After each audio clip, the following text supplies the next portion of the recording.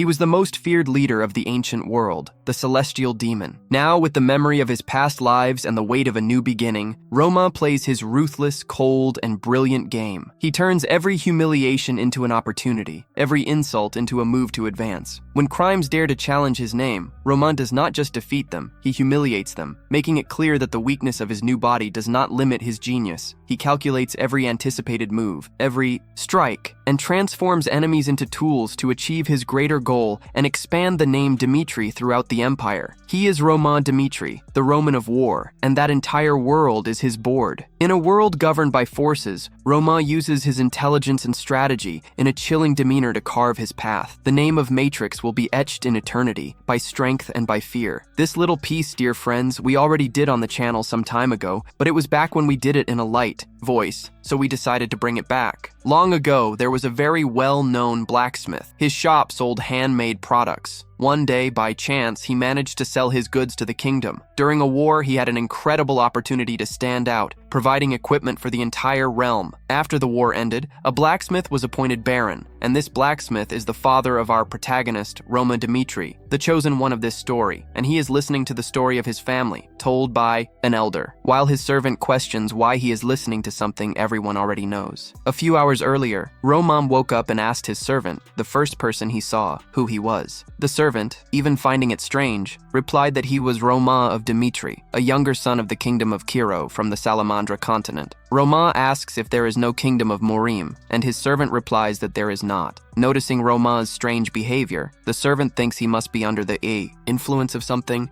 Unlike the other brothers, Roman Dmitri did not show this love for life during his 25 years, and everyone in the family calls him Zeroed. He quickly tells Roman that the lady of the Lawrence family likes well-dressed young men and advises him to get ready to discuss their marriage. But Roman immediately says he has something more important to do and asks his mustached servant to call the oldest person in the land. A servant, not understanding, obeys his master's request, and after, the servant tells Roman everything he needed to know. Roman thanks him and informs him that someone will reward him later. At that moment, Roman thinks it is quite interesting, but his real name is Roman da Guerra. He has lived a life of battles, and, after fulfilling his destiny, accepted death calmly, but he does not know why he woke up in that body. Is it the will of the heavens or God's punishment? He doesn't know. As he thinks about this, he hears screams coming from outside. A young man being kicked while others just watch, shocked. The servant asks the people for permission and observes what is happening. When he sees the thugs, he recognizes the famous tattoo and realizes they are doing this because the boy owes them. When the servant goes to warn Roman not to intervene, it is already too late. He is already in front, asking those thugs to stop the aggression. But the guys are surprised and start mocking Roman. But Roman is determined and doesn't even ask them again to stop. A servant, frightened, tells Roman that they should leave because those assailants are extremely dangerous. Roman then, not understanding the laws of that world, asks the servant to explain who is wrong there. The servant then explains that the boy borrowed money and didn't pay it back, so he is in the wrong. But those thugs also cannot resolve it on the street. They are wrong too. But the main thing is that they disrespected Roman as a member of the Mito family, which is a crime punishable by death. Roman realizes that those thugs are now looking at the servant,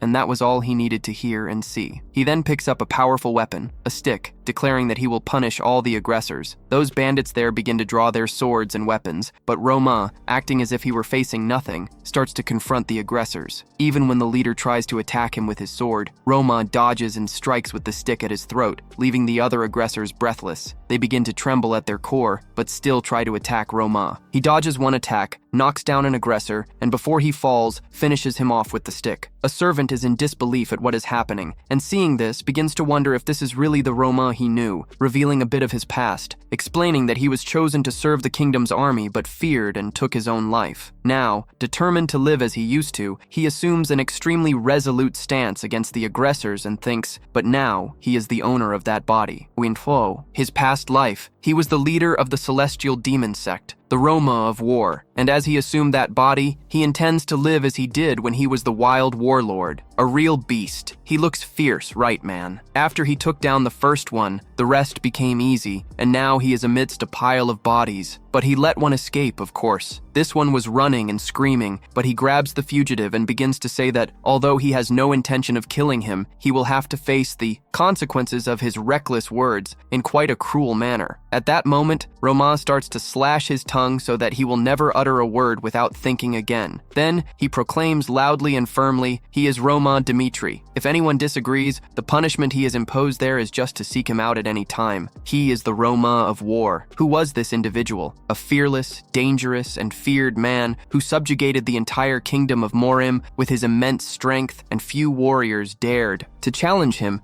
But everyone was defeated when the blood of those fighters formed a river. The world witnessed the celestial demon's dominion over the entire realm of Morim. This is the saga of the War Caetano, now trapped in a fragile body. After dealing with these issues, after the brief massacre, he orders his servant to call the guards and report everything that happened, while also investigating the entire situation. Alfredo then agrees, knowing there is no time to waste, and rushes off to alert all the guards. Meanwhile, Roma stares at his blood-stained hands and whispers, lamenting the uselessness of this body and its lack of Kai flow, making him even more powerless. One guy had to struggle quite a bit, but now Roma will have to go a long way to regain his former strength. At this moment, a boy who was being beaten calls out to Roma and thanks him for saving his life, but warns him not to take it personally, and starts explaining that those thugs were breaking the law. He was merely fulfilling his role, and if the boy doesn't want to lose his tongue, he better start telling everything. He then begins to explain that his parents borrowed money to buy land and farm, intending to pay it all back when they sold the harvest. But those idiots destroyed everything and prevented his family from paying the debt. The boy then asks Romain if he could at least protect his younger sister. Looking into the boy's eyes, Romain is haunted by his memories. He asks the boy his name, and the boy replies that it is Kevin. Romain promises to investigate everything and resolve the issue if it is true. A few hours pass, and the carriage of Romain's suitor is on its way to his mansion. Months ago, her family proposed a marriage with the Miter family to improve their financial situation,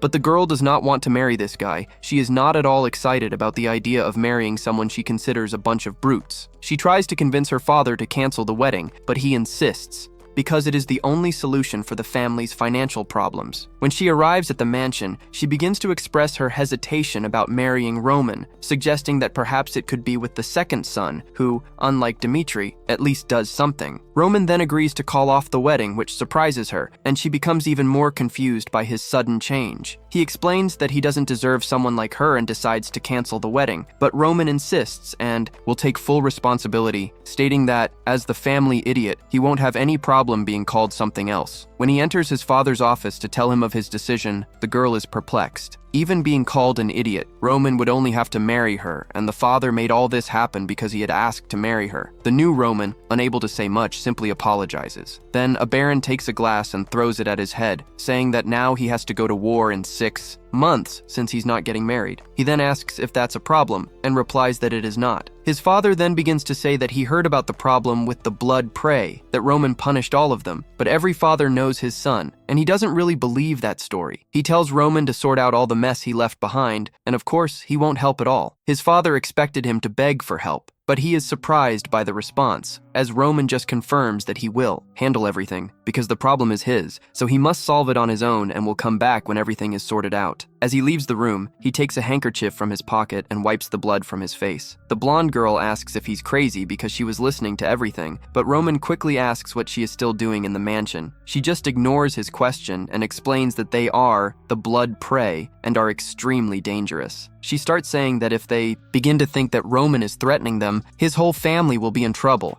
So she asks him to go back and request a truce from the Baron, but Roman has no reason to do that. This guy is tough, and if it's not Alita, Lauren doesn't know this place. It's about to start now. It's about to begin a verbal humiliation. Roman was being as least ignorant as possible while getting ready before she arrived, because even though he didn't want this engagement, he would still have to see her, so he decided he would be as respectful as possible since she hadn't done anything to him. However, this woman is already being a major pain because she didn't want the marriage, and the moment Roman agreed to the idea, it seems like the game changed. So, if the conversation didn't resolve things, maybe it will end in a fight. And since this woman didn't leave when he agreed to the marriage subject, then Roman is going to let loose. He starts saying, "Look, miss, I understand you don't want to be engaged to me and didn't think of me when you decided to end things. But the moment I said I would take full responsibility, you became all fired up, right? So, let me make this very clear to you. The moment you decided to break off the engagement, you have nothing to do with my decision. So if you understand that, from here on out we go our separate ways. Go take care of your life. Therefore, this is the first and last time our Roman wants to see her." But when night falls, Roman's father is drinking and lamenting with his wife about having thrown a glass at the boy, since, when he got drunk, he promised he wouldn't hit Roman anymore. And there lies the reason the old Roman turned to drugs. He didn't get a beating when he should have, but now the Roman of war is in his body. This is going to be very different. The next day, Ramon is walking through the city to investigate this gang, as he said he would take care of it, and our boy is a man of his word. However, his servant is quite worried, but Roman doesn't care about that because he knows this gang only gained power based on fear, and Roman isn't afraid of these guys. He begins to enter a strange, dark alley,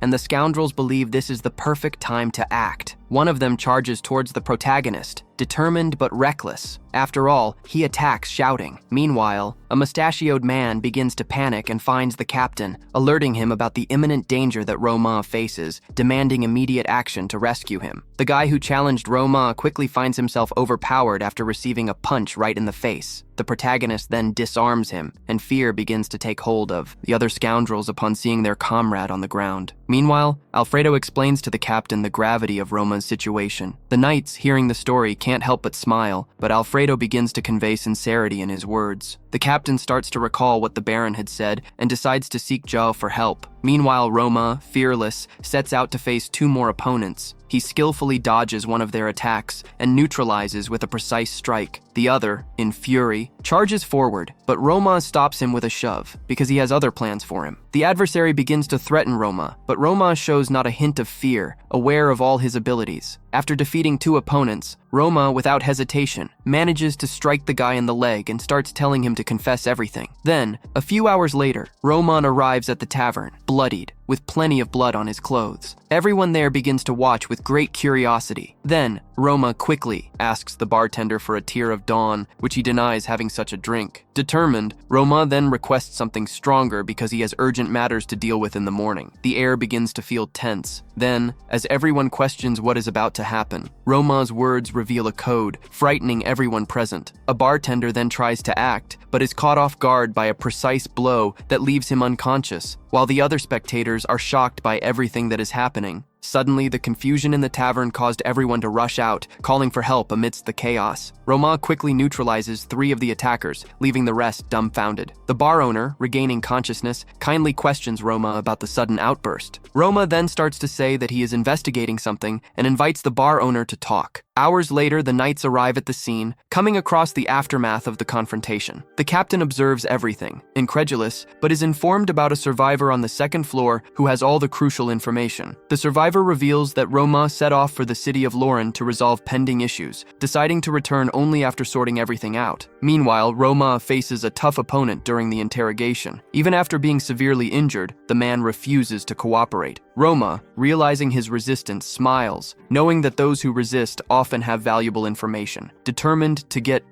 answers, Roma then takes a photo found at the scene to pressure the man. When confronted, the man vehemently denies any connection to the child in the photo, but Roma sees through his lie. An enraged man begins to curse at Roma, refusing to cooperate. Then, Roma exposes the truth behind the criminals and starts to highlight their nature, as well as their inhumane tactics. But despite the man's threats, Roma begins to entertain him, making him choose, knowing where he should invest his mind, because he is determined to find his son no matter the cost. Roma promises relentless vengeance, ensuring that he will make justice for his name. He is determined to extract all the information from the old man and offers him a chance to cooperate. He confronts the man, presenting him with a dilemma: remain silent, condemning his son to death, or provide the necessary information to save him. Faced with the difficult choice, the old man finally gives in and reveals everything. Meanwhile, in the criminal's hideout, one of the thugs reports to the leader known as Scar about the confrontation with Roman Dmitri. Scar, suspicious, challenges the narrative, but troubled by the incident, decides it's time to eliminate Roman before the knights intervene. He orders his thugs to locate Roman, determined to avenge the dishonor brought to his gang. At the Lawrence family mansion, tension hangs in the air with the news that the Barco family is planning an invasion. The Baron begins telling everyone to hold firm. There are rumors about the revelation that the Baron orchestrated a marriage with the Dmitris to strengthen the family's position, but this offers a momentary relief. However, behind closed doors, Flora is realizing that her father's plan has failed. Meanwhile, the atmosphere in the city grows even tenser when the Dmitri guards alert about Roman's presence, who is in danger. As they debate how to proceed, the town square erupts into chaos, indicating that the situation is becoming increasingly terrorizing. Quickly, the captain notices the commotion in the square and fears that his master is involved in the mess. The captain follows the red trail left by the brave Roman to a public place. The gang leader underestimated Roman, now finds himself alone in the face of the devastation caused by the young man. His men, armed and ready for combat, lie lifeless around him. He realizes that he is next in line and begs for mercy, but Roman does not have compassion for the leader. Now desperate, he pleads for forgiveness and offers to serve Roman like a dog. Roman, with a serious look, responds that this offer should have been made long before, and, with just a gesture, leaves him prostrate on the ground. A thug then begins to shout at the astonished crowd, "Do you know this guy here? He is the leader of the damn Bloodclaws gang. Those bastards invaded my territory, caused chaos, and tried to kill me." When he confronted them, the crimes of those scoundrels were obvious, so in front of everyone, he is going to uproot that weed. It was a powerful blow. He crushed the thug's face, leaving him disfigured. The audience was stunned. When the guard arrived shouting the pro's name, he was shocked to see the ground stained red. After all the commotion, they returned to the Lawrence mansion. The guard explained to everyone that he allowed Romain in just because he was Flora's fiancé, but after an hour, he appeared in the square dragging one of the thugs. After revealing he was a leader of the Bloodclaws, Romain executed him right there. The crowd could hardly believe it. After all, if it were told, no one would believe it was Romain of Mitre. A guy next to the Baron suggested that Romain should be punished, but the Baron was more interested in hearing the full story. Entering then, imposing, accompanied by the captain of the guard, there was a suspicion hanging in the air that Romain had done this with the captain's help. The young man then introduced himself, showing respect to the Baron of the Lawrence family. But then the Baron got straight to the point and asked why Romain had done something so violent in front of everyone on his territory. Romain then responds directly, explaining that the thugs assaulted an innocent citizen in his territory and that he confronted them right there. After an investigation, he discovered the hideout and decided to act, cutting off the leader's head. The man on the other side puffed out his chest, questioning Romain's authority to execute someone in his territory. Romain then replies firmly, "Look, I don't know if I have the authority to act in your territory, but I don't trust you to resolve this." A leader of the thugs was already well known for committing several crimes here and there. Our protagonist was, furious with the Baron and the captain's ignorance, but quickly assessed his acting skill with an expression of disappointment. He challenged everyone. "Did I make a mistake? Baron." The Baron then turned to one of the crazies seeking confirmation, demanding to know if that was true. The crazy, even acknowledging Roma, denied knowing about the leadership of the Bloodfangs. Shark then, despite being suspicious, preferred to end the subject. Meanwhile, an old man, beaming at the prospect of having Roma as a son-in-law, reassured the persistent, crazy, stating that Roma was his daughter's future husband. The Baron then decided to call Flora to resolve the situation, leaving Roma perplexed by the twist in his life. On the way back home, Coubertin, surprised by the unexpected turn, began to ask if the Baron was really okay with all of that, anticipating possible future retaliation. But Roma replied firmly, refusing to take responsibility for everything that had happened, attributing it to the neglect of the Lawrences. The captain then became alarmed by all the events and began to wonder if this was really the young man he knew behind his mask. But Roma, behind his mask, fought against the anger resulting from his harsh upbringing and the cruel words of his father who had cast him into the abyss, challenged to prove his worth. Now he realized that his quest for dignity and recognition was a lonely and challenging journey, but he was determined to face it with courage and resolve. So, when the bigger kid approached, Roma gathered all his strength, determined not to let anyone belittle him. He ended up taking a punch that knocked him down again, followed by a succession of relentless blows. While on the ground, Back at the mansion, after a refreshing bath, the monstro began to think about his actions since waking up in that world. Although he faced various difficulties, he had no regrets about any of his choices. The transformation from Mitra to Roma did not alter his essence,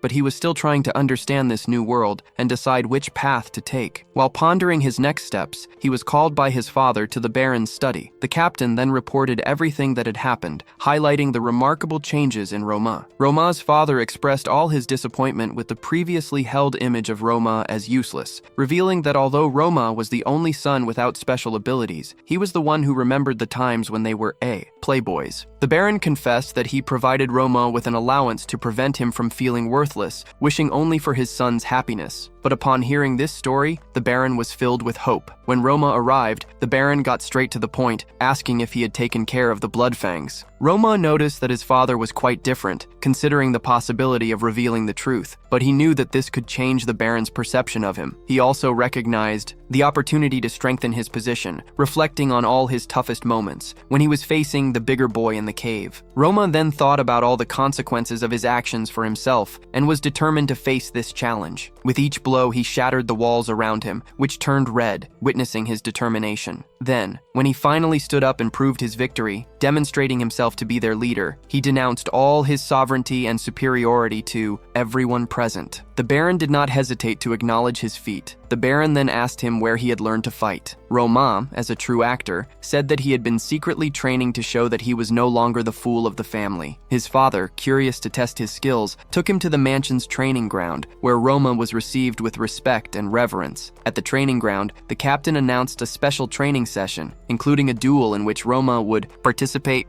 When he asked who would volunteer as his training partner, an awkward silence fell, the fear of hurting the Lord's son. So, there were no volunteers. The captain personally chose a better guard. Chris recalled his first encounter with Roman when he was drunk and causing trouble at the bar. Even disdainful of Roman's weakness and inexperience at that moment, Chris had no choice but to accept the challenge of training with him. Nothing about the situation as the Lord's son. Despite his attempts to avoid the training, Chris knew he could not change the captain's decision and prepared himself for the challenge ahead. Therefore, focused on defending himself, Chris struggled to devise an effective strategy. Meanwhile, the Proto moved with extreme agility and precision, demonstrating an unwavering defensive posture. The audience watched intently, commenting on Chris's speed and skill, but the captain noticed something. He realized that the Proto not only blocked Chris's attacks, but also maintained a stable and confident position, showing no signs of weakness. Determined to win, Chris continued his assaults, ignoring the Proto's solid defense. However, the Proto surprised him by evading the attacks instead of merely defending. This change in strategy threw Chris off balance, as he realized his guard was open and vulnerable. In a swift movement, the Proto seized the opportunity and launched a counterattack, pulling some strands of hair from Chris, who was left bewildered by what had happened. He then began to notice that something had profoundly changed in Roman. Roman then advanced relentlessly, unleashing a series of swift and powerful attacks, leaving Chris no time to react. Chris was now in shock and realized that the Proto was no longer the same. His determination and effort astonished Chris, leaving him with no options but to try to defend himself desperately. The protagonist continues his aggressive attack, showing a determination skill that Chris had never imagined. As Chris struggles to stay on his feet, the protagonist advances, determined to win the battle. He is deeply confused and frustrated because he doesn't understand how he lost to the pomegranate. He looks at him while facing someone, calling the captain, shocked but quite happy. He starts to ask what this is, how he can defeat a 2-star knight, of whom Dmitri bragged, but the captain is also shocked and suddenly starts to sputter and talk about how this could happen.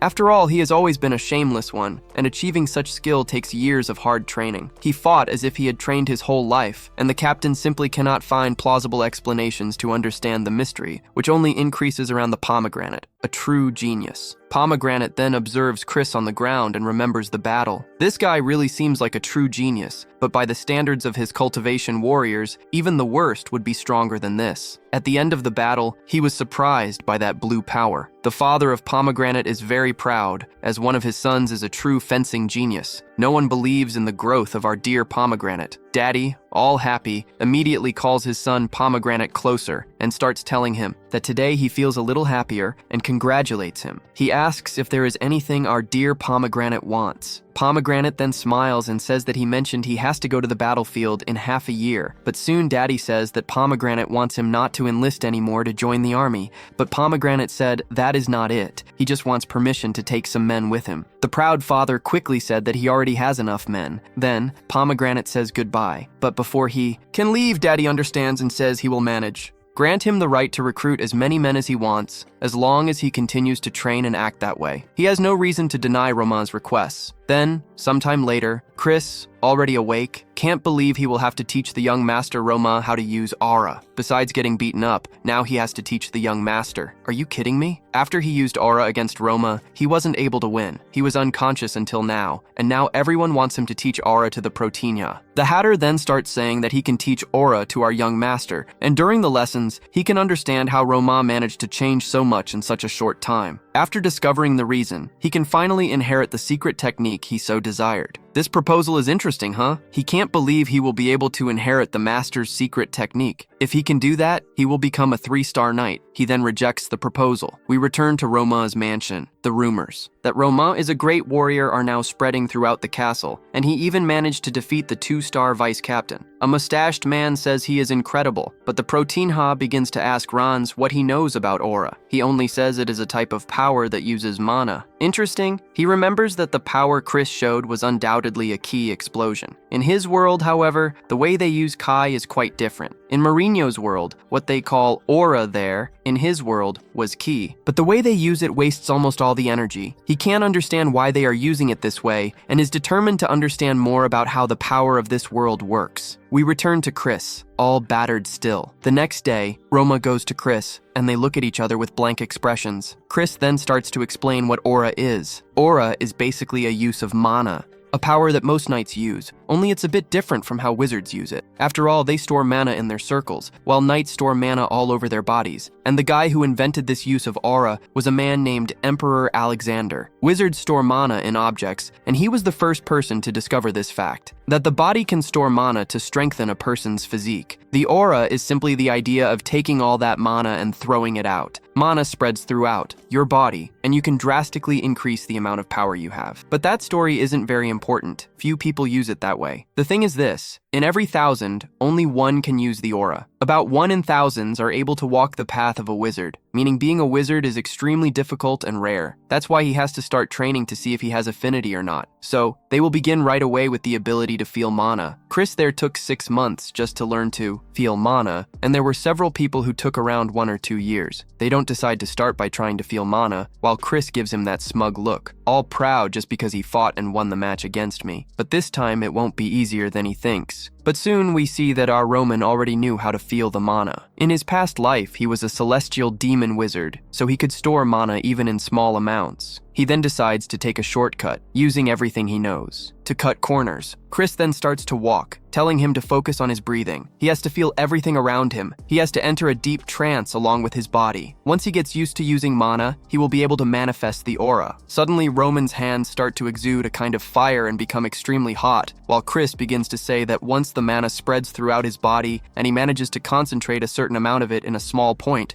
he will be a knight of a star while Roman is extremely focused. Chris begins to say that he can apply the aura to his fists, to his swords, or even to his armors, to everything or even to his whole body. Chris continues to talk without paying attention to Roman, but suddenly when he mentions that he can cause a small explosion, he realizes that our dear Roman is already exuding all the mana pressure without a chance. What are the odds of that happening? My son, you are in front of a genius. He is manifesting aura on his first attempt. Roman then realizes that people use this in a rather useless way. The way he used it back in the world of Morim was to first remove all the residue do inside the body, in order to then achieve the ultimate goal of being able to store what would go inside the body, but that world is extremely different. After they collect all the mana and it spreads naturally throughout the body, they don't need to restrict it. What is heavy from Merim feels much different, but the mana from that world is abundant and light, and it flows out of the body more easily. He starts to observe that power in his hand, and thinks that both methods are quite similar, but Merim is winning. After all, the Merim arts are used to train the body and become stronger, whereas the aura from that world only makes the physical body stronger without storing anything inside. Moreover, gathering all the mana and concentrating it in their weapons also makes it much more inefficient. If he continues to use those methods, it will take him hundreds of years to reach the top. Then Chris interrupts his thoughts and begins to say, "But how? How did you manage that? Was it the aura?" "I'm certain it was. A guy took several years to manifest the aura, and this guy here manages to do it on the first try? You must be kidding." He starts saying it's a lie, that this guy really knew how to use the aura. No doubt he was joking with him. Now it all makes sense. Chris starts shouting that he found it very strange to have lost to him and wonders if he had that power for years. Because Roman says, "Ah, my dear, you understood everything wrong. A guy took 10 years to manifest it, aura and becoming a 2-star knight," while Roman begins to laugh loudly, recalling the conclusion of his thoughts. Chris doesn't find anything funny. After all, Roman is laughing at his efforts. 10 years compared to less than an hour. Roman then stops laughing. "Let me ask you, my dear, have you ever tried using other training methods that you've used?" Nobody has ever asked Chris that question. Chris then starts to say that it's common for people to teach others how to do something, and doing it the right way becomes a quality, so trying to take shortcuts will only make things worse. Roman then states that this training method is outdated and obsolete. While he was learning aura with him, he was thinking about it. He was wondering why they were so fixated on this method that has several problems. Then, Roman came to a conclusion. It's because no one there knows the issues that this method has, and also, they put too much faith in their masters. The reason is that it's much easier to teach this way. Roman then begins to say that he is not laughing at him, but rather, he is laughing at him training for 10 years. Throughout all this time, he never even questioned the methods and the reasons why they were created and executed. That's what he's laughing at. There is nothing perfect in the world, and the methods he follows were created by individuals with beliefs and concerns, besides other successors of theirs. These concerns are the causes of life's pain. Everyone, when faced with some problems, soon starts to confront their flaws. That's where you grow or fall into the well of despair. But even so, this change is extremely necessary. After all, he knows he was the first person to reject his father's teachings and carve his own path. Roman then exits saying that the class is over, but Chris has not finished yet. He turns to Roman and asks what he should do from now on. In a distant past, we see a guy prostrated on the ground, quite wounded, while the impact is right in front of him,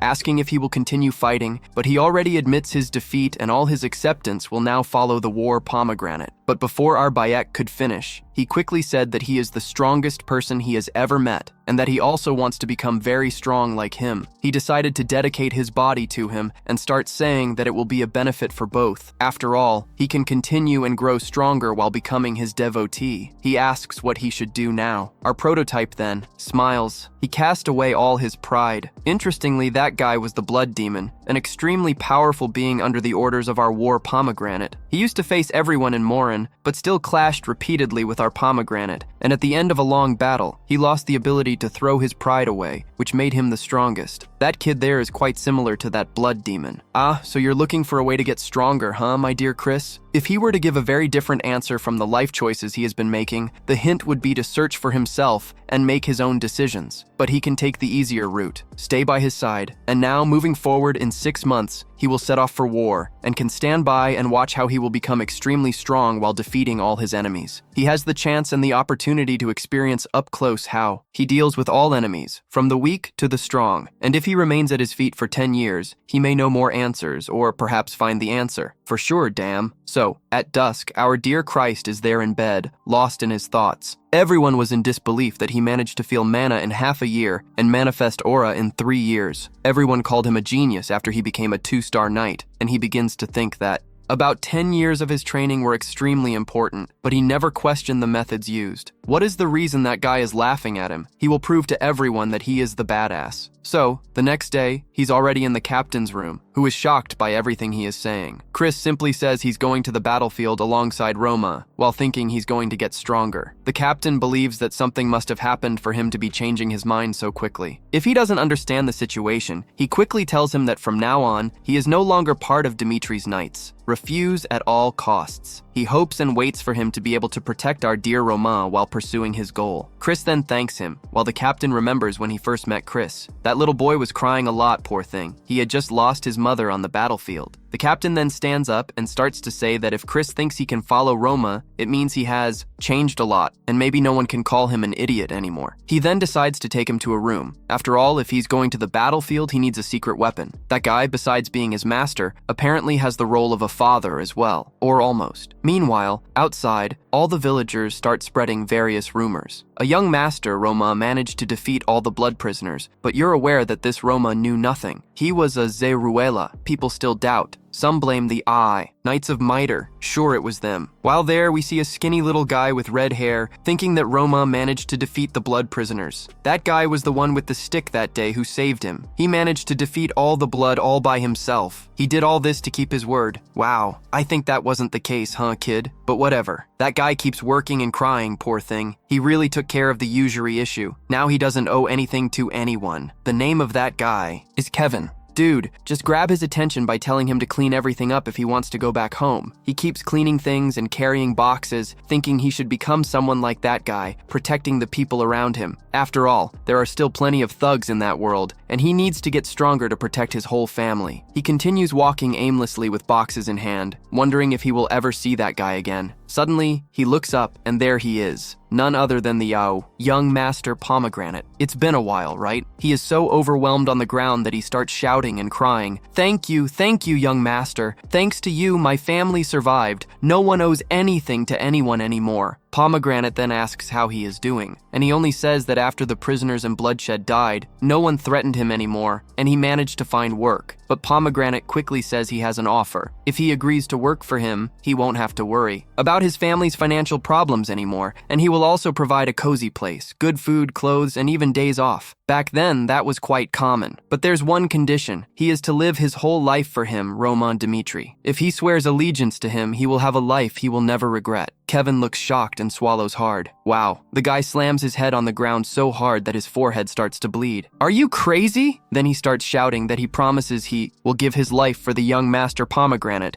and that, if necessary, he will die under his command. And if anyone threatens him, he will send them to the grave, promising he can guarantee his whole family. Pomegranate then notices the blood on the guy's forehead and remembers Crazy Horse, his former subordinate. With just a command, he would charge against hundreds of enemies without a second thought. He never backed down until the job was done. That guy was insane. Now he has Chris, who seems like a blood demon, and that kid there too, who looks like Crazy Horse, our dear Pomegranate. So he quickly says that, all right, now he belongs to him, that's me. Strange, dude, you belong to me. Are you crazy? Our dear Pertinia Roma introduces Bigodudo Runs, telling him to get used to everything in his new life. And later, he will visit Kevin or go to the library and start studying about knights and aura. He realizes that some parts of the book talk a lot about the paths of the aura knight. To become an aura knight, he first has to manifest the aura, and after that, he becomes the knight of a level 1 star. The level 2 knight must be able to cut steel using the aura, and finally, the level 3 knight receives special treatment in the kingdom and has understanding beyond the ordinary. In the Salamander continent, there are even 6-star knights, but currently, there is no one who has reached rank 7. Even among the top 10 knights, not all have attained level 6. He begins to notice that stars and rankings are connected. He has already tested the strength of a 2-star horse, and even that, guy who was at rank 3 is compared to a street fighter in the world of Morim. So, if a guy reaches level 6, he is beyond human capabilities. The flames they can emit using the aura can reach hundreds of meters, and the pact is out of this world. There are only 12 people who have reached level 6. They are treated like royalty regardless of their race, nationality, or where they are from. They are called the 12 Blades of the continent. He thinks these guys seem really strong. After all, they used a completely inefficient method, but they have talent. Maybe he wants to select other people, right? No. He then decides to think about the mages, like the archmages. Those are the guys who have reached the 7th circle. They receive the title of archmage. Everyone calls them demigods waiting to strike. They can cast nebulous spells that fall from the heavens like comets. They are extremely effective at dealing with a large number of enemies. But magic doesn't exist in the world of Morim, and he has no idea what to do with this information. Even if it's rare, an old man from Mitre might do something risky, right? No, that makes that family a bit dangerous. But he, like the pomegranate of war, wasn't made to stay hidden. He needs to gain experience and get stronger. Only then will he be satisfied. So, he starts his preparations. Our little mustached friend leads him to the facilities, the workshop used by the former Baron. That place was completely abandoned. No one could enter there. That's going to be perfect for him to train. He then tells Hans that he will spend an entire week there. He doesn't need water or food, nothing. No one is to enter unless it's a matter of life or death. Hans then leaves and closes the door. He observes that straw and starts removing it because, after all, it makes the flow of chi very bad. He then begins his meditation. He starts accumulating a small amount of mana to try to use the ancient techniques of the pomegranate of war. He then begins. First step, the celestial demon mage. He starts to exude mana. He then decides to remove all the impurities from his body and starts to bleed heavily. That mana, which should be spreading throughout his body, is being interrupted, and that body has more impurities than he thought. But he already knew this would happen. He then decides to gather more mana before starting the first step. After all, he needs to recover all of his strength from the original pomegranate of war since he has no choice but to live there, right? No, he will be able to protect everyone. So, he begins to enter the human stage, and this is just the beginning. Then, a week later, there they are, Viscount Lawrence and Miss Flora. Those two don't even need DNA, right? Lawrence asks where the pomegranate is, and the guy just says that he is taking care of business. Poor guy. That dude seriously thinks that no one wants them there. So, they sit down and decide to wait. They decided to apologize for their past mistake. After all, a few days ago, he mentioned the separation to his father.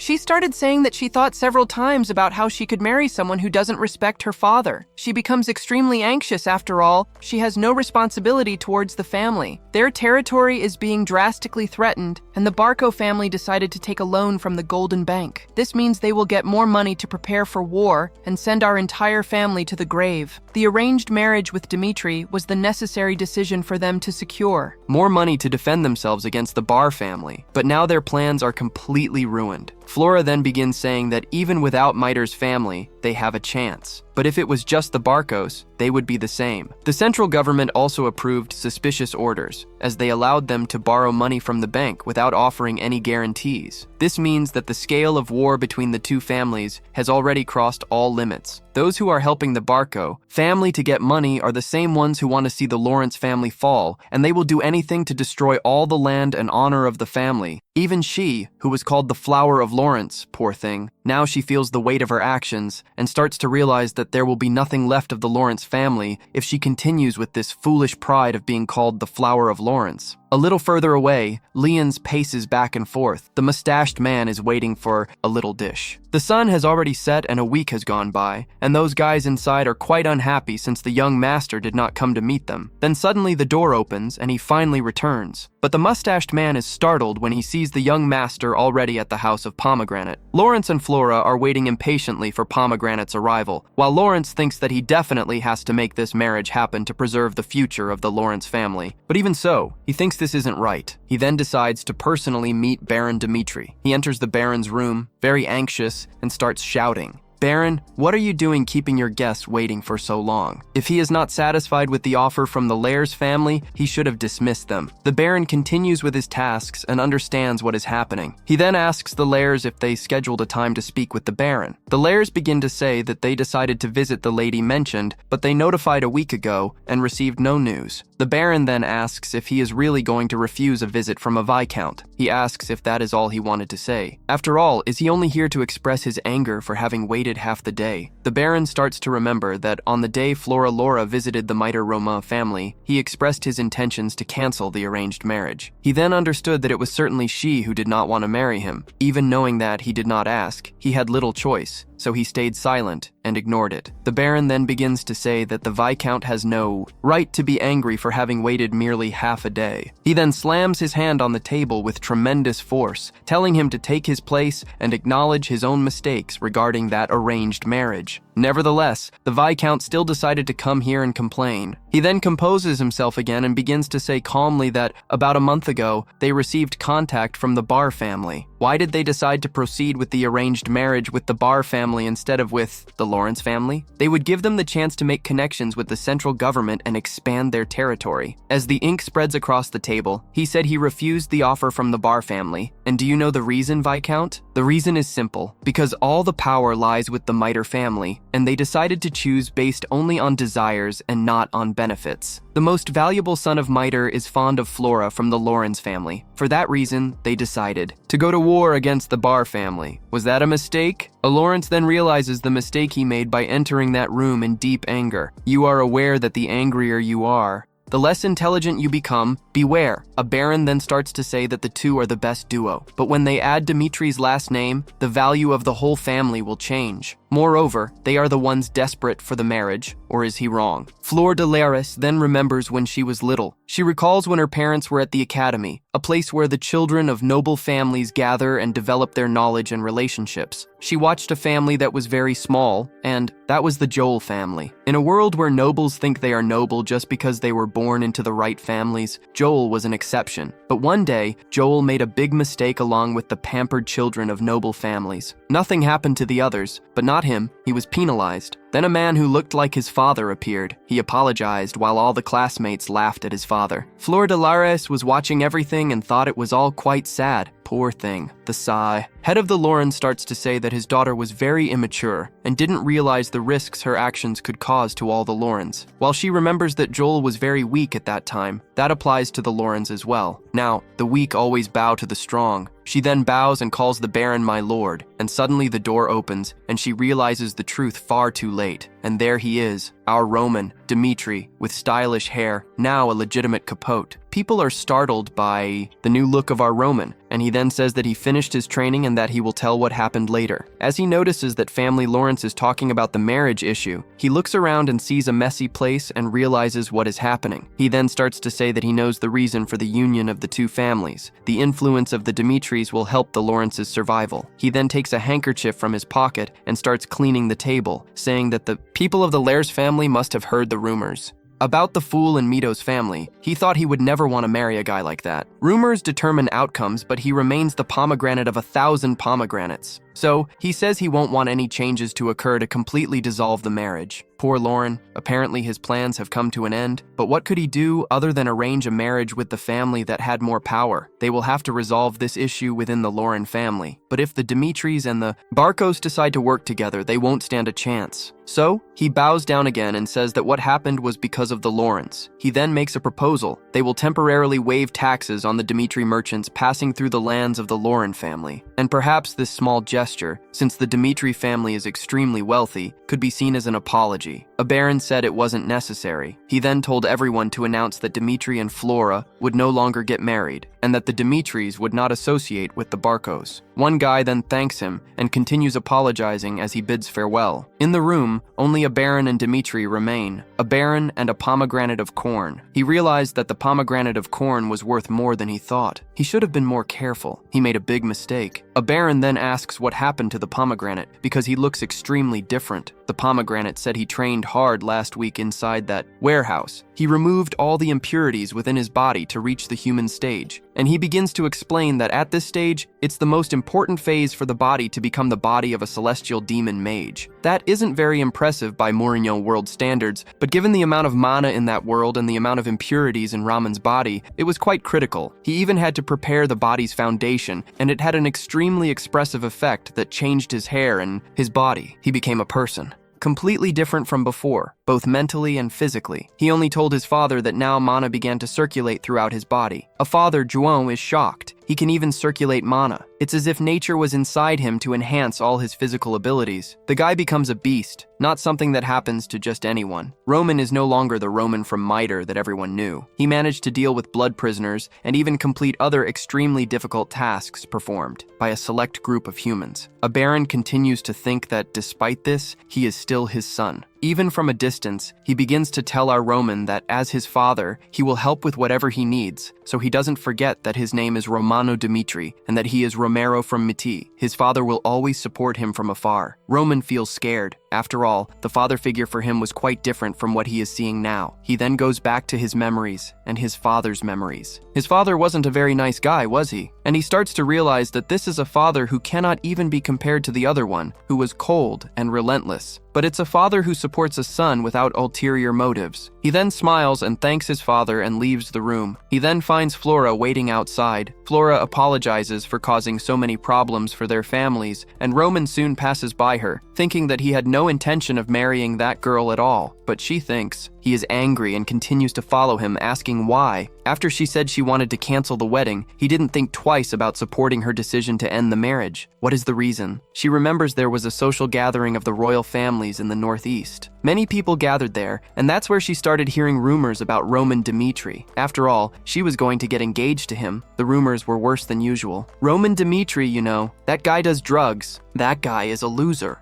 He doesn't do anything with his life. She then asks him if he really uses other things. After all, other things corrode a person's sanity and knowledge and lead them to such a sad end. That was the reason she didn't want to marry him, but now she knows that all the rumors are false. Roman then turns around and starts saying that she doesn't care about what happened after all. They have no relationship at all. Now, he quickly tells her not to worry about him anymore, and then leaves in the car, into the night. There he is, Roman and the mustached man. He thinks he couldn't feel drugs circulating in this body, but there were signs of medications to end one's own life. Those medications left his body immediately after he finished his training. He then asks Hans if he ever saw him using drugs or in any suspicious situation. The mustached man does not believe our pro's question, but Protina quickly tells him that he is not trying to reprimand him or anything. He is just trying to understand a few things from an outside perspective. Hans then says he never saw with his own eyes, but there were some moments when he thought he was acting really strange. About a month ago, he had just returned from the social party, but when he came back, he seemed to be in shock. Then, he stayed in his room asking for large amounts of alcohol. For this reason, Hans thought he was using other things, but he thinks that is unlikely. While Romance recalls her talking about the meeting of the royal families from the northeast, he asks who owns the party, and it is none other than the eldest son of the Barcos, Anthony Barco. Roma had an arranged marriage by the Laros and was invited to a social party by the Barcos, and suddenly experienced sudden changes in his mental state and decided to take his own life. Now he understands everything that is happening.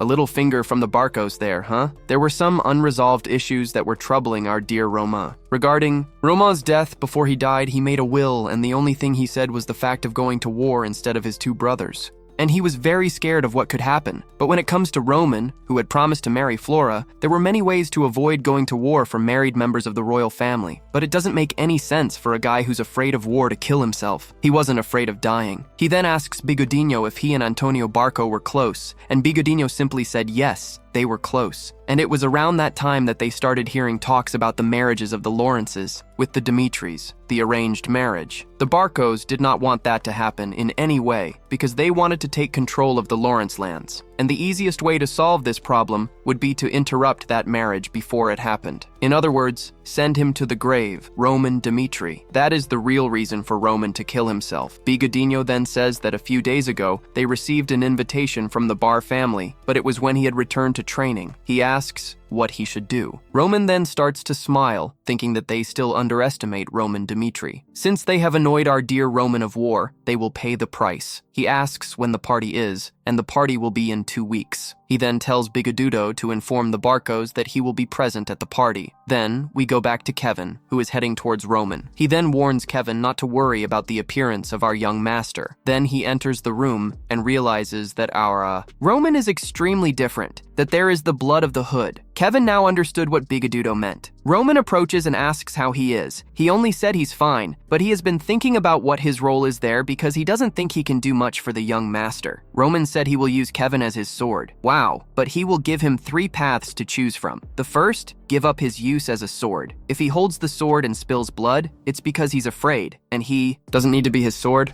But with hands and feet, he can learn a lot from hands and do what he commands. That would be his role, and, according to him, it could become his sword and protect him by his side. Kevin has never held a sword in his life. Poor guy. Is he going to choose decision 2? The little one has an idea. He's going to test his will using some methods, maybe a little pain. What does he think? A dislocated bone, or maybe just a good beating on his flesh? Our dear Pomegranate says his words are not empty. After all, he still has to prove his worth to receive everything that was promised. He then draws his sword and says he has one last option, He throws the sword on the ground, picks it back up, and cuts his own arm. If he can endure that pain within himself and stand until the end, he might become stronger than anyone, at a pace far beyond what should be possible. As he says this, he remembers the crazy demon who grew up on the streets, who knew nothing about fights and managed to become one of the strongest in all of Murim. So, will he accept the proposal or not? Now, he's in trouble. Kevin, outside Dimitri's castle, is a nobody who can die at any moment.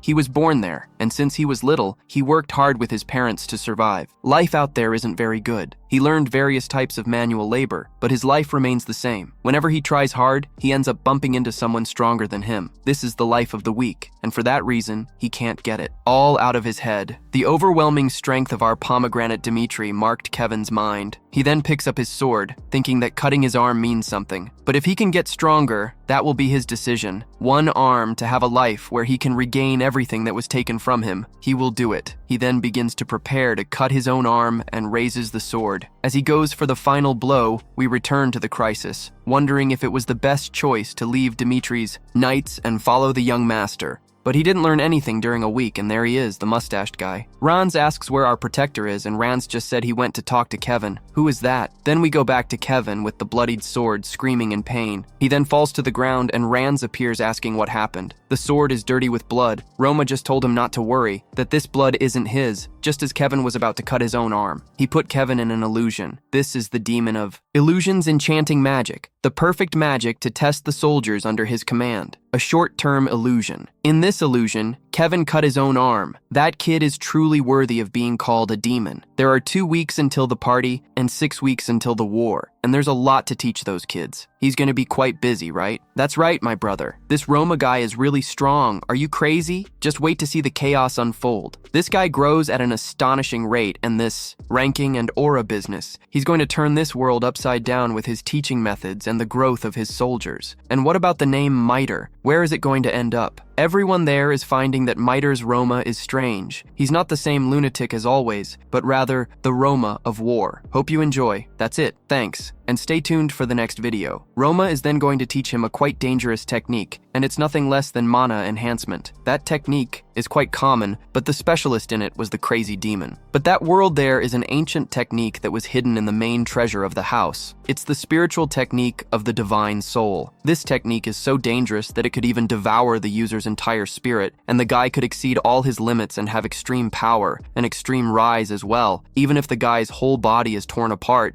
he is not going to lose his spirit yet. He remembers that crazy demon was of great help to him because he mastered this technique on extreme pain. If that guy can cut off his own hand, he is also capable of learning to use this technique. Roma keeps saying that the more he specializes in this technique, the greater the pain will be, and the stronger he will become too. But there's a very simple reason why he is teaching him this technique. After all, it's the fastest way to teach a guy who, doesn't even know what mana is. If he can master this technique, he will protect everyone around him. The man is worse than Santa Claus. He has taken care of the prisoners and provided them with housing, food, salary, time off, and now he's teaching him to use the aura. Are you crazy? Kevin is extremely grateful and asks why the young master trusts him. He swore he would give his life for him, but he could just run away after learning this technique. Why does he trust him so much? Then he smiles and says they will start training tomorrow. He remembers that crazy demon asked the same question, but trust can only be given to a person when you believe in that person, and Kevin will never betray him. After all, when he gets stronger, he will realize that betraying an extremely powerful person is going to be very dangerous. Who would dare to betray our crazy war guy? So the next day, there he is, Kevin swinging his sword, trying to make each movement as correct as possible, without losing focus while Chris watches bored in the background. That guy was recruited after him and is already learning fencing, and he's not teaching him anything. He thought he would get stronger, but Roma doesn't care about him. He thinks maybe if he begs, the captain will take him back, but he decides to wait 1 more day, 2 more days, 3 more days, and still not learn anything. Then he rips off his gloves, quite furious, and goes to Roma and starts saying that it has been 2 weeks since he decided to follow him and hasn't learned anything. In the first week, Roma was training alone. All right, fair enough. And in the second week, he spent all the time training.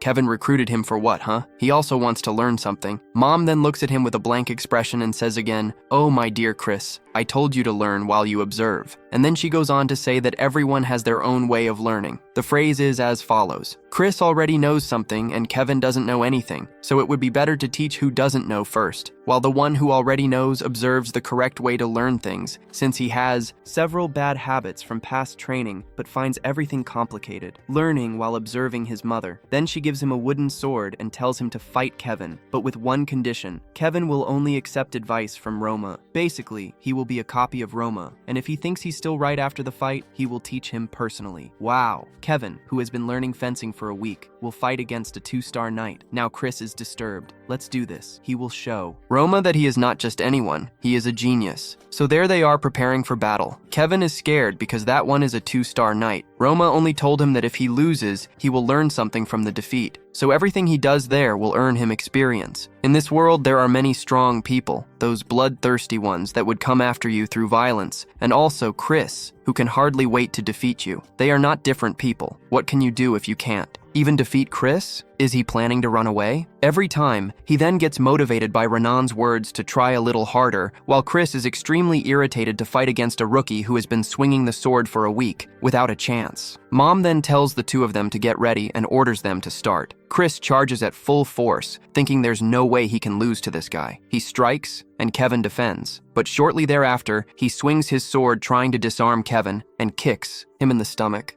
Kevin Kai far away, so we went back there to see how Kevin defended against that first strike. A voice in his head told him to defend straight on with the sword. After all, Chris was going to try a surprise attack on him. Then they started to fight. Chris quickly charged at him, and he defended against the sword. After that, Roma told him in his head to step to the side and then aim for Chris's chest while he tries to kick him. He then stepped aside, but unfortunately, just as he was about to make the step, Chris already kicked him, and he fell to the ground feeling the pain. Roma keeps telling him to get up quickly, and he now understands that the voice in there is Roma's. This type of technique is called sound conduction. It is used to transmit sound through mana. He can give all the commands to Chris through this ability, telepathy. Right, my friends? Roma then told him to throw himself to the right quickly. He then managed to dodge Chris's strike and then turned to aim at Chris's left chest, but Chris was able to avoid it. After all, the strikes are still slow. Chris then kicks him in the stomach, and Kevin feels the blow. His guard was completely open, and his attack was very slow. Now an attack comes from above, and he manages to block it because Roma predicted the movements. Now he has to escape to the right, but there isn't enough time. He takes a punch right in the middle of his stomach and falls far away. Chris begins to think that that kid is moving better than he expected. Even though Roma was giving the commands to him, his body is still quite clean. While Kevin feels the pain, he finds all of this fun. He thinks our Roma is extremely powerful. Even that guy being a 2-star knight, he is moving exactly as Master Roma is saying. He then advances toward Chris, and Chris manages to block the sword. Kevin has already understood that the main problem there is not the technique, but his slow body. He then decides to do exactly what the master said, since Chris would have already been put at a disadvantage. He realizes that Roma might also be able to control Chris. Roma then told him to turn his body to the right.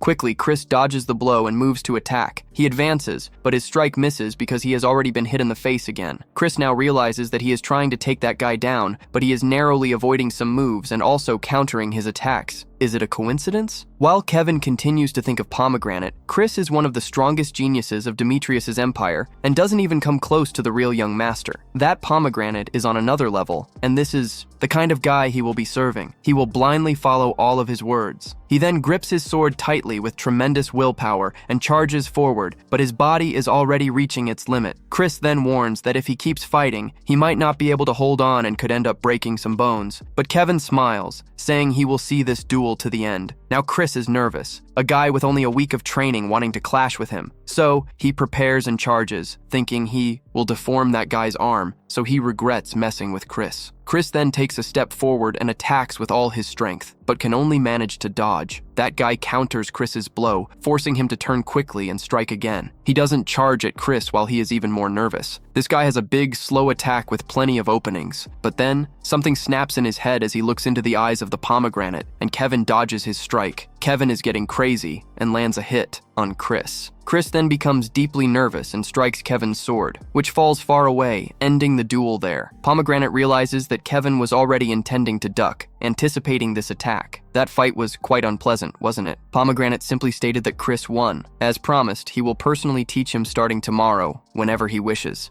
The choice is his. He then gathers Kevin in his arms and takes him away. Then Chris goes to the room. He is thinking about the fight. He wasted a lot of time on this fight and gained almost nothing. He almost lost in the end, but the last move is the same one he used against Roma. He remembers that feint every day in his mind. If he hadn't had that experience with Roma, would he have defeated Kevin without using the aura? I don't think so. He starts laughing a lot and realizes that he has grown a lot just from that experience. Then, the next day, Kevin is there. He then refuses to learn Roma's lesson. He is going to find a way to get stronger by following Roma. Meanwhile, he remembers that every decision made by Kevin was crucial to maintain control of the situation. Even though he is a swordsman with only a week of training, he spent a long time trying to understand Roma's decisions, and concludes that Roma is not the loser he once knew. He doesn't know what happened, but that guy over there knows more than he lets on for sure, and maybe he is beyond the captain's level, far beyond. But what did he mean by observing and learning? He is then determined to observe and learn everything that is possible. Well, Roma's plan was successful, and he will continue training Kevin while Chris learns by observing. A week later, there is a social gathering. Everyone is commenting about Roma. Dimitri, that guy, is no longer going to marry the Flower of Lawrence, and it seems that the guilty party was her, the Flower of Lawrence. Everyone comments that for sure, that guy didn't want his daughter to marry a fool of the color. But just imagine, the boats are arriving. This means that Dimitri's eldest son is worse than we thought. Even the maids there say that Dimitri drove down the blood prices. But the other one, Jerry, can you believe it? It must have been Dimitri's guards. Gossip spreads throughout the kingdom while, over at the House of Boats, the guy is already receiving the news thinking that Dimitri is so easy to manipulate. And look at that, he even confirmed his presence at the party. Everything is going according to his plan. That over there is the eldest son of Viscount Barco. His name is Antony Barco. He's excited for next week. It's been a long time since he threw a party. We're back at the Miter residence. Runs is showing off Dimitri's new attire. Wow, looking like a turkey, I don't know, something colorful. Runs insists that Roma shouldn't wear just anything. After all, he's officially single now. That right. There is a work of art, and it was created by our dear Rands. It has a special feeling, doesn't it? Shall we smile and agree then? All right, he will wear it in the cavalry. Okay. Chris is waiting for Kevin, and there he is, Kevin, all clumsy, wearing only half of his armor, barely able to walk, poor thing. The armor is so heavy he can hardly control himself. He took long because he couldn't find armor that fit his body. All the armors there were too big. He even went to the blacksmith, poor guy. Kevin remembers the fight. Even though Roma helped him, he doesn't understand why he almost lost to a boy like that. His helmet doesn't even fit his head, poor thing. Chris asks him to listen carefully, and they are the escort of Mr. Roman Dimitri, and also the face of the Mitt family. The reputation of the entire Mitt household is in their hands. He mustn't make any reckless decisions and should be careful with what he says. He then says he will keep that in mind. If he has any doubts, he just needs to ask our Chris. But his helmet is still crooked. So, over at the Barco mansion, people are having a tremendous banquet, with music and noble guests of all kinds and various drinks. But the topic of the moment is romance. Miter and he will be at that party. Look at that. After not marrying Lawrence's flower, he is still going to the Barco event. Maybe it's because he realized, right, that the tide is turning against the Lawrences. That's why people call him an idiot.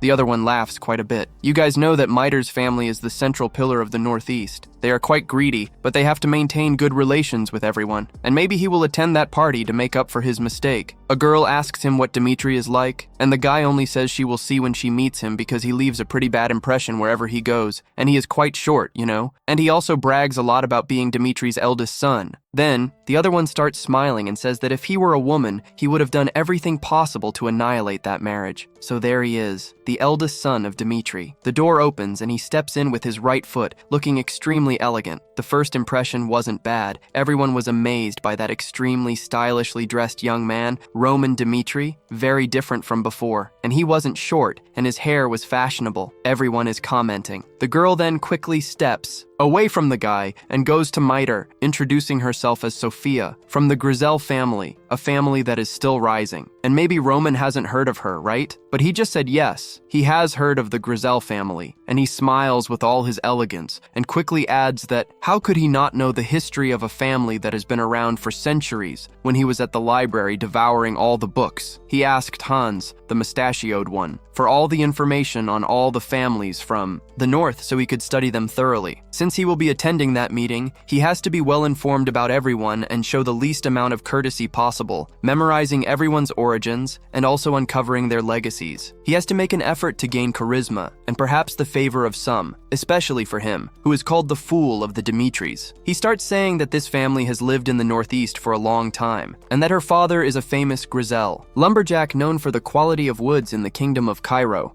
His brother also has sensory mana, right? He then congratulates her for the achievements of her brothers and also their father. The guys there are already very jealous that pomegranate Dimitri has changed quite a bit in his demeanor, gait, speech. Everything is completely different. So the guy quickly goes over to Pomegranate and introduces himself as Magna from the Volt family, and then proposes a toast for meeting this person from the Volt family. He starts saying that Viscount Volt had many accomplishments in the past, and he was moved by the family's story. One guy can't believe that this pomegranate from Mitre knows his family's history. Everyone starts telling him that he has changed a lot, and he just says that, unlike him, she is as beautiful as ever and asks about her mother. Recently, Mitre's family received several benefits from the Eros family for 10 years, and he thanks them for their goodwill. And the conversation doesn't stop there. He continues talking to everyone, being the center of attention at the Barco family party. The other one, Alice, apologizes because she always thought it would be hard to talk to Pomegranate. After all, it seems like every time she saw him, he was drunk. Pomegranate just smiles and says that maybe he should drink a little. That's true. Then, the Barco's butler tells Pomegranate that the young master invited him to the back room, and now it's time for him to see what's behind the scenes of Pomegranate's death, and the party continues outside. All the knights from both Mitre's and Barco's families, as well as from other families, are there, and there he is, Kevin and Chris. Kevin keeps saying that his helmet is crooked again. Maybe he should take it off, right? No. The other knights notice that those there are part of Mitre's escort and look at the guy's crooked helmet while Kevin jokes with him to take it off. What a joke. Some guards there comment that Dimitri's eldest son brought a kid who can't even hold a sword properly as an escort. While the two listen to the guys talking about them, the guy just says that it's as expected from the low status of Mitre's family. Back at the party, it continues. People are awestruck as our old Roman Demeter watched Lawrence's flower, and she is Flora Lawrence, as he then enters the back room of the boat, and the guy starts saying, "Oh, what a long time. Roman, it's been a while since I last saw you. So this guy is Antonio Barco, huh?" The guy begins to say that people comment that he has changed a lot and asks him to sit down. Roman sits down and notices that there were several people in the room. Why did they leave earlier? Roman arrives in the room. Interesting. He then decides to make Antonio and Barco as comfortable as possible. He then sits down completely confidently and picks up one of the glasses, saying that he has been making small changes day by day, and thanks for seeing Antonio Barco again. Barco then pours more wine into the glass, concluding that Roman is just like he used to be. He then proposes a toast, but soon Barco says that he was the one who pushed Roman into the political marriage with the Lawrence family. After all, their friendship was at risk because he was caught sleeping with his cousin in the back rooms. Wow, he caught Roman off guard, but in that room there, Roman's secrets are completely safe since he agreed to participate in that party. It's certain that he accepted his proposal and will keep it a secret. Now they have to discuss his marriage with the Barco family. He didn't know that, huh? Marriage with the Barco family. Now memories of the old Roman came to his mind. Even when he betrayed Antonio Barco, he managed to have his father establish a marriage with the Lawrence family, but he couldn't run away from them forever. He then decided to restore his relationship with them and remembers the old Roman entering the room and introducing his cousin, Emily Barco. Antonio soon tells the three of them to drink together. After all, it's her first time there, and she's walking alone, but she's part of Roman's family, right? Antonio then tells her to serve drinks for the two, but Roman is deeply uncomfortable, and Barco soon tells him to chill out, because the Barco family no longer cares about the Lawrence family. Taking Roman by surprise, all he has to do is drink that wine, and he starts drinking as if there were no tomorrow, with his problem solved. But, as his head hurts, he opens his eyes and realizes that he is not alone in bed, and there he is. Did it happen? But after he opened his eyes, the one who sees him is none other than Anthony Barco, extremely upset, asking what he did. Not even he knows, and that is a completely bad situation. He doesn't remember anything. Then, in the car at night, he has a deep conversation with Anthony Barco. By candlelight, Barco, extremely upset, starts telling him that he has nothing to do with who he sleeps with, but he laid his hands on Barco's lady and cannot let that go. He will have to choose. either expose himself to the truth, get divorced alone, or marry a direct descendant of the Barco family and restore his relations. After all, Anthony is very angry with what he did, and maybe he can become a Barco man and forgive Roman one day. Now, what will he do? Roman then remembers that this is where it all happened. All the pieces of the puzzle started to fit together. The marriage ended because Roman laid hands on a collateral descendant of the Barco family, and Dimitri's honor goes down the drain, since all their lives they have been criticized for coming from a plebeian background. Roman did not have the courage to face his father, yet he could not choose someone else because he liked Flora, and he did not want to end up in a forced marriage and defame Flora along with it. So that was the reason he committed suicide. That way, it would solve everything. Roman Dimitri was extremely weak. He never achieved anything. Pathetically, Barco keeps smiling, saying that the union of the two great families will shake the entire Northeast. No one will stand a chance against the two families. They will hold all absolute power in their hands. There's no reason to hesitate. So, while Anthony continues to say a lot of nonsense, Roman slams the glass on the table and asks Barco, why does he have to accept the marriage just because of that? Anthony's smile quickly faded and turned into a rather aggressive expression, saying that he had no choice. If he refused, he would expose everything that happened and what would happen to Miter's family. He should think carefully before saying nonsense. But Romain soon puts his feet on the table and shows himself completely comfortable with that conversation. He then tells Barco that he has no reason to accept Barco's proposal for such a trivial reason. Meanwhile, at the party, people keep commenting about Dimitri Lord Roma, and there he is. Everyone is asking where he has been. He simply says he went to drain the water from his knee. The party has just started, and he is going to have to leave. He then steps out of the party to get some air, but outside he hears shouting. Apparently people are fighting. He sees a group of guards, and there is Kevin, sprawled on the ground, while they witness people slandering Miter's family's name. He tells Kevin to stay calm, but then the guys approach and start laughing, saying they've brought a kid to accompany them as a guard. Just look at him. The helmet doesn't even fit properly on his head. He grabbed any leftover armor lying around and put it on, calling himself a bodyguard. I was watching from afar. It looked bad, but now that I've gotten closer, it's worse. When a guy gets closer, Chris says that Barco's knights train to throw jokes instead of training with swords. The guy then smiles, grabs Kevin's helmet, and says he bets he can wield a sword better than that loser over there. Because of this, everyone calls our dear Roma a fool. That was the last straw. Kevin tells the guy to take back what he said. The young master doesn't deserve to be called that. He then grabs the guy's hand with tremendous anger and tells him to take the name brother out of his mouth. The guy becomes deeply enraged with Kevin and punches him in the face, calling him bold. The helmet falls far away. But the crisis begins to draw its sword, but before he can draw his, he remembers that this is a boat night, and the Miter family hasn't been getting along too well with the boat family, and if a commotion starts there, it could ignite a war and cause even more problems for our Roma, Dimitri, or for the whole family. Kevin keeps saying that he is a squire knight of Lord Dimitri, and he will not allow scoundrels like this to defame his master. The guy then says, "Oh, really? What are you going to do?" Then he steps forward towards our kid, still without drawing his sword, and says he will swallow all the pride he has from belonging to the Miter family. But before he can do anything, someone grabs his hand. As everyone watches, there is Roma of Miter holding that boat knight's hand. Roma then starts slapping. He gives him a slap right in the middle of his face. The guy can't believe he just got slapped by Roma Dimitri and can't even react, but he stops and continues looking at Roma, and soon receives another slap. He didn't believe it at first. Now with the second, did he believe it? Ha ha ha. Then, before he can regain his balance, he gets another slap and keeps looking at Dimitri's face. He gives him another slap with even more force. That slap was tremendously strong and sunk his head into the ground. "Are you crazy?" Roma quickly told him to lift his head to receive more slaps. And we go back to Anthony Bark, enjoying his beautiful defeated plan. What happened to that Roma of Miter? His proposal was very good, to marry a woman from the boats, but he ended up making a big irreversible mistake. While Roma said it was for him to do as he pleased, after all, he is already called the idiot of the Dimitris, and nothing will change beyond the rumors that already circulate about his name.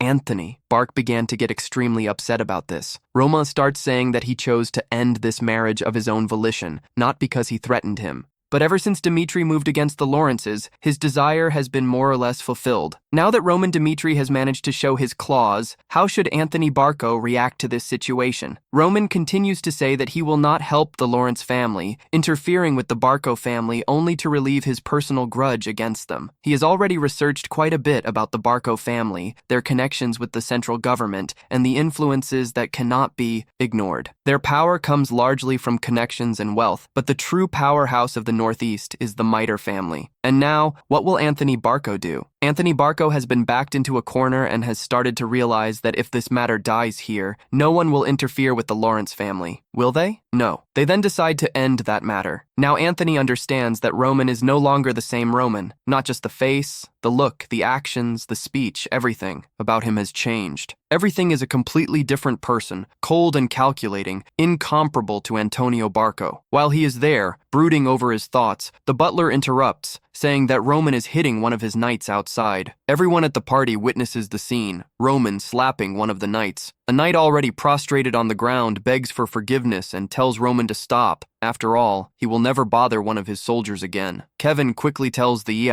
guy that he has already punished that weak soldier enough and that if he continues, he will shake the relationship with the Barco family. But Roman, determined, calmly says that he will decide when he has punished that guy enough. Even if he dies, he will pay the price for his words and actions. Then, Anthony Barco presents himself. Wow, now that I see it, man, what a tacky outfit. Ha ha ha. Green, red, greens, of course pink. Wow, this guy is crazy. He starts shouting that even though Roman is the oldest son, he will not tolerate something like this, and he must apologize for his insolent actions now. But Roman, calm as ever, why should I apologize? Boat, that man put one of his hands on one of Dimitri's people. Do you really believe that I, Roman Dmitri, am wrong? Anthony, Boat, still shouting, saying he went too far. But Roman soon slams him against the wall again, saying that their relationship could shake the ties between the two families, and maybe he should keep his actions in check for now. After all, he doesn't have much patience. What is he going to do now? Anthony, Boat, he starts to remember Roman Dmitri, questioning why he isn't helping the Lawrence family by interfering with the Bar family. Now he's messed up. He begins to state that he's right. I would have given him the same punishment. Oh, mother. Then he goes off saying that they are really getting along now. Then he turns back to the soldier and tells him to take the beating quietly. Are you crazy, man? Ha ha ha. Take a hard hit. After he finishes slapping the guy, he calmly tears a handkerchief from his hands in front of everyone and starts cleaning his bloodied hands. After all, those actions were meant for everyone to realize who the strongest house in the Northeast is. It's not the Bar family, but the Dmitri family. He then calls Chris and Kevin to come back, while everyone witnessed those actions of Roman Dmitri, and they had no choice but to acknowledge the fact that the idiot they knew no longer exists. So they soon head back to the Dmitri house, and on the way back, Kevin apologizes to Roman. Chris also apologizes after all. While Dimitri's name was being dishonored, Kevin was getting beaten and he did absolutely nothing. But Roman thanks them all for waiting until he arrived. Their decisions there prevented the worst-case scenario. This is not the answer he wanted. After all, no one from Northeast Cairo can lay a hand on the Dmitri family, even if it is someone he has to endure. Humiliation. They should remember that person's face and never lose their grudge. He remembers that, as a celestial demon, he could never stand to see anyone above him, and that to continue following him, they must live with their heads held high, above all and everyone else. They will have to adapt to his forms, and both of them fall silent and continue on their path. He then asks Rands for all the information about the Barco family, and also about the Black Moon Guild. The movements of Black Moon are quite different from the norm. The Barco family is relatively new to the Northeast, having been established for just over half a century. At that time, people began to say that their house was the most powerful in the region, and it was during this time that someone from the family joined the central government. Apparently, the military power of that family is not very strong, but they managed to attain a very high status, even though their forces are not very robust. This only shows how powerful the almighty central government is. On that continent, Salamandra has 2 great empires and 6 kingdoms. Among these kingdoms is Cairo, which is the smallest and weakest because it has borders with the other kingdoms, except for the northeast mountain range. Our dear Roma has witnessed several foreign invasions long ago, merely because they had strong and large enemies at their borders. They had no choice but to join the central government to survive. Naturally, the central government gained a lot of strength, and its authority over conscription is absolutely special. If any of the noble families reject conscription, they are considered rebels and are immediately dispatched. After subjugating all the rebels and confiscating their lands as royal possessions, the neighboring lords who assisted in the subjugation are rewarded with a piece of land, while the rest is handed over to a new aristocrat who is obedient to the central government. In other words, the system of influence is what gave the Barcos strength through connections with the central government. The man with the mustache doesn't believe that the Barco family rose to power this way, but they also managed to secure an extremely high loan from the central gold bank. Wow, here's the thing. If the Barcos took out a very high loan with credit backing, but without adding, in particular, the money obtained was used for the mercenary company Burge. That company has hundreds of mercenaries, but there is one special one, ranked. His name is Burge. In the center, that group earns commission, mainly for participating in battles between the territories, and the Barcos recruited those guys. Maybe in a month they will attack the Lawrence family, or in half a month. This means that the Barcos have finished preparing for war. With the power the Barcos have in hand, the Lawrence family will have no chance at all. They can't even last half a month with their hand. Remember when I said I wouldn't interfere in the Lawrence family's matters for Romano? Dmitri must stay in peace. The Barco family can't continue to grow. Just imagine if the Barcos managed to gain the power of the Lawrence family, but no matter how much the Barcos have increased their strength, they can't stand against the Miter family. It's going to be a pretty easy task. After all, he can borrow strength from the Miter family, but that wouldn't make any sense, apart from the fact that the Miter families have a common origin. The other nobles in the northeast do not consider Romano of Miter a threat. What he needs now is an opportunity to rise to a higher stage than last time. He then tells Rands that he will find his father and demand the favor he owes. And last time, then we went back to the village. People see a soldier all battered, looking like he's returning from war, checking every corner, saying that Dmitri hasn't changed at all, that there is the rank B mercenary, Lucas. He realizes the state they are in. The battle was really tough for Lucas.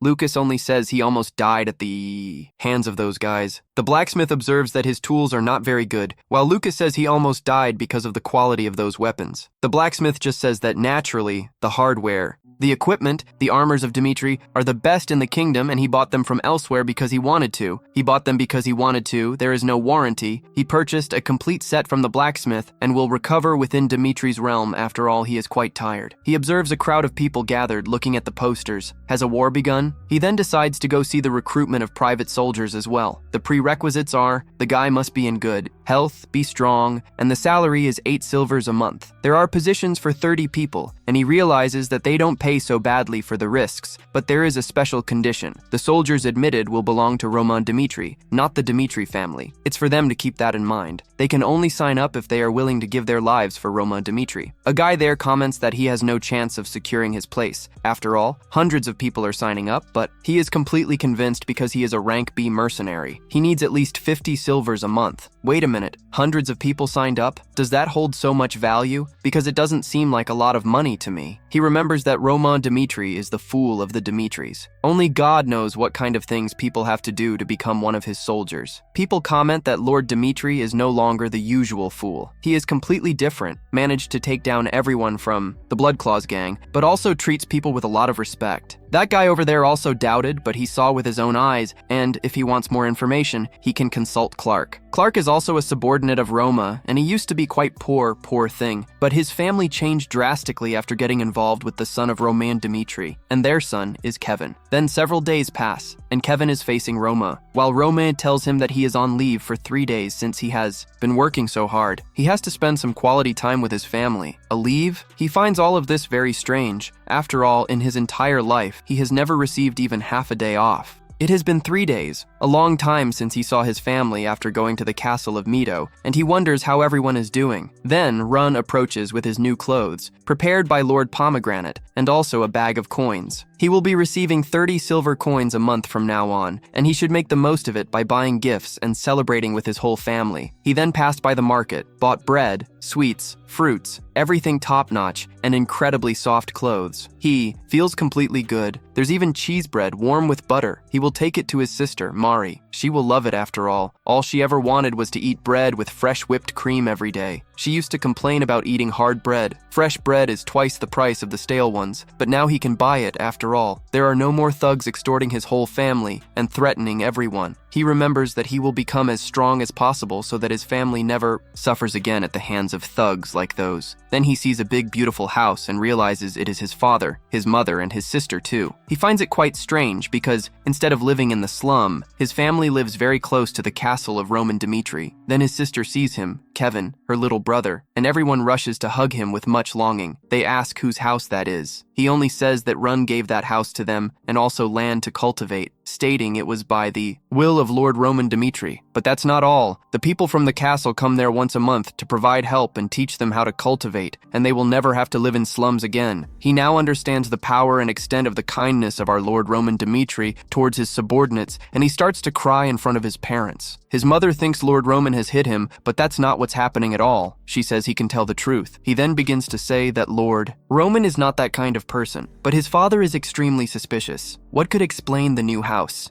Terra Nova, all the good things that Roman has given them, but all those bad rumors about Dmitri went down the drain when Dmitri beat up the knight of the boats to protect a rookie soldier, Kevin. No one in that village believes that Roman Dmitri would do such a thing just to protect a low-ranking soldier. But rumors are one thing. Facts are completely different. Lord Roman gave everything that the Clark family has now, just because Kevin became his subordinate. He gave a house, land, horses, teachings to the Clark family, and now they are eating well and living in a very luxurious home. The rumors spread even among those children who now dream and desire to become subordinates of Roman Dmitri, just like Kevin. If they can earn Roman's trust, they will help the family, just like the Clark family, who is Kevin's father. Roman is now known for treating all his people with tremendous trust and respect. Everyone wants to become his subordinate, and for this reason, everyone is signing up to try to become a soldier under Roman Dmitri. Now, that guy understands why there are so many applicants, but amid so many applicants, there are still some people who don't believe it, because they knew Roman before, who used to stir trouble everywhere. What happened to him? He finds this very interesting and wants to make sure of what's happening there. Then night falls, and the preparations for the exam are going as planned, with Roman Dmitri overseeing part of the exam. The story told to Roman Dmitri's father, while the captain says that developing private soldiers is an extremely dangerous thing for a person. What could the purpose be? Roman's father then continues telling Jonathan that when he heard that Roman was going to participate in the feast, he thought Roman would expel the second son in the line of succession. But that's not what happened. He slapped a knight of the boats after convincing Anthony to join forces with his son to deal with the fatal damages.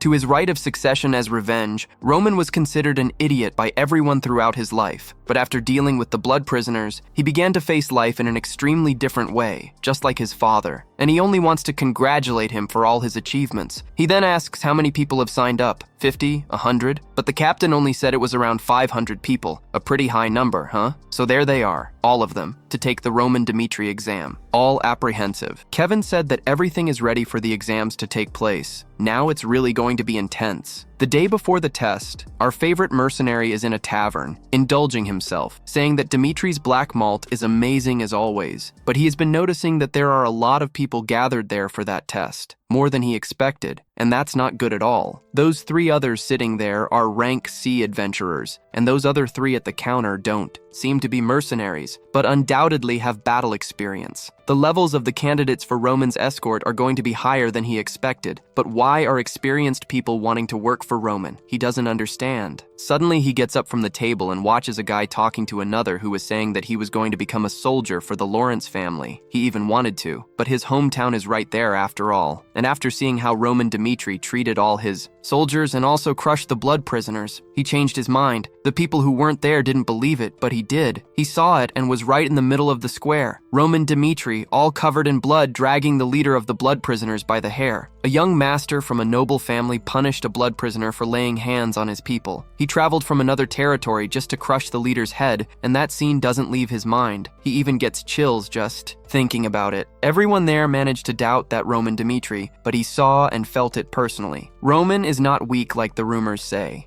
He is a true leader who fights for and also protects his people. He pounds his fist on the table with a drunken look on his face. The people are convinced that this recruitment will not be easy, but rather the opportunity to become a subordinate of Romano Dimitri. They will be entitled to permanent residence in Dimitri. Living as a subordinate of Romano Dimitri is like becoming part of a small noble family. Now he understands that it's worth giving his life for Rome. That great commotion in the midst of everyone there must not be mere coincidence. Surely, without a doubt, the rumors are true. So, we soon move on to the day of the test in the Dimitri training yard. People are quite excited to take the test and even think they'll have time for a beer afterwards. Those who fail the test will pay the price. If all he's heard is true, he already knows the choice he must make. Everyone there must have thought the same thing he did, and people are quite curious about the rumors. There are bad rumors and good rumors, but one must wait and see, right? He is eager to see the true Rome. Suddenly, everyone begins to fall silent as a noble walks through the crowd. People bow, and that is Romano Mitre. No one commanded anyone to lower their heads, but instinctively everyone bowed their heads and opened a path for him. Truly, the rumors are incredibly real. That guy walks as if he were a legitimate emperor. He then climbs the steps of the stage without saying a single word, and everyone raises their heads. He then begins to say that, as he mentioned in the notice, he will select 30 soldiers to fight for him today. But he, Romano Mitre, has no intention of leading a quiet life trapped in remote territory. He will constantly fight for power and for a position greater than he currently holds, and their lives will be at daily risk. And if they want to avoid that risk, it's better not to hold the selection process at all. And if someone is thinking of quitting, it's better to quit now. Indeed, my dear friends, that's quite an impactful speech. After all, who will truly feel it if someone's head rolls on the battlefield? He certainly doesn't want to feel any remorse sending anyone there, since it will be everyone's own choice. But the only thing he should regret is that those who perish won't see him rise across the continent and become part of the most powerful army in the world. Damn, the whole audience got chills. What's this guy talking about? The most powerful in the continent? Is that family just messing around? This guy is pretty arrogant, huh? But for some reason, his words aren't empty. They will now give the instructions for the first test. Here's how it will go. They will stand still like targets while the archer will shoot 3 arrows at each of them. The arrow can pass far, be close, or hit one of you. It could hit the head, the stomach, anywhere. And those who don't move 1/10 of a millimeter will pass the test. Now the test begins in alphabetical order, starting with Duke and Morrison. The guy is then prepared there, as if he were a human target, while the other waits for his turn. Can he really lead a private soldier to death in a test? He thinks that Archer is extremely skilled, for sure, and will never make a mistake. But even the Archer is doubting himself. He then launches that arrow which hits the left corner near the guy's head. A psychological battle. The guy then shoots more arrows while the audience thinks that the arrow really won't hit. And bam! One of the arrows hits the guy. No one can believe what's happening. A private soldier has been hit, and the guy shouts to call the doctor, and he gets carried out on a stretcher. Now, that act was enough to instill fear in the rest of the candidates. Now it's Morrison's turn.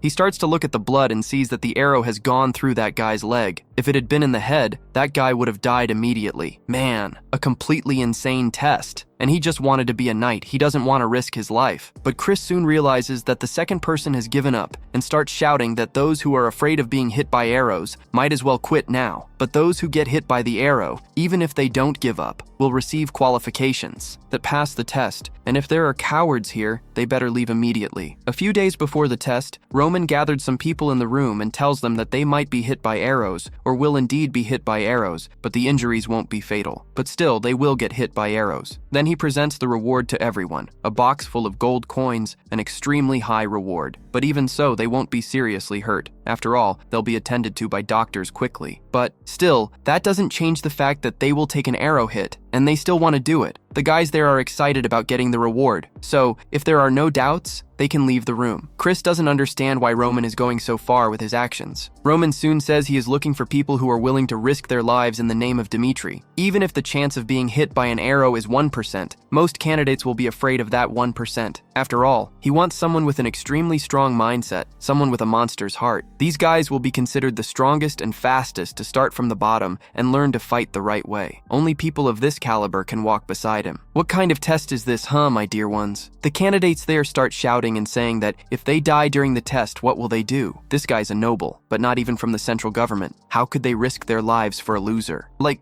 Pomegranate of the subway, and some there start to give up on the test as planned. Now, over 100 candidates have left. He observes Pomegranate and remembers him saying he wants people with a beast's heart, an innate talent, while Pomegranate recalls that he wants people who are able to cut their own wrist just because he asked, like Kevin was about to do, or Chris, who asked for help in that humiliating way. These types of people are born with a beast's heart and are capable of doing whatever it takes to become stronger. No one can defeat those born completely different from the majority. He wants this type of person during the test. Then he starts a test again. He then sees a guy who was at the inn before. He hasn't given up on the test. He is truly determined, shaking with fear, but he's there. One guy keeps thinking that this is his real chance to swear loyalty to Lord Pomegranate and will not give up, not without doing anything. One of the arrows then passes 2 centimeters close to his ear, and the only thing he does is move his eyes. He keeps thinking about giving up, watching that archer. Another arrow passes just near his shoulder, and he continues thinking that if he dies there, everything will be in vain. He still has time to back out. The third arrow passes very close to the residence of his future children, Rapimba. The test is over, and he managed to pass. The other one there starts to smile, thinking that had he waited a few more seconds, he would have given up. He passed by luck. The test was a success. Aside from those who gave up, 400 were left. Now, excluding those who passed the test, there are 120 remaining. He assessed all those who passed, trembling, and those who passed without caring. He observed there that the two, from his point of view, are no different. Both have the courage to overcome all their fears. It's there that he separates the wheat from the chaff. Thus, he can differentiate all. Those who fear him from those who respect him. He begins to say that the 120 present have passed the test, but in the end, only 30 people will remain.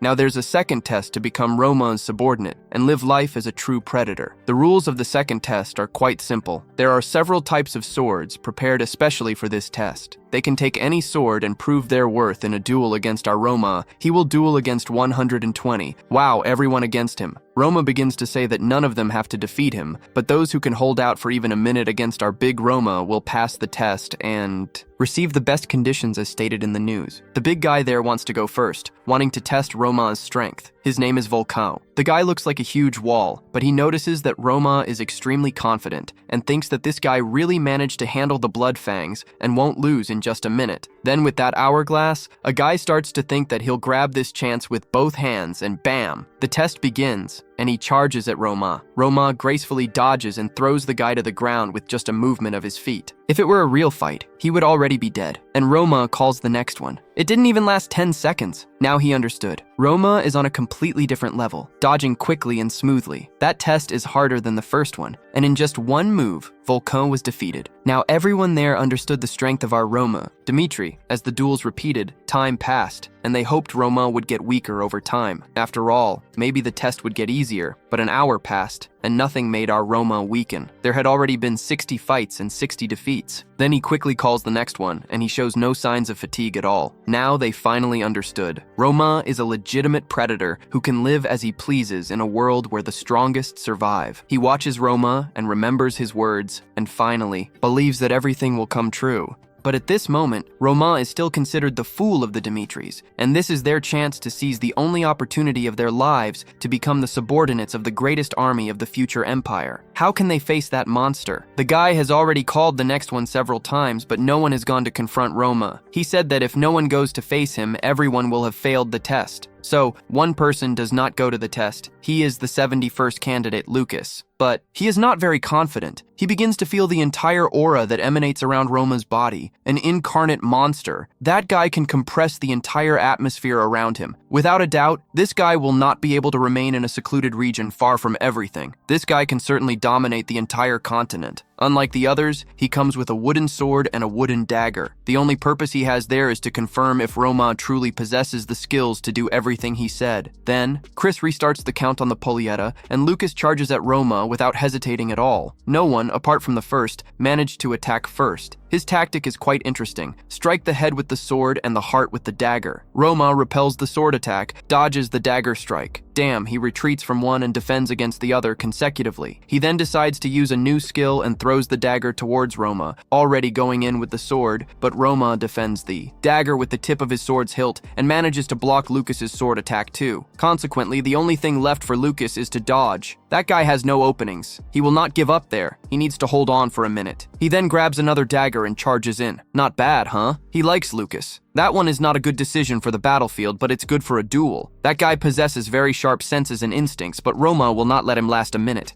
And Roman defends against Lucas's sword attack. Lucas then makes another strike, and Roman dodges and counters. Lucas manages to defend with his dagger, and Roman decides to end this. He strikes at Lucas, but Lucas dodges. That guy is a B-rank mercenary and is already at his limit. Here's the thing. People who become B-rank can risk their lives, but if they can't use mana, they'll never rank up. And all a person needs to be able to use mana is to learn. But learn what? Lucas has been at his limit many times and has never managed to leave B rank. All he has done in life is merely survive on the battlefield. He remembers that countless people and several friends have died on the battlefield over and over again, and realizes that to survive, he had to win. So he had to use whatever method necessary. Thus, he pulls a bag from his belt and throws sand into Roman's eyes. Wow, the guy played dirty. He threw sand in the other's eyes. No one said he couldn't, right? No. Now, Lucas attacks. Blindly, thinking Roman is blind, but he notices that Roman is extremely calm, with his eyes wide open. Even filled with sand, he was staring straight at Lucas. He smiles and gives up the fight, one of the first techniques taught in the cult of the celestial demon god, before seriously delving into martial arts, is to keep your eyes open no matter what happens. In a real combat situation, people shouldn't even blink, let alone close their eyes. After all, just one blink could result in a fatal blow. That is akin to breathing to circulate inner energy. Blinking is a rather delicate matter when it comes to duels, and for this reason they train to keep their eyes open all the time. He remembers that when everyone in that cave had sand in their eyes, he was the only one standing, not closing his eyes. And when the attack came, he faced it head on. Unfortunately, Lucas gave in, preventing his imminent defeat. He is not doing well at all. After all, that was a dirty blow, and he would never have used sand in Roma's eyes if he had known it would all end this way. He tried to use any means necessary to last more than a minute and pass the test, but the result was worse than expected. He thinks Roma won't recruit him now. Maybe he had some expectations of him, but now it's certain. He will even be punished. Roma then calls the next one and says nothing to Lucas. Is he not angry? A guy played dirty and is going to get away with it without being punished? Roma already knew Lucas's plans. He saw him pulling out the bag of sand while he was dodging his attack, but he did nothing because he wanted to see Lucas give his best. Apparently, that guy had been on the battlefield several times. Surely he had seen enough blood when he was the crazy war man Bake from the river, precisely a sea of Furowai, bloody ocean. And that's how the celestial demon was created. He then asks if there are other people as the hourglass runs out, marking 1 minute. So, other people faced Roma, but without success. As they watched Lucas using dirty tactics, they did the same. One guy picked up a stone and threw it at Roma. Chris realized that Lucas paved the way. Now, all the practitioners are using anything necessary to last more than a minute, but without success every time. Lucas then realizes that playing dirty is not against the game. After all, there are no rules saying whether you can or cannot, but those who do it, Roma shows no mercy at all. Then, Roma calls the next one, with the previous one yelling, "Good thing he gave up, otherwise he would have taken a few." He starts to realize that this makes no sense at all, since the 100th of the link has already passed, and it has been 2 hours since this test began. But the guy continues to breathe perfectly.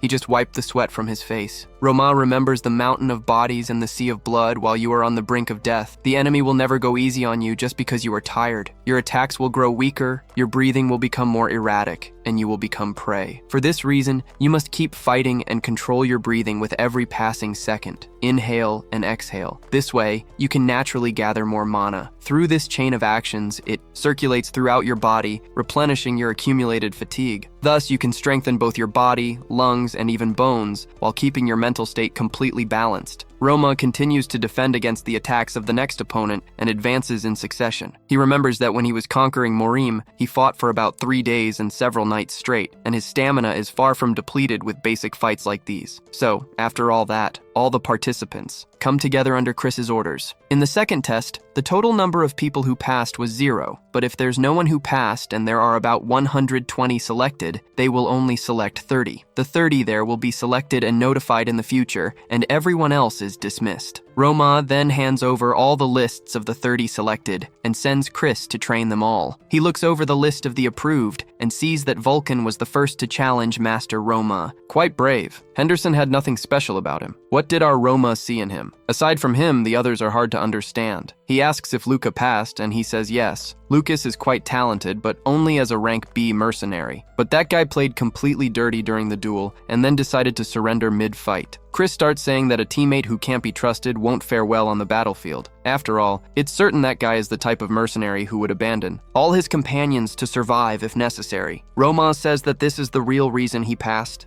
Now that Chris hasn't understood anything, Roman starts saying that Lucas is a coward without honor. But in a situation where no one thought of playing dirty, he thought of a realistic way to confront and acted accordingly. This type of person, in fact, shines on the battlefield, constantly seeking a way to survive and finding a way out, no matter what happens. How does Chris think that Lucas would betray his comrades just because he played dirty? Then Chris remembers what the captain told him, that those who survive the horrors of battle are not the ones who use their aura like he does, but rather those who calmly confront the situation and act accordingly. Only they are capable of surviving until the end, and it is imperative for him to keep this in mind. No matter how strong he is as a knight, he must learn to adapt if he wants to increase his chances of staying alive. After all, there is always a chance of being killed by those hiding in the shadows, waiting for an opportunity to, strike. He then realizes that Lucas's decision was completely realistic given the situation he was in. His mind had been too closed, and now he has finally managed to learn one more thing. But there are still doubts in Chris's head. There are still 5 months until they go into battle. Are you aware that the nobles are going to be dragged to the front lines just because they were recruited? Why has he gathered so many soldiers? Soon, in a few days, the official declaration from the Barco family will be announced. They hope that the Lampadas will make the right decision, while they believe in the promise of the past. But they have betrayed their honor as nobles and their promise to them and decided to raise their swords. After so much patience, the schemes of the Lares are quite clear. They have not paid the debts left by their predecessors and even had the audacity to declare that they would not give up their lands, which were given as collateral. That declaration is meant to inform the king of Cairo that if the Lares do not pay their debts or hand over their lands, within a week, the boats, of course, with the permission of the central government, will declare war against the territory of the Lorentz. The circus is armed and the show will start shortly, and they will prepare to plunge headfirst into the war between boats and Lorenzi. A little further away, Flora dreams of the last words the man said to her, that they would go their separate ways from now on, and that she brought all the ruin to the Lorenzi family. It's all her fault. She then wakes up, startled in her enormous room, and realizes it was just a dream that has been haunting her for several nights. The maids notice that Flora Lawrence has locked herself in her room since returning from Dimitri's territory. Apparently the marriage was interrupted because of a mistake by Miss Flora. What could have made that guy not want to marry her anymore? They are even fearing for their safety now. After all, they are going to war with the boats. What is happening with the Lord? Flora remains in her room, brooding over her thoughts. She thought she was extremely smart because she had good grades in school, had completed advanced level courses. Her father always smiled at her, and thus she thought she was a good daughter. But in reality, she is just a noble daughter from a family that has been completely spoiled. Nothing more than a flower trapped in a greenhouse, about to be pruned. She remembers people saying around her that she was going to marry that idiot Dimitri, but she is the one who is the idiot. And she doesn't even have the face to confront her own father. What would Dimitri do in this situation? She begins to think about how he would think, what the right thing to do is. And he is indeed a righteous guy, the opposite of her. No one depended on or desired anything from him. He managed to defeat the blood prisoners with his own strength and did it for his own family. When did that guy become truly strong? Can he solve this situation? And she begins to compare herself to him.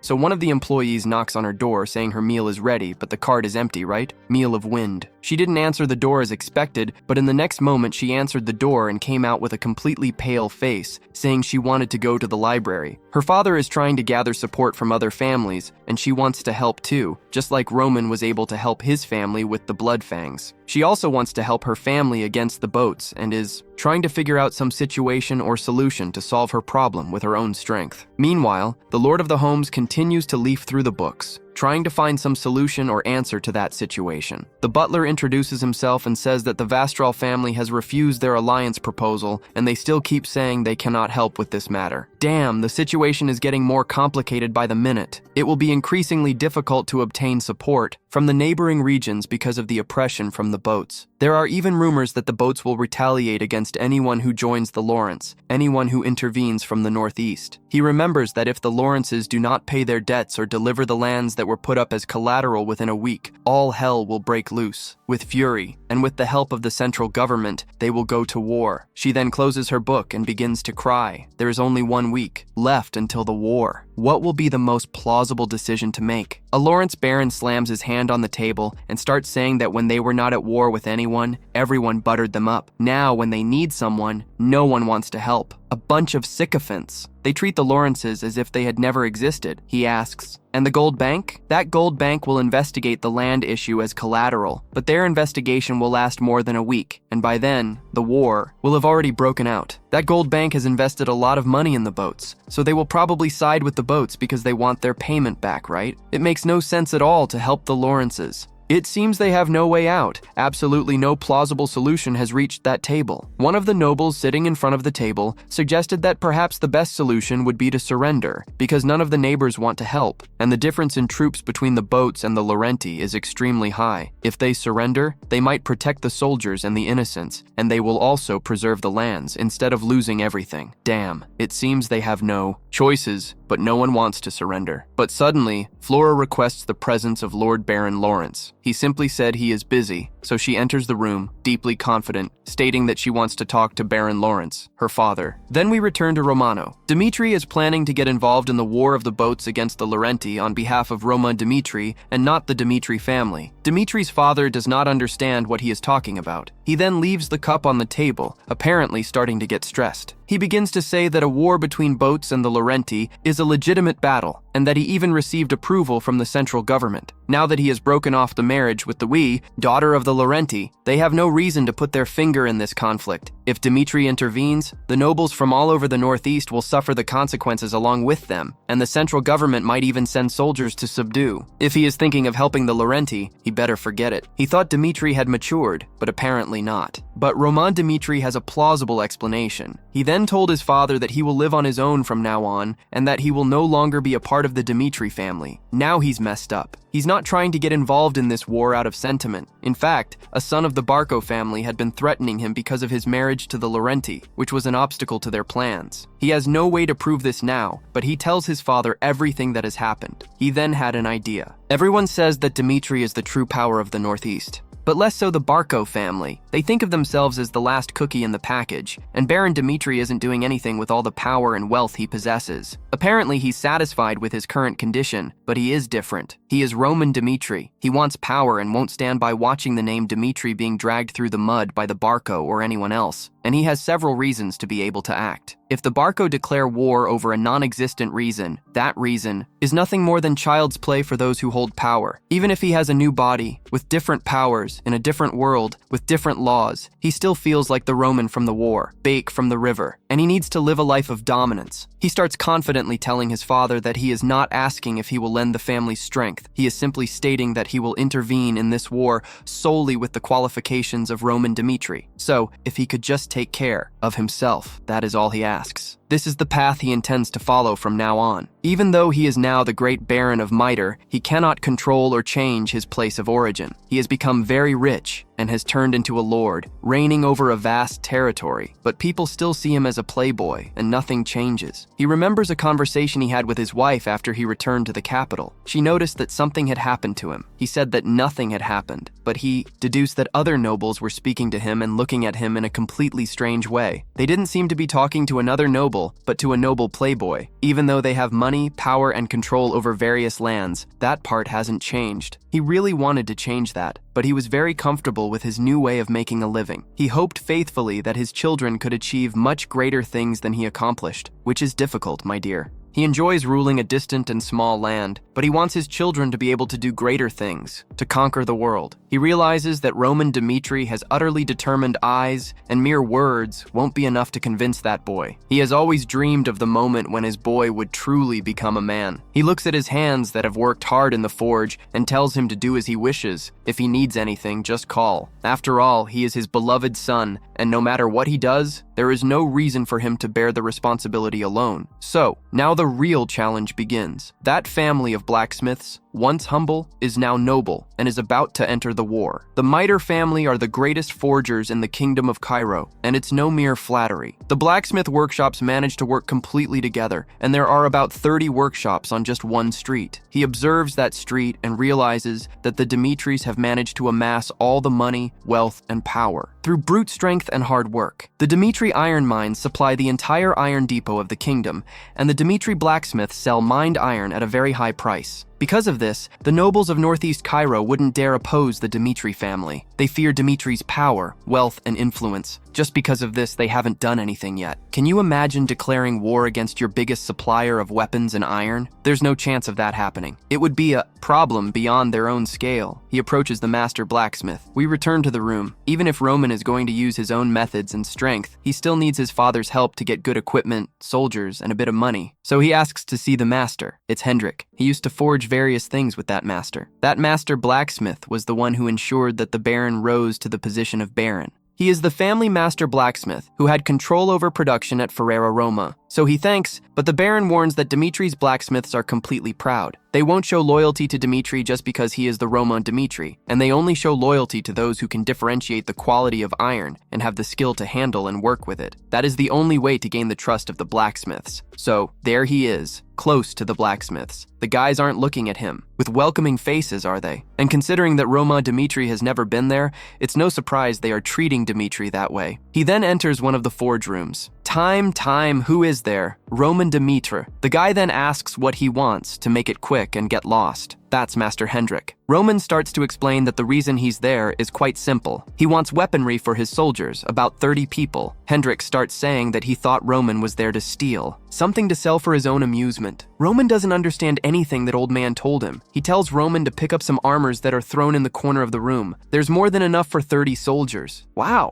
he's telling Roman to take stuff from the trash? Is this all the best master blacksmith Hendrik can give to our Roman? The guy just tells him to get lost if he's not satisfied. That's all he has. Roman then picks up one of his swords and starts to inspect the blade. He then starts to play with the blacksmith's pride, saying that the reputation of Dmitry's forge is exaggerated after all, because that equipment isn't very good. He then asks again if that's the best Master Hendrik can offer, because Dmitry's forge prides itself on being the highest quality in all of the Cairo kingdom. The guy then starts saying that Roman Dmitry has never sweated a drop in a forge. How can he judge Dmitry's forge? If it weren't for the Baron, he wouldn't have given him anything. The younger brother, Dmitry, the Rhodium, spent years working for him to one day succeed the family. But the eldest son wasted all his days chasing women on the street and knows nothing about weapons or iron. He is nothing but rust, a genuine iron termite who knows how to do nothing. Roma continues to calmly observe and listen to the insults from that blacksmith, but it has already become typical for Roma. He begins to say that the sword was hammered with disproportionate amounts of force throughout the forging process, and if it is exposed to the light, it is possible to see all the hammering. It was probably an inexperienced blacksmith who made that sword. Can Master Hendrik deny this fact? But he preferred to insult Roma rather than tell the truth. He then starts swinging the sword against the wind and says that if any of his soldiers wielded these swords, they wouldn't be able to cut down enemies with this garbage sword. That dull edge would not produce any clean cut in flesh, and if a soldier couldn't pull his sword stuck in the enemy's muscle, he would lose his head to another. Is that fair, Master Hendrik? A guy on the battlefield does his best to survive, but had no choice but to die because he was using a piece of junk weaponry and equipment supplied by his master, who happened to have gotten it from the blacksmith who was angry at him and punished his soldiers with garbage equipment. He then takes a chainmail and starts saying that if he didn't think that was junk, his soldiers would be putting their lives at risk with a piece of trash on their bodies without having the slightest idea of it. He then makes a cut in that chainmail, saying that Master Hendrik is acting completely wrongly, merely out of resentment against Roma, punishing people who have nothing to do with the matter, precisely putting the lives of 30 innocent people at risk. Now, knowing the whole truth, Master Hendrik, he truly calls himself the master craftsman of the Dmitry family. He tried to give a bunch of junk to Roman Dmitry just because of his negative emotions against Roma, punishing innocent people, condemning them to death on the battlefield. Then, he understands the nature of his actions and says it was not his intention, but Roman keeps saying he requested simple weapons and armor. And look, in the name of Baron Romero himself, Roma of Mitre father, he tried to give a bunch of junk. These actions are worthy of the master of the entire Mitre Forge, Master Hendrik. Perhaps our Roma of Mit could interpret this case as an act of insubordination against his father. Now he's in trouble. He's put the old man against the wall. Roma continues to say that he can interpret it as disobedience after all. It was a specific order from his father to make something good for him. This is not a personal request, but an order from his lord and the lord of all these lands. And the mere fact that anger exists limits the moves of that master blacksmith. After all, the lord, knowing the retainer will become one person, and the hierarchy can be shaken if that relationship does not work, because his lord and the retainers must consider themselves friends. The moment they cross the boundaries, they must be severely punished. So, I decided to ask again if he can take his actions as an insult against him and also against his father. The old man then says of course not, and the blacksmiths start to gather, causing a huge uproar. A guy arrives shouting that he is the bastard of the Dmitri, mocking Master Hendrik, and they know what is happening there, challenging the oldest blacksmith in the forge, holding a sword to threaten Hendrik. Some guys start threatening Roma, telling to arrest Roma. Roma then calmly faces them. Master Hendrik tells everyone to stop. He then apologizes and acknowledges his mistake. He is the only one to blame for the entire situation happening. Master Hendrik remembers when he was learning to be a blacksmith with his master. He takes a few slaps right in the middle of the face, because the master told him that it was too early for him to try to make a sword, and that he should throw that old sword away and not even think of trying to forge something as worthless as that again. Naturally, he gets irritated, saying that guy is nothing but a muscular pig. If he were a little smarter, he would see how many logs it takes to make a canoe. That guy doesn't teach him anything, just makes him a forge slave, sending him back and forth with weights and tasks all day long. How is he supposed to become a blacksmith doing these things? He continues chopping wood when he notices a guy trying to buy a sword, but apparently he doesn't have much money for it. That sword is worth double the coins, and he's offering, but unfortunately, that guy needs a weapon to protect himself and also to ensure the livelihood of his household. The blacksmith just sends him away because if he can't pay, there's not much he can do. After all, he also needs cash. The guy pleads because he has to feed his whole family. Hendrik observes the whole scene as the guy walks away, all sad because he couldn't buy the sword. Hendrik goes up to him with the sword that the blacksmith had told him to throw away, and then gives that sword away for free to the guy. The guy is very happy and tries to give Hendrik that coin, but he doesn't accept the money. He was just gonna throw that sword away anyway. He's just happy that he could help someone with his creation. The guy thanks him and leaves, but suddenly he encounters that same guy dead a few hours later. People comment, that guy died escorting a poor merchant, poor thing. His sword broke while he was fighting against the bandits. Everyone there comments, and that's the real reason why people use good weapons. Now, he has left behind his wife and a young child in the world. Wow, all because of a bad weapon that Hendrik gave him to use. It was the same as declaring that man's death. That day, he promised that he would not let that happen again, allowing his emotions to take over and others to suffer because of his actions.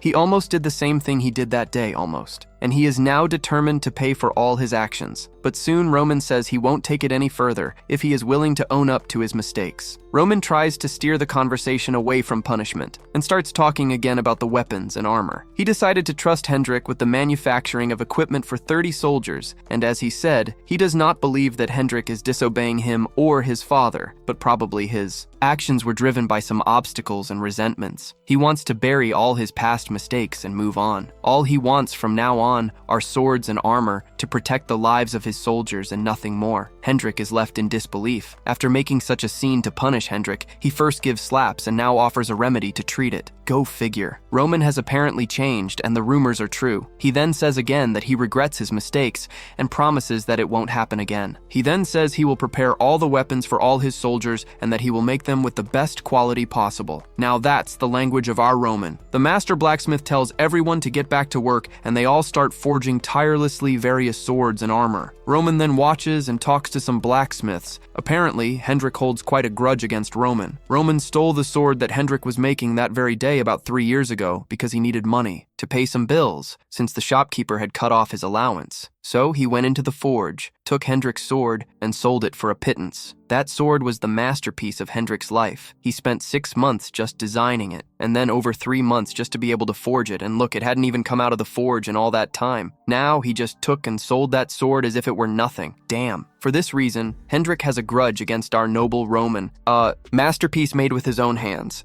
to be sold for such a bargain. He then realizes that the actions of the pomegranate from the past made the reputation of the pomegranate of the present Then, Pomegranate of Myth leaves the room, but Master Hendrik follows and says he has forgiven the pomegranate about that matter. He cannot accept that the eldest son of the Miter family does not know how to manage a forge. After all, the Miter family became rich and has its own foundation within a forge, and perhaps, to strengthen their relationships, he comes there to forge a weapon with his own hands, even if it's a piece of junk. Aema then smiles and says it won't take too long, and for now, he'll step back and return when everything is ready, and bam! Then he arrives at his hidden training spot where there is also a forge. It has been a long time since he trained there, and even longer since he forged something. Apparently, that place was clean and organized. All the tools for him to forge a new weapon are there, and now that the time is coming, the leaf. When he was in the world of Marim, he managed to forge his first sword at 18 years old, and he wasn't even the successor of the demonic cult. All the brothers fought for the title, and he had to sleep with one eye open, or he'd end up in a ditch. He had 10 brothers, and one of his brothers, Bake Shungyun, set a trap for him when he was living his life. That was one of the worst fights he had ever had, but his sword was broken because it couldn't keep up with his brother's attacks. But even though his sword wasn't strong enough, he still managed to win that fight, even with the broken sword. He won, and after it was over, he thought he needed a much sturdier sword. Imagine if his sword broke against a stronger opponent. That would be the end of him. He needs a sword made especially for him. After that day, unlike his brothers, he managed to visit all the blacksmiths and learn how to forge various types of swords made by them, and always. After a decisive battle, he was forging a better, more perfect sword for his current self. After hundreds of thousands of battles, his sword had changed over time, and after more than 40 swords, he created the Celestial Demon Sword. That sword was priceless, and now he is preparing again for a new war, with a brand new sword, made just for him, and also for his new self. Pomegranate of Miter. That's right, folks. Are you crazy? Our dear pomegranate is tough as nails. My son Hendrik admitted his mistake quite easily. Imagine if it were in real life, or if he hadn't had that previous experience. Man, giving a dull sword to someone who was going to work in escorting back then was the same as sentencing someone to death. Poor guy. That was one of the most striking moments of this episode. I will select some comments to discuss in the upcoming episodes, so if you have a comment, even if it's strange, leave it down here. We're in this together. Thanks, and stay tuned for the next video. Days go by, and Pomegranate continues at the forge, crafting his new sword. He is so focused on forging that he starts to enter a trance. Each strike of the hammer is a new beginning. He has always survived in a world where the strongest ruled everything, just like his father. After he overcame everything from everyone, he was naturally called the strongest. While he concentrates on the strikes he delivers on the iron, he thinks he needs to get even stronger to oppose the forces that are up high. He must train,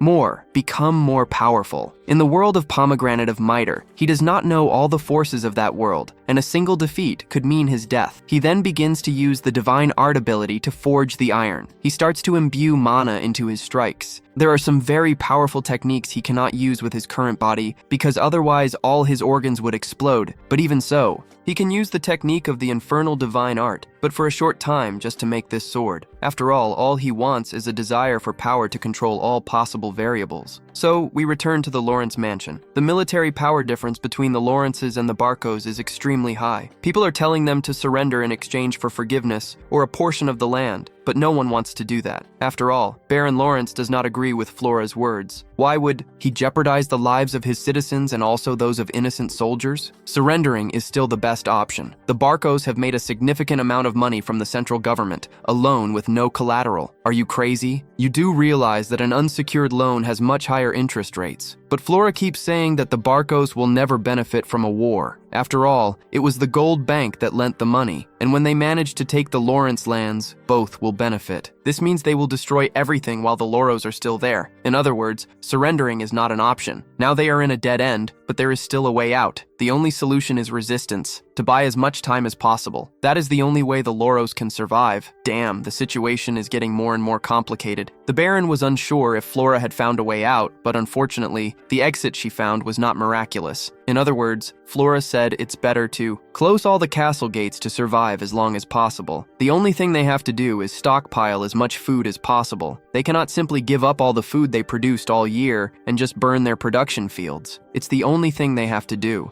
It's enduring until winter arrives. The ships continue borrowing money from the central government at very high interest rates. They hope this war will pass quickly, and the interest will increase even more with the time they don't repay. The gold bank has influence throughout the empire. If the war doesn't end soon, they will press the family even harder to pay all their loans. She is sure they don't have enough money to pay everything, not now. The gold bank is not a type of power that can be pressured just because we have connections with the central government. No, that empire is strictly driven by money, and the money comes from the bank. When the snow falls, the war will no longer be advantageous for them, and they will perish amidst all there. Now, he really thought he found a way out. A war of attrition. A baron who was disappointed with his child now sees her in a different light. He thought she was immature due to an incident with Dmitri, but that is not the case. His daughter has grown a lot. He then slams his hand on the table and stands up, announcing that they will begin preparations for the desperate resistance. They have to hold on longer, as long as possible, to keep the entire lineage of the Lawrence family alive, even if the castle is completely destroyed. They will survive, continue fighting, and make the ships taste a bitter end along with the gold bank. There in the forge, Roman continues forging his sword. Now that he has finished his masterpiece, the first sword forged by Roman of Mitre in this new world,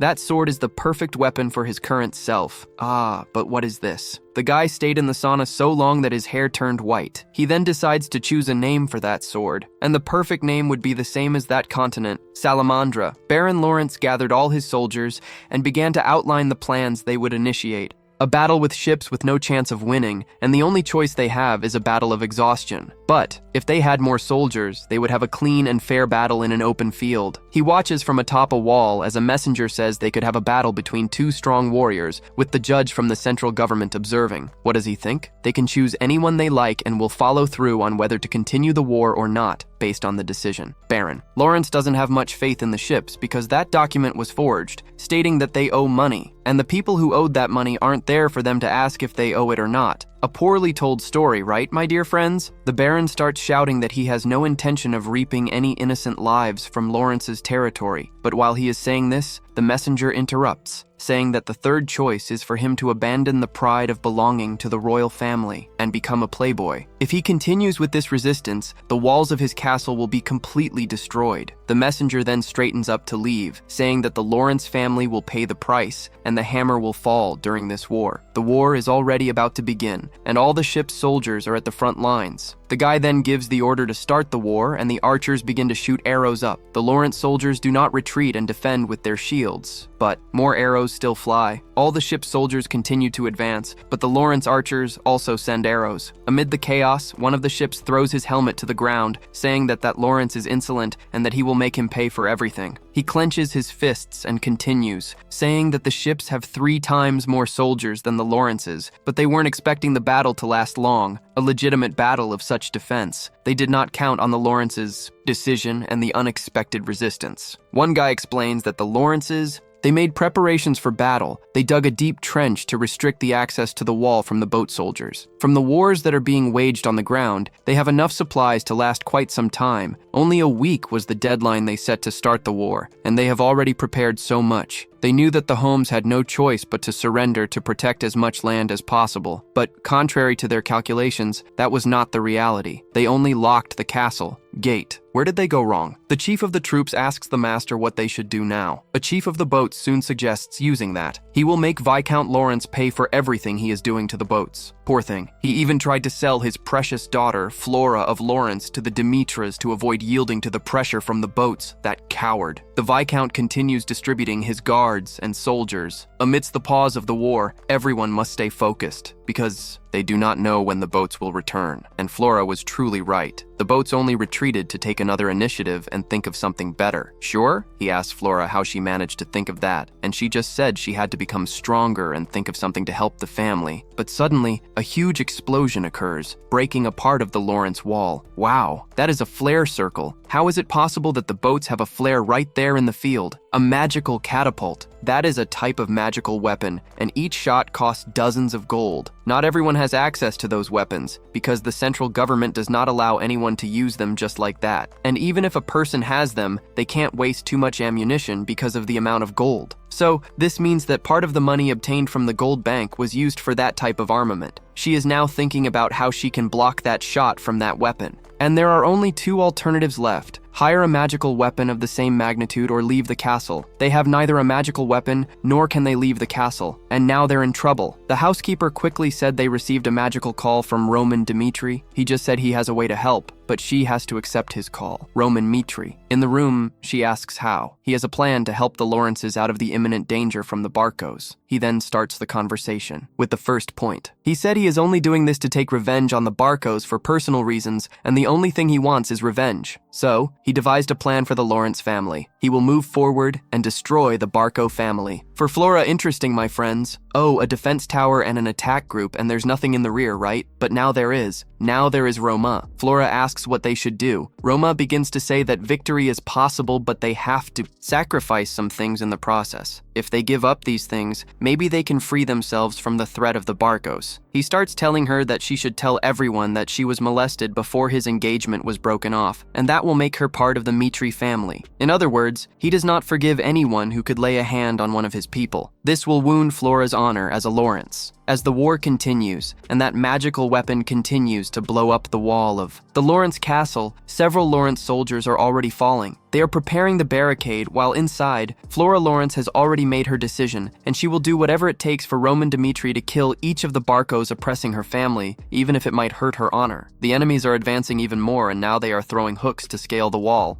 The Viscount keeps telling everyone to hold the wall to prevent anyone from passing. One of the boat soldiers then looks at the Viscount and launches an unexpected attack that is defended by none other than Flora. She managed to save her father and push the guy out of the castle. She starts telling her father to open the castle gates and face the boats head on. But, what is this, Flora? What the heck? Wasn't it supposed to close the gate? Now we're supposed to open it. I don't understand. She begins to say that Dmitri has a plan. He's going to lend them some of his strength while we see our romance heading to war on its horse. Now things are going to get real. Fola thought it would take a while to use his soldiers, but it didn't go as expected. Now he will have the opportunity to test all his soldiers earlier. Whether it's Chris or Kevin, this will be the perfect opportunity for them to experience the harsh reality on the battlefield, and those who survive will have a life of predators. That is, of course, if they have enough willpower. He continues galloping along with his troops towards the battlefield. Their plan is as follows. Attack the rear of the boats and destroy their siege weapon. He keeps explaining to all the soldiers that the Lawrence will serve as bait, and the main battalion will be Dimitri's battalion. And no one needs to worry about Dmitri, who will go on his own at the forefront. He will be the first to massacre the enemies head-on, paving the way for the troops. So all they have to do is follow him and send the remaining ones to the grave. But they must not forget that their priority is to destroy that weapon, and they continue advancing towards the boats. But the boat soldiers have already sensed the imminent danger. But just that miserable batch of soldiers won't be enough to defeat the boat. He then turns around and orders to send to the grave all who are heading towards them. Then all the soldiers stand tall. Remediate advances, raises his sword, and begins to cut down everyone there, starting to clear a path for his troops to pass. One of the soldiers stabs his horse and leaps from the saddle, remembering that in every war the celestial demon has always been the first to forge ahead. He charges at all the guards, proclaiming that he will be invincible, and starts to shred everything in his way. Anyone who stands in his path is equivalent to committing suicide. Even though he is the chief of the entire battalion, people wonder why he chose to go first and put himself in the most dangerous position. But the reason is clear, because the strongest must always destroy the enemy's psychology right at the forefront. All the soldiers on the boats are now deeply terrified of Roman Dimitri's power. So, if they won't attack, he will go to them. The guys command an attack on the feudal lord, and Kevin watches Chris as they begin to tear apart several soldiers there. The boats are paying a lot of money to various mercenaries who are carrying out that mission. They are the same mercenaries from the mercenary group Mercy. Then the leader of all the mercenaries says he will take care of that guy himself and starts to draw his sword. But Roman does not stay still. He jumps towards that mercenary Burge. That guy is an A-rank mercenary, known and famous throughout the kingdom. The two cross swords, and unlike the B rank, that guy who is A rank can use aura. The difference between their swords is striking. Look at Roman's sword, it's insane. Burge is a 2-star knight who possesses aura. He realizes that Roman doesn't even flinch. His sword trembles while Roman's sword remains steady. Roman then repels his sword, and he cannot believe that this guy is extremely strong, yet he has never heard of him. And Roman continues to attack. That battle lasted 5 seconds. That was the time that Guy managed to hold out against Roman.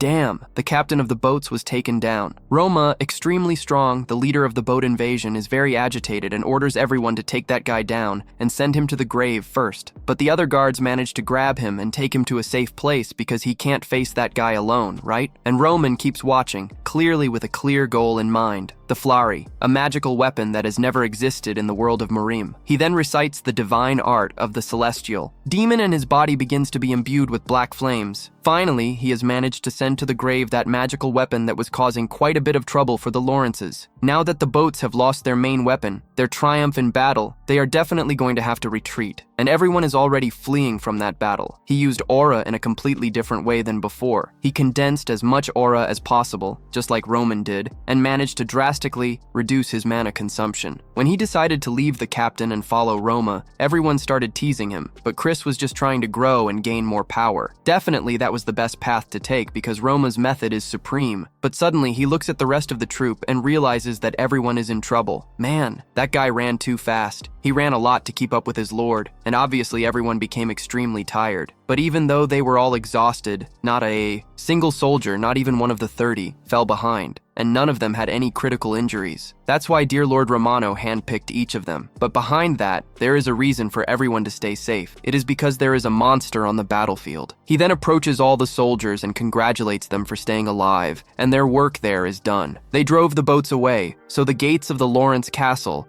They lower themselves and enter. Everyone is cheerful and starts shouting the name of Roman Dmitri and thanking the hero of Lawrence. Everyone in that place will never forget the name of Roman Dmitri. They all greet him while Baron Lawrence is quite embarrassed, as he realizes that Roman Dmitri is an extremely special guy as soon as he met him. He thought he would destroy the flyer alone. He is a tremendous genius, a true natural predator, and if things hadn't gone wrong, that guy would be his son-in-law. But unfortunately, it wasn't meant to be this time, was it, my friend? He continues to brood because his daughter cannot marry him. He happily thanks hero Dmitri for seeing Roman again. They shake hands and enter the castle. Flora then quickly comes to talk to Roman and thank him for everything he has done. They manage to act and stay still as bait, right? It all went as planned, but she wonders why he will continue to help them in this crisis until the end. But even though she doesn't know all the reasons because the whole boat situation is a bit fishy to her, she will remain grateful from the bottom of her heart. He only said that he did his part of the deal. All he expected from the Holmes was that bait service after all. But she insists on paying everything she owes later, and if he wants anything, he just has to tell her, and she will make it happen. She will make sure that the name of Roman Dmitri will be known by all as the hero who saved the people of Lawrence from the boats. He then said that if that's how she wants it, then that's fine, right? He won't refuse. Then he opens the door to the conference room, and there are all the nobles of Lawrence. They are discussing how to end that war since the boats still have many soldiers. He begins to observe everyone in the room, extremely quiet, and notices that the Holmes are hanging out with vegetarians. No one there is a predator. The actions of those guys there are quite peaceful, and that's not what they need right now, even though they managed to stop the attack, thanks to Roma's strike. The Barcos still have plenty of people to establish and organize a new attack. Then Roma interrupts and stands up, saying that the Barcos are under financial pressure from the central bank to pay back a huge amount they borrowed to wage this war, and they have no chance but to take Lauren. And now they no longer have the magical weapon Flare, and if they send a messenger over there to negotiate a peace agreement, he is sure the messenger will end up dead, no doubt about it. The only thing they will receive is a head in an envelope. Everyone there agrees with this situation. The Barcos have no other option but to take the lands of Lorenzi due to their debts. Outside, there are several dead Lorenzi soldiers, and now they are proposing a peace agreement. No, sir. Everything they have done is unforgivable, and they must show everyone how relentless they are in revenge. They will use everything possible, with the greatest brutality they can muster, to instill fear in everyone, and thereby raise the name of the Laurens. The Baron does not think this is possible. After all, the strength of the Laurens is quite diminished, and they don't have much money either. But Roma says there is a way. He is the only predator in a land of herbivores, which are mere prey for wild beasts. Then we return to the Barcos' territory. The leader of the invasion is extremely nervous. Roma Dmitri. How dare he interfere in this matter? Now he is at a disadvantage and apparently has nothing he can do. He was going to end this war with a single combat. That's right, a single combat. A single combat is a kind of duel between representatives of two families. It is a sacred ritual respected by many, to be conducted under an impartial authority sent by the central government, a judge. Once the two sides reach an agreement, the combat will begin as soon as the judge judge gives the eye, command. A duel between two families has long since ceased to see anyone fight there. A battle of this magnitude, between a duel of two families, but their opponents are the barons, who have plenty of money and can borrow even more from the gold bank. And it is impossible to predict who they will hire to fight on the battlefield. Roma says he understands the situation the Lawrence family finds themselves in, but he didn't come empty-handed. He has a solution and is confident that they can emerge victorious on the battlefield, and they have no better idea than a battle of warriors. At the moment, the barons have knights of up to 3 stars, but it is certain that he will be first in line. Roma said that he will personally be the first warrior at the front lines, representing the Lawrence family. Even if his opponent is a knight of a baron or a master swordsman from another region, he will make sure to secure victory for everyone. Oh, it will be a duel of 3. If a person wins 1 and loses 2, they have lost. Even if a guy is very strong, they still have a better chance of winning than losing, because Roman's turn is guaranteed, and the third battle will be decided by one of Roman's subordinates, and that will be Chris, a 2-star knight who, despite being 2 stars, is a genius. Without a doubt, there will be 2 guaranteed victories. He is sure that that knight can defeat a 3-star guy. Without a doubt, victory is right alongside the Lawrence family, and they will emerge, victorious on the battlefield. The reputation of the Lawrences, which was at the bottom, will soar to the skies. He then asks everyone to make their choices, whether they be herbivores or predators. While the Flower of Lawrence remembers everything that Roma told her in that room after all, he will offer himself as a warrior of the Lawrences to deal with any possible eventualities that the barons might be planning to counterattack. He is a strong, dangerous, and powerful man. Roman Dmitri is an extremely mysterious guy, but he is confident that the warriors' duel will be an impressive battle for Lawrence. So, the battle has already been decided, and both parties have accepted the duel. That message was delivered to the organization a week later, and the central government sent the Viscount to Herdes, the judge of the warriors' battle. He begins to say that, regardless of the outcome, both parties have to cooperate with him and agree. Anyone who tries to manipulate. The outcome will be punished with the honor of the Kingdom of Cairo. Now, it's serious. The boat is confident. Now, both sides have to choose 3 warriors to represent their land. Roman continues to observe the boats and, apparently, they will have to change the entry scale, but they had already made all the preparations last week. Romano isn't stupid. He knows that the boats are being increasingly pressured by the central bank and that interest rates are rising. They delayed this on purpose. Could it be because they should be in a hurry to make this duel happen? The Viscount isn't foolish. For sure, they hired a master swordsman from outside. Then we see a guy with a piece of armor taking a nap. That guy is quite strange, but Roman feels something different about him. Roman wants to make sure that the first victory is his, and then a knight from Lawrence will come next. After that, Chris will be the last to finalize the tournament, but he has changed his mind. Chris will go first, and then he will follow. Roman wants to know what card the boats have up their sleeve. Roman's predation plan against the boats has completely changed. Now, from predation, it will be domination. Then, Chris enters the arena under the eyes of everyone present, both from the Lawrence family and the Barco family. His opponent is Ranson, from the Barco family, a 3-star knight, while he, Chris, is a 2-star knight. That is the genius pupil of Captain Jonathan Chris, the prodigy of the Northeast region. A knight with only 2 stars is going to be crushed for sure. Perhaps people are punishing that guy, condemning him to death. But in Chris's mind, he knows that if he wants to get stronger, he has to face the risk of death multiple times. And that's why he has stepped out from under Captain Jonathan's wings. So, the duel begins. The 2 charge towards each other with tremendous force, and all he has to do is hit the opponent. Because even if the guy is stronger than him, it won't matter if the guy cannot touch him. The guy keeps attacking, and Chris keeps dodging again and again. He just needs one single opening to tear that guy apart. The guy continues to be extremely frustrated because Chris is not attacking. On the contrary, he's not even defending. He is just dodging all of that knight's attacks. Then the guy goes to deliver a single blow, the last one, with a huge aura and long reach, and now he won't be able to dodge. But then a voice speaks in his head. It is the voice of Roma, telling him to distance himself from the logic of this world, and that if he releases mana, he won't be able to reflect all that aura. He then decides to wield a small amount of mana and focus it in a straight line, concentrating on a single point. That is the power of the aura. As the guy approaches, he continues to gather and focus on that single point. That guy's attack was dissolved in Chris's counterattack, and nothing remained to tell the tale. A single attack from Chris was enough to send a 3-star knight to the grave. Everyone was shocked. How truly is that Chris a genius? A 2-star knight really defeated a 3-star knight. How is that possible? But with Roma's teachings, it is truly possible. And now comes the next. Roma Dmitri. Everyone believes that guy actually won, but Baron Boat is far from satisfied about it. From 3, only 2 chances remain. Ranson lost easily, and if they lose one more battle, it's over. The last battle is now even more important, but he thinks he doesn't have to worry about the second battle because he still considers Roman Dmitri a fool for sure. But he has a trump card he hasn't played yet. Is his trump card that guy who's sleeping comfortably over there? Then, the guard goes and wakes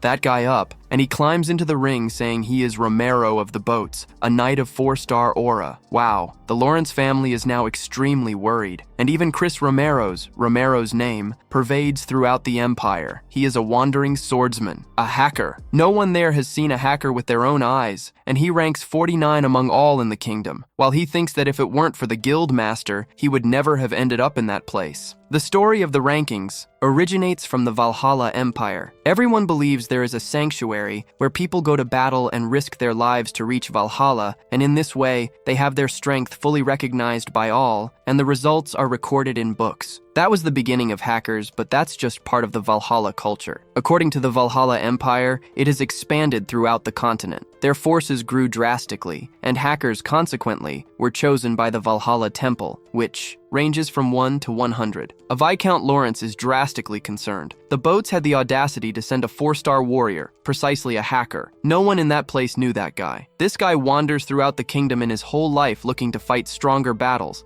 To grow stronger, he began to be known by the nickname Wandering Swordsman. People say that guy fought against the Doorman, a 4-star knight who is ranked 30. Another person comments that he recently reached 4-star rank. The match ended before it even started. It's a shame they won the first match, but Romain is confident. He now has the chance and opportunity to experience what it's like to face a 4-star aura knight. He gathered various pieces of information from Barco's family through an informant guild, but all they were able to bring him were shallow insights. Now that ace up their sleeve is that guy. Surely he wants to experience this. His opponent is hiding his strength, and so is he, and no one there realizes just how strong Roman Dmitri really is. This is his chance to fight against stronger opponents, those he has read about in books. Within the borders of Dmitri, he walks towards the arena, but Flora tries to stop him, telling him to give up. He's going to face a 4-star hacker. No chance. He will die on the battlefield. That guy should already be ranked 30 or more. Can he really defeat him? She starts telling Romain to surrender while there's still time, and to value his life more. Romain remains silent and looks into the eyes of the hacker in front of him, realizing that the look in that guy's eyes is as if he thinks he is the last cookie in the package, forgetting that the last cookie is always broken. He likes these guys. That's the humiliating defeat he's going to get. Flora starts telling Romain that this variable is something he didn't predict, and they can send another knight. There's no reason for him to lose his life on the battlefield. After all, they are not getting married anymore. It makes no sense whatsoever. Romain then pulls his hand away from hers, tells her not to interfere with his plans, and turns towards the battlefield. He is Bayek Jorio, Roman Dmitri from Laurency, and he draws his sword. Salamandra? That guy thinks Romain is at least a 2-star knight and isn't the least bit concerned about facing a low-level guy like this. He just wants to finish this and go deal with Fernando, who is ranked 30, dismissing Roma. The judge then signals the start, and he charges in with full force, wanting to wrap this up as quickly as possible and get out of there. That guy is extremely fast, but Roma managed to block that strike. The guy then spins around and is already behind Roma. This battle is going to be more interesting than he imagined. He tries to attack Romain again, and Romain dodges and starts to gather aura in his sword. Salamandra, though disturbed, begins to smile broadly, finding his aura method quite interesting. Romain, Dmitri, let's see what you're capable of. He had been waiting for a decent fight for so long that he begins to unleash all the power of a 3-star to try to intimidate Romain, claiming that he's going to go all out against him. From this moment on, everyone in the audience is amazed and quite frightened by the overwhelming power of a 3-star knight at his peak. Some are even unable to stand under such pressure, while Roma wonders if a guy ranked 49 is going to disappoint him. Roma decides not to drag this fight on for long and walks toward the target, telling him to block this strike if he can. That is the technique of the celestial demon sword that has no form, the Black Wave. Wow! That guy has never seen anyone use mana like that. Roma doesn't have names for his techniques and doesn't know what to call them, simply reciting numbers. That is the technique of the third movement. A few days before the battle, Romeros is in the guild hall, quite anxious for the battle against Fernando, but he insists that he take that guild request to choose a side. It's a battle of warriors between two families. He sees this as a warm-up for the battle against Romeros. He believes he has already declined several missions since becoming a mercenary for Rankir. He has been wandering, fighting against strong people, and perhaps he will go there to have a little fun. We return to the battlefield, which is already stained with blood. The audience is watching intently what is happening. The star of Cairo, a 4-star swordsman, on the ground, the same one who was aiming for rank 30, was taken down with a single blow by an unknown who is not even a hacker. As Ranson looks at the body on the ground, he remarks that a guy who hasn't even reached the top dares to be so arrogant. He sheaths his sword and reaffirms that the standards of this world cannot compare to the standards of Murim. Murim had several extremely skilled people, unlike this place, where people await their deaths carelessly. He then calls the judge and asks him to announce the result. The winner of the second round is Roman Dimitri from the territory of Lawrence. He wrecked Romeros, sent him to the grave. A trump card from Barco. This is the true strength of Lord Roman Dimitri. Chris starts to think that during their fight, he was in danger. Did he already have this power when he fought him in the first duel? And can he achieve this growth after seeing this? But he knows that Roman Dimitri didn't have that strength before to defeat that man, Romeros, back then. How did he manage to grow so much? His logic challenges the logic of that world. It's something impossible for him. After defeating Ranson in the first match, he thought that one day he would surpass Roman Dimitri, but he realizes he is getting further away. Thinking about surpassing Roman is an extremely high and foolish thought on his part. Then, Lauren is defeated. Now that the winner of the battle has been decided, there is no need for anyone else to shed blood. Now families have the right to change the order list. They can send their warriors after a brief discussion. It turns out that Baron Romeros lost. That guy was different from the warriors the boat had. He was one of the few renowned warriors from the entire kingdom of Cairo, or did that guild send a fake Romeros to him? His guard captain says they don't need to send anyone else to die, but one they have to send there is Benson. You all know who Benson is, right? Benson is the one who was humiliated in front of everyone and dragged the boat's reputation through the mud at that social party. He's going to give that guy a chance to redeem himself during this match, even if that guy doesn't have any stars. That guy is certainly going to die on the battlefield. The one who ordered to slap Kevin is in trouble. He then introduces himself as Benso de Bar, trembling. A knight without stars, nobody there knows that guy. In crisis, he then realizes who he is while Kevin watches closely. Kevin quickly goes to Romain to face him on equal footing. Romain observes Kevin's words and thinks that this world is the world where the strongest survive. The only thing given to a loser is death. Romain warns Kevin that that guy, even though he is a knight without a star, is still extremely strong and will be a very tough opponent for Kevin. He doesn't need to prove he is useful to Romain, but if he wants to face that guy, he can go. Kevin then leaves, saying he will end the match in the blink of an eye, and there in the arena, that guy is trembling with his sword. What a mess. Everyone who went there ended up in the grave. He had a promising future. His father was a knight, and so was he. Now he has become a boat knight, one of the most influential families in the Northeast. In his words, he gave his best for the boat family, but the price of his loyalty is to die on the battlefield. Trembling, at the base, he watches his opponent climbing the stairs.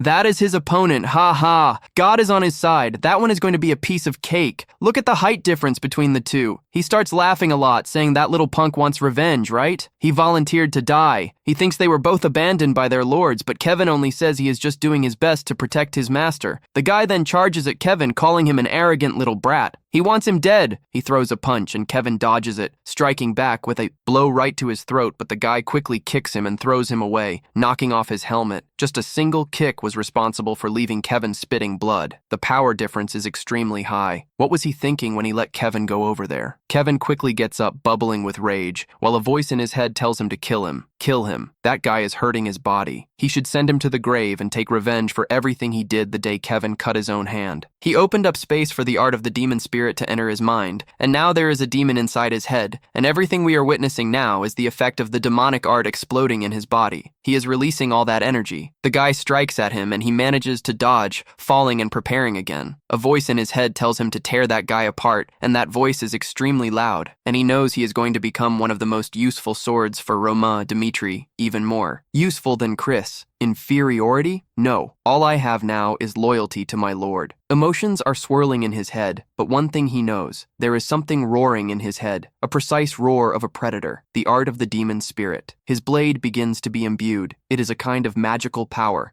As the voice in his mind urges him to kill, he charges towards that guy. The guy realizes that kid is using aura in that armor and won't be able to withstand a blow of aura. He tries to strike that kid before the sword can reach his chest, knowing he won't stop. The guy begins to panic, thinking that kid has lost his mind. Huh, now you're thinking, he lost it a long time ago, my boy. The sword pierced through the armor and the body of that guy, impaling through to the other side. Everyone in. The audience, including the Knights of Romando Miter, was in disbelief at such cruelty. The guy was agonizing while Kevin was smashing him with a horrifying smile. He continued again and again, sending that guy to the afterlife several consecutive times. After it was over, breathless, he slowly walked towards where Roman was, then knelt and said, "Mission given is mission accomplished. Good job, my dear Kevin." Then, the battle of the warriors of Lawrencem Barco came to an end. 3 victories for Lawrencem and 0 victories for Barco. A terrifying defeat, especially after that last one, huh? That kid made his name, without a doubt. And the center of this whole story is none other than Roman Dmitri, the key piece to turn this game around. The legends of heroes are passed down from generation to generation, and rumors spread, mixing lies with truths. Thus, people from all over the continent began to worship Roman Dmitri for all his deeds. In a nearby tavern, people are commenting that the Barcos suffered a devastating defeat. They lost 3-0 against the Lawrencem. After causing all that uproar, they tried to attack with soldiers and even used a magical weapon, but nothing could breach the castle of the Lawrencem. And look, the weakest soldier of Roman Dmitri. He was able to defeat one of the soldiers with the greatest brutality possible in the arena, and they say that our Roman Dmitri was the savior of Lawrence, who slaughtered hundreds of soldiers from the boats in the rear. Alone, he was responsible for destroying a magical fire flamer with a single blow. Had Roman not been there, the boats would have certainly planted their flags on the land of Lawrence, no doubt about it. And guess what? Do you know who killed Rancor 49?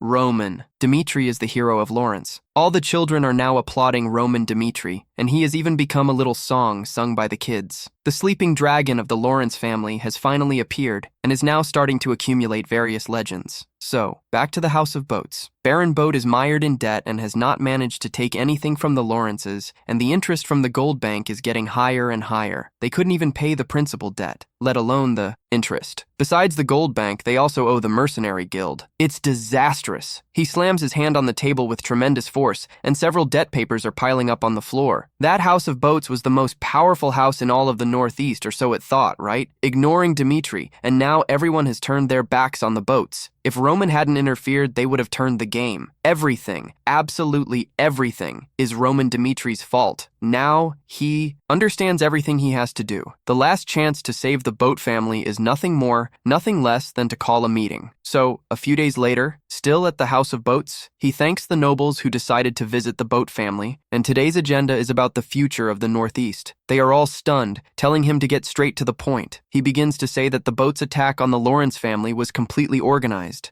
validated and received the approval of the central government. The purpose of the war was to make the Lawrences pay for all the debts of their ancestors. They even sent a judge to ensure compliance with the rules, but Roman Dmitri intervened directly, without any reason, in that war. Unfortunately, the Boats lost the flank, and it was an ambush. There was no warrior from the Lawrences among those who participated in the warriors' duel, only warriors of Roman Dmitri. This makes no sense. After all, they were not fighting against the Dmitri family, but against the Lawrences. What could be the true reason for Roman Dmitri to help the Lawrences? He pounds his hands on the table, sits back down, and composes himself, saying that Roman Dmitri was going to marry one of the young women from the Lawrence family, but they didn't marry, so there was no reason for him to interfere in the fight. At that moment, Roman Dmitri is nothing but an interloper and a stranger in that fight. Therefore, he had no reason to interfere. In other words, his actions crossed the line. Everyone at that table agrees. Roman Dmitri had no reason to meddle in that fight. He smiles. Apparently his plan is working, and his plan is as follows. He will try to hold the entire Miter family accountable and seek a reward for it. That way, he will resolve the issue with the central bank. After all, the family of Miter will be the one to pay this debt. Then, he notices someone at the door and immediately walks in, and it is none other than him, the infamous Roman Dmitri, the hero of Lawrence. He enters the room saying that he heard they have complaints against him, so he came to see in person. Wow, the guy had the guts to show up without any escort, while Roman Dmitri says that whatever complaint they have about the boat, they should have the courage to speak up.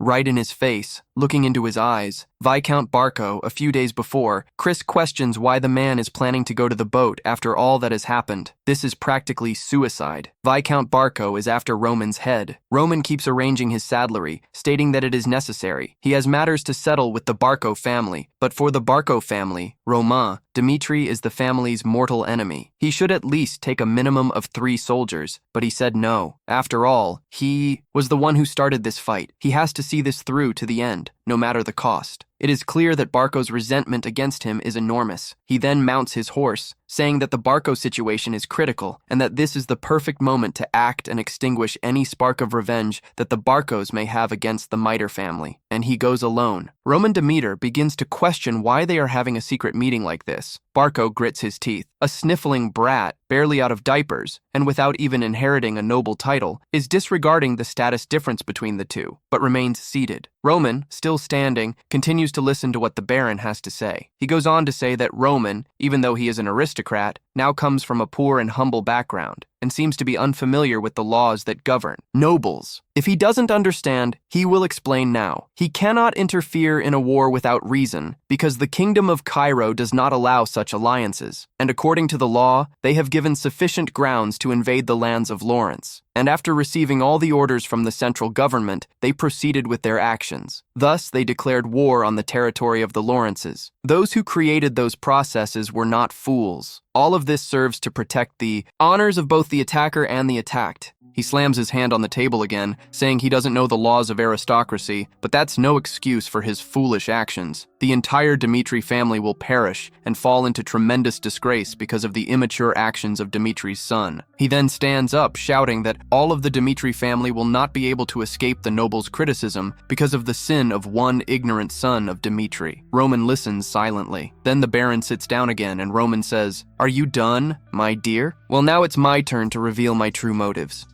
Now the Baron realizes that Roman has motives. Lawrence and Dimitri were to unite through a marriage, but now he is considered a fool with no one, and his honor has been thrown in the trash. No one would cancel a wedding without an apparent reason, or do you think that's what happened? No. His reputation and their experience with women are nothing like the rumors say, and the truth is, he was threatened by Barco's eldest son, Antony. Barco, and points his finger at him. Your son, yes, is the inept one, and it all happened at Barco's party. At that time, he was quite close to Anthony Barco, old friends, party buddies. He attended the party before going to Lawrence's meeting, and that's how Anthony Barco set the trap for Roman. When he got there, he was in the same room as Emily Barco. Anthony Barco used this as an excuse to force Roman to cancel the wedding with Lawrence, and this was a meticulously planned trap to separate Dimitri and Lawrence, a threat. So how then? He smiles, remembering that when a weakness is exposed, it ceases to be a weakness. In other words, he is not in anyone's hands. But now the Baron stands up again, saying this is absurd, he has no evidence. And she just wants someone to believe in all this nonsense. It's blasphemy. Those from Dimitri are nothing but a piece of trash, and he's trying to cover up the whole truth. Dimitri, a born strategist, knew that the Baron would deny it, so he will provide another reason for interfering in the war between Barco and Lawrence. Anthony Barco made another mess. He put his dirty hands on his promised bride, the flower of Lawrence, and with that shock, she went to him and decided to call off the wedding. Will he deny this too? Maybe he can confirm with the flower of Lawrence. Anthony laid a trap with a threat, so in that case, he will play with the same coin. An insane remedy is an insane person and a half. Are you crazy? He clenches his hands and begins to say that he interfered in this war purely for his own strength, with no involvement from Dimitri's family, because that was how he found a way to take revenge on her. He then asks Viscount Barco and everyone present that, if they don't believe that this was a sufficient reason to interfere in the war, to take this matter further. Roma broke the dispute with Barco and now provided 2 plausible reasons, thwarting Viscount Barco's plans. Now the lack of reason has become completely useless,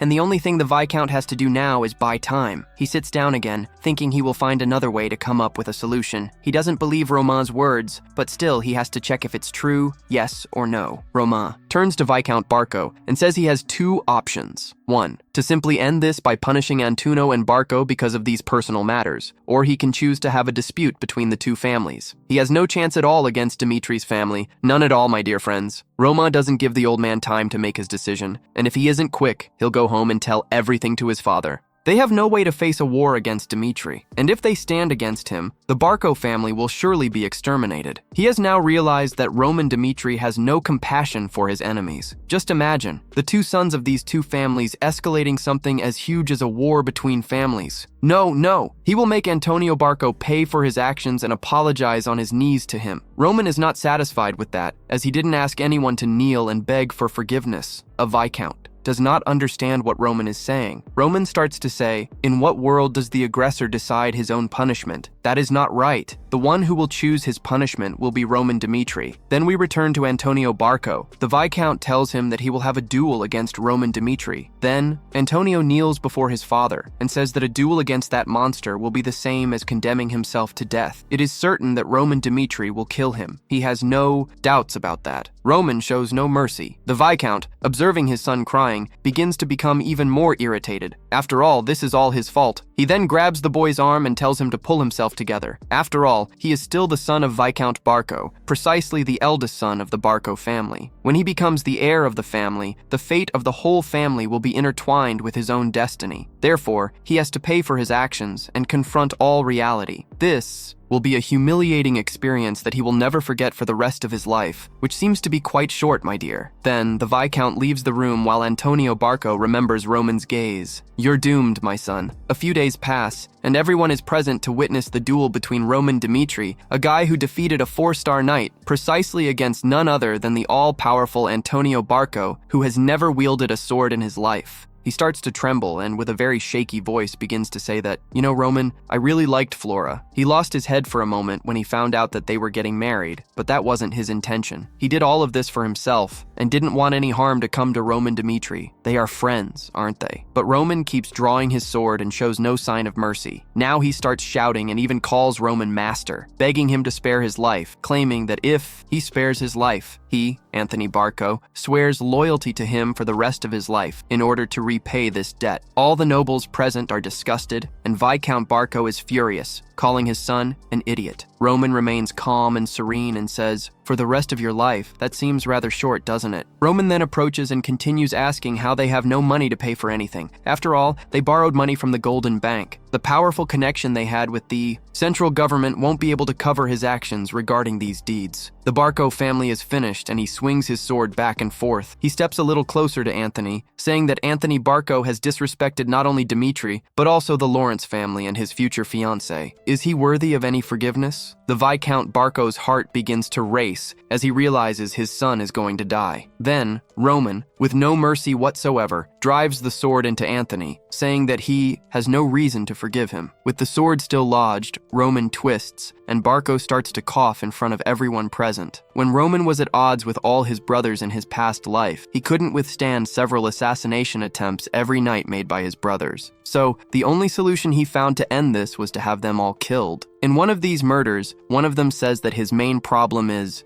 "It's just that he has no commitments." This one talking is none other than the 12th celestial demon, the Elder Bayek. And Rio, he starts to say that the moment he classifies someone as his enemy, he shows no mercy towards that person and does not rest until he brings that person to complete destruction. Roman says nothing, just observes, and the guy goes on saying that he gives no chance to his opponents. This is a critical problem. After all, someday the relationships will shake and that will cause a lot of trouble. He, Roman, viewed that man as an admirable being, an extremely strong, powerful guy, but also tolerant. He knew that man, unlike Roman, who showed no mercy, defeated enemies, and brought some of them to his side, thus forming allies wherever he went. He faithfully understood what his brother was saying, but still, he liked to massacre anyone who showed utility. That's Roman's way of war. Living is how he survived in the depths of the demonic cult, where only the strongest survive. He continued living. Death is the only way to end any kind of variable threat that might occur in the future. He then draws his scimitar, making another upward cut. With that, we declare the death of Anthony Barco in front of all the nobles, and also in front of his father, a result nobody expected. Perhaps an arm, a hand, a leg, or some cuts, a humiliation, but not death. Viscount Barco walks towards his bloodied son, screaming, unable to believe that his son is lifeless. Poor. Man, he is terrified, and Roman turns to him and asks if he has any problems. After all, anyone can die in a duel. This is a common occurrence. Viscount Barco starts shouting that no one there is doing anything and that everyone should go towards Roman and kill the demon who killed the eldest son of the Barco family. At that moment, none of the soldiers there are keen to face the dear Roman. That monster begins to exude all of his pressure and observes the guards, and none move towards him. Now the Viscount understood that Roma planned to send his son to the grave. This whole time, he hadn't brought a single guard since he visited the Barco family to pretend he was in agreement. From the very first moment, since Anthony Barco set a trap for him, he couldn't be under Roman's sky any longer. Dimitri, there, are still people who didn't want to sever all their connections with the Barco family, and he threatens everyone. If they want to retaliate, they will have to face him, Roman. Dimitri the coward is not afraid. He starts shouting at Roman, saying that he won't escape from everything he's done and that he will pay for it all. Roman says those threats are unnecessary and that he hasn't done anything to deserve such words, which are not thrown to the wind. He will keep an eye on the entire Barco family from now on and will continue attacking everyone until they all perish,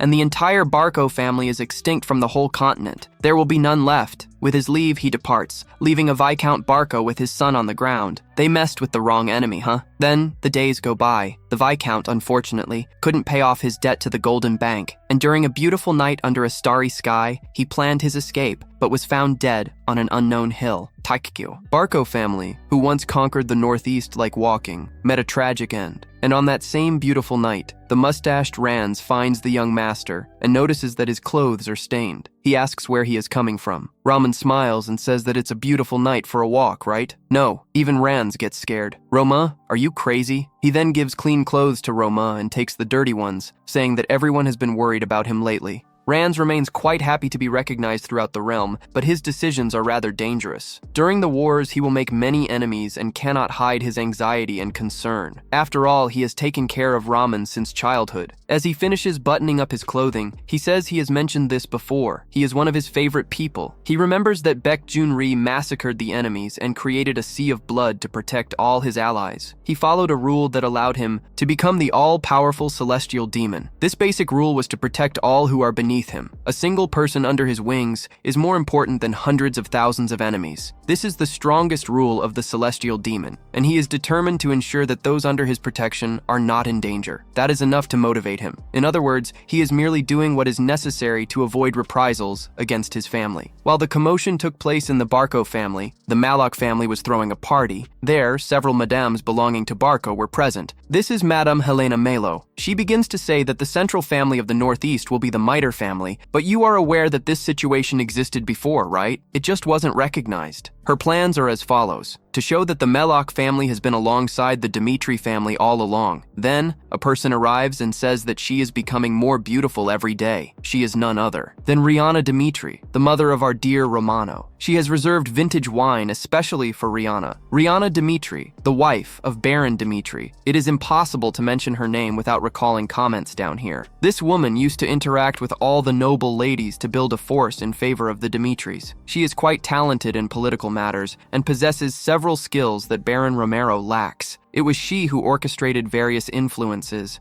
for all the years for the Dimitri family. And if it weren't for her, the Dimitri family would have collapsed long ago, unable to secure any position in the aristocracy. She then expresses her gratitude for the invitation and asks what the reason is for calling everyone there. So let's get straight to the point. The situation has changed quite a bit with hidden intentions. She rarely poked at the wounds of the ladies who stayed by the Barco family, but even so, she still showed generosity by accepting them at her side. One of the young ladies there asks what Rihanna thinks of Veronica because she seems like a beautiful match for Romo. Romo Dimitri is 25 years old and must find a wife soon as possible to be able to pave his future. She isn't saying this because she is her daughter, but Veronica must be enough for him without a doubt. Then another woman told her that Veronica had recently made a marriage proposal to another family, and the other immediately called her greedy, ruining her plans. A marriage for Romo Dimitri must be a carefully thought-out choice. Her daughter revealed that she fell under Romo's charms the first time she saw him, and their cousin's daughter is smart enough to be at the top of her class. Her daughter is young and very beautiful. She remembers that Roman Dimitri in recent years was considered the fool of the Dimitri family, but one thing she cannot deny: Everyone thought he wouldn't amount to anything. After all, he himself, as the eldest son of the Dmitri family, was not going to lead the family, because there had already been a chosen one, a younger son, quite some time ago. But he proved his potential, having a 4-star knight. That alone granted him a promising future. Now everyone will wish to marry Romo Dmitri. He has stopped being a fool and has become a handsome catch. Everyone wants Romo's hand, and now it is a free-for-all. The 3 ladies there compete for the hand of our dear Romo, and whoever wins his heart will win the competition. So, as night falls at the Lawrence household, dear Flora Lawrence.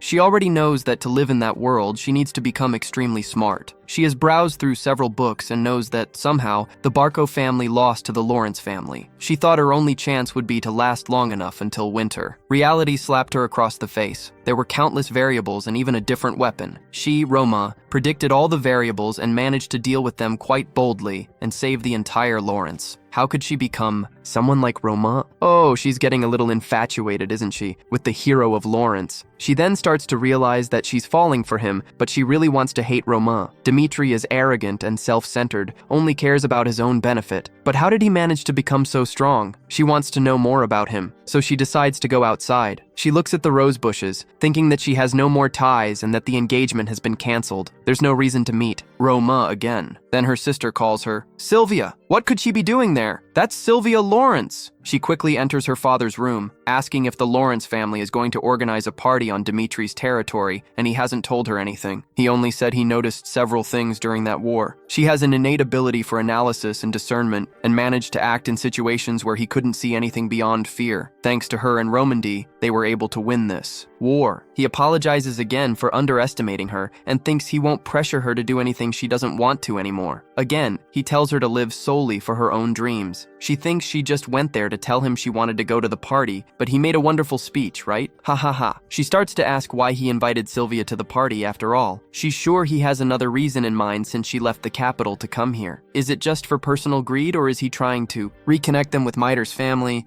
Through Sylvia, if that's the case. They are already sidelining her, but she has her own way of giving back. Roma goes along with Sylvia and will be her guide. He said she doesn't have to do it if she doesn't want to. He did everything he could to keep her from seeing Roma's face, but soon she makes a very convincing expression, saying that she will guide her there. So, in the capital of Cairo, at the Valhalla temple, the guy starts reciting all the events involving the son of a noble from the remote area, who is only 25 years old and killed a 4-star knight in a single blow. That's almost impossible. Are you crazy? If that's true, this guy is a monstrous prodigy. So, he decides to personally confirm whether this is true. That guy over there is the ranking assessment priest of Valhalla. The party will take place in the late afternoon, but the young ladies from noble families have already arrived early to visit the city. All those beautiful carriages are passing through the city of Miter. The ladies, pompous and well-dressed, full of jewels, walk through the city and realize that this place is as boring as they say. Sylvia and the others comment that there are swords and iron everywhere. No wonder they call this city the City of Blacksmiths. How do normal people live in such a place? In the capital, even the playboys care about their appearance. But in that city of Miter, nobody gives a damn. Lord Miter doesn't appreciate art, does he? And she already thinks, everyone smells terrible there. Sylvia's father is the younger brother of Viscount Lawrence and has managed to form connections, establishing himself in the capital as a merchant in the Flor de Laura. If you think that compared to the capital, the zone of Dmitri is like the countryside, the cattle pen of the empire. They see several miners walking down the street, carrying various bags of iron that pass by them, but being nobles, they don't even look at the miners. Some even comment on how they have the courage to walk around like that, all dirty. That's the real problem with Dmitri. But Flora notices a very different miner. Is it Roman? Dmitri can't be the one doing that, wearing mining clothes. While Rands rushes to clean Dmitri up and prevent the girls from seeing him all dirty from the mines. He has to take care of his appearance, after all. He is the most sought-after guy in the region. Look at Dmitri, all filthy. The handkerchief even turned black, man. But the girls who were commenting that all the miners were dirty start saying that he is as elegant as they say. All right, gold digger. Wasn't she saying everyone was dirty? He doesn't ask for permission and bolts from there. Perfect. In Laura's flower, she starts laughing at her sister. After all, Roman Dmitri is the same as always. The mustachioed man warns Roman that he could be a bit more courteous, as those girls are the honored guests of the party, but he thinks none of those girls are worth it, because they were bad-mouthing Dimitri's miners. But he asks how long he will be mining, because the lord of those lands didn't send him to do that, because he wants to work in the mines. Roman knows that Dimitri's roots are in the forge, and besides that, in the iron mine, they use the iron ore that the miners extract with their sweat to forge iron, heating the ore in a furnace. That is the essence of Dimitri. So, in order for him to coexist with these people, he needs to know inside and out how Dimitri works. He simply wants to experience and empathize with everyone and see working conditions. Ranz feels deeply proud. Roman Dimitri has grown a lot over the years. Then the days go by as Chris continues to train Dimitri's troops diligently. The experience they gained against the Barco family was crucial and brought the blind loyalty of the soldiers who followed Roman into war.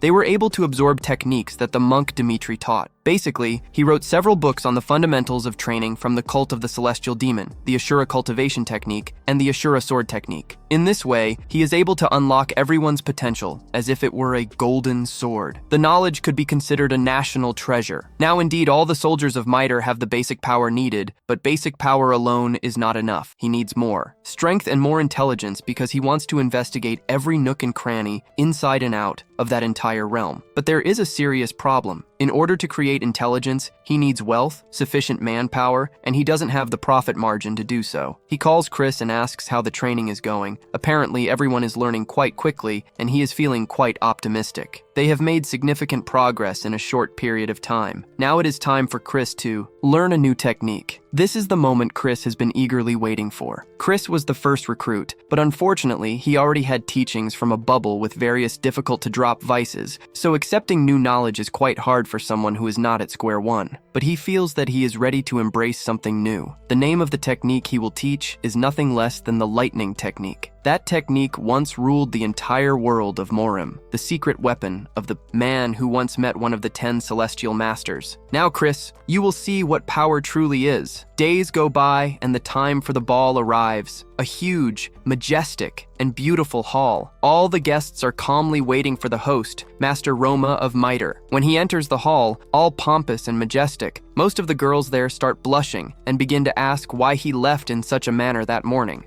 They wanted to at least talk a little more with him before the party, but of course he had finished work at the mines that day, so he thought it wasn't a very good time to chat since he wasn't in a presentable situation. Now they understood that he truly is as amazing as they say. Flora Lawrence's sister is astonished. After all, a scion of the noble house is working directly with the miners. Wow. She wonders if one day she could also change if someone like him were her husband. No chance. I guess not. He then feels flattered. The center of attention in that mansion is he, Roman Dimitri. And now that I've noticed, his hair has changed color again. Everyone toasts to the health of Roman Dimitri. He then steps outside, takes a breath of fresh air, and look who's behind him. Flora Lawrence, saying that he is a good actor, and he just says it was necessary. She really thought he didn't care much for relationships, but of course our Roman usually does not mind. All he wants is power, but this party is one to which their parents and guests were invited, so he has to behave well. While everyone at the party is getting acquainted, he turns outside and says that he remembers their first meeting, which was exactly like this, so they can't call all this unexpected. She stays silent and then says he's right, that in fact she was rather disrespectful, but even so, she remains quite curious about who that Roman is and how he became so strong. What kind of life did he lead to? Be so firm in his actions and words? Why is he working in the mines and not in the forge? Aren't there reasons for a successor to be sent to the mines? And he then asks how Lawrence came to his current position. People think Lawrence grew due to fertile soil and abundant production, but the Lawrence family succeeded through business. They produced, sold, or made exchanges. This brought Lawrence to her current position in the realm. So, this explains why the brother of Viscount Lauro became the merchant of the capital. Now, she understood Rameau Dimitri. He is aware of the roots of Mitre, even Rask. She only realized this recently, and he knows everything with tremendous precision. She then asks what this has to do with mining work, and he keeps asserting that the roots of Mitre lie in the iron mines. After all, if the miners weren't extremely good at extracting the iron ores covered in dirt every single day, Mitre wouldn't have risen to its current position. He is sure he will spend a lovely time in the iron mines, and that this will help him understand all the roots of that family and also build relationships with them. This is the duty he has on behalf of Dimitri. But it is already getting late, and he decides to leave. A person who has a scarce presence enhances the perception of value in everyone around them, meaning people can appreciate that person's time more. Now, Lawrence's flower has already made her decision. Her mind was still aerial after the war, but after exchanging a few words with our Romano, everything became very clear to her, and she knew it was a good decision to meet our Romano. A few days later, she left Lawrence for the capital. Now, the flower is no longer in the greenhouse, and finally, Lawrence's flower has stepped out into the outside world. A little further away, we see the master of the iron, mine, Jacob, commenting with another miner. Here, even if they mine for the 15th generation, the iron doesn't run out. They have only reached the entrance of the mountain, and there is still plenty of iron. Still, the Miter family has spent dozens of years mining it, and the iron mine remains intact. He has spent his entire life mining those mines, and knows this better than anyone. The master blacksmith comments that apparently Romantem worked in the mines. The guy smiles and says that about half a month ago, he heard that the Lord Romano is going to start working in the mines. It's probably because people are saying that he might be pretending to work there and then leave. For sure, a lord from Miter wouldn't stand a chance in that place. He's a veteran miner. Morkan, apparently Lord Dimitri is trying to educate his successor, but he should have done that a long time ago. Romano is already old. He treats the blacksmiths well and doesn't even say good morning to the miners. The three successors of Dimitri learned to forge iron in the forges since they were young, and not one of them even learned to mine. This is clear evidence that Lord Dimitri doesn't care about the miners. That guy is not wrong, and he is certain that the Dimitri Foundation is still in the iron mine, but the blacksmiths receive all the glory, honor, and also the fame of the Dimitris. Nobody looks at the miners. He is sure that Romano Dimitri is not going to do this because he wants to. It's definitely a punishment imposed by the Lord. They are then going to show Romano Dimitri how hard it is to work in the mines. It's ruined. So the guy introduces Romano to everyone, saying he will work in the mines starting today, but nobody cares about our Romano, and he's already used to this kind of situation. The main rule in the mines is safety, and the second rule is safety, and the third and final and most important is safety. And everyone starts working. Everyone in those mines is completely ignoring Romano, but he doesn't let that get to him. The mining town of Miter, like all those in Miter Live, and regarding the power they have and what they can do in this land for his future plans, he is going to learn everything there is to know about the land of Miter. The work in the mines is not easy. The guys are giving their all. After all, they need to meet the daily quota and work as if there's no tomorrow. While Romano gathers all that iron in the sack, he notices that everyone works equally, and the safety standards are not bad either. This is really the reason why Dimitri's iron is so popular. The guy just says it is very well processed in the forge. And iron is extracted with the highest quality. Everyone in the kingdom recognizes the value of Dimitri's iron, and the other states only suffer significant losses because of the distribution process of the acquired iron ores. But Miter manages to carry out the entire process within the state itself, which allows them to sell cheaper than everyone else, and also make more profit, sell a higher quality ore than anyone, and they even have the bonus of being called the City of Blacksmiths. Everyone in the city of Miter has lived this way for decades. The amount of wealth Dimitri has accumulated is extremely significant and may be greater than he ever imagined. The guy then draws the attention of the two, saying that the time for talking is over. It's better if they get back to work, and if he doesn't want to work, it would be better for him to leave. Wow, that guy is tough. The man then apologizes and says he will focus on work and goes back to it. That guy observes the actions and attitude of Roma, and a week later while they are eating, he notices they haven't even talked to him and only responded when he asked something. Apparently this is definitely their way of marking territory. Then, one of the miners approaches and asks why he is working there. Rodrigo, Dimitri's most powerful son and successor, has never visited the iron mines. The oldest, who is Roma, went there under the pretext of training to be the successor. After all this time, it's natural for them to be curious. For this reason, he has been observing Roma, but Roma was working harder than he expected and was also quite diligent with his work and with the other workers, always meeting his targets. He pulled some strings and spoke with someone who worked in the castle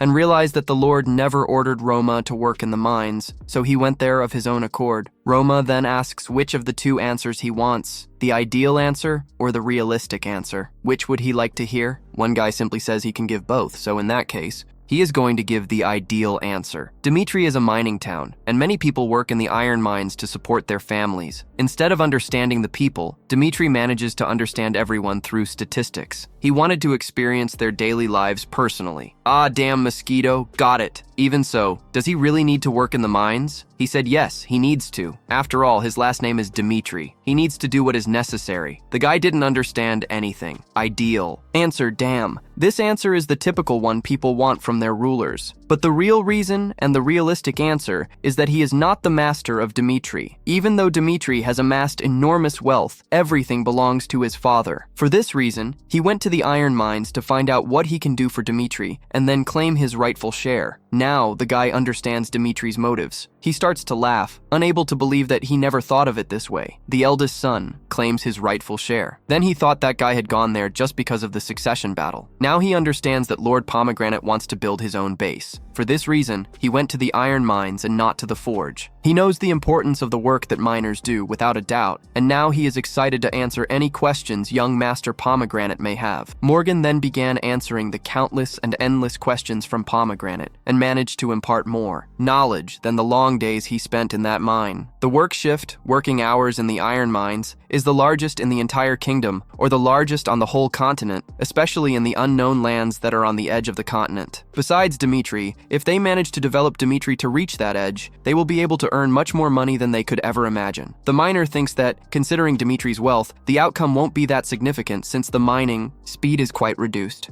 because they have to maintain safety conditions for the work, and that affects the production speed. But Lord Dmitri provided all the support they would need to ensure safety, yet mining is still a primarily dangerous job. They face constant earthquakes, and a landslide can be fatal. So the guy just shut his mouth, and a slip happened. Damn, everyone goes to the mouth of the mine. Apparently the 8th shaft collapsed, and there are several people buried. And now, what will they do? While they're thinking, Roman already said he will save everyone, no chance. The firstborn of the Miter house is in trouble, even though he is an Oronite. A landslide is still extremely dangerous. It's better to send someone else. Roman said he's going anyway. After all, if they take too long, it might be too late. He told Morgo earlier that those who bear the surname Miter have responsibilities to fulfill, and he jumps into the hole. He crosses extremely quickly in search of survivors. People are anxious outside, and suddenly, a hand appears. A young master, Roman Dmitri, managed to save the people who were buried. The guy was then quickly attended to personally by Roman Dmitri. He put splints on his arms and leg. He personally administered first aid, and now he will leave everything to a doctor. And if he needs more training, just call him and he will provide a potion. People then carry him to the infirmary on a stretcher, while Roman tells everyone that today's accident showed the fate of a miner. But it's not quite like that. No matter how well someone prepares, they can never predict when a disaster might suddenly happen. But there is a way, even though it's difficult, and he, as Roman Dmitri, will help them resolve these difficulties using whatever means necessary. He also thinks it won't take long to resolve this. So, after everything is settled in the mines, Roman will speak with the Baron.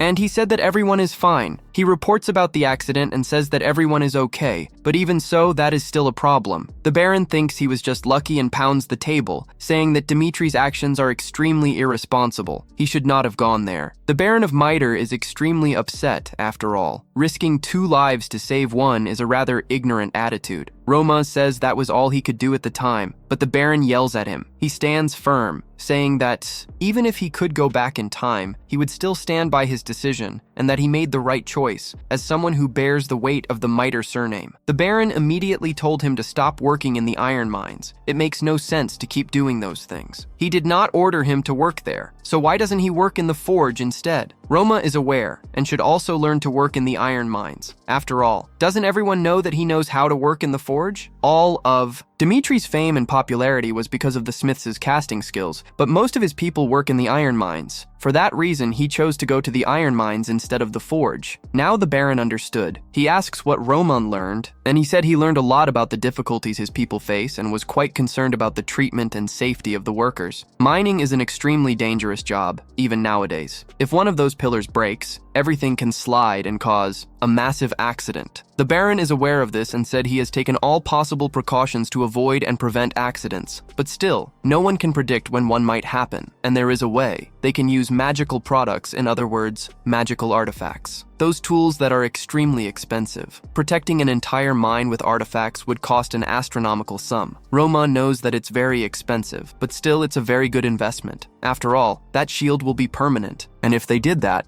They are going to drastically increase the extraction of iron ore. In other words, this will break the barriers that limit the development of the unexplored iron mountains. That's the price of an opportunity, Baron. Even if an astronomical amount of money is spent, they have to install these artifacts to earn more money from them, and he doesn't consider this type of investment a loss. Moreover, they can bring in more people to assess safety and reduce risk, and use a portion of the earnings to enhance the well-being of the workers. Interestingly, our Romano has even done the calculations. His father asks how much they need to invest to make this happen, and if it doesn't work out, they will spend a handsome amount of cash. But we return once again to Romano, remembering his time as a Murim. He recalls that two groups became extremely well known for their skill in gathering information, the Beggar's Revenue and the Despicable Clan. The Beggar's Revenue gathers information through beggars all over the world who listen to others gossip, while the Despicable Clan is made up mostly of lower-class individuals like errand boys. They collect information with attentive eyes and ears. He chose some workers from the iron mine instead of the forge because,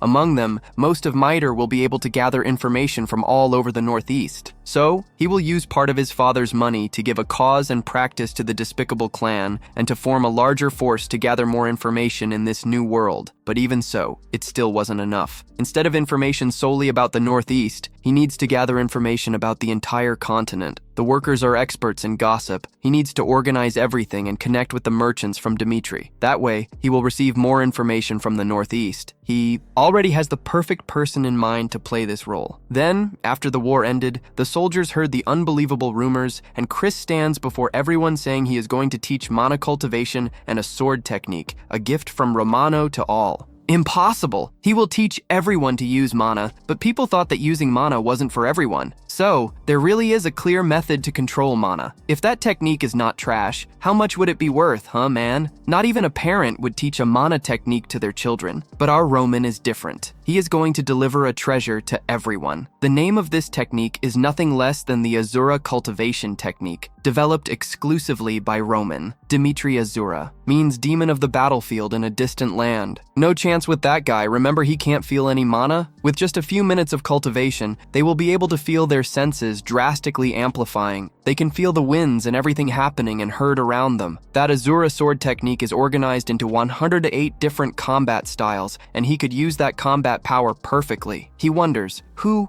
in the world is Roman Dmitri? If he had imposed the secrets of this technique, he wouldn't teach anyone. No chance. He would keep it locked in a book with 7 keys, making it exclusively his. Not even his own family would know. Now, Lucas, who spent a lot of money and a good part of his life trying to learn mana cultivation, was happier than anyone. All his efforts had paid off. Even though some time ago he had decided to give up on mana cultivation, now for sure, it's going to rain. The leaf. Lucas is in the perfect place. Lucas wasn't at all happy with Master Roman's decision for him to stay with Roman, but everything he has done until now, all the connections, abilities, skills demonstrated during the test, he has the crucial skills of a veteran mercenary. He fits perfectly for the role of managing an information guild, but he is not at all happy. He will step away from Master Roman's side. He begins to say that he swore to give his life in exchange for Roman's life. He doesn't want to leave. Pomegranate smiles and knows the true reason why Lucas doesn't want to leave. Pomegranate then asks him if he knows the real reason he taught the blue sword cultivation technique, and the reason is clear. It was a reward for his loyalty to him. Does he think that a man like Pomegranate would give everything he has just to gain the loyalty of his soldiers? Lucas didn't understand anything, while Pomegranate continues saying that he doesn't want loyalty from everyone for no reason. That was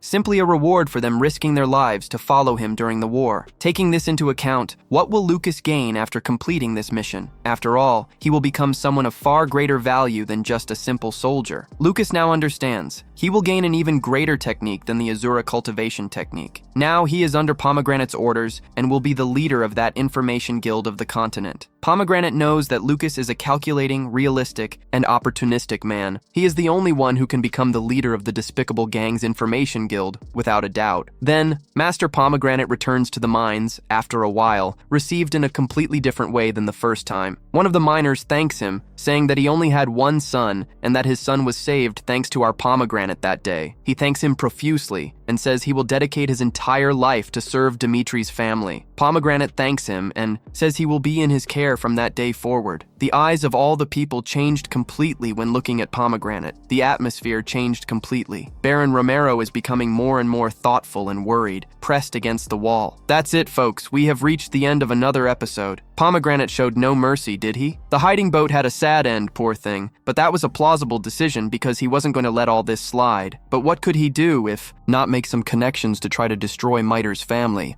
I hope you enjoyed this work and that you continue to enjoy it. It's not doing very well on the channel, but I haven't lost faith yet. Comment down below to help rank the work, and don't forget to leave a like. We're in this together. Thank you, and stay tuned for the next video. A month after the war against Barco, Dmitri holds a meeting. Now that House Barco has fallen, no one in the Northeast region can compare to the strength of House Dmitri. Even those who were in favor of Barco wish to ally with Dmitri, but they think they can ally with Barco first and then switch to Dmitri. No, they were rejected immediately. After all, they had previously been quite hostile towards Dmitri. He gathered a list of everything, with all the names. Joining forces with those who inflicted unforgettable wounds on us is not generosity, but complete arrogance. He orders everyone not to do business with them. Dmitri will make sure they never oppose him again. Now they move on to the next topic. After facing Barco, they could closely observe the variables that can occur during a war over borrowing external power. If they and Barco had gone head-to-head, it would have also posed a huge threat to Jimmy. In the end, Flurry and Romero were not in the mix. And for that reason, House Dmitri must drastically increase its forces to counter them and also acquire some magical weapons. In other words, they need to drastically increase their military power. There is nothing safer than getting strong. Thanks to Roman, they have greatly improved their financial reserves. They spent a lot of money investing in the mines. With the installation of the artifacts in the mine, production increased significantly, about 30% in a very short time. If they continue to grow this way, they will certainly double their production. But the Baron is concerned about the costs of the artifacts. However, that won't be an issue. After all, they've drastically increased their earnings as well.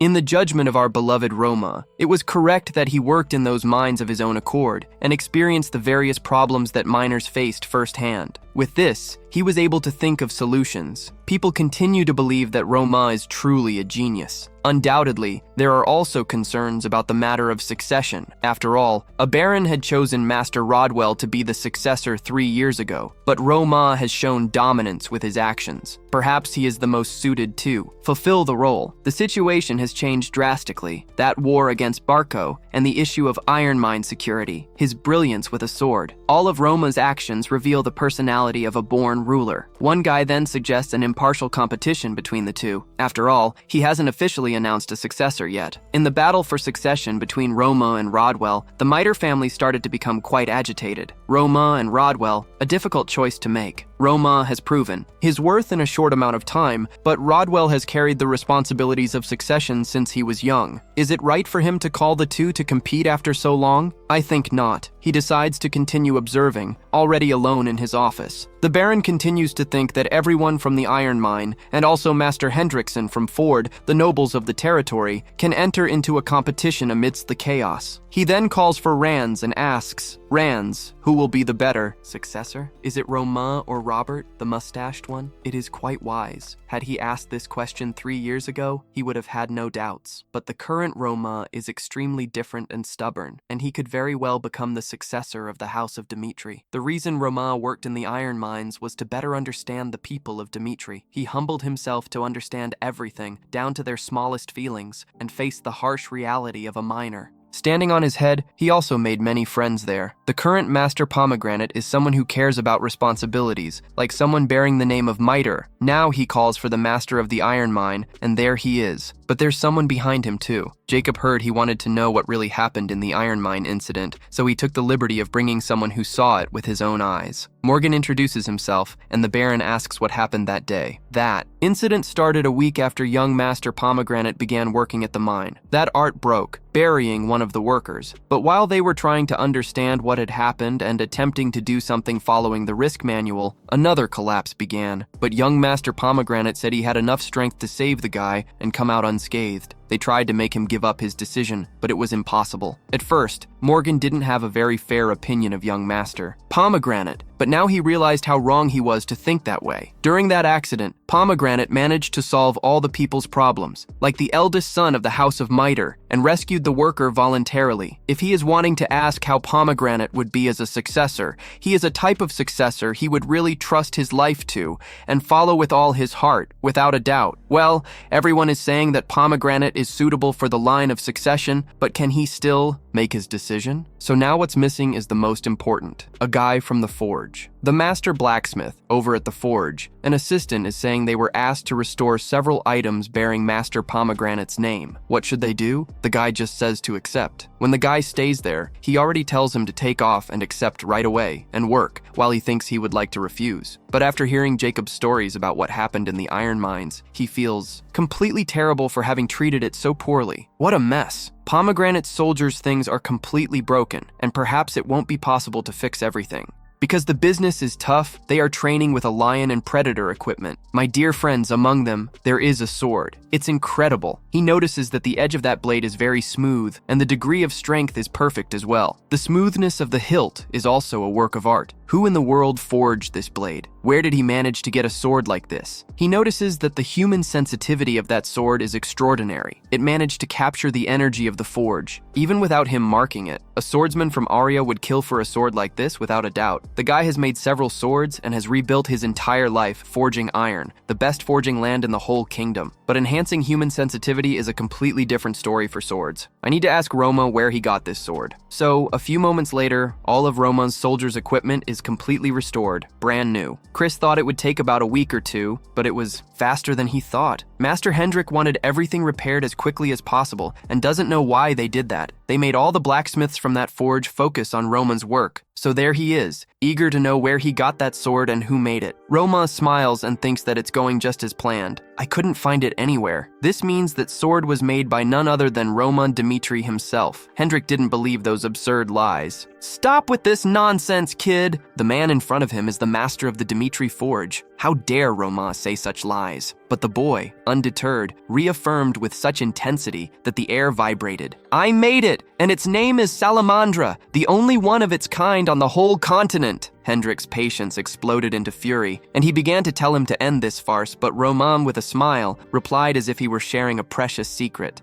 I'll show you so you believe. I will convince you. Kustiko picked up a sledgehammer, ready to dominate the steel in his isolated forge. He thought, amidst a whirlwind of emotions, that he desperately needed a weapon, and now he would demonstrate the creation process, the arduous path that would lead to the knowledge of that new weapon. The boy then ripped off his shirt in a rough and merciless gesture. Hendrik watched, mouth agape. What kind of madman would dare to forge without any protection? It seemed he didn't even grasp the basics of metallurgy. Then came the first blow of the sledgehammer, a strike that echoed throughout the forge. The way Guasu worked in that world was so different from the world of Murim, where very few knew how to master mana. There, they focused on shaping raw metal. In the Murim world, swords were created to enhance the power of mana, and he, with a life marked by countless battles, had forged numerous swords, each with its own story. He struck the steel again with the sledgehammer, while Hendrik wondered if that man was truly Ramo Dmitri. The extraordinary strength with which he hammered, the mesmerizing rhythm, the impressive speed, everything was simply perfect. Hendrik felt, with a mix of admiration and fear, that blood lineage was an untamable force that time could not erase. Time dragged on as if the universe held its breath, and, with a choked voice, filled with overwhelming emotion, he apologized. Did you really do that, my boy? Roman smiled and said he would give him the salamander. After all, he was immersed in forging a new sword, and had also sold a sword that belonged to Hendrik some time ago. For this reason, he wanted him to accept the salamander as a gift and a way to settle his old debts. Then the scene returned. 3 years ago, there was a meeting filled with tension, horrendous, that screamed with eyes full of fury. It was madness to put the future of the family at risk, considering Roman as a possible successor. A baron, like a marble statue, remained silent while Hendrik insisted vehemently that there were much better options. He proposed that the second son, Roger, should be the heir of the family, someone upright and focused, who had dedicated himself to the art of blacksmithing from a very young age. Then, back to the present, a baron began to tell himself, in a mix of anguish and hope, Even after 3 years, perhaps Rent had not changed his mind, but now Rent's tone was completely different. His voice seemed convinced that Roman was the perfect successor. The Baron then asked him again if he was sure, and he replied, "Sure, I would never lie, my lord." He saw Roman shedding tears in a place where no one could look, carrying the soul of the Dimitris. Hendrik revealed the terrible experience of trying to provide substandard weapons for the boy, and the response he received, like a precise blow, was that delivering defective equipment was the same as committing murder. That night, he plunged into a sea of reflections, confronting his old uncertainties and certainties as well. Roman possesses the vision and heart of a true Dimitri, and not only that, he had witnessed with his own eyes the boy working at the forge, facing the heat of the flames with an overwhelming and somber concentration, as if challenging hell itself. And as an experienced blacksmith, he could not contain his radiant admiration for that raw talent that manifested in every detail of that sword. The Baron watched, mouth agape, startled by what he was witnessing. He had no idea that Roman,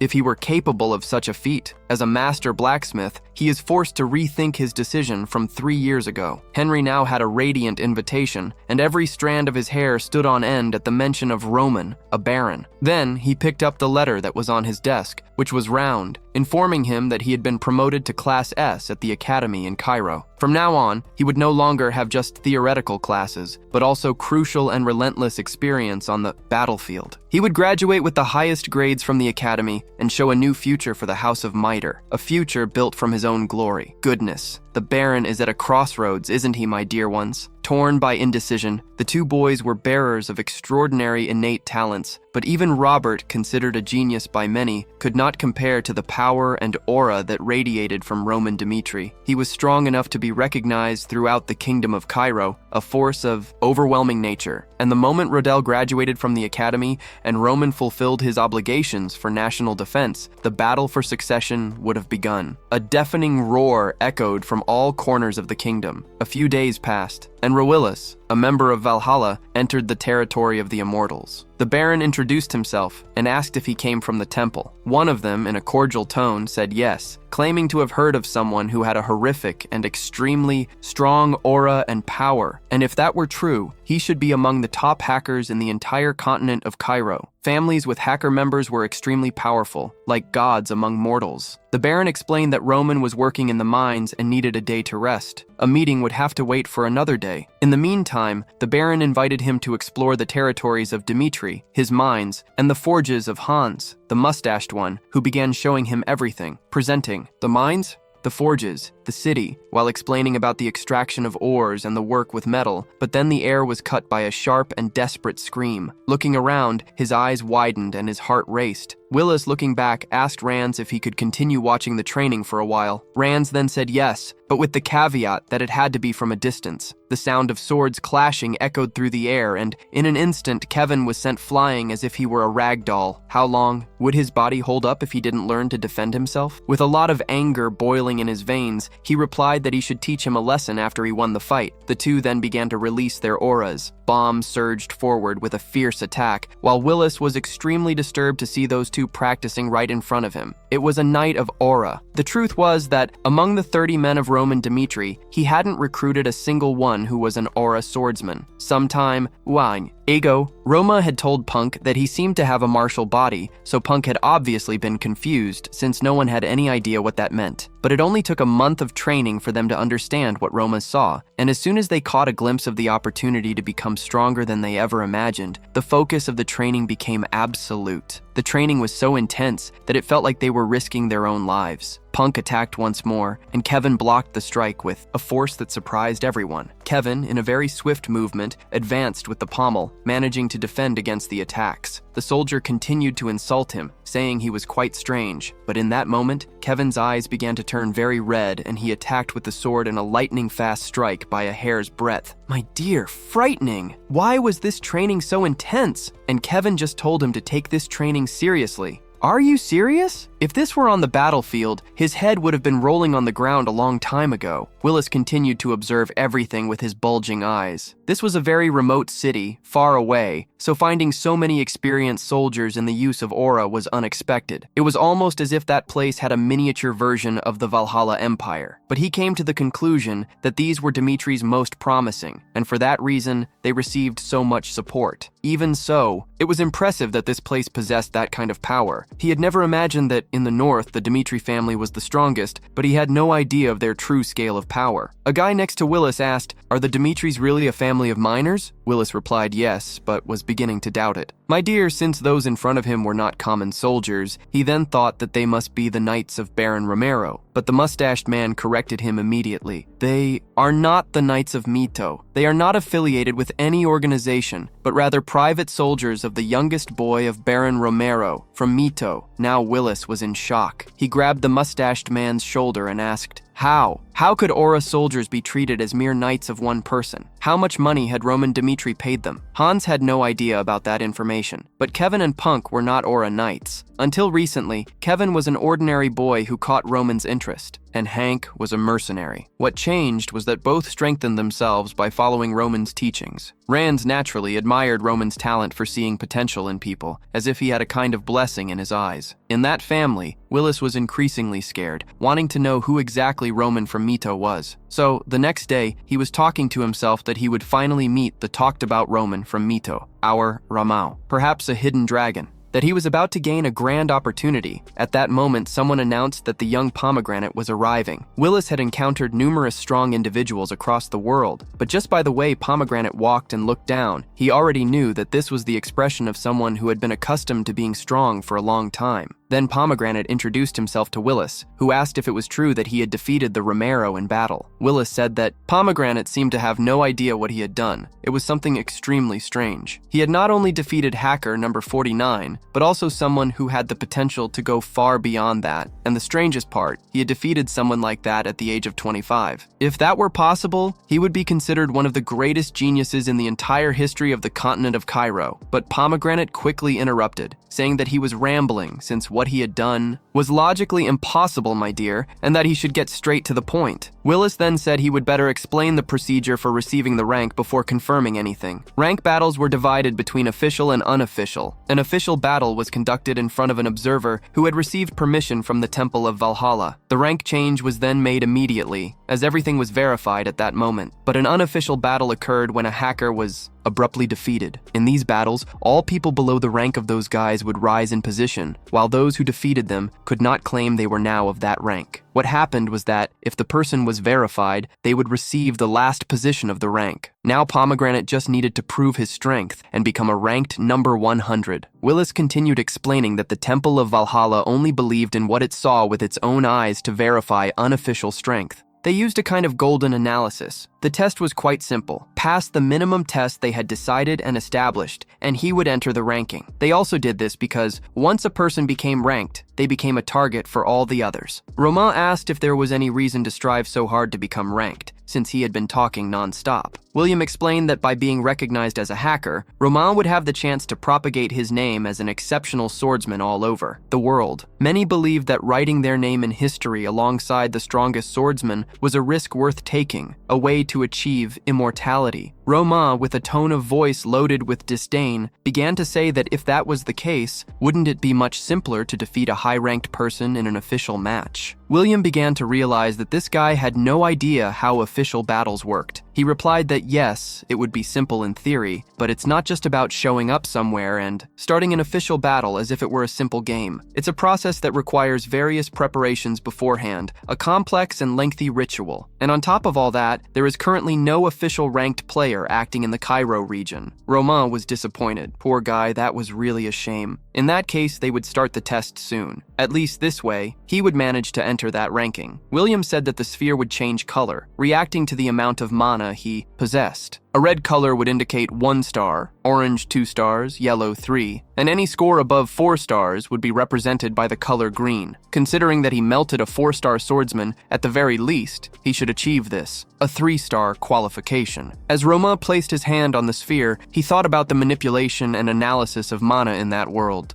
They were extraordinary and advanced skills to the point that they created complex tools, like the one to measure all magical power. He wondered what kind of magical beings sorcerers would be, like those inhabiting the world of Murim, or some kind of superhuman that had reached the realm of the gods. He would have to be extremely careful in his plans, with all these variables that the wizards could represent. Willis then made a hand signal for him to start releasing all his mana. Roma then began to think, reflecting that the logic governing those two worlds was completely distant. He wanted to know what would happen if he infused the mana using the methods in that world, instead of concentrating his power in a single part of his body. If he decided to explode it deliberately throughout his body at the same time, at that moment, Roma began to manifest with overwhelming force, pushing everything around him aside like an invisible shockwave. Willis, with wide eyes, felt a shiver run down his spine. In the same instant, the ball that had been transparent began to emit a red light. William realized, astonished, that the color change had been too rapid. But before he could comprehend what was happening, the light had quickly transformed into yellow. Now he was even more confused. Not even the 4-star knight would be able to change the color of that sphere so quickly. The ball remained still in the yellow color, and Roma, cold and calculating, decided it was time to use a method from the world of Morim. His aura began to return to the swordsman's body, like a tide receding to the sea, and the sphere turned green. But as soon as it took on that hue, the sphere began to shatter, fragmenting into countless pieces. William was completely terrified and unbelieving at that scene.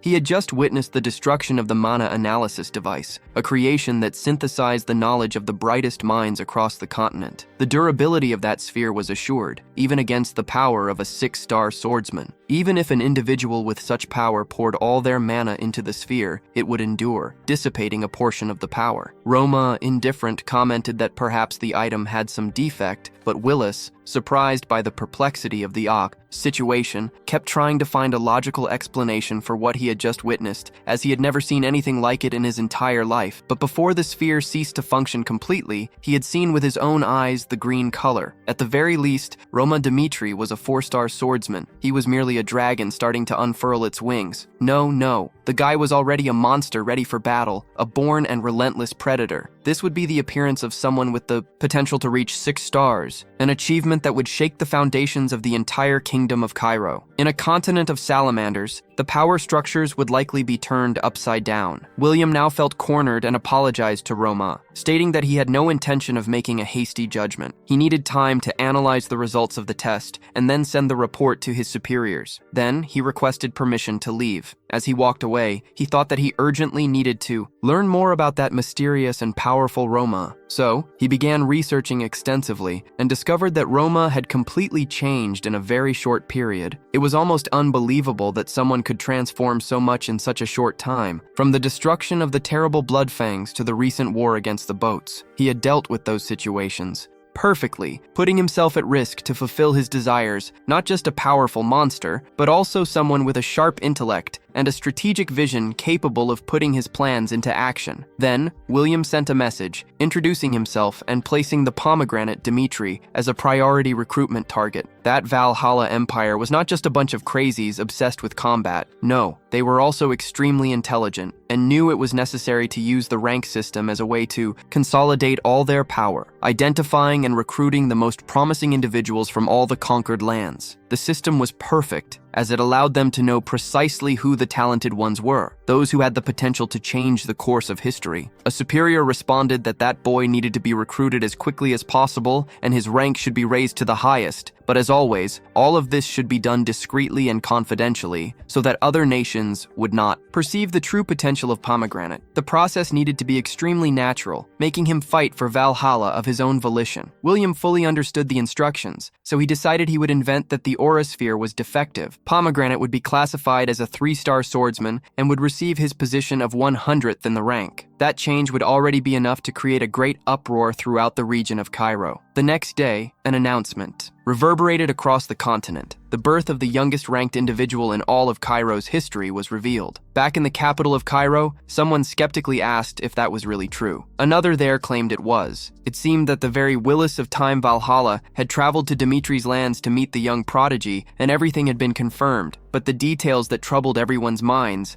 that Romero, who was once considered a 4-star knight, had been defeated before showing his true power. The individual bringing the news was speaking with Marques Benedito, an influential figure of the nobility. an authority in the central government. He asked how old the boy was. The guy replied that he was 25 years old. Wow, 3 stars at 25? That's incredible. An extremely strong person had emerged in the mid-region. He wanted to know more about the movements and other powers, what was going on behind the scenes. The guy had already informed that there were 2 empires moving quickly. Apparently, Cairo, Kronos, and Valhalla were 3 distinct countries on the same continent of Salamandra, and now everyone was keeping an eye on the boy, weren't they? Benedito, visibly irritated, furiously asked why those damn people had contacted the boy before. Currently, Cairo was divided among 4 factions, and in fact, the entire continent was a tangled web of complications. There was a faction that supported the king of Cairo, the aristocratic faction that supported Benedito, the Kronos faction, and the Valhalla faction, all under the influence of foreign forces. An old man shouting said they had to send someone quickly because they could not afford to lose an inch to another faction, especially needed to prevent the royal faction from absorbing them at any cost. The Cerreton shifted to the battlefront of the western region. The kingdom of Cairo maintained a battlefront against Kronos in the west and another against Hector in the south. The empire of Kronos, one of the largest on that continent, had been the birthplace of Emperor Alexander, which is why they wanted Cairo to become a nation subjugated to them, and they had been attacking for several years.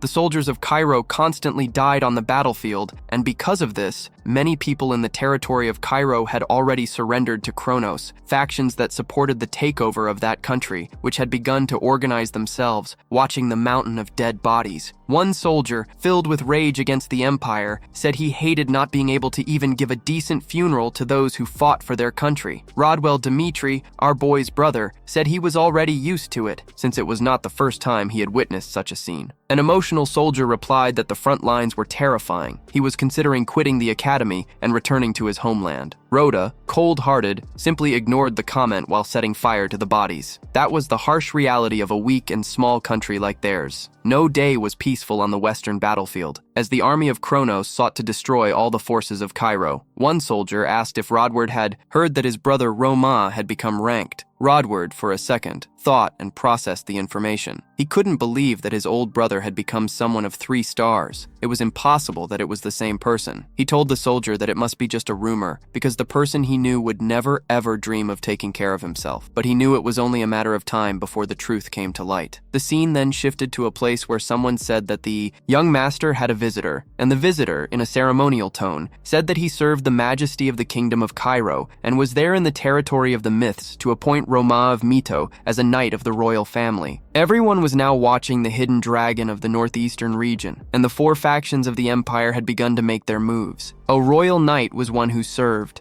Straight to royalty, it was expected to be so, but the visitor claimed that this was the greatest honor permitted to a living knight in that world. One man even said that obviously, the position he was offering Roma was an event never before seen by all of aristocratic society. If he went to the central kingdom and swore loyalty to majesty, he could become a knight without having to undergo any kind of test. Roma, quite disinterested, said, "Ah, all of this!" An envoy had already thought that Roma was refusing the offer. Damn, that guy was sent exclusively by His Majesty, and still Roma dared to decline this offer. His life, as the eldest son of the Demetres, was already perfect. So why and for what reason would he go to the capital to take that position? A man then tried to explain that he would receive a mansion in the capital, and the Demetres family would gain numerous merits. But Roma asked, quite ironically, if that was the best the royal family could do. Now the guy got confused. For most people, that would be more than enough. He then began to warn Roma that he was having a unique opportunity to receive that offer because the king saw great potential in his future and a new position for his family, or a position as a royal knight, and even a mansion in the capital. Damn, those concessions that the current Roma didn't even deserve. A proton then started mocking, saying he was misunderstanding everything. A viscount from the Gregorio house had visited 5 days prior. He also offered a mansion in the capital, but besides lands and unimaginable treasures, they even wanted to unite bloodlines through a political marriage. The guy then realized that those were the factions supporting Kronos' reign. Roma continued, stating that 3 days ago, people from the Denver house had also visited him. They said they wanted to be his sponsors. The previous night, he had met representatives from the Benedict house. who also offered something even more exceptional, 3 times more than any other house. Besides elevating the Dimitres to the rank of viscounts in less than a month, the envoy then realized that they were maneuvering from all sides. He began to worry because could Roman choose a side? People had offered all kinds of things, but unfortunately, those were just insurgents who wanted to swallow the entire kingdom. It was only thanks to the knights of the royal family that that place had not turned into a rebellion, but the very authority of the royalty was starting to be challenged, being constantly undermined. That's right. If you want to help the channel rank this video to be able to have all the continuations, just click like and comment whatever your opinion is. We're in this together, thanks. And stay tuned for the next video. Roman felt a déjà vu, as if he had walked this path before. The offers, the proposals, he was already familiar with this dance. With a determined look, he communicated to the emissary that none of the 4 options attracted him. His decision was already made. He would use all of them. He was not willing to abandon his plans. The man, surprised, saw a spark of hope and excitedly communicated that there was still a chance. Roman, mysterious, asked him to return the next day. Perhaps he would give it a chance. The envoy's eyes sparkled, and he swore he would be eagerly waiting for the day Roman pledged allegiance to his majesty. 4 offers, 4 rejections. Roman had no intention of bowing to any power. Deep down, he knew that all of them would be his enemies, no matter what he did. So, to avoid closing all doors, he kept the possibility of future alliances with all factions. Sometime later, during training, a familiar face emerged. Mac, another member of the Valhalla intelligence unit. The group mentioned and Roman noticed that he was wearing the colors of Dimitri's servants. He asked, curious, what he wanted. As far as he knew, they had already expressed their intentions through the Denver house several days ago. Maki apologized for interrupting Roman in such a formal manner. He began to explain that, at the previous meeting, he had to be very formal due to the presence of numerous observers and onlookers, but now he wanted him to consider a much better offer he was about to make, as this offer represented the true intentions of Valhalla. The group seemed impressed with the potential of the young warrior. Marquinhos knew it was a matter of nationality and not easy to resolve, but he imagined the German might want to abandon Dimitri, given the enormous wealth that Valhalla possessed. So naturally, they offered him the title of Viscount, fertile land, and even more importantly, connected minds. In this way, even under the new reign, he could keep alive the history of the Dimitri as blacksmiths. Wow, Roman did not expect such an unusual offer, but the proposal did not stop there. Macon offered him the most valuable thing for a swordsman, nothing less than the opportunity to become even stronger. They would allow him to enter the Valhalla treasury room, where they kept secret techniques, ancestral records, and, above all, the most special items. Roman knew that with access to this treasure, his power would grow drastically. Mac continued by saying that the Valhalla would conquer the entire region. Staying there would merely be a shortcut to death. He also encouraged him to go to Valhalla and build a glorious future. The offer was irresistible, a combination of reward and also a subtle threat, all calculated to make Roman accept. But Roman,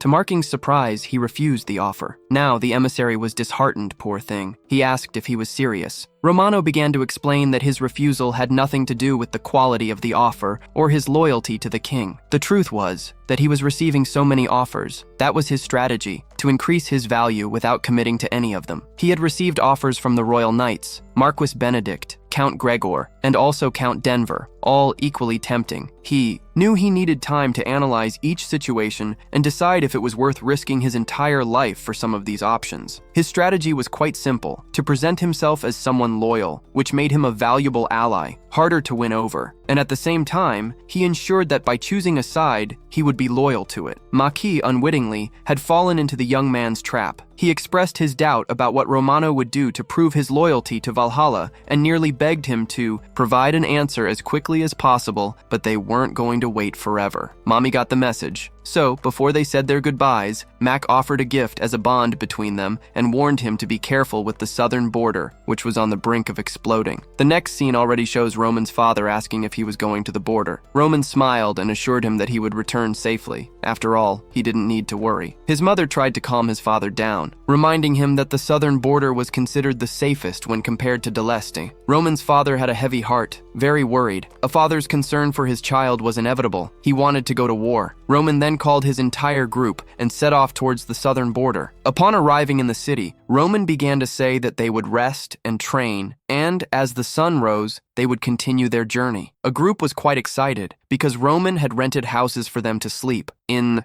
Unlike other nobles who would leave their soldiers sleeping in tents later, while Roman was reading something, a loud commotion invaded the peace of the night. Someone was coming down the stairs, demanding to know if they knew who he was. The man introduced himself as the first and only son of the House of Albert, Henry Albert. A piece of paper Romelia brought was a letter from the Benedicts. In it, the Marquis expressed that he did not want anyone who would become a part of them to suffer an unhealthy place like the eastern border. Therefore, he had moved things around for Roman to go south. The House of Benedict would always have its doors open waiting for him. Henry's attempts to convince Roma started to intensify. Roma was now at the southern border, ready to challenge the royal knights. The irony was that, contrary to what the Marquis believed, Valhalla's intelligence had warned of something sinister about to happen. Roma felt he was on the verge of discovering what was to come, but at the moment Henry introduced himself, he informed Chris that he was a descendant of one of Cairo's most prestigious families, and that, because of this, he was not just anyone. Roman, with his aura of leadership, approached to understand the whole confusion. Chris began to explain that the chubby guy wanted them to vacate the facility so he could stay there, even knowing that all the rooms had already been rented. Roman, as a natural master of politics, knew that the House of Albert had been important before but was now nothing more than a name. He did not care about the guy's lineage. He asked the chubby one why they should leave. A chubby guy, with the arrogance of a noble, asked if he was the leader of the group. Roma said yes, and, with considerable confidence, told him not to interfere. After all, they were both heading to the southern border, and he gave him 10 minutes to disappear from there. Now, Roma understood the treatment the Dimitris received when they were away from the north. He then placed his hand on the hilt of his sword and warned that if he didn't leave, he would have to resolve this in a much quicker way, perhaps a duel. He challenged the chubby guy to draw his own sword, and if he won, he would leave the inn. The chubby guy, who until then had been quite angry, was now terrified. After all, someone shouted that the man in front of him was Roman Dimitri, the youngest ranked in all of history. Upon hearing Roma's name, the chubby guy turned pale. A younger, ranked man who had ended a boat war, now known as the emotionless demon who even killed the guy's son. The chubby guy was sure that if he drew his sword, he would meet his end right then and there, and he began to stutter. He forgot something important, that it was all just a misunderstanding. He even used to say that he would love to punish Roman for the disrespect, but before he could finish the sentence, Roman was already right in front of him. Now the chubby guy was terrified and fled in a panic. Roma observed how things worked down in the south. 3 similar incidents had happened that day. Everyone who tried to expel him from the inn ran away upon hearing his name. The girl at the bar explained that these disputes were common at the southern border because they maintained a friendly relationship with the continent of Hector, suffering few attacks, but for the nobles who wanted to avoid military service. This was the perfect place to fulfill their obligations without taking any risks. Roman then began to analyze the map and realized that 48 days prior, the continent of Hector had been watching the southern border. They had returned soon after, but it seemed 3 other analyses had been made. He wasn't sure if they were preparing for war, but the information from Valhalla already showed that the place was far from being a sanctuary. Now, a sickly smile crept onto his lips at the thought of war. He was eager for the air to be filled with the smell of blood. The next day, a guy introduced himself as Bailey Funk, a commander of the southern border. He would take charge of the basic training of everyone, and they were sent to that region. While he spoke about serving the empire, most of the soldiers seemed more interested in sleeping, and the commander insisted that they should forget their titles and positions because here they were just soldiers fulfilling military service. Anyone who disrespected the rules would be sent to the eastern border as punishment. Now this punishment sounded strange, huh? It made no sense at all. But he noticed the faces of the soldiers, who seemed to go pale upon hearing they would be sent there. After a while, someone informed that the commander wanted to talk to him. So Frank smiled and asked if he was feeling comfortable in the south. Roman replied that yes, there would be no problems, and Frank said he could feel at home and that he was very happy to know he would be coming there. Roma Dimitri, the youngest ranked in all of history, a hidden dragon. Frank called him because he wanted to confirm something, whether it was true that Marquis Benedict had pulled strings for him to go to the south. Roma confirmed, saying he hadn't asked for that from anyone, but Frank understood that this could be an investment from Benedict, as he might want a connection with Roma to have better chances in the central government. Now Frank got straight to the point. He wanted to make a good impression on the Marquis. The southern border wasn't bad, but compared to the luxurious life of the central government, he would do anything to accommodate Roma during his stay there. In exchange, he wanted Roma to mention to the Viscount that his life had been easy in the southern border, thanks to Frank. Roma thought that at least that guy was 100% honest, as he made everything clear. Roma, many sages understood that there was no need to refuse help, especially when he had no idea what was coming. He barely opened the door and there was Henry, cursing,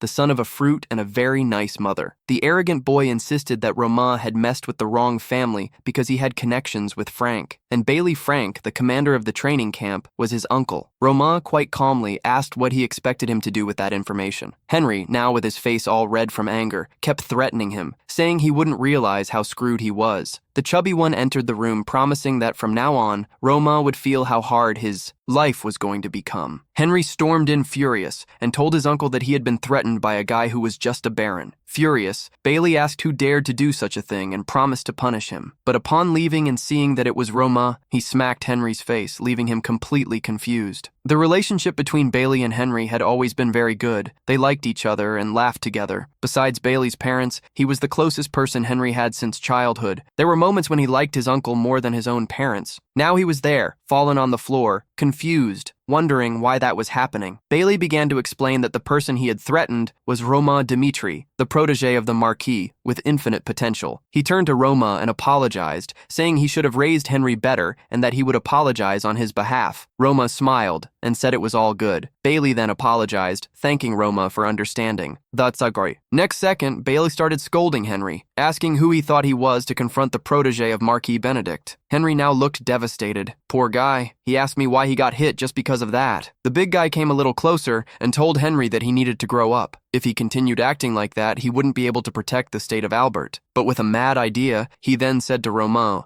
he should have had a wrong impression of Albert. He would always keep Henry close so that he would get closer. Henry's mission was to befriend the pomegranate, no matter what happened, or he would be sent straight to the Eastern Front. Mom, already in her room, thought that he was a commander who was trying very hard, but someone who revealed his ambitions to everyone was easy to manipulate. At least life in the countryside wouldn't be that bad. The scene then shifted to 3 years ago. A man, in the Southern General McBarney, was looking at some papers in disbelief for having created games for nobles. He was a veteran from the Eastern Front who volunteered out of loyalty to the king. In 10 years of battle, he protected Cairo and led hundreds of men, until a cut in a fight defending himself from the Eastern Front made him lose the arm that wielded the sword. Poor guy. At that moment, his greatest pain was knowing he would never be a warrior again. In a meeting, it was decided that, in recognition of all his deeds, he would be sent south as an instructor. He would be out of the battlefield but would continue training some who would protect Cairo. McBurney accepted the harsh reality. Upon arriving in the south, he discovered that the training method was a mess. Everyone was doing the same exercises that were nearly useless, not to mention that most nobles didn't even care to participate. He wanted to start a rigorous basic training, but it was futile. Nobody was interested. He wondered what the purpose was of being there. At least it would be good if they pretended to be training. Then, outside, the soldiers only talked about visiting the girls who sold things there. McBurney passed by without saying anything. He couldn't believe there were people so relaxed on a front line. He was tired of it all until he saw a group of pomegranates standing in front of him. Obviously, it was Chris, Kevin, and Pooh, and the entire team of Romain McBurney was now surprised because they would have a commander. Perhaps they did not know how things worked in the South. They had already prepared Romain, saying that in the South no noble was required to train. If he wanted to, he could stay in the shade and relax with the others. Romain asked if he was saying this because of the soldiers. Michael Bourne replied that yes. Romain began to say that an enemy attack does not distinguish a noble from an ordinary citizen. Moreover, even if a commander only coordinated, he should have good physical abilities. To him, it was natural for someone in a position of authority to participate in training. McBourne was now shocked. That kid was 100% determined. Romain continued telling him to stop with that fake smile, because they would obey any kind of training, regardless of their status. It was the first time McBurney saw a noble dedicating himself to training. He knew that people risked their lives for those who recognized them, and he was thinking about making the training easier, but he changed his mind. He would at least give it his all. Then, McBurney warned everyone that he would give his best in 3 weeks, and the first series would focus on physical training. With that decision, McBurney turned the training into a hell. The first exercise was to run as fast as possible with a lot of weight on their backs, so that they would get used to the battlefield where they could not rest for even a second. They did that route in rain or shine every day. Meanwhile, the nobles from the other families could barely see the boys up there, practicing with swords sometime later. McBurney said that war was an uncertain thing, and nobody knew when it would end. For this reason, they continued training without knowing when they would stop, and those who gave up before the time would have to train double. By night, someone started complaining that they were exhausted and that they could finally rest, This story that the South was peaceful is pure nonsense, a lying narrative. A soldier looked at Roma's group and asked them to take it easy because they were making everyone work too hard. They were just soldiers sent there unprepared, and if they had training as much as they did, they would be able to keep up. But Anderson, with his transformed body, the boy is thick son, asked how long those guys had been training. A frightened soldier replied that he had been training for a year, while, Roma's group had clearly been training for about 10. Anderson simply said they must be doing something wrong since they had only started training 3 months ago. He told the soldier to stop making excuses because the truth was they simply weren't doing their best. The scene then showed the day Anderson found out about the soldier recruitment, and that was when he decided to become a subordinate of our great Roma. Since he was just a soldier of Roma, he was sure he wouldn't need outstanding qualifications, but it was a big disappointment to see veteran mercenaries like Lucas and Pooh in the registration, and he realized that the position wasn't that easy after all. Anderson felt like a hero surrounded by beasts and wondered if he would be able to pass that. He told Chris that he didn't believe he had the right to serve Lord Roma. Chris asked why, and he replied that he was just a rookie who barely knew how to use a sword. The truth was, he had lived as a farmer until now, and maybe he had judged wrong thinking that he would pass Roman's test. Luring asked if he was going to give up because he was behind compared to the others. He said yes, but explained that at the moment he saw Kevin, an ordinary boy with a mold in his eyes. He couldn't understand why Roman would have accepted him. But those who saw Kevin now didn't know what had happened a little while ago. He had become a warrior that no one would ignore on the first day he saw Roman.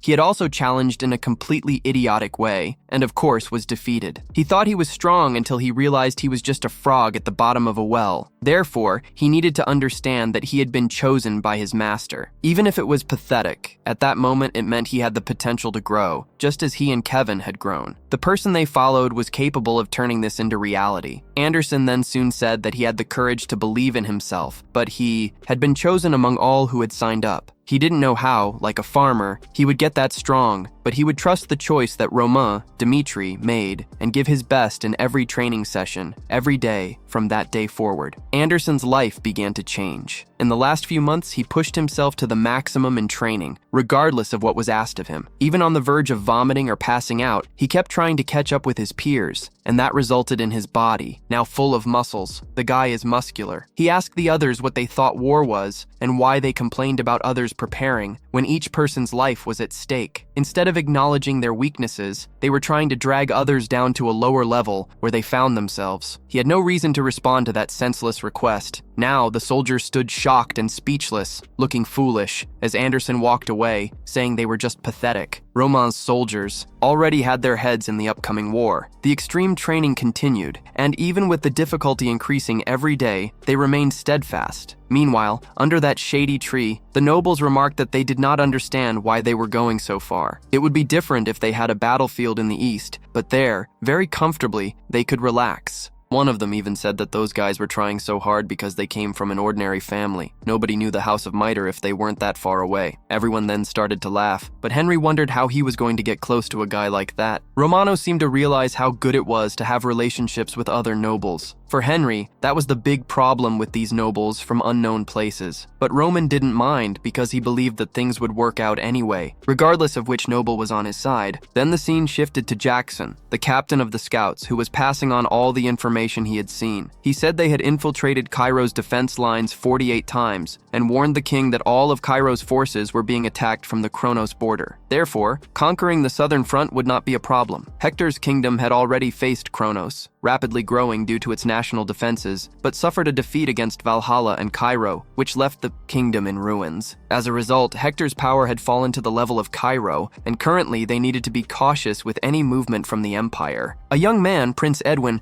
asked his father for permission to speak and explained that their empire had been suffering from low harvests for the last 5 years, and that the money they took from the gold bank was becoming unpayable due to interest. At this rate, Hector's empire would lose all respect it had in these lands. One responded that he knew all of this. The son then began to say that after the defeat, they would distance themselves from war, but that could change because they had been preparing for a year, for the citizens in despair, and for the kingdom itself. They needed to make a decision. The father was afraid of the word war, unlike the son, and asked Edwin if he was confident. Edwin naturally replied that he would never speak about it if he wasn't confident. Then he said that from that moment, he would give all executive authority to his son Edward, who would be in charge of everything related to the war. Edward then thanked him and said he was at the king's command. Meanwhile, in the South Field, the 3-week training was over. Frank, smiling, said that from that day they would be part of the 5th line of defense, in the place where the nobles would like to go, for it was the quietest. Edward then thanked him, and Frank said there was no need to thank him. He just wanted to ask one thing he needed at the moment they were being dispatched at the training field. Frank thanked him again, saying it was thanks to the presence of Roma and his team that he realized the true meaning of training. He also said he had prepared a letter that might not be much, but he hoped it would help in some way. It was a summary of all the geographical information and everything there was in the southern region. Roma thanked him, saying he was sure it would be useful if a war occurred. Frank then wished him a safe return, and Roma thanked him. The emotions of Frank at that moment screamed for him to follow Roma. In those 3 weeks, the boy had proven to be someone worth dedicating a life to. However, he did not have an arm, poor thing. Roma already had several talents with him, so naturally he thought there was no reason to accept someone without an arm, with a stump, poor thing. Knowing this, he thought he would only hinder Roma's plans. He then bowed his head and spoke to God. Roma knew it had been difficult for them to obtain those detailed maps. McBurney's good intention was enough for Roma to respect him. In the first line of defense, south, a soldier was startled to see an enemy attack approaching, but we saw a nuisance in the chubby Henry, realizing he would be in the same line of defense as Roma, and at that exact moment, he was arriving with the army of Rome and continued to wonder. Because he had to get closer to that damn guy, that's when all that screaming started. Everyone from the south was warned that Hector had declared war against Cairo and to prepare for battle. Henry was pretty confused, wanting to know what was happening. He looked to one side and saw Roman, who had already taken command. The first line was the first to be attacked as soon as Hector declared war, but the 5th line was also at risk of collapsing. Before them, the gate had already fallen. There was blood everywhere and the walls were being scaled. Baron Bruce, the commander of the 5th line, knew that place was done for. He was only there because the 5th line was considered a paradise, a perfect place for him to practice corruption and fill his belly and pockets without having to worry about anything. But now, facing that combat and trying to defend himself was like an act of suicide. He shouted for everyone to hold their positions and warned that the lives of innocent citizens would be in danger if they fled. He ordered the soldiers to stay on the front line, no matter what happened. But at that moment, a soldier came running and asked where he was going. He said he needed to buy time because he was going to warn the royal family. Meanwhile, Roman informed everyone that they would head to the 5th line of defense immediately. Running through the forest, he knew that this was the weakest of them all. Besides the personnel being poorly trained, they had few supplies and the commander was incompetent. All that together made that place the weakest along the entire southern border. And the worst part was that they were the reserve team and they were 2 hours away. They needed to get there in no more than an hour. Just then, Baron Bruce appeared asking if they were a reserve group. He stopped right in front of Roman and asked for him to be escorted to the rear, protecting him, as he, the commander, should be the priority. Anyway, in that place, Romano knew who Baron Bruce was and asked why he was there alone without any soldiers. Bruce merely asked how a kid like him, from the reserves, had the courage to respond that way. Roman, not wanting to waste any time, said he had already heard what he needed. Then, with an extremely quick and precise movement, he struck the Baron, leaving him hanging. The fact that he was there alone already showed that the so-called commander had abandoned his soldiers. By law, deserters could be executed immediately, regardless of their status. Before the Baron could even protest, his head was already rolling on the ground. Roman didn't wait for the body to fall and was already preparing for the next confrontation. He said that if the guy hadn't run away, he wouldn't have killed him. The head hit the ground and his group had already departed at the 5th defense line. Everyone was dead. A soldier with green hair said he knew that day would come, but he didn't expect the bastard to abandon them so quickly. He took a cut to the chest and fell to his knees, agonizing. 2 other soldiers jumped in to finish him off, but were thrown into the air like Lego dolls by Roman's sudden attack. One soldier asked if he was Stephen. Roman informed him that Baron Bruce was dead, so now Stephen was in charge of that place. He was on the list of names that Lucas had delivered, and was the only useful person in the entire 5th defense line. Roman said he also trusted Stephen's judgment because he had been protecting that place for quite some time. If Steve said it wasn't possible to save the line, Roman and Dmitri would do everything they could to help as many soldiers as possible escape from there. Steve then recognized the name and said that although the battle seemed to be quite difficult, retreating would be the more correct option, but giving up such an advantageous position to the enemies wasn't ideal either. If they lost any of the 5 lines of defense, the enemies could steal supplies coming in by the river or bring supplies to their own army, which would greatly prolong that war. Roman then understood that there was only one way. They had to erect some barriers and get the enemies out of there quickly. He then warned that he would buy time for them to set up the barriers while Steve organized the rest of the soldiers to start the preparations. Steve was quite confused. That plan was really crazy, but that kid seemed to be quite dangerous. More dangerous than anyone there, and he would die if he got isolated. Roma was about to respond when the enemy jumped on his back. Steve didn't react, and Roma dodged, saying he wasn't an idiot to risk his own life, and sliced the guy in half, saying he wouldn't follow a plan he thought was impossible. Poor Steve asked if the bastard had an eye in the back of his head. "Are you crazy?" Now he met our Roma. At that moment, Roma's army arrived, and he ordered everyone to prepare to clear the way at the gate. Then everyone agreed, and Steve was even more scared because they weren't doubting Roma's ability to clear the way. He had never seen a master-servant relationship work like that. Roma told Steve to start the preparations, and he simply agreed. Roma began to warn everyone, and the war was just starting. Steve realized that the loyalty they had didn't come from money, but rather from respect. Roma's army started advancing in the midst of the war, and he wondered why a country that didn't love him would accept to take such a risk. War was a place where the weak were sacrificed, and for him, who was being valued throughout the territory of Cairo, there was no reason to be there. There were countless ways to avoid that confrontation, but nevertheless,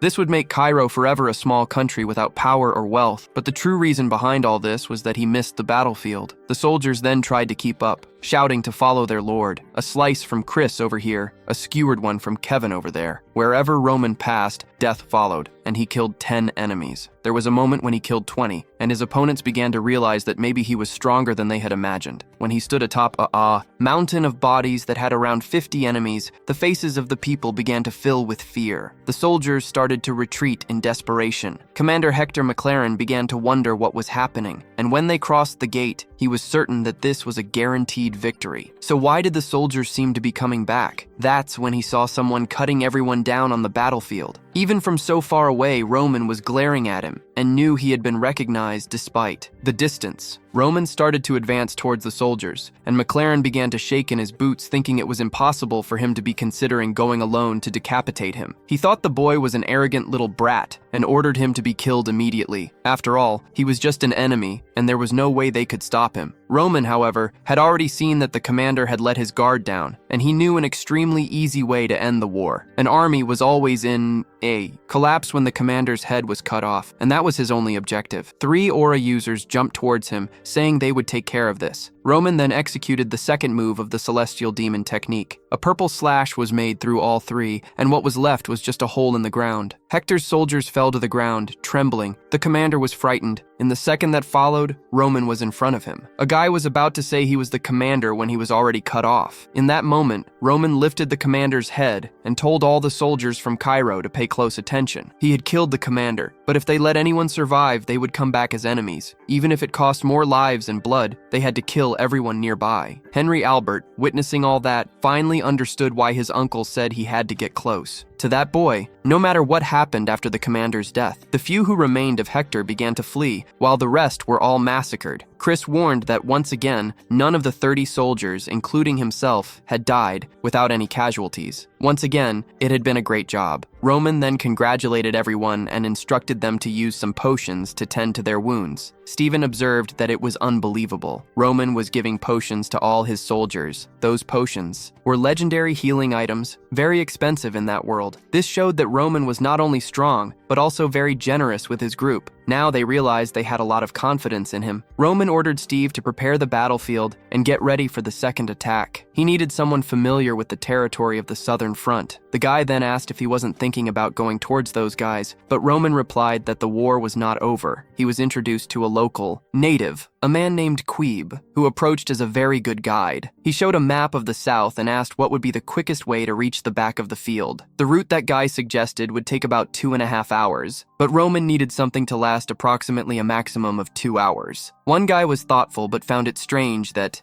if Romano had known that the normal route would take 2.5 hours, that was not just a simple speculation, but the assertion of someone who was familiar with the entire southern territory. He asked if Roman was already acquainted with that region. Roman replied that he knew that when he was called by Stephen, he thought he wouldn't understand anything from there. However, he had studied the basics to be aware of unexpected situations like that. The problem was that he didn't have a IAS. perfect understanding of everything, and for that reason, he needed the assistance of a native like him. The guy then realized that Roman was extremely different from all the other nobles. He had gone south and lived an easy military life, perhaps like his own, and they actually had a hope. The meeting did not last much longer than 10 minutes. Outside, Chris was already saying that he and the 30 soldiers were ready to go, but someone appeared beside them. Roman then asked why Henry Albert was there. Henry remained silent, and Roman asked again. Henry knew he would be dismissed the moment he said he was there to be friends, so he said that firstly he was there to apologize for what he had done before. He knew he was shameless for being there, but he wanted to ask to follow Roman. He was also a noble from Cairo who didn't want to be idle. He was at his service. Roman said that he could follow him, but he would make one thing very clear. If he got in the way of his plans, even for 1,000 of a second, he would leave him behind without hesitation. With that, the army set off ahead, and Henry was obviously already exhausted. It was then that the guide noticed something strange. They found a body on the ground, and it was one of the guys from the training camp. Roman asked what had happened. The soldier said they had been attacked and begged for help. Roman knew that if he was so desperate, the situation was much more serious than he had imagined. Roman realized right away that if the guy was so far away, an attack had taken place about 30 minutes ago. At the very least, it meant that the 5 lines of defense had gone to hell simultaneously, while some fast guys attacked the rear. And on the training field, an idea sparked in his mind. He said that, first of all, they had to run back to the south training field. Then the scene cuts to another place, a soldier holding a sword. One of the green-haired guys said they were going to die even if they stayed alone. It was McBurner sending that bunch of bastards to die already. He said that, even if he died, he would take at least one with him, even if it cost him his own life. But his mind wandered, thinking how easy everything would be if he still had his right arm. He was also wondering what had happened to Roma. The guy was the only one who hadn't let his guard down on the entire south front. He was sure that, at least, that kid had achieved something. McLaren found it bizarre. He was thinking about that guy when he was about to die. Was he showing how many things he wanted to do on the battlefield before kicking the bucket? And my friends, it was at that moment that the wall behind the soldier exploded, turning everything to dust. McLaren thought the reinforcements from Cairo had arrived, but it was obvious it was Romano. He looked around and saw that at least McBorn was alive. Chris ordered to kill everyone there and to rescue the survivors quickly. The army then charged forward, and the poor souls who tried to attack Romano were overwhelmed in the blink of an eye. He spared the first 2, but gave them a few knocks on the back of the neck that left them somewhat groggy. The third, who tried to escape, screaming that he would warn the rest of the guys, was caught by McBurney. McBurney, like a beast, put a chokehold on the guy, and the worst part was that he wasn't even using his sword. Roman thanked him for holding the fort and told him to rest a bit there on the ground. Mike Reborn also expressed his gratitude. Later, Chris said they had captured them.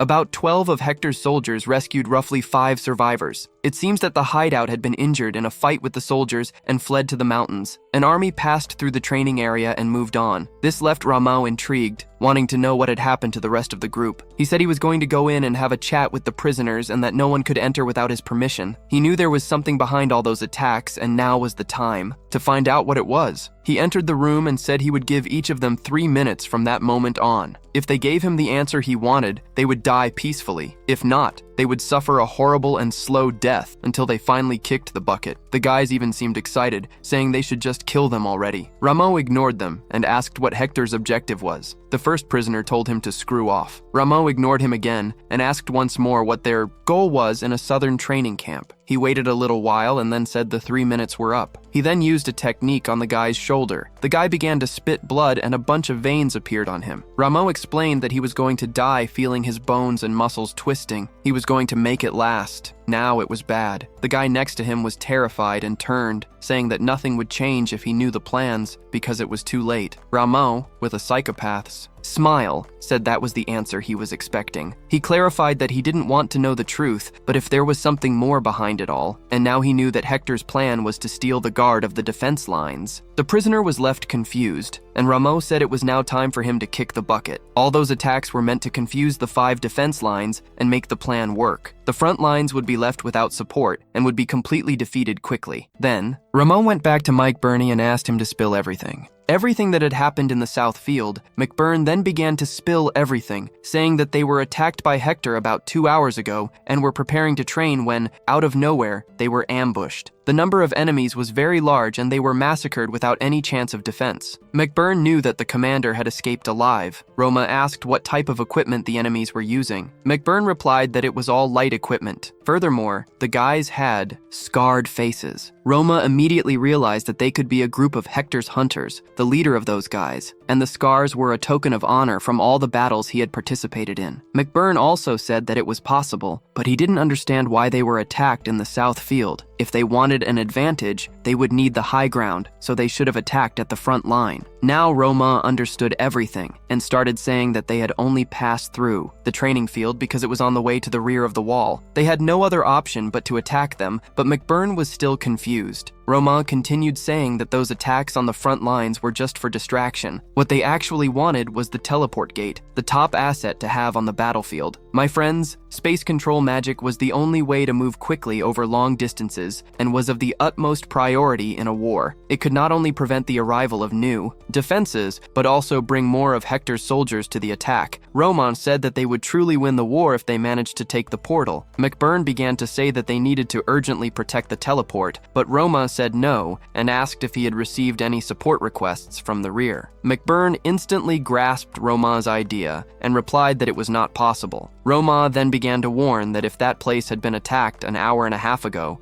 and no request for help had arrived, it was because the portal had already gone down the drain. My children, both the north and south sides from where they were, had been taken by the enemies. Now, Lescafi, considering that the portal had also been captured, they were completely isolated and, from that moment on, their priority was to survive without needing help from the kingdom. Meanwhile, on the edges of Hector's territory, Prince McLaren received word that they had invaded the area due to the distraction and taken the portal. Everything had gone as planned. The prince seemed surprised that they couldn't let their guard down, and he knew the people on the wall would start to defend themselves. Their priority was to take the entire region so that the whole south would be in his hands. He needed to ensure that this plan was executed flawlessly. After all, they had been planning this for a year in advance. Throughout that time, they had analyzed the perfect moment to attack and the defense patterns of the south. Even if they had attacked the main wall first, they would have won everything in 4 hours. But the most important thing in that place was the existence of that portal. He ordered everyone to be prepared for the worst-case scenario, which would be to destroy it if the first idea went down the drain. They would blow up the portal and initiate the second idea. A soldier seemed to know that the second plan was extremely cruel and oppressive, but the prince did not hesitate to talk about it. He was worthy of being recognized as the star of Hector. In fact, that was Edwin's prince. Meanwhile, another body fell to the ground, and the scarred guy said it was now a race against time. Before they were discovered by everyone, they needed to connect the areas. Earlier, the prince warned Jackson that Hector,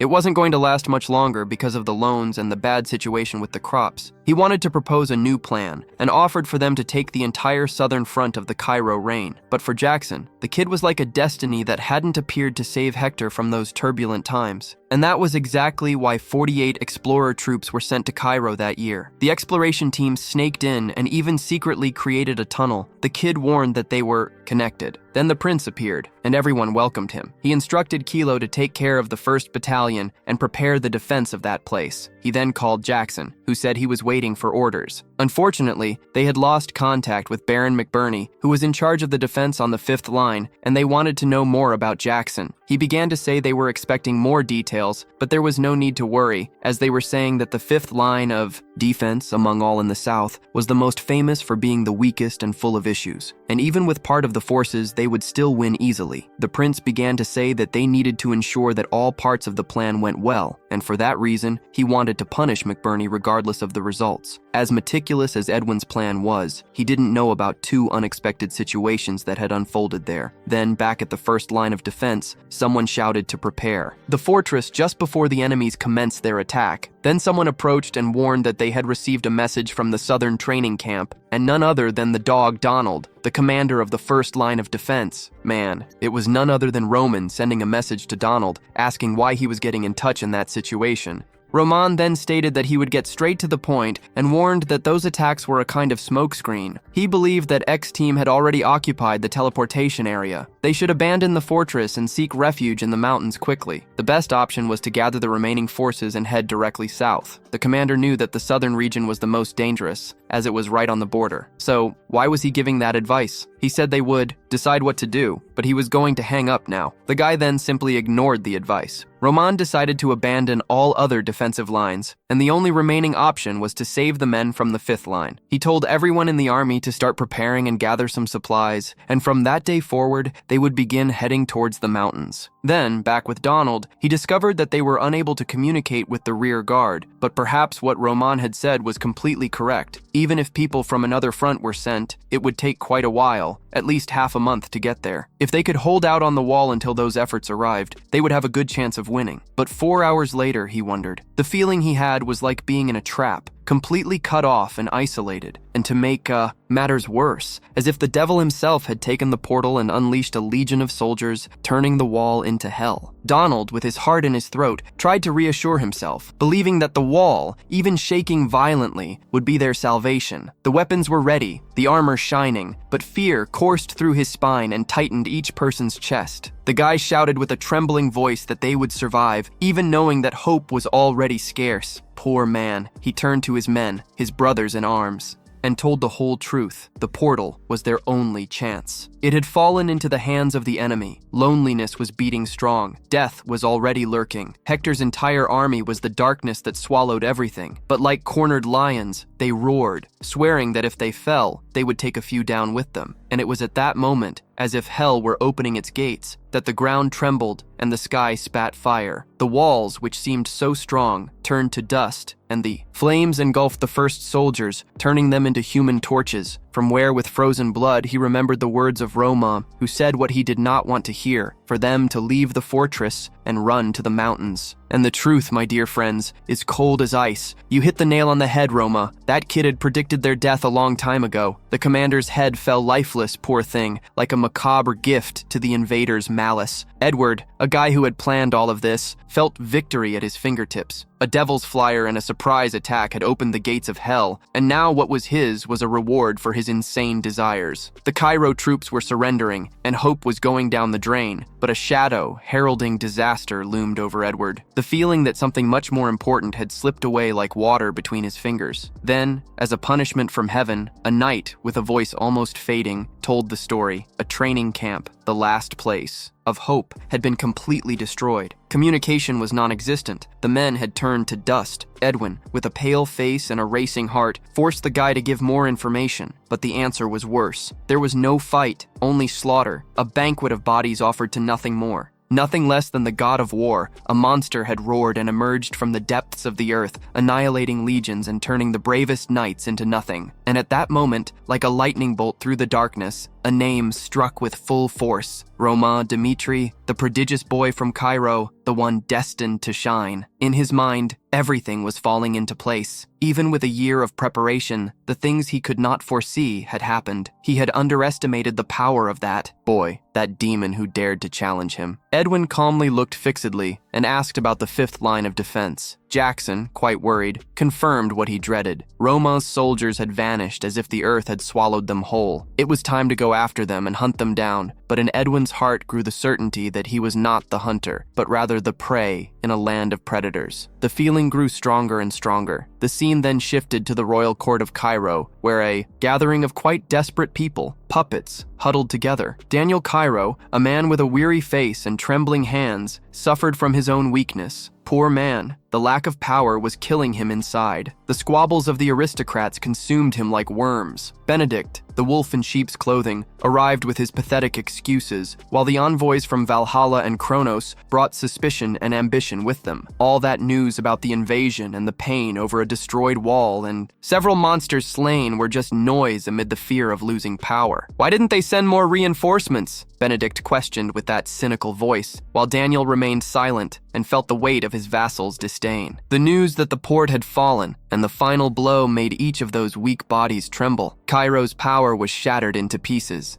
It was a poorly timed joke, poor thing. Daniel's anger was turning into a hurricane, so he lashed out at his allies, blaming them for the misfortune. While the bitter words still lingered in the room, Edwin's message arrived like a death sentence. A compensation in gold for the humiliation of surrender, the coldness of someone who had tasted victory. Benedict, pale-faced, was shouting in indignation, unable to accept that reality. But Edward, like a heartless executioner, interrupted him, stating that they had only 3 days to pay the debt to Vera Poe, with Hector's juiciness. The survivors were merely pieces in his macabre game. With the call ended, Edward felt the weight of responsibility fall heavily on his shoulders. The debts, the hunger, the thirst for power, everything drove them to the bottom of the war pit. And if he wasn't seen as a hero, he would become a demon, a monster that the country needed to survive. Daniel, the powerless king, realized that in light of losing, the portal gold was the only way out. The risk of being destroyed hung completely in the air, and the only chance of staying alive was to pay the price. Benedict, with defeat lodged in his throat, agreed without saying anything, though he was sure it would be an absurd amount. Daniel, with his tremendous patience already wearing thin, asked what the other option was and demanded a better idea. Everyone fell silent, and the king nearly exploded with rage. Those damned aristocrats loved to debate everything and everyone, but they never had a solution. And now things were getting really ugly, and they were good for nothing. So he said that if no one opposed, they would pay the amount Hector was asking for. But the guy from Valhalla stood up immediately, leaving everyone astonished. He said he was against it, and everyone was left speechless. But he also said he was Roman Dmitri.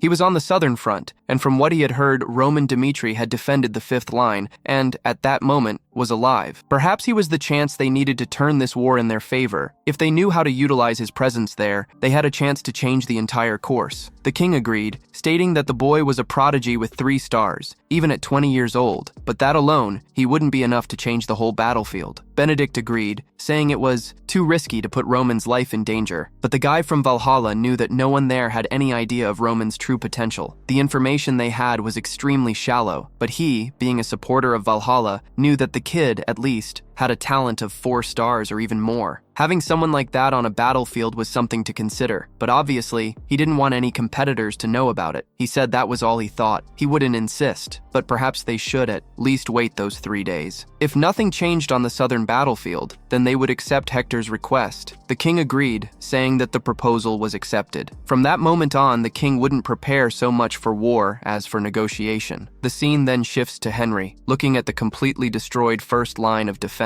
In his mind, Cairo had already lost the war. He started yelling for everyone to run to the mountains and get out of there. He didn't want to be a hero. No, first he needed to stay alive to do anything. But that was when someone appeared in front of him. Luckily, it was Chris, who told him to stay quiet and follow him. Then they started walking through the forest, with Henry wondering why Roman's knights were there. As soon as he stepped out of the bushes, he was extremely surprised. They had already set up a secret base before everything started. Chris warned that this was Roman's plan. "If things went wrong in the rear," Henry shouted, saying that if they had already lost everything, they should have fled, right? So why were they camping there? Chris only replied that the war wasn't over, that they had fallen behind and crossed the mountains to protect allies like him. And after all, if he were a soldier of Hector, he would already be dead. The poor chubby guy was always shaking when he was close to those people. So he quickly asked where Roman was. Chris said he had gone to the front lines facing the enemies. Now Henry realized that the boy was a true monster, a predator. Then the scene shifted again to a guy taking lashings on his back, a current commander of the front line, a guy named Brand. He only wanted as many soldiers to survive because of that damned order. Most of them had been massacred at that wall. Everyone was down on the ground, dying. A guy approached and asked if he was Brand, questioning if he had already reached hell. That was his vision. He asked what the guy was doing there and who he was. The boy then replied that he was someone from the 5th line of defense named Roman. Brand remembered that this was the guy who advised them to flee. So why did he come to help instead of running away as well? He then said that the 1st line of defense, the wall, had fallen, and Hector was surely on his way to bring down the 2nd. Roman asked if he was suggesting they give up. Brand knew that the boy was an incredible swordsman, but in the midst of a war between continents, you couldn't solve everything alone. On the other hand, Roman knew that Hector's people were starving, poor things, but there they were, ambushing and starting wars. None of those options and actions aligned with what Hector would normally do. He began to understand what their true intentions were. He then said that the reason for Hector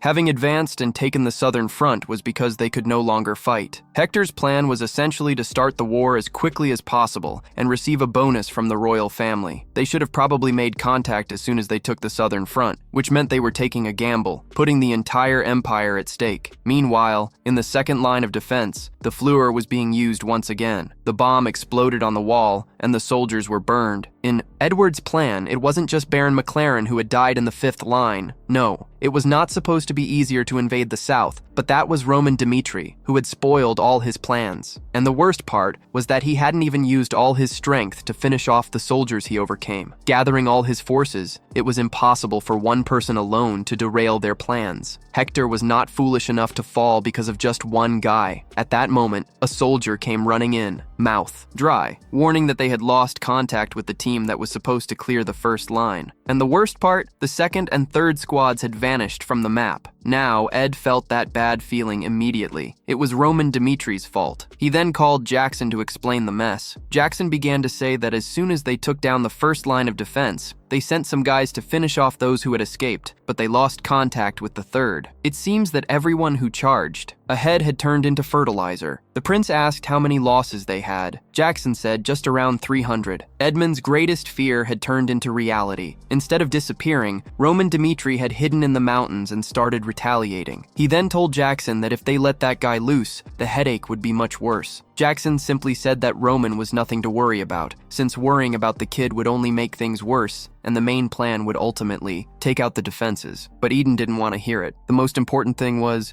killing that rat was ruining everything, so he ordered the second line of defense soldiers to start retreating. Jackson agreed, but wondered why the prince had freaked out so much over Roman. Dmitri, it was already night, and Edwin knew the kid was in the mountains. With a year of preparation, he felt that Roman Dmitri was extremely dangerous for his plan. They hadn't gathered soldiers, and he said he knew what they were thinking, but as commander, he asked them to prepare for the worst. Breaking down the defenses was the second worst problem. The worst was that Roman Dmitri was creating a lot of unpredictable things. Jackson already knew Edwin was quite rational, and for that reason, he accepted all his orders. Looking at the mountains, he said it was time to start the hunt, but the southern mountain was gigantic. If they searched slowly, they would lose track of the enemy, so they would surround the area and scale the mountain gradually. One of the captains signaled that, when they found the enemy, they would take down the targets without losing too many men. The crew agreed and began to move to the side, but out of nowhere, the captain heard something to his left, turned, and saw a shadow. He spoke to the one on his right and realized there was no one else around him. He was quite confused and tried to whistle, but Roman was already behind him, snapping his neck. Roman realized that Edwin's plan was bolder than he had imagined. For him, the right thing to do was to attack the second line of defense. He couldn't believe he had left the entire line just to go after him. The commander of those guys was truly sinister. At that moment, everyone from Hector already knew the enemy was in the forest. Roman was cutting off heads as the guys screamed to keep an eye on their allies. Another one yelled right after that they would surround him, but he also bit the dust. Roman had a dark smile, saying it's been a while since he felt this way. In his past life, it was one test after another, just for being a son of the celestial demon.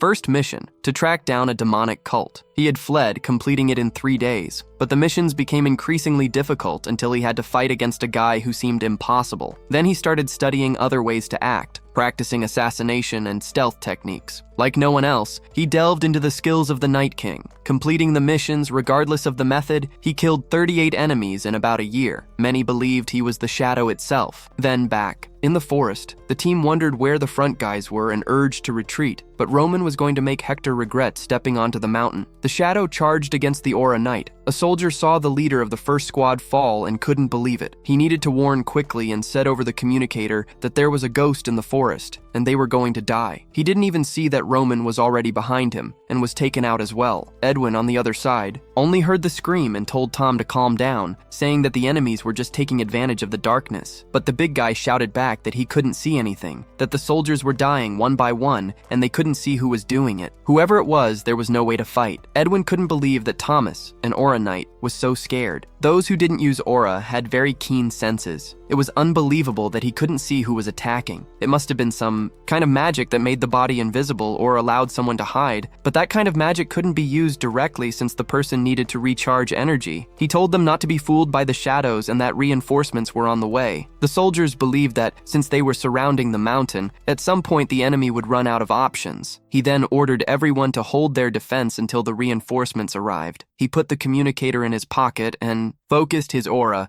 and ordered the enemy to show up. In that moment, he felt something to the side and swung a blow in that direction, but that's when he realized he had injured one of his own allies. Poor guy. Ramon began to say that those trapped in the shadows always thought of the same exit, and Thompson threw a punch, telling him to stop being a coward and to show himself already. Roma started walking towards him, saying that when they find an enemy they cannot see, they think they will win. But why did they believe in something so foolish? If they couldn't sense the enemy, how would they defeat him head on? Thompson realized it was Roma. Dimitri didn't even know he had to finish him off right there, so he shouted that he was going to kill him. The swords clashed, but our guy passed right by him like a lightning bolt. Thompson fell to the ground, still managing to yell that the enemy was beside him, but Roma said that no one would hear him from there and finished him off. Now he took Thompson's communicator and said he knew what they must be thinking. Hector was starving, and the worst kind of starvation, and it was for this reason they decided to invade the south and did this madness, risking everything, because they hoped to solve their problem with this war. They wanted to use the juice as a hostage to get money from Cairo, but the problem was that they had already discovered everything and also knew they didn't have much time, since they probably didn't have enough money to send food to the soldiers. If they tried to stay there, he would be a problem. He would continue facing Roma. His objective there was already complete, and it was impossible for them to ignore him. And on the other side, they asked if he was Roma Dimitri. Our guy smiled, and Edwin admitted that he didn't deny Hector was experiencing the biggest starvation crisis in history, and that to break the cycle of debt, he needed to do that. Roma asked if he wanted him to understand their situation, and Ada replied that no, obviously,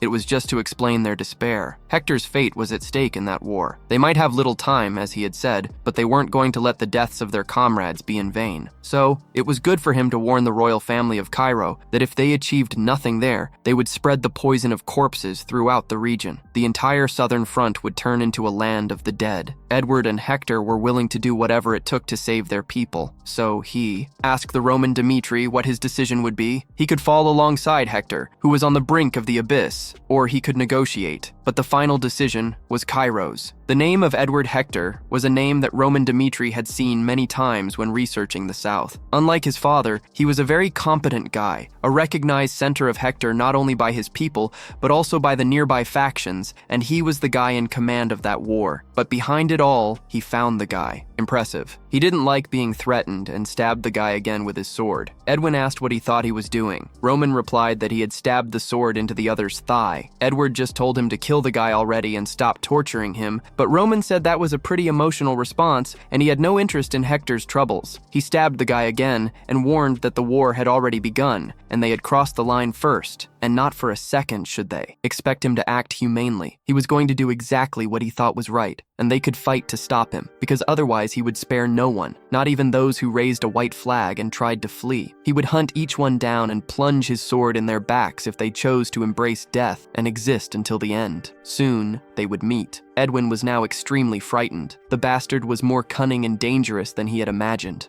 Extremely intelligent, Jackson showed up and asked what he was planning. Edwin then ordered to organize all the forces behind the region from which the communication was coming. From the pain Thompson endured, he was going to ensure that Roman was cut to pieces, even if that meant climbing the mountain. They could not give the enemy any chance to escape. Roman then nailed a stick to the ground and said that none of them were able to see. It was a tiny thing from the human perspective, but even that stone had mana. If someone could control mana artificially, it was as if they could bend space. Now he became extremely frightened, as if his vision had vanished for a second, and out of nowhere, Roman disappeared from in front of him. The boy explained that this technique was called the backtrap formation. With the army, the soldiers shouted that sacrificing themselves was an honor, as long as it finished off the enemy. But then Chris, who was beside him, was still impressed that, with the trap formation, no one had detected Roman. He turned and ordered everyone to attack all the enemies. The crowd had no idea where they were going, and after the fight against the boats, Chris was reborn as a totally different person. He trained harder than anyone else to become much stronger than Roman, because he knew that if he got distracted, even for a second, he would lose some teachings. For this reason, he resisted as much as he could against Roman, even though he was on the verge of collapsing. With that, he finally started to learn the techniques of the 10 strongest martial masters. Seeing the dead guys on the ground, he knew it was just a matter of following the next orders, so he turned around and ordered everyone to fall back. It was time to position the next point. Meanwhile, in other areas, there was also a brawl going on. Kevin's buddies remarked that the strangest thing was that he was growing faster. Everyone in Kevin remembered well how Roman dealt with the enemies that appeared. He would always follow Roman's values. The way Roman resolved everything was the right way. In other regions, everyone was fighting. FK Vulcan was also completing missions. 4 attacks formed by 4 groups had been launched simultaneously, and the operation was a total success. A soldier mentioned he was sure there must have been a mage with the Cairo group. Even in the well-lit places, they wouldn't be able to see or understand anything. Out of nowhere, the guys were there. Jackson said that apparently they were falling into the enemy's trap, while Edwin knew there was no magic that could manipulate that many people. It would only be possible with several scrolls, but they were soldiers controlled by the magic tower in an isolated and forgotten place. There shouldn't be such an item in the south. The last option would be a mage with several circles, but they didn't even have that in the east, so they wouldn't have it in the south. To him, all of that was extremely ridiculous. Jackson agreed that it was impossible, but a mage was rarer than an aura swordsman, and most of them belonged to the Magic Tower, a neutral organization connected to all the continents that recruited human talents. That was where wisdom was found. The most logical paths to becoming a strong mage were to join the tower. Edwin knew that each country had few mages, and that wasn't the case here. To figure out what the trick was, he would have to go personally, but it wasn't time yet. He needed Roman to fall into the trap. Suddenly, a guy was pierced, and the blue-haired guy said they had finally caught Roman. Then, Roman began to flee with a glow on his back. The guys had activated a fragment that spread light in all directions, and on that dark night, Roman looked almost like a firefly. One of the guys passed the information that Roman was heading north and soon after warned that he had changed direction.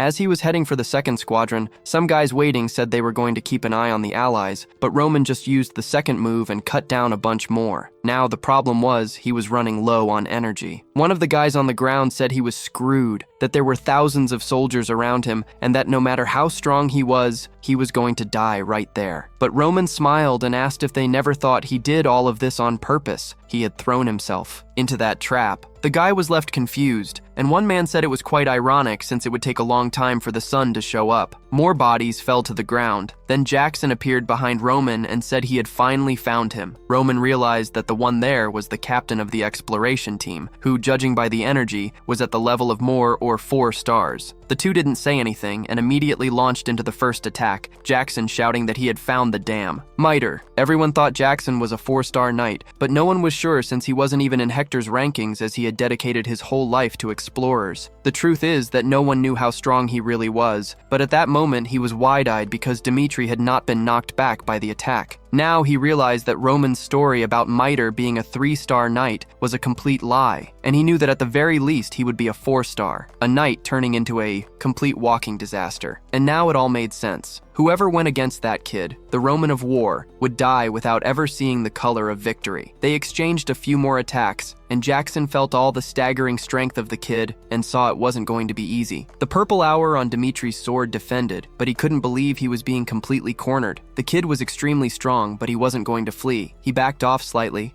He took a whistle and blew it, notifying everyone that Roman Demit was there and that they should surround him. The army then appeared immediately, claiming they had come to help. Jackson quickly told Roman that it was better for him to surrender, but Roman de Guerra replied that apparently they still hadn't understood anything at all. He then activated his body aura, the fragments exploded right away, and Roman wanted to be followed. He said he would flee whenever he wanted, even surrounded on all sides. In a flash, he appeared behind Jackson and said, "The mistake was yours in thinking you could catch me off guard." Their strongest knight was there. No decent person would protect Edwin. Jackson turned to attack, but Roman had vanished and shouted for everyone to return near Edwin, who was in danger as always. Roman knew that to end the war, he would have to kill the commander. Following the mana distortion from the communicators, he was going to find Edward finishing off Hector at the base of the mountain. Not at all. Dimitri had already arrived, cutting down 2 guys, and on the second he jumped at the prince. "I found you," Edward smiled extremely confidently. Roman saw that the guy's mana was completely different from Edward's. He quickly activated hell magic, launching flames at Roman. He continued advancing while Edward ordered him to stop. Prison spells came from the ground. Fleeing, Roman easily cut through one of those little spells. It wasn't going to stop him there. But at that moment, something hit him in the face. Someone asked who he thought he was. The explosion threw Roman far away. The guy said he was extremely arrogant. Roman then defended with his sword but felt the guy's aura was intense. It was Hector's second in command, the captain of the Royal Cavalry, Bladder, a 5-star swordsman. Damn. Roman saw that Edward had prepared some tricks up his sleeve and a trap for him. Edward said that on that day, no matter what Dmitri did, unfortunately, he would not survive the combined attack of a 4-circle mage and a 5-star swordsman. Today, his life would end there. Edwin continued casting Blades of Wind, and Blute attacked, sending him to hell. Roma was startled, cornered on all sides, activated his demonic aura, and defended against the attack from the right. He dodged the attack from the left, but Butter landed another blow on Roma, who had to throw himself down to defend. An explosion lit up the entire forest. Kneeling, he thought he was expecting traps, but he never imagined a mage and a 5-star knight would be infiltrated. That was very interesting. Only in death did he truly feel alive. Brutus was now extremely scared. A kid in his 20s survived those consecutive attacks. A monster from another world. My dear, his luck was that our Roman was not at his level. Edward ordered another attack because he was now tired from the dual oath of world breaking. But in the second, Roman was in his face, activating the celestial demon technique once again. The brute then locked onto the third movement, but he defended. The entire ground shook and turned to rubble. Blood asked if the prince was all right, while Roman saw that the 5-star knights were stronger than he had imagined, and his energy was at its limit. After using 2 techniques of the demon, he told Edward to remember this. If we meet again, you will not survive as you did today. And they were paralyzed, but Hector's army had been humiliated and lost many because of just one man. As much as he did not want to accept it, the truth was written all over his face, hitting him from both sides. Edward said it was his fault for thinking Roman Dmitri was something they could completely control, and the worst part was that the situation had become even more complicated. That battle was a defeat for Hector, a defeat for him as a commander. He then ordered the bodies to be collected so they could rest in peace. Consequently, all the bodies there were burned. The prince apologized and said the fault was his lack of attention, but a soldier from behind said that none of this was his fault. Jackson, unfortunately, had to agree. There was no one there to place the blame on. The enemy was simply purely stronger. Lento ordered everyone to lift their heads because victory was completely possible. With the soldiers' confidence established, Edwin began to calm down. He said it was all right, but anyone who opposed his decisions better run away from that moment on before Cairo's main forces arrived. They would sweep away all the remaining defenses, and they had only 10 days at most. Taguarda would become an incredible fortress, and they would hold out until death itself. Bluetooth asked how they would deal with Roma. Dmitri, Edward said that fighting in the mountains against a shadow was quite different, but on a flat and clean surface, they would use the battlefield to their advantage. He turned around, stating that Hector would never ever lose. Jackson then asked if he really thought Cairo would pay the bounty. After all, it was not the only place where they could get money. Then Edward remembered that he was going to make a slightly better offer to the Empire of Kronos. The scene then cuts to the royal family of Cairo. A guy was saying they were spending too much in the east because of Kronos. Count Arge said that was why they didn't have money for Hector, and if they conceded, all reserves would turn to dust. The hater started to talk about raising the taxes, but the guy said that if they did that, in 6 months they would try again and the people would revolt. The only solution was the money from the nobles.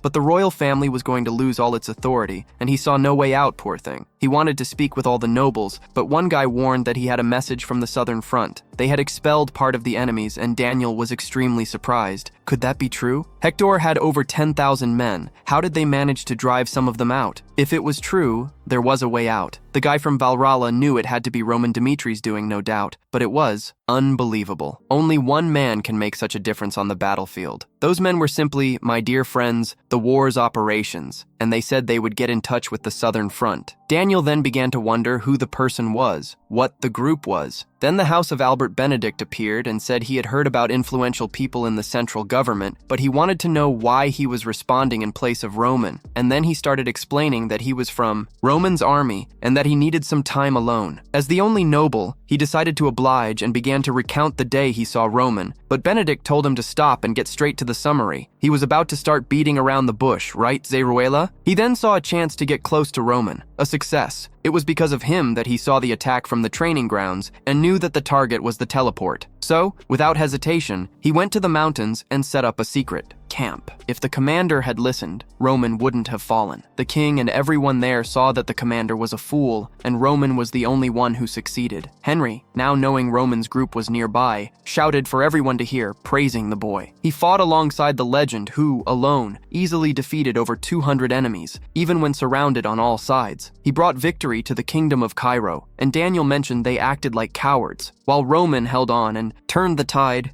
They were ready to give up, while Benedict said that with the fall of the teleport, he also thought there was no way out anymore. But the forces of Cairo had shown they were not weak. Now that Roman Dmitri had taken one of the southern borders, he needed to seize the opportunity to attack. A guy slammed his hand on the table, saying that Hector was going to pay. Daniel said that from then on, they would never negotiate with Hector again. They would start a new plan to regain all the pride for the Empire of Cairo. He then called for the vassals of all the families to pass on more information about the south. Everyone seemed extremely motivated to help the entire empire, but the truth was that their interest was in Roman Dmitri. In the base, Henry knew that after the war, Roman would go to the central government, and joining a group was the best thing for him. So he called Chris, asking if he was hungry, but Chris ignored it and insisted it was delicious. But then Chris turned around, asking if he thought he didn't know what he was planning. He simply longed for more recognition. But there, where death loomed, he needed to prove his real worth and be someone he could truly trust. Henry's ego was now completely wounded. He thought about that, but soon turned to Kevin and asked if he wanted a little piece of meat. Later, after the meeting, the royal family called those still breathing in the south, begging for help for Roman. Soldier Vasio, commander of the third line, thought, Hector fell to less than 200 men. He should be weaker than he imagined. The other nodded naturally and had heard that Hector was starving. A bunch of skinny soldiers were starving. There were many people, but none to fear. Vasile, isolated for 3 years, thought this was the chance destiny was giving him, but he didn't want to help Roman buy time.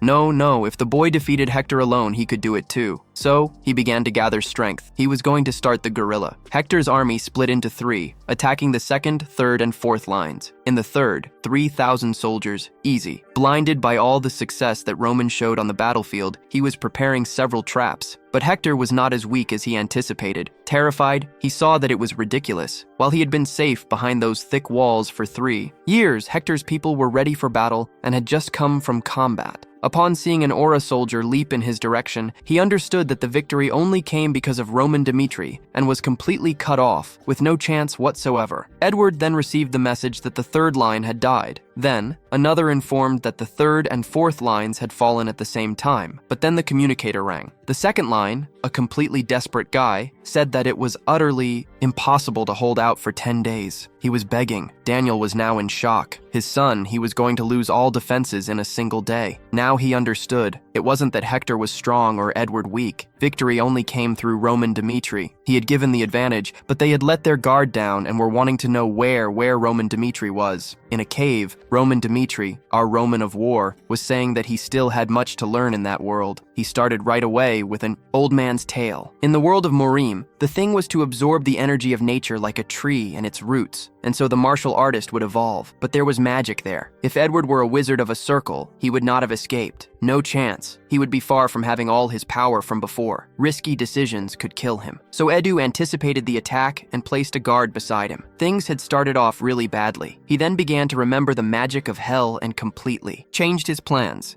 He could risk everything, attack Helder again, and started imagining the blazing cut, but Bluter protected him, and he wouldn't defeat the 5-star guy very quickly, and also a very strong wizard. Maybe what he needed was to evolve more, because what was happening had become a true challenge that he couldn't face unless he was sure he would defeat an enemy who might be able to cut off his head. It wouldn't just be about the confrontation. He would try again and again. After he concluded several fight simulations in his head, Butter's body fell to the ground. Roma said that the preparations were complete. Now Henry, desperate, was wondering where Roma had gone. Chris didn't know, but Henry quickly warned that the royal family was looking for him with extreme urgency. Chris promptly replied that no one would get close without Roma's permission. Now, Henry was scared. He saw that Roma needed to be alone. Then someone arrived at the cave. The boy wondered why the young man was all beaten up. Poor thing. At the meeting, Chris began to announce that, as expected, the 3rd and 4th lines had fallen and the 2nd one too. And after that, they gathered all the supplies and went to the rear, where a fight to the death would probably take place. Now it was bad. Henry said that the royal family of Cairo was completely in a panic, looking for the whereabouts of our Roma. Since they had already accomplished a lot, they could let the main army handle all that. Then, our war Roma asked to connect him with the royal family. Upon seeing Daniel introduce himself as the king and asking what he would do when the defenses of the south fell, Roma simply said he would prepare a strategy that week. Daniel naturally said he wouldn't complain. After all, he had done what no one on the whole continent of Cairo believed, but they had lost almost all defenses, and he wanted to know if he could help. Roma just said that victory came only by luck,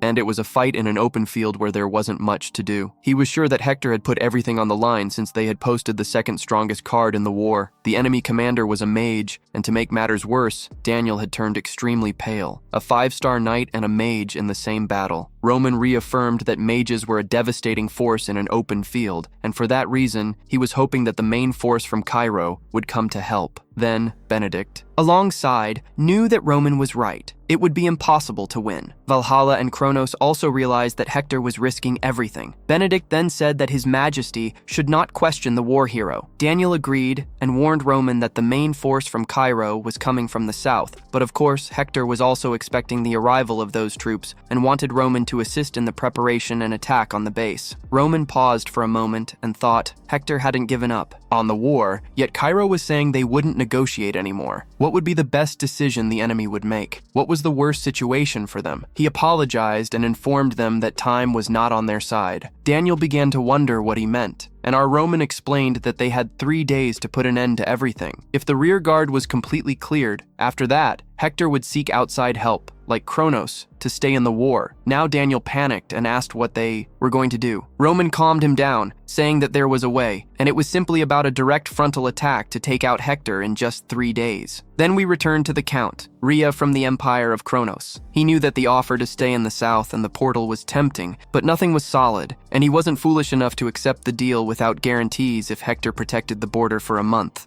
Now it was time to close the deal. So that guy from Kronos wanted to know what he thought of the offer. Now Edward, furious but with no choice, poor thing, agreed to the condition. He then turned to Jackson and told him to get in touch with the royal family of Hector. He needed to use the portal to secure resources to survive for at least another month. The problem was, it would take 3 days to fully connect the portal to Hector's land. But if they could hold out for 3 days, the supplies would arrive in front of the castle. Someone started shouting that those bastards had the nerve to place a Hector flag on their territory. That was the commander of Cairo's main force. Phados later joined Baron Baron and Baron Thales in a tent to define all the strategies to follow. He couldn't believe so many important government officials were there getting involved in something that would only bring losses. Their story about wanting Mitres' pomegranate favor wasn't a lie. It was then that the tough guy arrived, Phados. He welcomed them and said it was an honor to meet Cairo's hero, and mentioned that Roman was much more handsome than the rumors suggested. Wow, the guy was smitten with the romance. Phados had received a recommendation from Benedict. He had to do everything to win Dimitri's favor. He warned that everyone would blame the royal family for the war's defeat, and that if Roman Dimitri fell into the hands of the aristocrats, the balance of power would be destroyed. Naturally, he didn't like the fact that the boy came from an ordinary family, but he couldn't believe he was not yet even 30 years old, and if he won him over, at least he would receive more favors. So, he asked Roman to sit down and introduced himself, saying he served Benedict, and apologized for bringing him to that place. Roman said no one expected this to happen, and Benedict had already brought up a personal issue with our young man. A big war cry. While everyone else watched, Alex began to speak that Count Gregory also wanted to get in touch with the young man, but Brian also said that the Count should want to talk to one of our big guy. Now we're in trouble. Roman was wondering what he was doing. One guy was completely scared, and Roman said he wasn't a complete idiot not to know that everyone was there because of him, but the enemies had planted their flag in their territory and were proudly displaying it at that moment. It wasn't the time to talk about such small and trivial things. After they expelled Hector, he was going to challenge the ranking battle to take the title of strongest swordsman in Cairo, but once he proved his worth, he would follow someone. Some guys were completely terrified. He really wanted the most coveted title in the entire region, so he asked if they could focus on the current situation. With that, the murmuring stopped and the gossip ceased. Everyone began to focus on that chaos and the war that was about to start at the castle. No matter how many opinions there were no solutions. In that tent, someone said that Hector needed 3 days to connect the teleport, and the only thing they could do during that time was to react enough to stop all the attacks they would send. The dim-witted knew he had only 10,000 troops, but with 20,000, they could attack directly and win. But they had no advantage as long as Hector had a wizard, and for that, he already had a solution. On the walls, the soldiers shouted. The enemies were coming. A main army from Cairo was already facing the castle. Roman then stepped forward and shouted, calling for Hector's army. As a representative of Cairo, he demanded a duel with Bluter Edwin. Now it was extremely confusing what Roman from Mitra was plotting. Roman began to say that he no longer wanted meaningless sacrifice.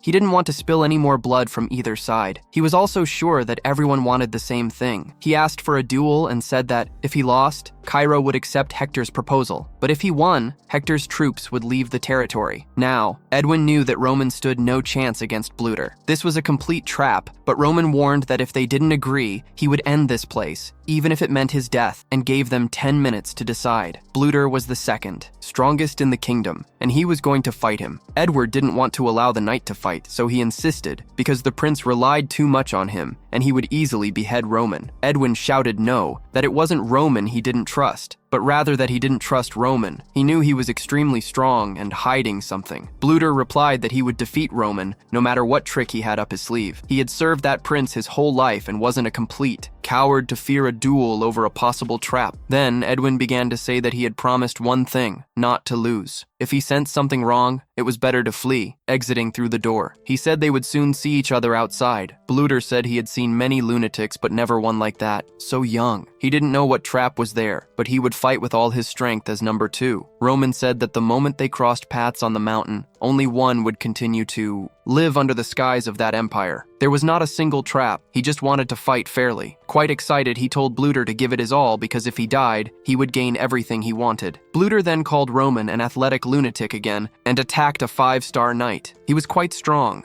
enough to change the entire course of the war by himself. Bruto then began to activate his entire aura all at once. Hector's fate was at stake, and it wouldn't take long, just a second. He warned that he would finish everything in an instant. Roman blocked the attack with his sword, and the entire ground was destroyed. The onlookers were extremely frightened. With one more attack, Roman came out on top, but the other one vanished and appeared behind him. Bluter attacked again, and once more, Roman defended himself. The slash tore through the ground. Benedict watched everything with fear. They accepted Roman's request because he seemed confident, but if he lost, all their efforts would be completely in vain. He remained extremely terrified. Thales began to wonder if he would lose while Bluter attacked, and the man defended himself with tremendous difficulty. From atop the walls, the soldiers shouted his name, begging him to avenge all the comrades who had been killed on the battlefield. But one attack was blocked, and Bluter began to realize that Roman was already getting used to his strikes. He blocked and seemed to predict the path of his sword. He started to wonder if Roman was really analyzing. Meanwhile, Roman thought he finally understood where he stood in this world, and struck Bluter with 4 stars in an instant, but he wouldn't be able to defeat a 5-star guy. He needed that fight to know the true dimensions and position of his current power. He tightened his grip on the sword's hilt, ready to break through the wall before him to level up. The enemy replied that he was extremely reckless. Aura explosion was a way to expend energy. The knights couldn't control their mana, so they created explosions around their bodies while the energy concentrated on the blade, leaving the sides completely weakened. Roman saw that and decided to attack the weak points for the first time. Butter had to defend himself gradually, and little by little, he started to be pushed back. Our Romano said that now it was time to make his third move. A giant owl appeared before everyone's eyes, and also before his enemy. Those who were confident in the fight became extremely frightened to see a 5-star knight defending himself against a fallen 3-star knight on the ground. Blut wondered how that guy was considered a 3-star and could fight against a 5-star. Damn. Then, Damurara. Edwin wondered if Romano was really going to fight without using tricks, and he couldn't lose Bluter, because that was the worst-case scenario. Not only would they lose their greatest strength, but they would also have to abandon the place. But he trusted in that guy's potential. He had not given up yet. Maybe Romano was just acting extremely recklessly. Gradually, Bluter got up,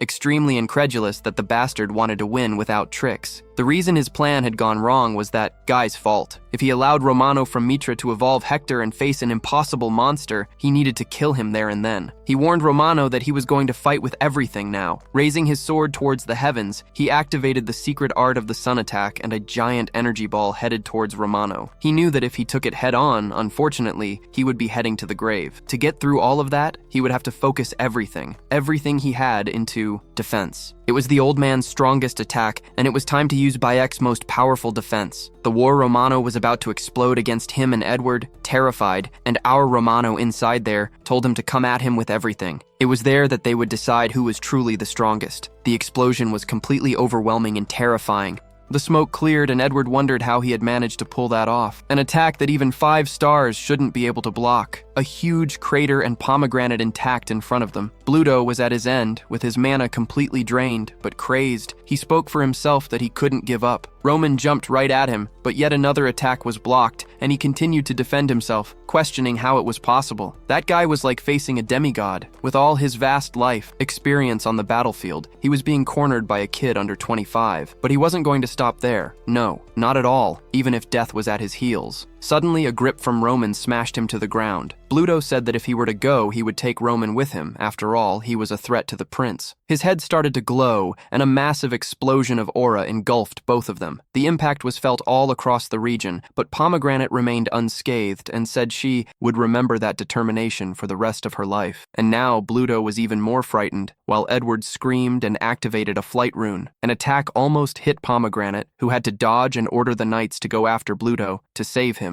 The soldiers were falling weeping, but Hector broke all the rules of the duel and abandoned how they were perceived in the world. Roman noticed that the fortress gate was wide open and ajar. Earlier, Roman had been talking with the Cairo army crew, while Fates was asking what he would do after the miracle, and he was going to create Rome. He began to respond that he had observed Hector's soldiers after the fight in the mountains, and the exhausted and weary ones returned to collect the bodies and burn each one of them. He saw Edward in the middle and knew he was a soft-hearted commander, and he would use that to his advantage. Fadas didn't understand anything and asked him to explain. Roman, of course, said that Pluto would be the catalyst that would make Edward heir and act with his emotions above reason, putting an end to Bluter. The first plan would be ready. He wasn't going to kill Bluter, but he would leave him incapacitated. And if at that moment Edith gave the order to go save him, that was when they would initiate the second plan. The soldiers would throw themselves towards Roman, sacrificing many just to buy more time. But Rome warned that Hector was a good ruler, but the battlefield was not a place to show mercy. Then some knights approached Bluter, while others fired arrows from a distance. Fadas couldn't believe that everything happened just as he planned. It was as if that boy was using some kind of black magic. Roman Mitre was the greatest talent ever born in the entire Cairo region during all those long years of battle, and he understood why Benedict was so demanding. When he said to conquer, he would not only put an end to that weak king, but also to the informants from the other empires. He also ordered the army of Cairo to attack. While Edward realized that it was his completely foolish decisions that had put him in that position, he was pathetic, lost his reason, and then began to activate his flame rune. A bunch of fire started to rain down on the battlefield, and some guys helped the prince. Fadas then ordered them to advance because they couldn't lose the chance. While one of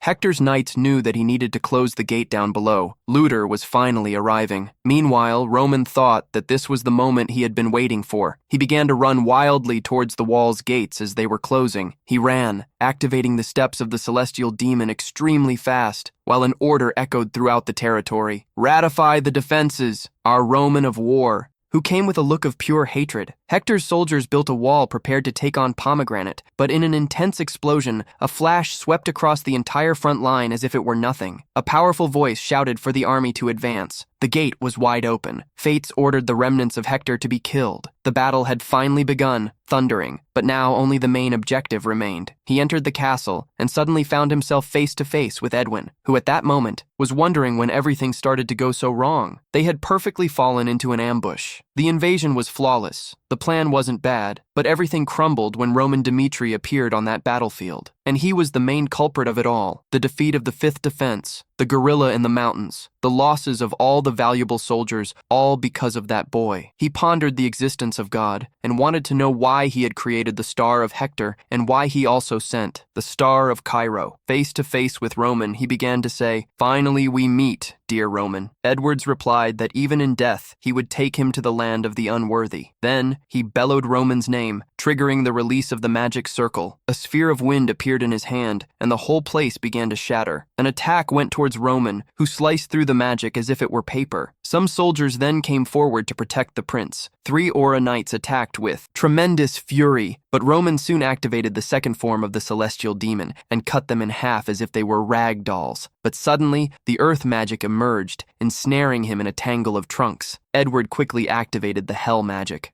and he unleashed the flames of hell upon Romano Dmitri. The sword soon pierced through all the flames, tearing that attack to shreds. Now Edson saw and knew that he would not die easily, but he wanted to see him survive all of this. He then launched a blade of lightning and struck Romano squarely. The explosion was enormous and extremely powerful, shaking the entire area. He smiled, thinking he had stopped the monster from Cairo. Then, Roman appeared behind him and began to call Edward's name, claiming that he recognized all of his power, but unfortunately, he was nothing more than an insect. The attack was about to hit him when blood splattered across the prince's face. Kellen blocked Roma's attack with his own body, and Kellen, still crying, in his last words, begged the prince to flee. Now Edith began to become completely desperate, shouting Kellen's name. Romano wiped his bloodied sword on the prince's shoulder, finding all of this pathetic, deciding to humiliate him a bit more, saying that he would soon catch up with him. Suddenly, a swarm of enemies leaped onto Roman, trying to stop him. He blocked the initial blows, but the guys did not give up. Jackson then grabbed the prince, telling him to get real. If he wanted to die right there and then, to be judged as a defeated coward, he should survive until the end. Otherwise, the lives of all those who died for him would have been completely in vain. He then ordered everyone in the castle to retreat, and that anyone who could hold Romano Dmitri should buy time for the prince. Some soldiers began to shout that, at the very least, the prince really needed to survive, but our dear Romano kept exploding everything and everyone. As the prince was being dragged away, he watched Romano cut through everyone as if they were dry branches, that Romano Dmitri was a demon. Later, a white-haired soldier said that he had already won.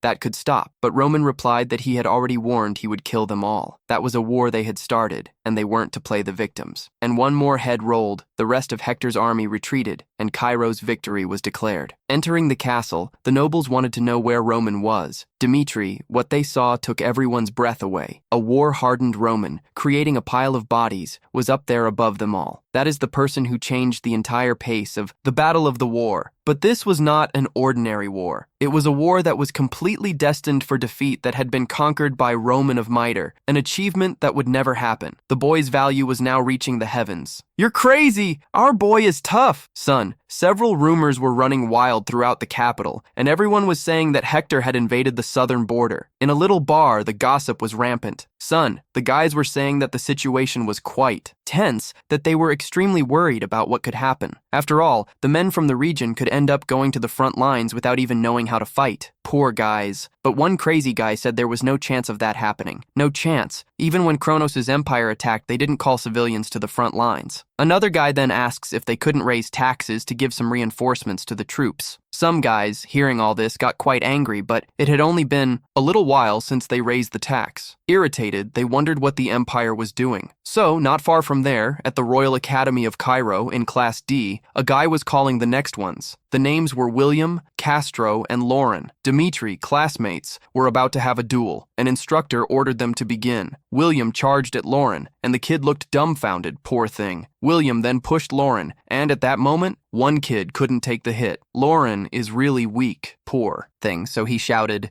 deciding to attack with everything he had, but unfortunately William dodged and called him an idiot, slicing him hard in the back and throwing him to the ground with full force. William is much stronger than Lauren. Poor William, now on the ground, received a scolding from an instructor. He wanted to join the Royal Academy to learn to harmonize space, but he is unable to look at his opponent while holding the sword. Why did this guy close his eyes? Are you crazy? The instructor doesn't believe. That guy belongs to the Mitre family. It's pathetic. If he keeps acting this way, he better prepare to be demoted to Class E, and he will be the laughingstock. He was going to Class E because that class is meant for those under 15, the kids, while he is over 18. Are you crazy? While reflecting on everything that had happened at the academy, he came to the conclusion that he was useless. Poor guy. But suddenly, those guys appeared again and started mocking him once more. They said that his, brother was Lord Rodward, a sword genius who was already in Class S. The boy began to say that when he was younger, he thought there were only geniuses in the Mitre family. But looking at Lauren, he saw that it was a miracle Rodward had come out of that family because the guy was too good. He started telling the boy that miracles don't happen twice, and Lauren just listened. Poor guy. His brother's name always haunted him. The crazies behind the guy said it was very entertaining and wondered if it was really true that Romain Mitre had defeated Romero. That person could swear it was just a family rumor. They needed to do something to avoid tarnishing the name since the eldest son was a complete fool. And again, they started talking about the Dimitri's idiots and began mocking Lauren once more. Just by looking, it was clear that Roman Dmitri was also a complete useless. A few hours later, Lauren left there. wondering if it was true that Roman Dmitri, his eldest and most foolish brother,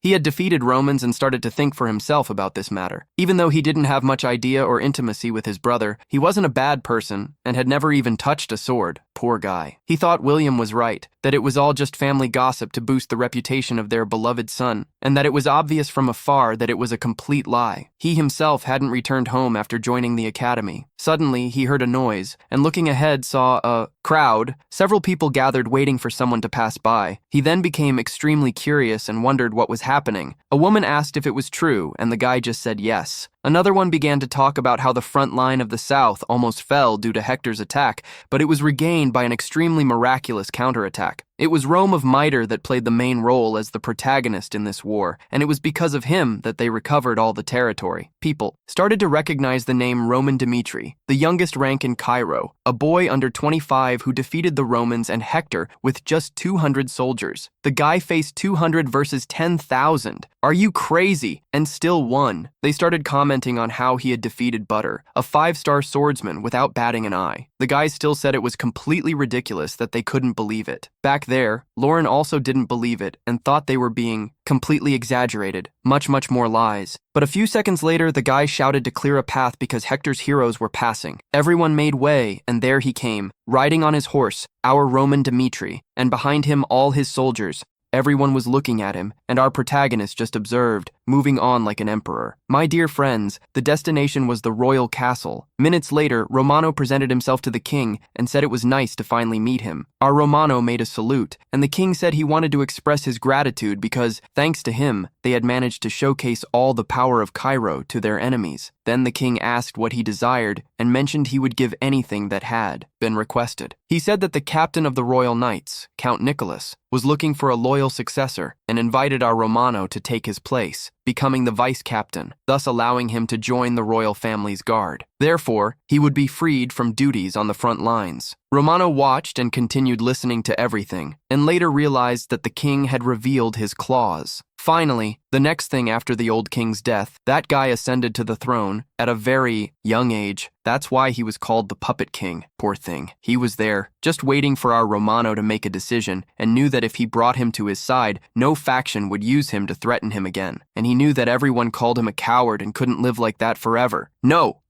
Benedict tried to make a little turn, saying that no one would put more work on someone as a reward, especially not a young, talented man like Roman. Dmitri had a bright future. He then began to speak to the king that he was simply trying to sacrifice Cairo's greatest talent for his own gain, and asked him to withdraw his offer if possible, of course, because he was still the king. Everyone agreed with Benedict. At that moment, the king informed the Marquis that he had already decided on the rewards and that from then on, the decision was solely up to our Romano. Did he accept or not? The guys were in shock. They did not expect that attitude from the king. At that moment, the protagonist realized that he still had a king's posture, but he had no reason to help the royal family. The Brada began to say that the position of royal knight was an honor, but before deciding, there was something he would like to do. The king asked what it was, and he warned that after all that war, he realized that the world was extremely vast and that he was nothing compared to it. If he left the country and went out into the world with his current strength, unfortunately, he might not survive. Therefore, he wanted more time to prepare, and when he was ready, he would share his decision. But before that, he wanted to challenge all the rankings. He, extremely determined, said he would call everyone for a one-on-one because he wanted to know what his true limit was. The king looked at him and asked if he really wanted to do that. The protagonist naturally replied, yes. The rank battles were battles where challenges could be endless, and occurred when someone of a lower rank challenged someone of a higher rank. The duel only stopped when someone was defeated or until they took down their opponent. When that battle ended, the winner could take the other's position for themselves. The king said that he could get hurt in a rank battle and that he could not debate about it. Romano understood, but that was what he wanted. The king stared at him, imagining he might lose fame and wealth, but set everything aside and set out in search of a new challenge. Seeing all of our Romano's extreme confidence, the king was sure that guy had a lot of self-assurance. A crowd back there admired it all, but was also in favor of the king. The crazies were so excited that they said they were eager to see that battle because that guy had defeated Blut, and they wanted to know how strong he really was. Benedict just looked at our Romano, unable to believe that he had rejected the royal proposal.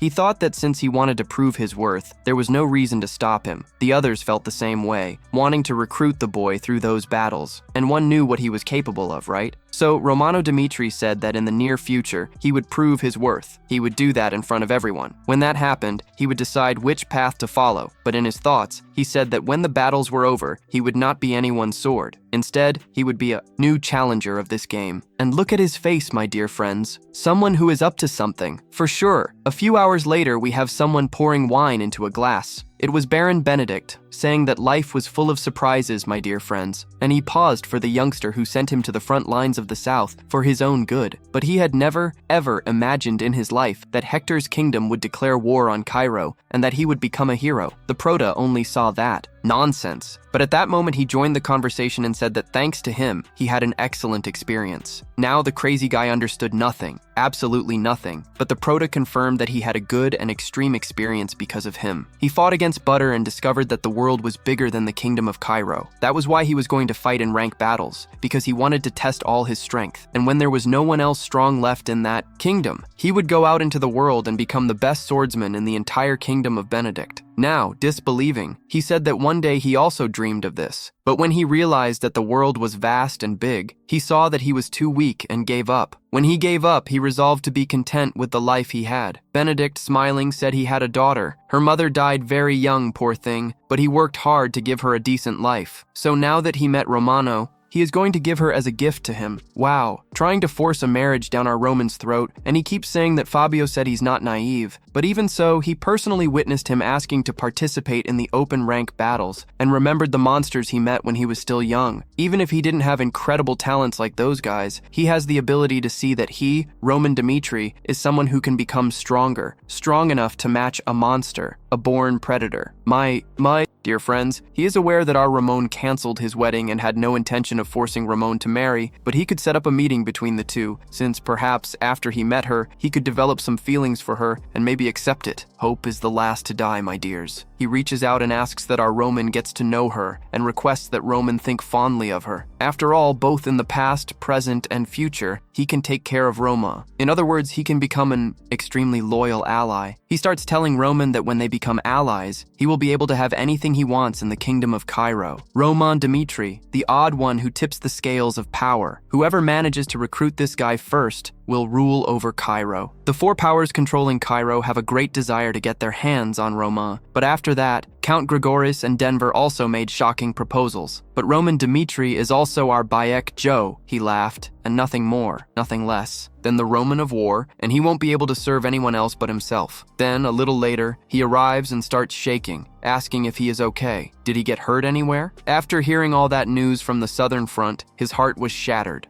He is very happy that he is safe. Then, a few days go by, and Ranz, the mustached one, gathers the courage to talk to the young master. He asks if Roman can meet with Lauren. After all, shortly after Roman moved to the capital, he was at the Dmitri mansion and remembers talking with Lauren. He raised all the young masters, pretending they were quite young, and immediately noticed that young Messi, Lauren, was going through a lot of difficulties. He didn't know what it was, and didn't expect him to tell. But unfortunately, Lauren changed the subject and started asking about Roma, noticing he was returning from the capital some time ago while being escorted by several people. They all said that Hacker earned nothing less than a hacker title from Hector. Ranz smiles and says that a lot has happened with Romano. Ranz asks if he heard the rumor about what happened and says it's all true. The marriage with the heiress of the Lares was cancelled, the war with Barco, and the defeat of Romeros, and this time, the significant involvement in the victory of the Southern Front War. All of it is completely true. There has been a significant change in the behavior of our Cleton from the war, and the Baron has been extremely happy with our Roma. But shifting the topic, instead of talking about him, let's talk about you. Does he want to personally meet Roman? But Lauren, a herbivore, poor thing, gets scared and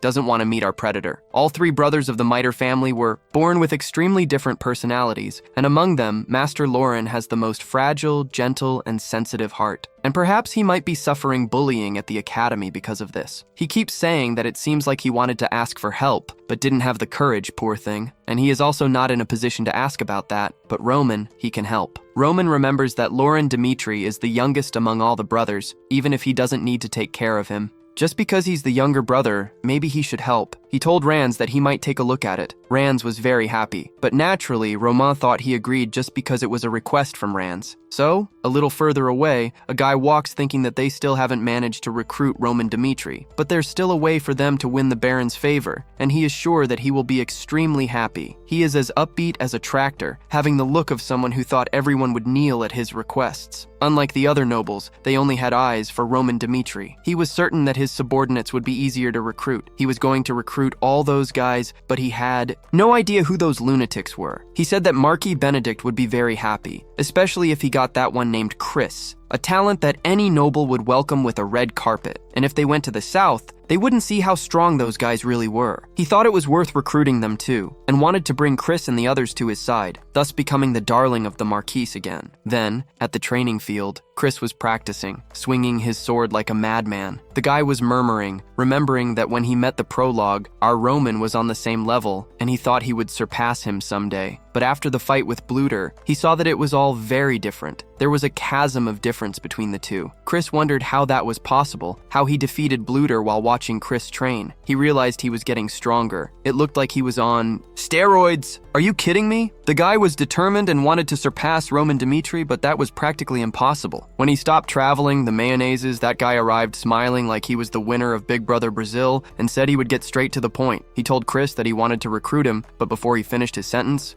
Chris refused immediately. The crazy guy was left open-mouthed and asked why he was doing that. It was a great chance. A golden opportunity, my dear friends. If it were someone else, he would never refuse. He wondered what the problem was. If it was money, he could arrange it. If it was fame, he would take it and also put him in a position of honor. He just needed to serve a Marquis Benedict. But hearing that nonsense, Chris said he was going to refuse right away. Even so, the crazy guy got annoyed and asked if he was afraid of the pomegranate from Mitre, if he thought it was a betrayal. No problem. He was soon going to join Marquis Benedict, and asked what the problem was again about going over to their side. Chris looked at him and asked if his lord had really said he would join the Marquess. The wicked one said it was natural. The Marquess had helped him several times, and no one could reject the Marquess's request. He was the kind of king of the Cairo VIP. He looked at him and said he had no idea how the pomegranate Dmitri was, that he wouldn't bow to anyone and would indeed subjugate all. Oh, how delightful, my brother! Then, Chris slammed the table and said it didn't matter the offer. He wouldn't leave his lord's side. No one could replace him. The crazy guy said he understood. Chris warned him that if he intended to make that offer to others, it was better to give up. No one would want to yield and accept anyone other than the pomegranate of war. The crazy guy then left, saying it was ridiculous. He couldn't believe anyone could be as crazy as Chris to refuse that offer. But upon reaching Kevin, he saw the kid's face, a look that indicated he was going to refuse because his lord was his whole life, and he said he would rather die than betray his lord. Wow, the crazy guy was shocked. He couldn't believe it. So, he went to the other guy and asked if he had already spoken to the pomegranate. If he hadn't, it was better to pretend he hadn't felt that. Conversation. He went to the other guy who said he wouldn't serve anyone either.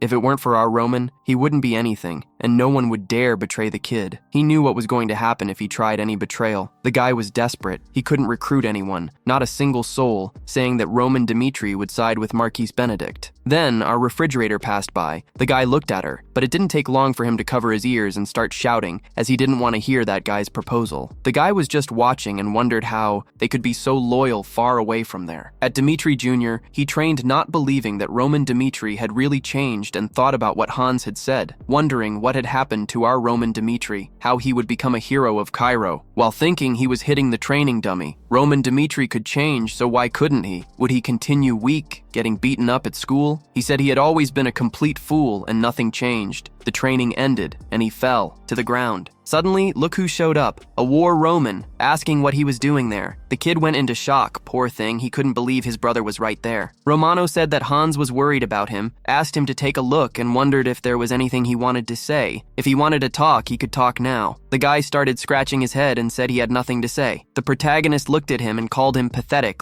and simply turned around and left. Damn, the guy couldn't believe that guy had done that and started shouting, saying he was going to tell everything. The kid started saying that he had heard some rumors about him and didn't want to believe it, and he remembered how that protagonist was a guy who would never use a sword to go to war. A Silver just watched what he was saying. Then, our Dmitri Jr. asked what had happened for him to change so much, given that in the past they were both incapable of doing anything. And he also said that he didn't want to be just another coward. He wanted to be like him. He wanted to become a son that his father could be proud of, not a weak and obsolete person like him. He started to cry a lot and said that he wanted to show all his skills to his father. Roman, observing everything, thought that he was quite young, barely 18, and didn't know how to deal with the weight of reality. He had no idea what to do with this boy, because people had accepted our new Roman. Dmitri, would they decide to give him a second chance? And he should also give Lauren a second chance. The thing is this, he decided to give the kid a second chance and called Lauren and said that he didn't want to see someone with the same family name being treated that way. This could tarnish the reputation of his family and his as well. So he told the boy that he had qualities and that he would help him in this life. On this path, our Roman was going to change how he treated his siblings. Before,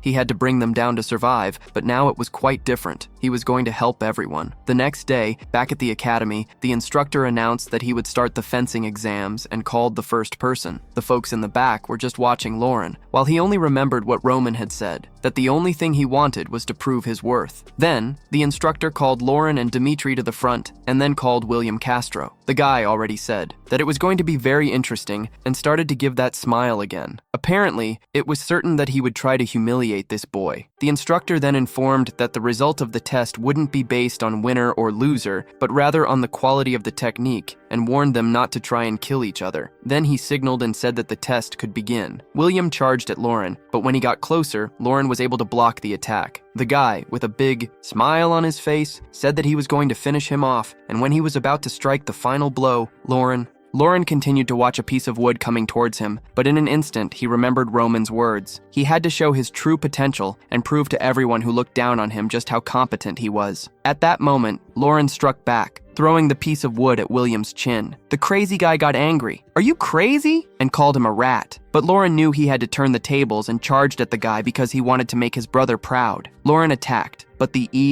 guy managed to defend himself. Extremely irritated, he began to curse Lauren, who shouted and lunged at him again. He dodged the piece of wood and counterattacked the crazy guy's head. Everything went blank. After a while, Lauren opened his eyes with the instructor calling, saying it was a close match, and told the boy he did very well because if he hadn't dodged William's attack, he would have been unconscious by now. One guy said he did well that day, that he had been watching him for quite some time, that he had talent, but when faced with someone, he froze. The instructor said that in the previous duel, and that day he made him face William on purpose because he thought it was the barrier he needed to confront. One guy couldn't even believe it and wondered if he was being serious. A good teacher replied that he was indeed serious, that there was no reason to lie about his student, and urged him to believe in himself. But he also added that he was no different from William and Lawrence, a crybaby. And there he was, crying, because it was the first time he received a compliment. The instructor then gave his final piece of advice. If he entered a fight thinking he was going to lose, that was exactly what would happen, and he told the guy to have more confidence. On the ground, the poor guy was just grateful. Far away, William was extremely furious. His friends tried to calm him down, but the crazy guy kept calling Laurent Dmitri a sewer rat.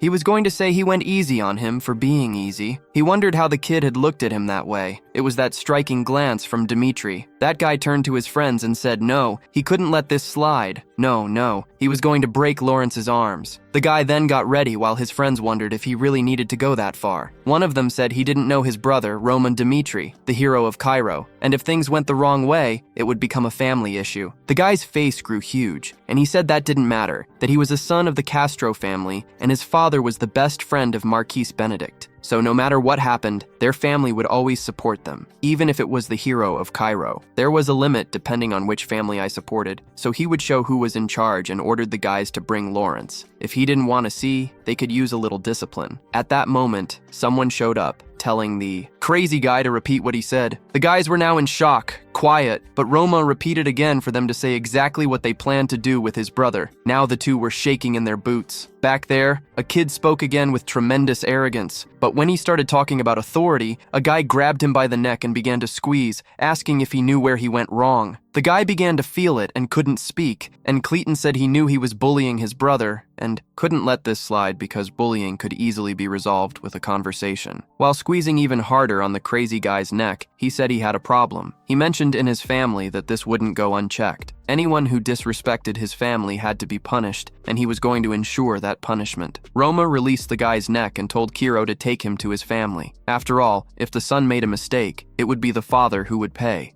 After all, he should take responsibility. The protagonist even said he would love to experience the authority he was talking about before, far away in that mansion. The guy was crazy, claiming that all the soldiers of Roman Dmitri had rejected the offer and that he wouldn't want to talk to playbills. That was William Castro's father, and he also agreed, saying that people of dubious origin didn't see the whole picture. The guy was still wondering if Roman Dmitri was really the big shot, and the other guy replied that yes, because that was the true reason Marquis Benedict was faithfully interested in him. Then, he sent another bit of gossip, informing that the Marquis wanted to speak with Roman Dmitri and his son-in-law. The guy gave that little smile and said he needed to meet our Roman, so he asked the crazy one to arrange a meeting if an opportunity arose. But at that moment, he heard a noise. He wondered what was happening. The noise was his son arriving, and behind him, none other than a Roman from the war. The Roman immediately told the father that Roman Dmitri, Amir, lost or struck his son. The guy was in shock, unable to believe all of it, because what he wanted was to have a good relationship with Romo, but his son ruined everything. So he stood up and told his son to shut up, saying he didn't want to hear any more of what he had to say. He grabbed the kid by the shirt and asked if he knew who he was getting involved with, that Mr. Roman Dmitri was a hero of Cairo, and threw the kid on the ground, asking how he dared to disrespect that person. All of that was a little play. He then approached our Roman and started to apologize, saying that his son was immature and needing punishment. He then asked our bro to calm down and, with that cynical and false smile, invited him for some tea. The guy had a very sneaky look and thought that everything had gone well, and that now he could build a good relationship with our Roman. Little did he know, my friends, that Romano is not a flower to be sniffed at. If it smells bad, the business is going to stink. Boy, it's us! I hope you liked it. You're in on the message from our Romano, right? He told everyone to like this video. It's us! Thanks! And stay tuned for the next video. Romano arrives spitting fire, saying that this son of his is once again tormenting his brother like a vulture over a carcass. But this time he stepped on the cross. His audacity has crossed all limits. He had the audacity to shout to the four winds, and even in front of him, that he was going to break his brother's arm. The air has now become extremely heavy. Romano, with a piercing gaze, says, "Talking and doing are the same thing," and warns that this affront will not go unpunished. Never. A guy with the tremendous cheek of a beggar still dares to ask the prota what his wish is, as if he had the power to negotiate. Does he want him to give his little boy a hug? I imagine him as an innocent creature that confronts, but soon that deceitful guy will try to escape the flames of hell. He asks the prota what he wants him to do, as if he had any right to choose. But when he hears the answer, his face pales. His blood runs cold with terror. Romano, the one who will drag himself on his knees at his brother's feet, begging for forgiveness in front of everyone, a humiliation that would make even the devil himself cry. And it doesn't end there. After licking the ground at his brother's feet, he must appear before the entire academy and abandon his post. The guy, now with tremendous fury, asks Romano what he will do if he refuses. Romano, in a calm voice, says that if he refuses to obey, he will wipe out his entire family from the face of the earth,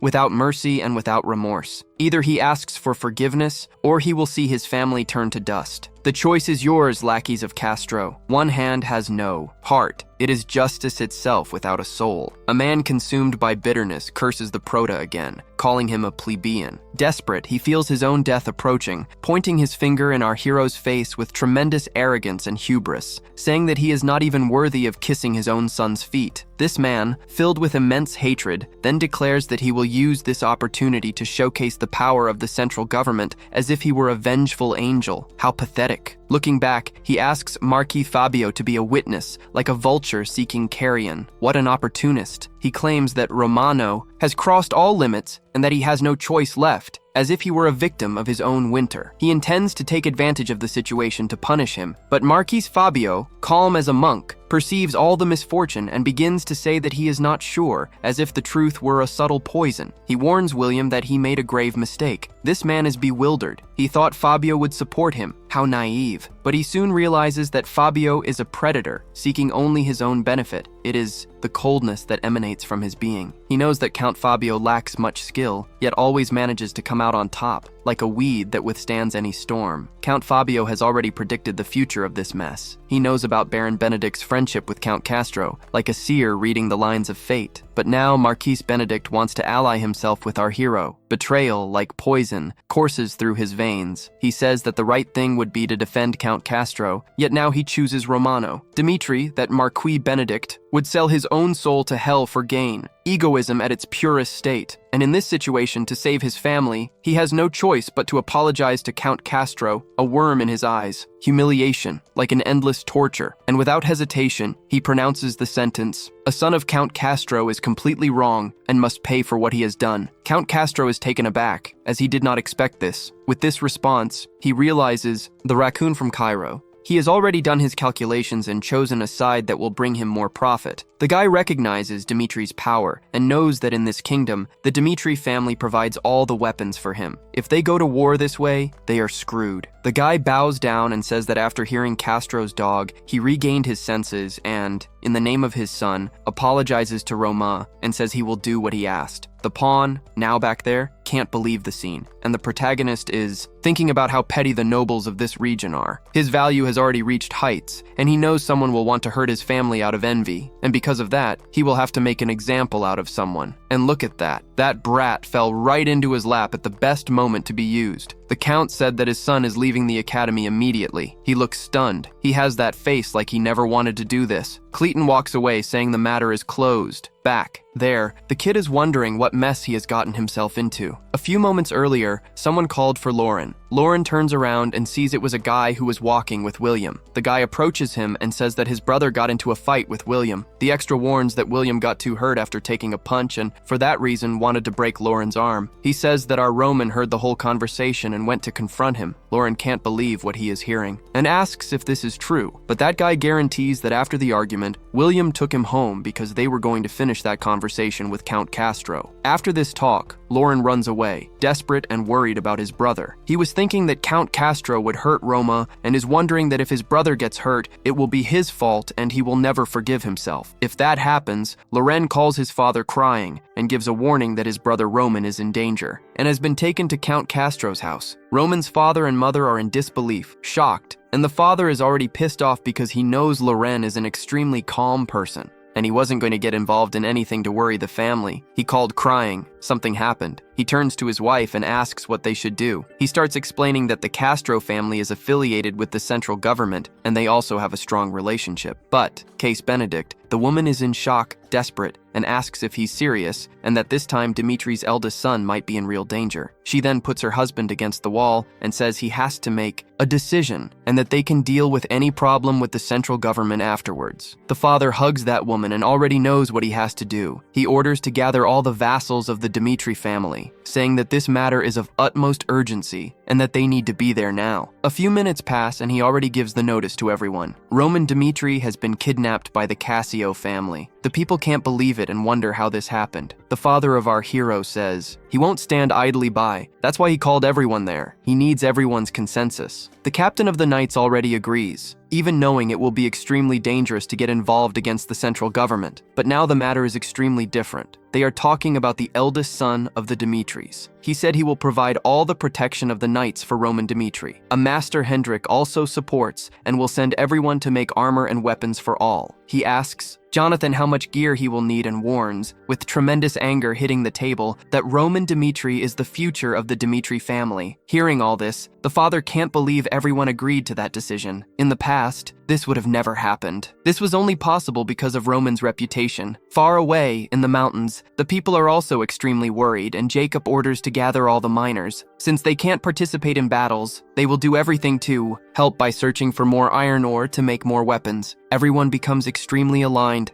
And over at the forge, production is in full swing. Hendrik says he won't rest until they manage to save the young master. That's how all the Dimitris have come together to save one single person. The folks in the capital have no idea what's happening in Dimitri territory. Meanwhile, our Roman of war is leaving the house with a triumphant smile. Lauren Dimitri is in a panic. All this chaos kicked off with a phone call that lasted only an hour. The gossip was absolutely juicy. Can you believe it? After a while, Lauren is heading back to the gym, relieved that he's told everything to his dad. He thinks that his dad will sort all this out peacefully. He's wondering what he should do until they arrive. He bolts out because first he needs to find our dear Bayek of Rio, the most talked about Roman of war. Romano is on his way. Suddenly, he sees a bunch of people gathered. What's going on there? But at that moment, he gets a huge surprise. He sees his brother carrying a thug. Brada tosses the guy on the ground and tells him to apologize, or else his whole family will suffer. The thug's dad is standing back and urges his son to apologize right away. Embarrassed, the thug apologizes to Lauren, saying he'll never do that to him again and that he was wrong. What a huge humiliation in front of everyone. He asks Lauren to accept his apology, and after doing so, he'll leave the gym for good and never show his face to Lauren again. Poor Lauren. He can't believe what he's hearing. But Count Castro in the back is desperately pleading for him to accept the apology. He insists that he will keep his promise. If Lauren accepts the apology, the thug will never come back into their lives. Not understanding anything, Lauren agrees. A few hours later, he asks Roman what happened. Roman tells him to pay attention and listen closely.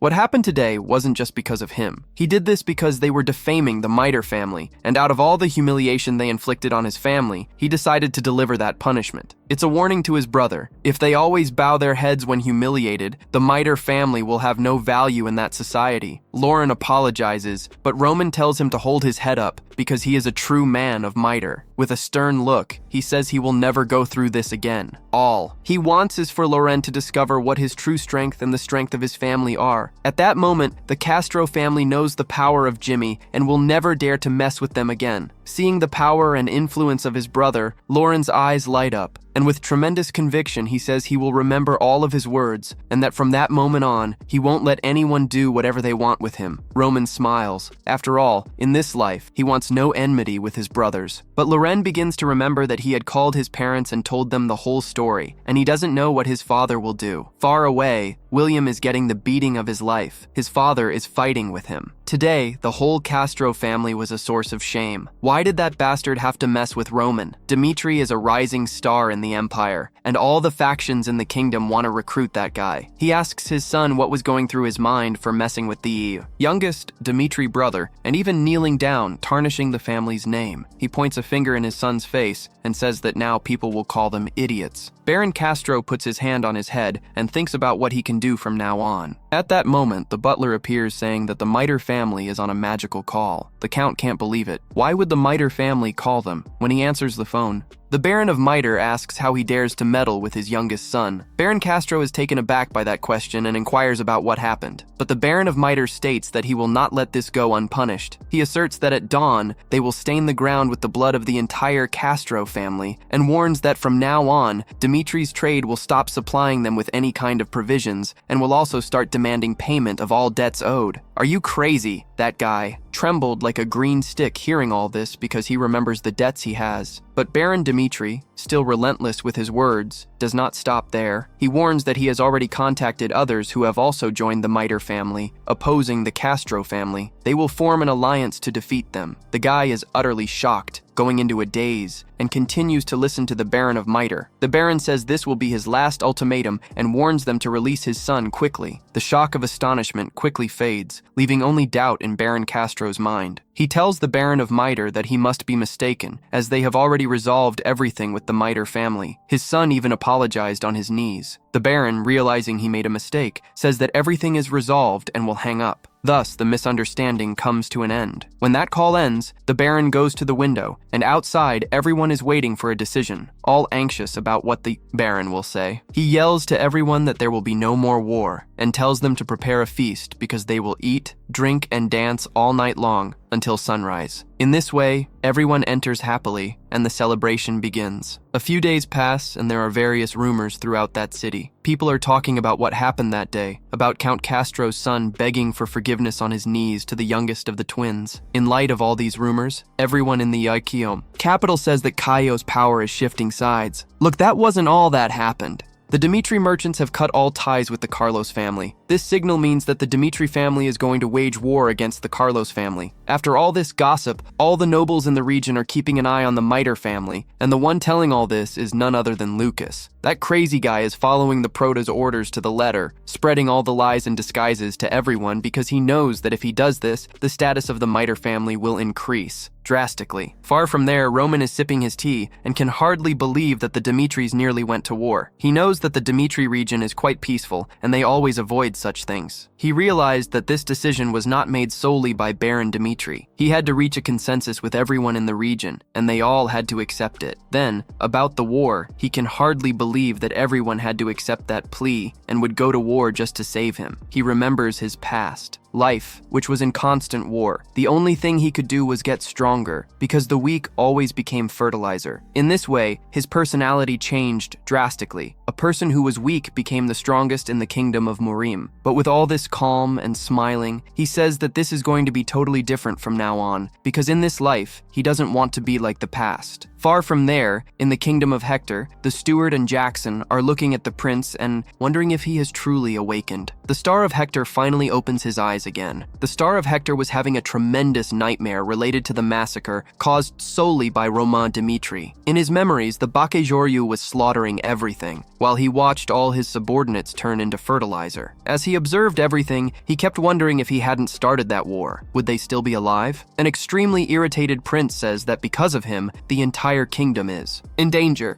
and now he has to do something to change that whole situation. At this moment, there are several people asking for his help. He decided that he will not give up on anything, and it was when he made that decision that he woke up. The guy had been sleeping for only a week. He fell into a coma, and a week passed. Various news came from the kingdom of Cairo. This news made Hector's kingdom tremble. After all, the demon of Cairo had killed thousands of soldiers alone before tearing apart the captain of the Order of Knights, the steward. From the beginning, this has been a war they could not win. People say that there are several monsters within that world, ones they have never even heard of before. Hector's star has already recovered, and he went to speak with his father, the king. His father, extremely worried, asked if he was all right, and then immediately called him a complete fool. The king said that he wanted to save his people, his kingdom, but he did not want to lose his son in the process. He apologizes to his father, while the king begins to say that Hector warned them that they saw an omen near the villages of the kingdom close to the borders. This was one of the villages affected by famine, and as a result, the soil turned black. And at that moment, they are talking. All forms of life in that place are dying. This can only be caused by some sort of necromantic curse. The king is in shock because he knows the reputation of those crazies. The prince warns the king that perhaps the famine that hit that place was not caused naturally, but rather by a certain person. And not just any person, but someone with deep knowledge of black magic. But what could their reason be for attacking Cairo? Edwin says he's right, because the criminals hiding in the shadows are deliberately causing a war just to divert his attention elsewhere. With this new discovery, the king is now completely lost, because they needed at least an archmage to neutralize this necromancer's curse.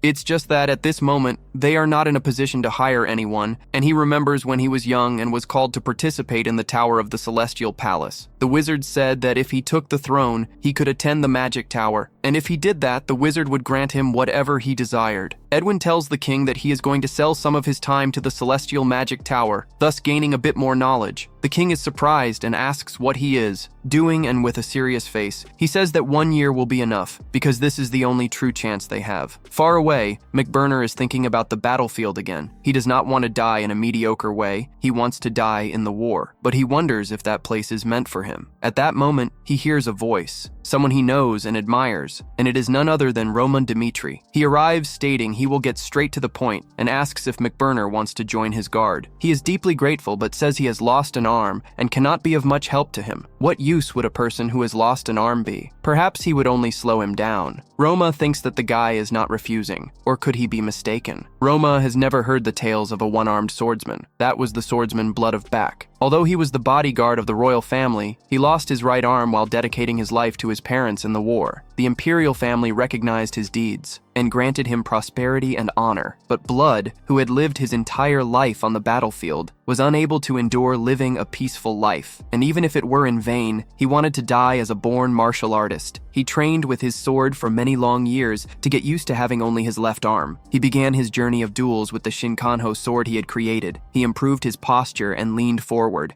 After all, that seemed to be his weakness, but it was merely a way to attack his opponents more quickly. Subway's irregular attack patterns allowed him to defeat several incredible martial artists, extremely fast, and at the end of his life, he encountered Bayek Jiu, the Roman of war, and died at the incredible hands of the celestial demon. If he allies with Pomegranate, he will teach him left-handed fencing and promises that in this way, he will be more useful than anyone could easily be. Perhaps he is the savior of McBurner. If he can live as a warrior, not just as a one-armed cripple, he will do anything possible to achieve that. So, he pays homage to Pomegranate and swears that he, McBurney, will be a useful person no matter the cost, and will offer his life to him from now on. That day, McBurney found his new hope. A war changes the lives of many. Edwin Hector McBurner, and even the helpful member of the Albert Henry family. They were all swept into the whirlpool of change. Henry, riding on his horse, thinks he has faced many dangers alongside Pomegranate of Mitre and wants to be part of Pomegranate's guard. Pomegranate could not recruit someone like him because he enjoys living among sycophants. He does not like to flatter many people, and already has a great achievement, not having to fulfill his duties on the border. When he returns home, several posters say that Lord Henry Albert is the hero of Cairo. But poor thing, he did absolutely nothing in the war with Hector and knows it. Watching all those people paying homage to him just because he was with the Roman of Mitra when the war happened completely changed that chubby guy's status. And look, even the head of the Royal Academy of Cairo called him asking if he could give a lecture about what happened on the southern front lines. He realized that this was a great opportunity to enhance his perceived value and reputation, and so he decided to tell everyone how grand Roman Dimitri is. Albert took on the role of spreading the great name of Roman Dimitri, recounting all his great deeds on that battlefield. A few days later, Roman safely returns to his city, and everyone hails Roman Dimitri. He knows that when he returns to the capital again, he will have to make his decision. Until then, he will completely subjugate the Northeast region, no matter the cost. This way, he will gain the necessary power to face the central government's chatter. At once, he will be the only one to get his hands dirty with blood. Roman, still on his way home, realizes that this year's harvest has been completely destroyed and sees a group of 3 people talking and shouting, expressing hope that they will survive this year. Chris mentions that those there are the farming landowners from Dimitri's territory, but questions what they are doing in Conrad's territory. The lands of Dimitri are not very fertile, so some farmers rented land in Conrad to be able to produce something. Roman tells Chris to bring those people to him because he wants to hear the details of what is happening. There, they start saying the same thing they said before, but mention that the contract was valid for 10 years and would only expire in a month. This was the harvest season, but the Conrad family said they wanted them to vacate the land in a week. When they resisted and said they wouldn't leave, soldiers were sent to put an end to everything and destroy all the crops. One man, still crying, says that this is completely unfair. How do they expect to make a living and earn enough money to pay off all their debts? After all, they didn't even get permission to harvest their own crops. Chris has already said that their situation is unfortunate, but he cannot help, as it could cause a problem between the 2 families, since that land still belongs to Conrad, and if this goes wrong, there will be serious consequences.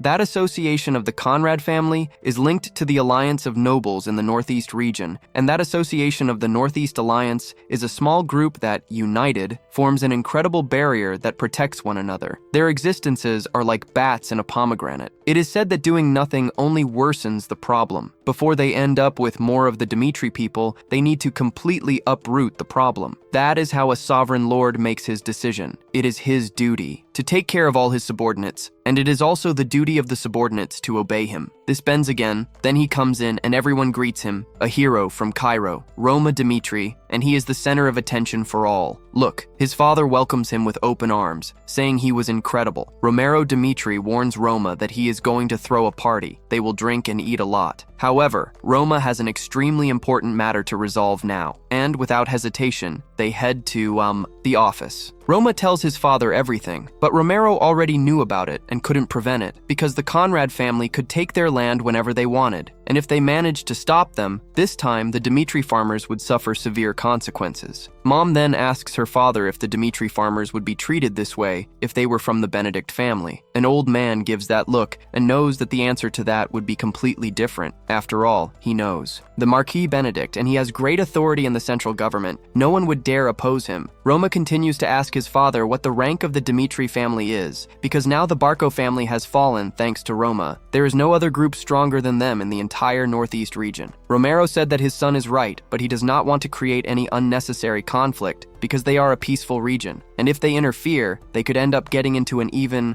bigger problem with the central government. But Roma is sure they would have no reason to do that. and he tells his father that the true power in the northeast region lies in the hands of Dmitri. Yet the Conrad family and the other nobles still look down on him. He, Roman, warns his father that the Dmitri family is not just any family and that they are underestimating them simply because they are protected by a larger family. The Conrad family has decided that the farmers of the Dmitri family could have their entire livelihood completely destroyed. Then he asks Romero what this means. Everyone says that the strongest in the northeast region are the Dmitri family, so why do they commit such atrocities? At this moment, Roman says they only need to show who is in charge in this region. Romero is shocked and looks at the young one, realizing he is serious. He will remember everything, who truly commands in that region. Time passes, night falls, and Romero is sipping his wine, thinking about Roman's harsh words. Remembering this, he realizes that Roman does not want to be humiliated, and the last thing his beloved son said was that he was simply asking for his father's blessing to resolve everything with all his authority. He alone would dirty his hands. Romero takes a deep breath and understands that his son has grown enough to deal with extremely dangerous conflicts. He remembers when his son was little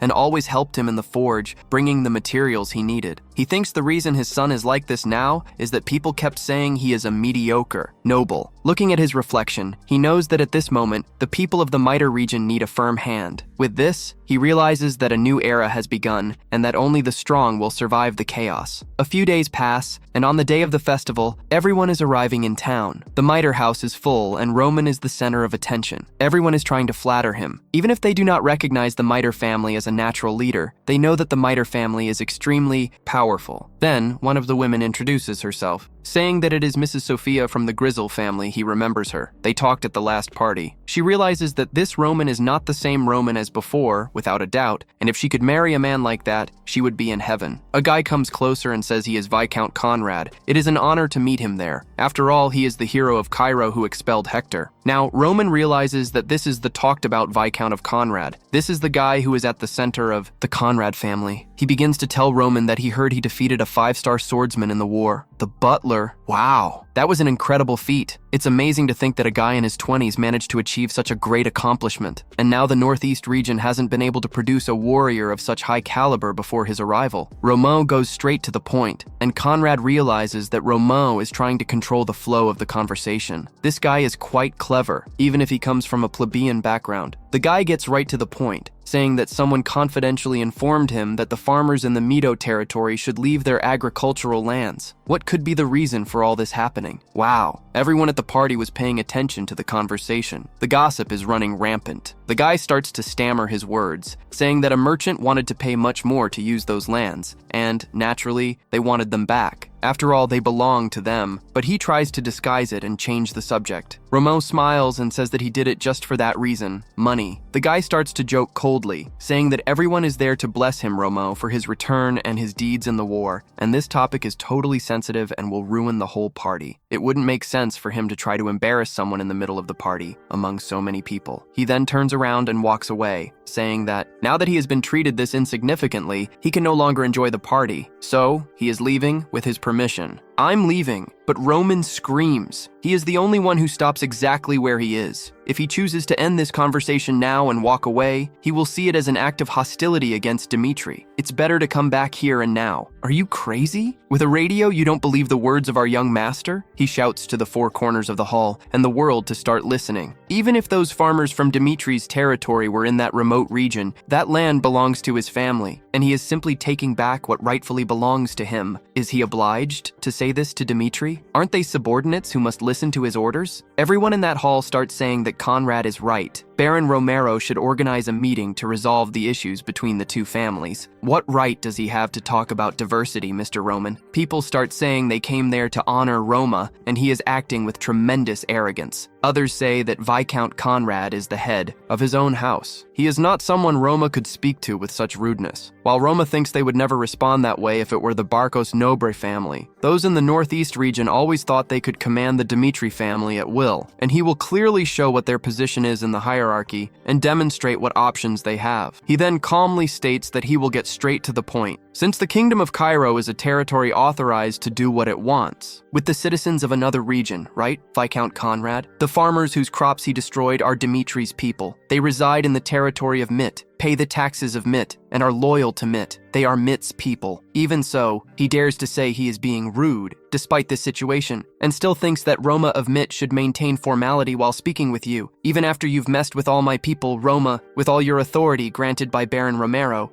and everyone at that previous meeting is acting, putting their plan into action right in front of everyone. Conrad says that Roma does not intend to apologize, and Roma draws everyone's attention at that party and tells everyone that any noble who makes a mistake within the territory of Dmitri will pay double for it, without hesitation, and he would love to see those who condemned him before dare to say that this is not an important matter. He left all the nobles at that party utterly terrified of the losses they would suffer. Conrad realizes that Roma is not only good with swords, but also cunning like a wolf. He set a trap for him and didn't let him escape, using force to suppress everyone in that room. Even so, he will not give up. This is a great moment to rally the strength of the Alliance Association. The head of the Lawrences, or Viscount Lawrence, starts saying that Conrad needs to follow some important processes that, after all, involve the citizens of the territory of Dmitri. How could he cause harm to the people of that territory without informing them in advance? So it's better that he recognizes his guilt. As he says these words, he knows that the other nobles did nothing to help when they fought against Barco. That Northeast Association is a bunch of useless people. He tells everyone that the Lawrence family will continue as a myth from here on out, and it's better for him to apologize to the Lord Brother immediately. After all, no noble will be able to laugh at these issues. The guy is now backed into a corner and realizes that Roma and Miter are not alone. Those guys worked together to corner him. He then decides to give up and bows, apologizing. He will make sure to be more careful next time. A little earlier, he was explaining his plan to Baron Romero while he was extremely worried about Roma's plans. After all, the Northeast Alliance Association was never going to let this pass. But Roma is clear in his words and wants to establish a clear hierarchy. And they need to subjugate any opposing force that arises. After all of them together do their best to try to take down Dmitri. Soon, they will realize how weak they are compared to him. Fear will leave them with no other options but to accept the difference in level between the families. Only then will his plan be fully complete. A little further away, with the radio, he gathers with his allies while some of them call that boy arrogant, as if he had disrespected them with a radio just because he gained a bit of recognition in the capital. The arrogance of that kid knows no bounds. If they bow down now, the people from the Northeast region will think the association is a joke, merely asking if they have any plans. No one at that table has a plan. Even Conrad thinks that association is just bluff. He analyzes all of Roman's combat forces, knows that Roman is extremely strong. He even managed to defeat the butler. Normal methods will not bring him down at all. One of the guys suggests contacting the central government. They might use the central government to put pressure on Dmitri. After all, after the fall of the Bar family, they forced themselves to build connections with the central government. Perhaps this is the time to pull the strings of the connections they created. So they decide to use the central government to tilt the balance of power in their favor. And guess who they call? Count Fabios. Conrad begins to say that there was a conflict with the Dmitri family recently, and that Fabios can use his power and connections with the central government to apply pressure on Dmitri. And the answer they received was none. My dear friends, Count Fabios simply hung up the call. The guy thinks the call was disconnected and tries to call back. Fabios answers and Conrad says the line was unstable, but Fabios was the one who hung up. Fabios begins to scold him. After all, it seems he has gone deaf. Do they want him to put pressure on Dmitri? Roman Dmitri is a talent that Marquis Benedict favors, idolizes, and he is doing everything possible to ensure that Roman Dmitri becomes his son-in-law. And yet, he's telling him to put pressure on Roman Dmitri, that he's going to put pressure on him, then hangs up again and tells him to flatter Roma, otherwise his family's future will be completely lost and forgotten. Now Conrad is in disbelief that the Marquis wants Roma to marry his daughter. So, someone in the back suggests they apologize to Roma, and that's how the conflict was resolved in an extremely peaceful manner. The Conrad family hid him. Conrad apologized to all the farmers and promised that he would not disturb them for the remainder of the contract period. All the farmers have now gone to Roma's residence to thank him. From now on, anything he wants, he just has to tell the farmers, and they will provide it. And, as expected from the Northeast Alliance, he tucked his tail between his legs and submitted to Roma's overwhelming power. He just said he did what he should have done as a Dmitri, but he knows those guys tried to seek help from the central government, but currently the central government has no choice but to side with Roma. But that association is like a pack of vampires. If things really go bad, they may seem submissive, but they'll try to stab him in the back. Now, the first step is completed, so it's time for the second. He then gathers everyone in front of his mansion. Whoever said that Dmitri is going to be the series of a fencing competition, and the prize will be 100 gold. Roma and Captain Jonathan will not participate to keep. Everything fair. Basically, the participants will be divided into 6 groups, highlighting the 6 winners. As everyone already knows, they recently waged war against the Kingdom of Hector on the southern borders, and their soldiers realized how vast and large the world is, and became more motivated to grow stronger through this experience. They intend to use this competition to prove that. One of his subordinates will be assigned to each of the 6 groups.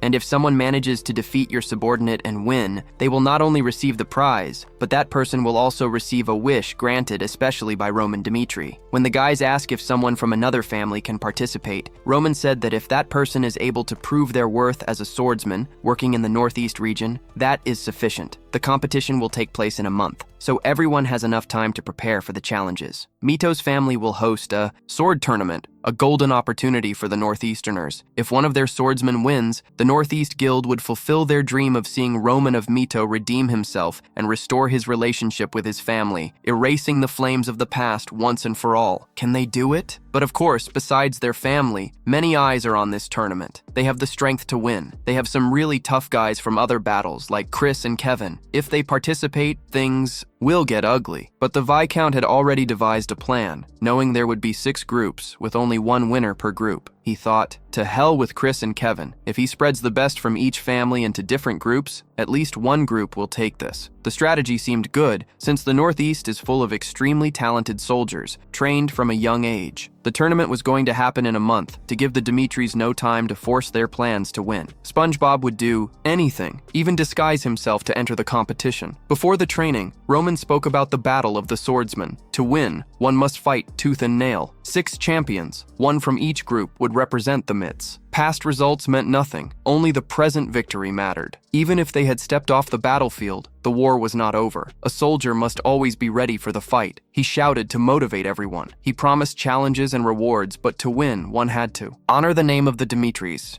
And the great champion would learn the secret technique that he used in every battle. Each fight, each duel, was a chance to strengthen his body and enhance his skills. However, he knew that those techniques would make him overpower in no time. It was a completely different level from theirs. Everyone in Dmitri was also on the edge of their seats, dreaming of the chance to learn the master's secrets. Roma had 2 objectives with the tournament. First, to show the nobles of the Northeast who ruled that region, and at the same time, to strengthen all his soldiers. When the tournament was over, the entire northern border would never be the same. The competition would begin in a month, while the soldiers trained. Roman, who was once a celestial demon, a creature between life and death, also trained. Despite enjoying the adrenaline of battle, he knew that throwing himself into danger without thinking was complete foolishness. As his men evolved, he also sought his own improvement. Only, constant effort leads to true strength. Lucas appeared out of nowhere, answering Roman's call. Roman ordered him to disappear for a month to train hard, without interruptions, unless it was something urgent from family. Total focus on training. He also told Lucas to sell his sword. Originally, that sword was named Chamas, but he changed it to Incendio, so it would be able to find a new owner. He was to sell the sword and not tell anyone that it was his, otherwise the deal would get serious. He also ordered that the money be used to fund the association. Lucas watched the sword shining. What an amazing sword! It kills with just 1 strike. Why does he want to sell it? But an order is an order, and Lucas decided to auction the sword to make some good money. He went to the northern city, famous for its transport portal. At the auction, an appraiser was stunned by the power of that sword, a first-class item. Lucas requested an anonymous bid, and the auctioneer began to explain the rules to Lucas.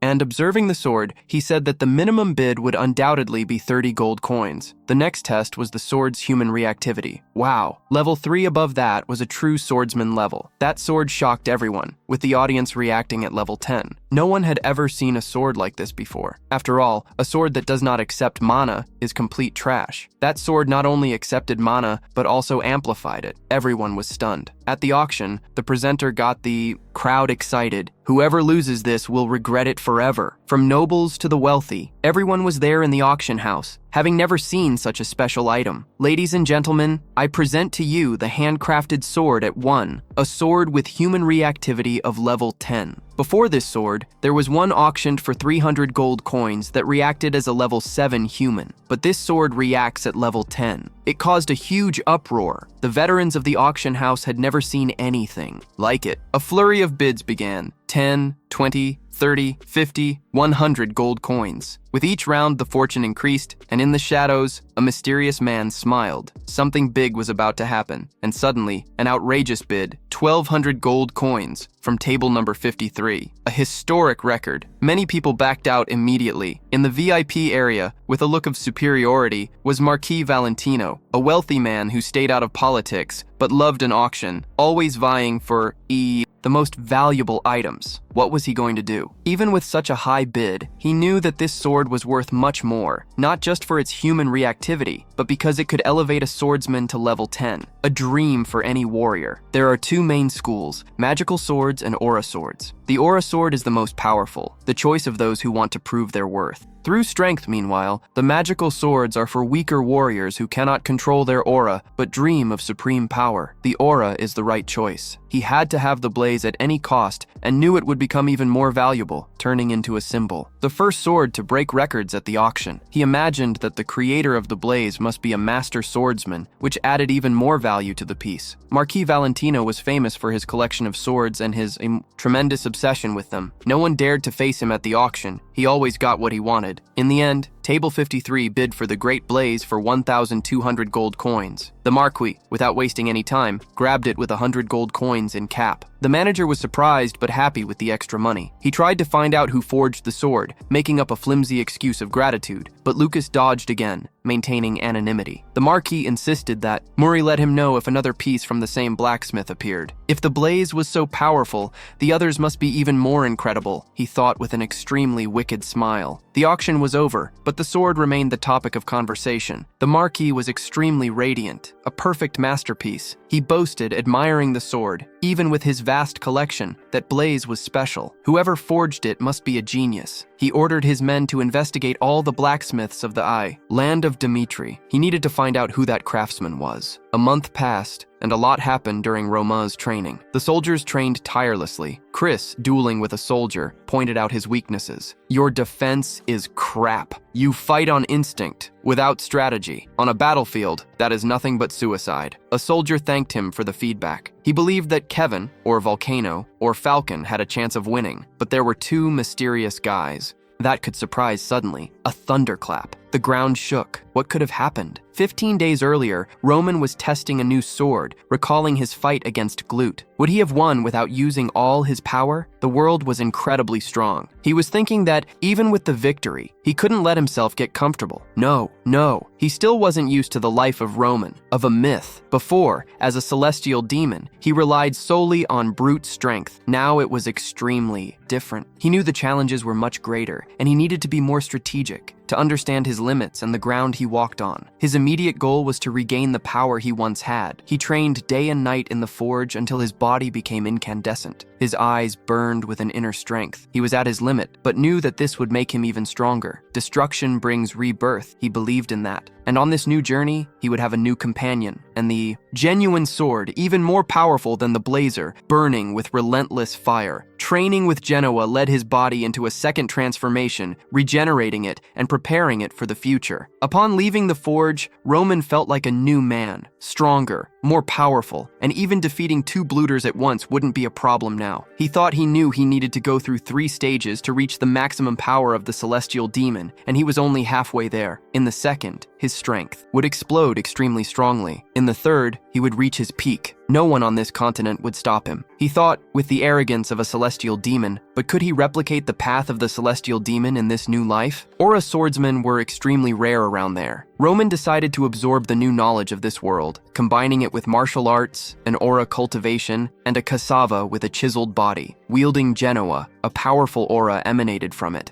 He trained so hard that his hands bled on the sword's hilt. He thought it would all be the same as his past life, but this journey is much more interesting than his inner existence. Satisfied in front of a crater opened by his strike, he reflected. He thought that his sword technique was much stronger than before. Observing the vastness of the sky, this world still holds many secrets, and he wants an exciting life, pleading with the heavens to bring him more challenges, as he is completely ready. Suddenly, his prayers are answered, and Chris comes running in. "Commander, are you all right?" He stops, shocked by the scene. Everyone is left speechless. How is this possible? They wondered what was happening. Roman, quite calm, remarked that it was nothing. The soldiers were completely stunned. He had deformed all the land without using a drop of magic. Roman said he was fine and that everyone could leave. Then, the soldiers withdrew, immediately obeying their lord's command. In the face of fear, people usually retreat, but Chris was not like that. Seeing Roman grow stronger, he felt like a complete failure. The commander had evolved so much, and he was standing there. He began to question himself, inspired by Roman. He used to train hard and could not afford to slack off. He felt incompetent, limited, and inflexible, but now he had a new goal, to win the tournament and prove his worth. He can't fall behind the commander. He will overcome all obstacles, no matter the cost. Finally, the new sword was ready. Roman was proud of his beautiful masterpiece. What name will he give to it? Salamander Blazer, which burns in flames, or were those other swords just the beginning, and this one represents who he is now? Perhaps this is the one of the celestial demon, a name that sows despair among his enemies. Its name will be Darkness. In Roman's office, Chris delivers the report of the fights from the last month. Chris, Kevin, Vogue, Roy, McBurney, and Anderson were all selected.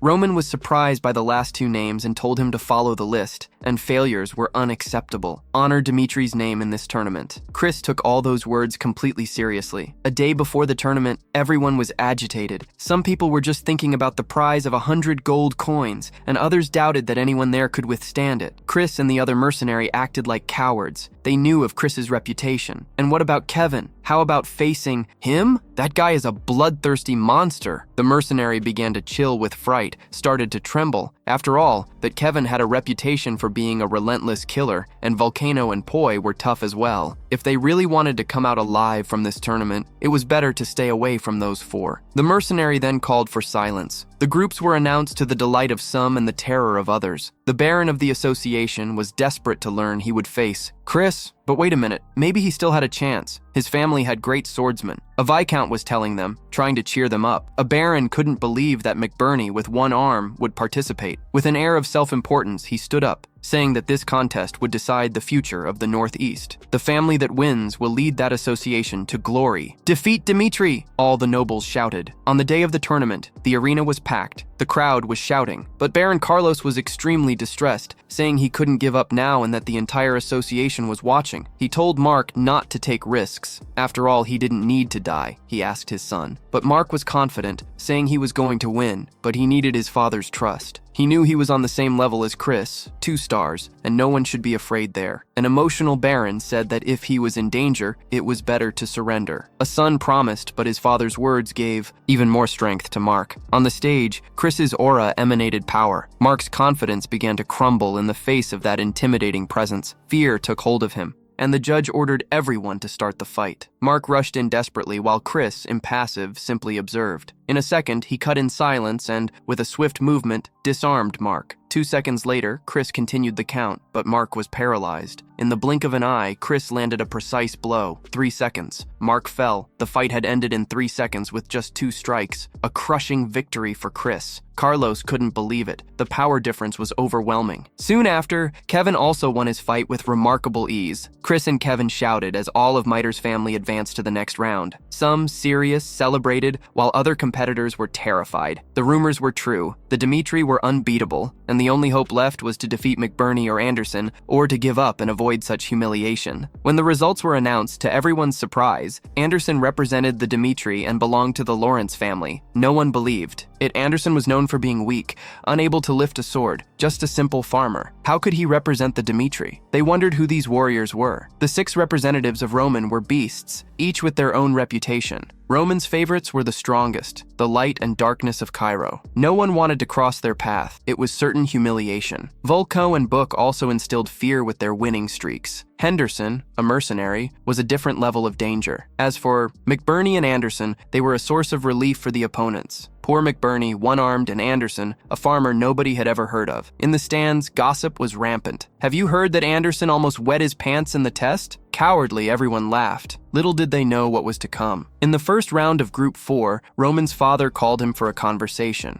How is this tournament going to bring order to the Northeast? Or is there something else behind it? Even though it's a friendly tournament, those nobles won't support Dmitri so easily. Roman, with his forward-thinking vision, responded that it was necessary. After all, that association is going to want to attack. But the Dmitris will run over everyone. They can't even jump over the wall of our house, let alone defeat us. I want them to kneel before us. The entire Northeast will be ours. Group 3, Henderson versus Tyler. The crowd mocked. Poor Henderson. He's going to be massacred. But they knew each other. So Henderson, how long has it been? Taylor was excited. After all, the last time he saw him, he was harvesting potatoes. Why did he leave the farm? Taylor was mocking our Henderson, telling him to surrender quickly. After all, Henderson didn't need to endure such humiliation in front of everyone just to support the family of a myth. After all, he didn't want to hurt anyone. He proudly advised Henderson to set aside that fight. After all, he was a 2-star knight. Henderson listened to everything in silence and only responded for him to forget who he was before. And if he was that good, why not give up? He wouldn't miss this chance to defeat Tyler. He said Tyler would regret that fight. The battle began. Henderson, with incredible speed, charged at Tyler, his eyes burning with desire. He is not just any farmer. Tyler, feeling the pressure of Henderson's blows, needed to respond, and Henderson wanted to show he deserved to be there. He remembered all the sweat shed during training, the struggle to feel the aura, and how he was as slow as a turtle, but persistent, delivering increasingly powerful strikes. Seeing how dire the situation was, Taylor released all his aura with a roar. Henderson stepped back, surprised. Tyler didn't want to use that, but seeing Henderson's strength, he had no choice. He leaped for a devastating attack, and Henderson saw Tyler's figure approaching him and remembered Chris's words, when he was still weak, if he desired.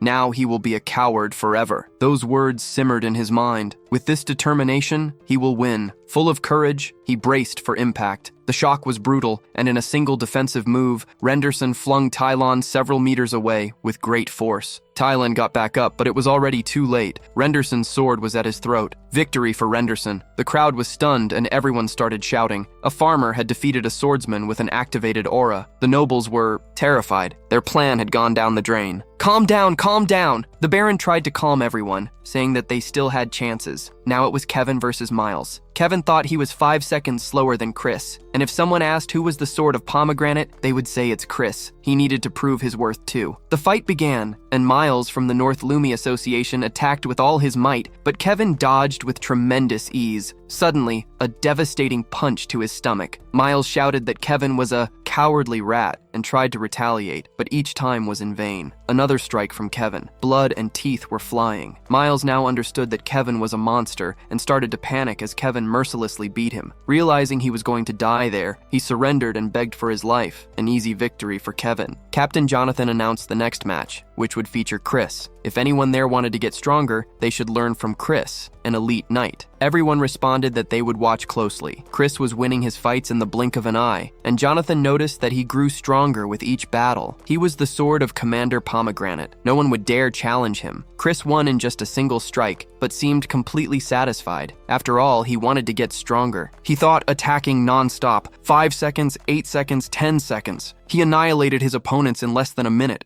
Jonathan was impressed by how Roman did that. He wondered. The soldiers started saying it was better to give up right away. These guys are tremendous monsters. Now comes the battle of Frario versus Chris. Will he last 10 seconds? People began to bet, and before the poor guy could even move, he was hit hard. The entire crowd fell silent. No one had seen Chris draw his sword. His power was absolute. Victory declared for Chris. 27 seconds. The Northern Association was in shock. Kevin was relentless, and also trampled all his opponents, crushing their victories. a volcano, and Poi, with his brute strength, also won. Dimitri was dominating the tournament. The only surprise was Henderson winning all the battles. The only hope for that humiliated association was McBarney. After all, he was a one-armed man. Could he win too? Viscount Conrad put all his chips on Gabriel, a 3-star swordsman trained since childhood, who would easily finish off the one-armed man. While Gabriel was extremely confident, he didn't believe he would lose to a guy who only had one hand. Gabriel then began to attack with everything, but McBurn dodged and counterattacked with the same mastery. He only has one arm! He knows he will catch him off guard. He always aimed for McBurn's exposed side, but McBurn dodged with an extremely unexpected move, and in the precise counterattack, hit Gabriel square in the chest. Gabriel began to curse, feeling the rage burning in his chest, declaring he would destroy him right there on that battlefield. The fury could be seen in Gabriel's eyes. He was furious for getting hit like that. This time he was going to the next round, and it wouldn't be by luck. He thought that guy wasn't there by luck either, unleashing a wave of power. And he thought that one-armed man was using his lack of an arm to balance himself. McBurn's strategy was quite interesting. Did Roman teach him that, turning his weakness into an advantage?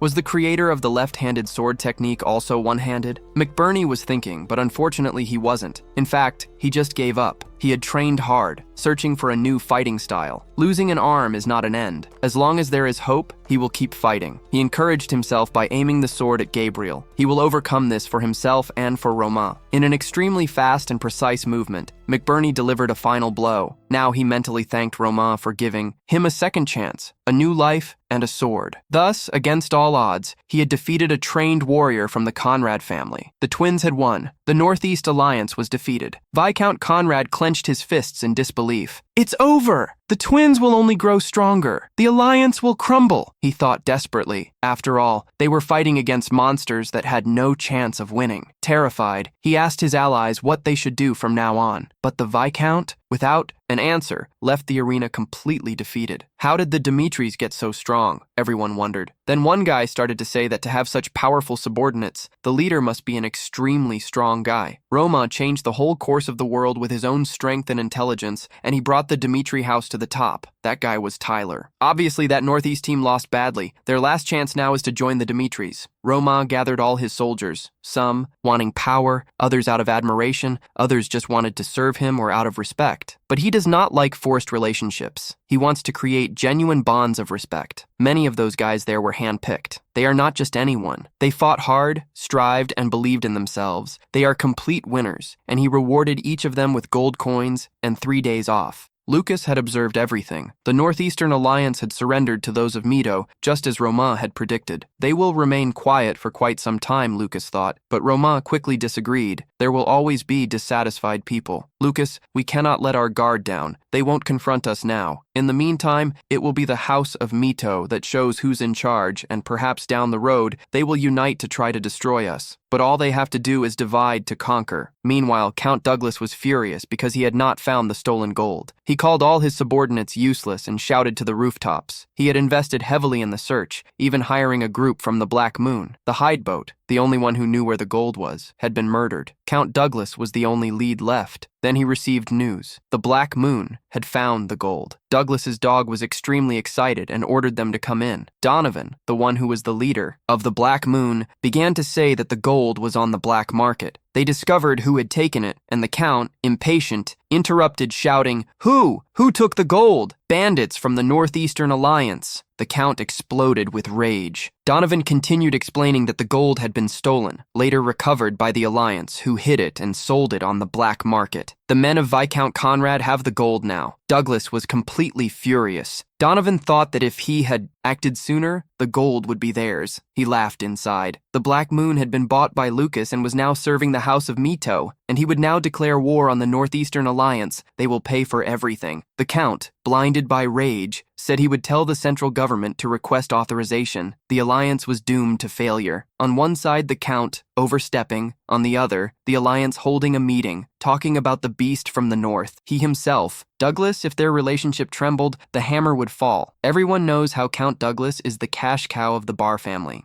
It belongs to Count Douglas. However, they also lent money to the Barco family, so they believe they have the right to take back what they lent. After all, it was Count Douglas himself who tried to take the slush fund in secret. So, should they bow to him first? Everyone there agrees. After all, none of them want to give up the money. From now on, they will unite to corner Count Douglas, and the argument they will use is that he was the one who tried to take the slush fund first. Since they have no choice, they will join forces to confront Count Douglas. But suddenly the servant rushes into the room, shouting that they received a magical call. And look who is there, veins bulging, yelling, "What the hell is going on? Why did you steal his money?" The guy first asks the conductor to calm down. He knows Count Douglas is angry, but they also lent money to Barco. That slush fund belongs to only one person, and the situation would have been completely different if they had promised a guy fair division for all. But he didn't try to steal everything for himself. He, sweating cold, believes that the flow of conversation is extremely in his favor with this justification. But Count Douglas is not a reasonable guy and starts yelling at everyone, calling them filthy thieves. "How dare you steal the money and give a justification? The money is all his!" He loses the first moment when he discovered the slush fund. His right belongs to the Douglas family, and he immediately tells a radio to shut up and listen with tremendous attention. He will contact the central government and request a territorial war against everyone there. He will pay everyone in the initial Northeast for those miserable bars of gold and clearly show how pathetic that Northeastern Alliance Association has become since losing the protection of the Barco family. Now, Count Conrad has realized how messed up they are, and so have the others. Roma is becoming tougher, destroying everything and everyone in her way. I hope you enjoyed it. Video is us, and stay tuned for the next video. After a while, Lucas placed the cup on the table and let out a little smile. The Lord was waiting for the Count to declare war on the Alliance. The kid brought the cup to his mouth and said that if he were the Count, he wouldn't back down after speaking. So, everything was going as planned. He saw the image of the guy on the surface of the tea and said that the Viscount was not someone to be attacked lightly. He remembered how that guy bowed to him and said that if the Count were stronger, the Viscount would be the first to hoist the flag, even if he had to swallow his pride. He frowned and said that to prevent that from happening, they needed to spread the news now, for the fight to be inevitable. He crossed his legs, thinking that when someone is cornered, that person might throw pride out the window. The old man served the apples in a bag and said that the atmosphere in the northern region was tremendously tense. The girl looked at him in fear, covering her mouth with her hand. The guy continued, saying that the Northeast Alliance was preparing to attack Douglas's estate. Everyone began to murmur among themselves. The guy said he would have to close the deal for a while. The beggars sitting on the doorstep discussed whether it was true or not, because one of them heard it straight from the family's servant. After speaking with the Count, he began to smash the furniture, throwing everything around the room. The old man brought his finger to his lips and said that from what he heard, they planned to crush the Count. The other guy asked if war was going to happen. The master's thugs were walking through the market thinking that a rumor was circulating that the Northeast Alliance had bad intentions towards the Count. Merchants and servants spread the rumor that everyone living at the bottom of the social pyramid belonged to the sect of the lower district. The hooded man smiled satisfied, slapped his hand on the table, and said he would take a look at everything. Because he wasn't understanding who dared to do that, the redhead put his hand out and ordered an immediate recruitment in the name of the family, as he would never forgive those guys. The guy frowned at the redhead and turned to the Count, saying that this war was a tremendous farce and that they were even considering financial compensation to apologize for the incident. The Count looked at him in surprise. Conrad kept telling him to calm down. After all, he was only angry because rumors were circulating, and it wasn't their intention. Douglas looked at the guy, extremely annoyed, and called him by name. Did he think he was going blind? The guy furrowed his brow and said that the reason they had contacted him was not to take risks and make concessions, because it was a declaration of war to crush people who only think about profit. And he hung up, saying it was time to take the risk and fight with all their might. A guy simply turned to the Viscount and said that this was very good. As the Count was after the aristocrats of the north, the Viscount frowned immediately and yelled that they would never win on their own. The other guy told them to call the central government. That said, the guy called Fabios asking for help. Fabios replied that he understood everything about the situation but could not interfere. The Count raised his hand. He responded that the fault lay with the Northeast Alliance, so they should sort it out by themselves. The guys looked down, sad. One of them said it was over because there was no way to avoid the war anymore. Suddenly, a crystal on the table sparkled. A young man turned to the Viscount and said that it was Roma who had made contact. The guy crossed his arms, looking at the Viscount, and asked what had happened. The guy closed his eyes and said that, according to rumors, they were having problems. The Viscount thought it was obvious. Apparently, a young master had contacted him just to mock, with a radio, He raised his hands, hearing that the guy had made contact because he wanted to know the situation directly to avoid misunderstanding. A Viscount thought it was not a serious attitude and began to recount everything in detail. Roma crossed his arms and asked what the Viscount was planning, since they could not just stand by and watch the northern force advance through the northeast. The Viscount looked at him, surprised, and asked if he was saying they were going to offer help. Roma frowned, and replied that no, that their relationship didn't matter. The Viscount was not going to just watch what was happening in the northeast. He imagined Roma looming over them, and thought that, if a fight broke out, it would be Dmitri who would come out on top. He frowned and asked what his real intentions were. Roma smiled, and the Viscount thought it was not the time to be reckless. He raised his hands again and started explaining that he had been in trouble before, but now he needed their family's help. The Viscount frowned and said if Roma didn't help, he would be ready for anything in the future. He decided it was not the time to think about pride. He imagined how they could do the same, and thought they would be able to minimize the damages of the war. Roma lowered his hands and replied that it was more logical not to help the Northeast Alliance, but he didn't want to lose focus. The hero pointed to 3 regions on the map and said that even with the situation in the north, they needed to work together. Roma looked at the guy and said that his family and the Northeast Alliance existed in a single northeastern region. The Viscount was now tremendously surprised and thought that this guy was saying that out of pure kindness. Roma crossed his arms and stated that his demands were not clear, asking for sincere regret for what had happened and a willingness to work together. The Viscount looked at him in surprise. The guy was asking for this in exchange for not ignoring the Alliance's crisis.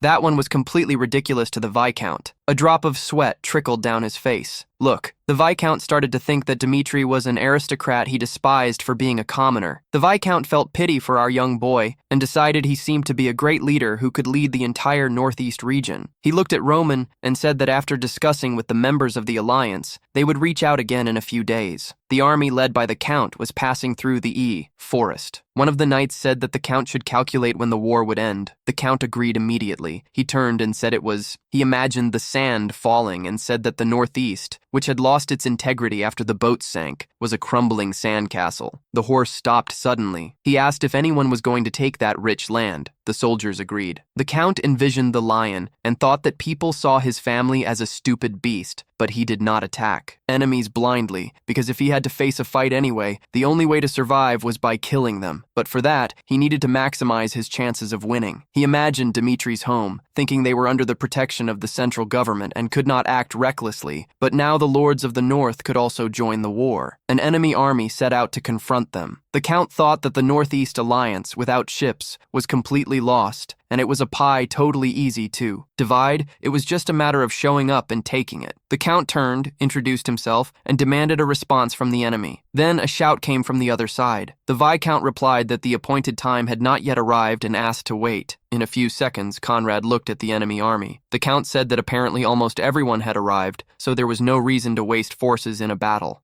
That the Viscount was going to lose. The Viscount whispered that the big and small problems needed to be resolved. Earlier, a guy called the Count and said that someone was coming. The Count thought that, apparently, the opponents had called for reinforcements. The banner of the Mitre family was raised. The Count frowned, surprised to see that the guy had arrived on the scene, being the head of the army itself. The Count, now not understanding what was happening, turned around and asked what he was doing there on the battlefield. Ramon frowned at him and shouted, "But isn't it obvious? What other reason would he have to show up on the battlefield exactly as he did?" He summoned all the lords of the north. Look, he's simply leading all his troops to support the Northeast Alliance's association. As he listened to Ramon's words, he pondered in his mind that the guy dared to use his own words as an excuse to interfere in the war. After all, it was he who called all the lords of the north. Conrad now remained confused as to why Dmitri was there, but nonetheless, he stayed confident and said that now, with Count Douglas, they were ready for battle. Count Douglas was tremendously disgusted and called that guy a stupid bastard, but Ramon shouted that now he would give the people of the north a chance, a hand-to-hand combat or a real battle. How do you want to do this? Our Ramon can't just see a war, right? Are you crazy? Whoops, there's a war over there, let's go. The Count began to sweat cold, tremendously tense, thinking that since the war had been declared, he couldn't cancel anything. Ramon frowned while the Count thought that if he fought him, they would lose, but they couldn't choose the hand-to-hand combat. The troops stood face to face. The Count kept thinking that his number of troops was greater than that of the Northeast Alliance, but that Ramon and Dmitri had many strong soldiers who had won the war in the south. So they weren't easy opponents. The singer lowered his head, choosing among the responses, but Palm interrupted his thoughts and said to him, "How about he fights 3 swordsmen at the same time? But if he's too worried about our Palm's strength, he could even increase the number to 5, 1 against 5. He now felt disturbed. He admits that Dmitri is strong, but it's absurd to think he would suggest something so ridiculous. A generous Dmitri like him, you guys get it? He said he hopes this war can be resolved with the least confusion possible. Does he tell me? He just asks for some time to think about it. They start discussing whether or not to accept his proposal. That guy can be extremely strong, but can 5 of the strongest there? Can one stronger person from each of the families not be able to fight just one, and still under 30? The guys think it's very dangerous. Just the fact that he defeated a butler means he could be a swordsman of more than 5 stars, but that guy knows it too. But they have no other choice. No matter what decision they make, they will have to face that monster on the battlefield anyway. Everyone is afraid of our Palm. He starts saying that the twin swordsmen, under his command, defeated a 4-star swordsman when they fought together, and he is sure he is as strong as the rumors say. But this is a wonderful opportunity for them, since he's making a completely reckless decision just to showcase his strength. If they can take Palm's life, they will be able to take the entire Northeast region completely. So, they decide to go ahead with this choice, and he thinks it's all perfect. He will make Palm regret acting so arrogantly. He will overpower all of Palm's forces and send him to the grave. Then, there's a central government observer now.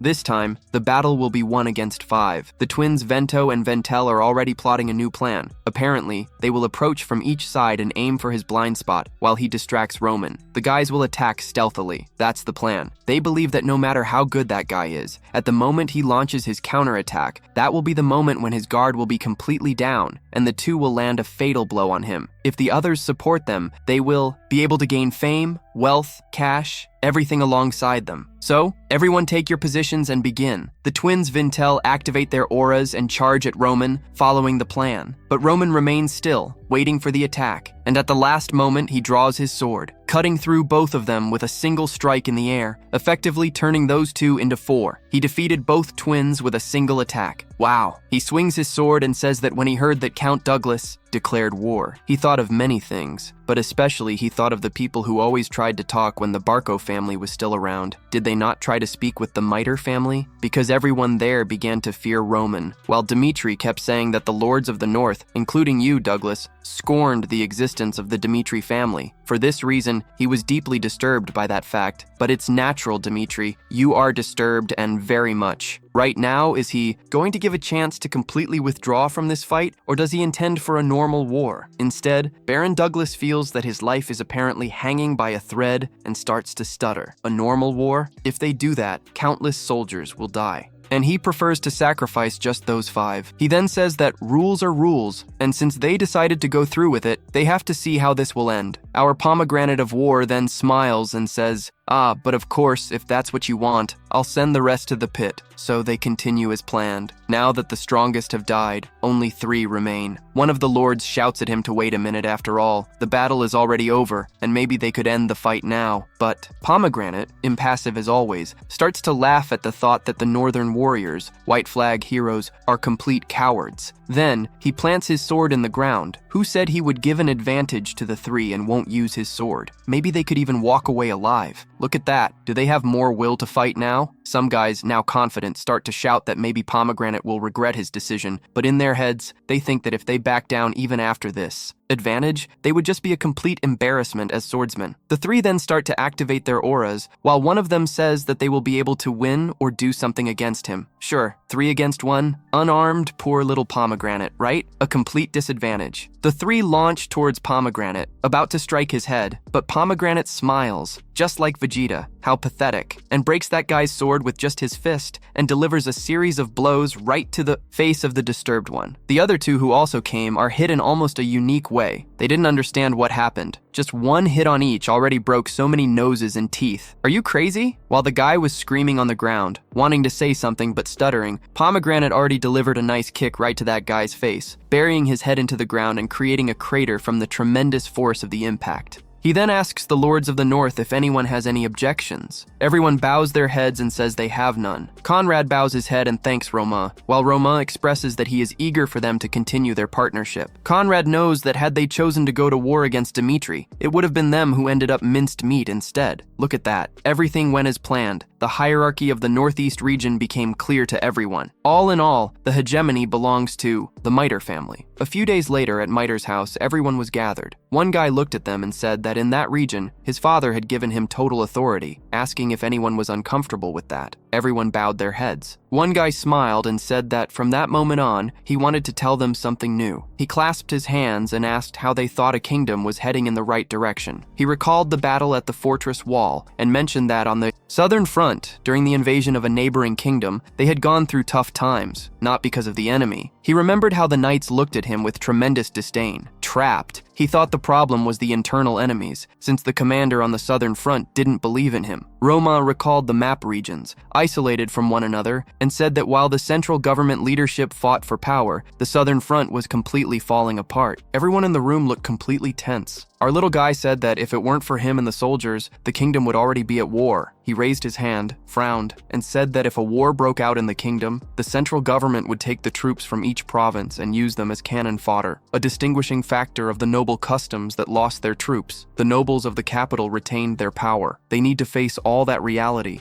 What truly caused this war, and the truth, my dear friends, is that they are being treated completely unfairly. Therefore, he believes that they can and need a new change. Everyone was paying attention to him in the room, just as the nobles of the capital used the central government to enjoy their power and influence. What if the Northeast region worked together? That way, they would be able to protect each other. Once Dmitri starts to take action, the central government won't give him much time to execute all his plans, and that is why he needs to unify the entire Northeast region. And look, when that happens, the central government won't be able to make any reckless moves either. One of the guys in that room says that if the Northeasterners all work together, then they will really have a great influence even when dealing against a central government. However, if they exclude areas like the Lawrence territory, then the Northeast region becomes a completely serious, barren, and unproductive area, and most families from there depend a lot on supplies from other regions. If they go against the central government, then there is a big chance they won't be able to get supplies again. But Roman knows this. His business is completely tied to the central government. It's just like Brazil and the USA, no doubt about it. But he knows they have to break this cycle as soon as possible. The nobles of the capital will have no choice but to remain under the government's control, but if everyone in that room agrees to unite, then he will be able to solve this problem, at least the rationing problem. He then shows a plan on the table to everyone, saying that this is the future development plan of the Miter family to benefit the entire Northeast region. After all, that region has more mountains than other territories.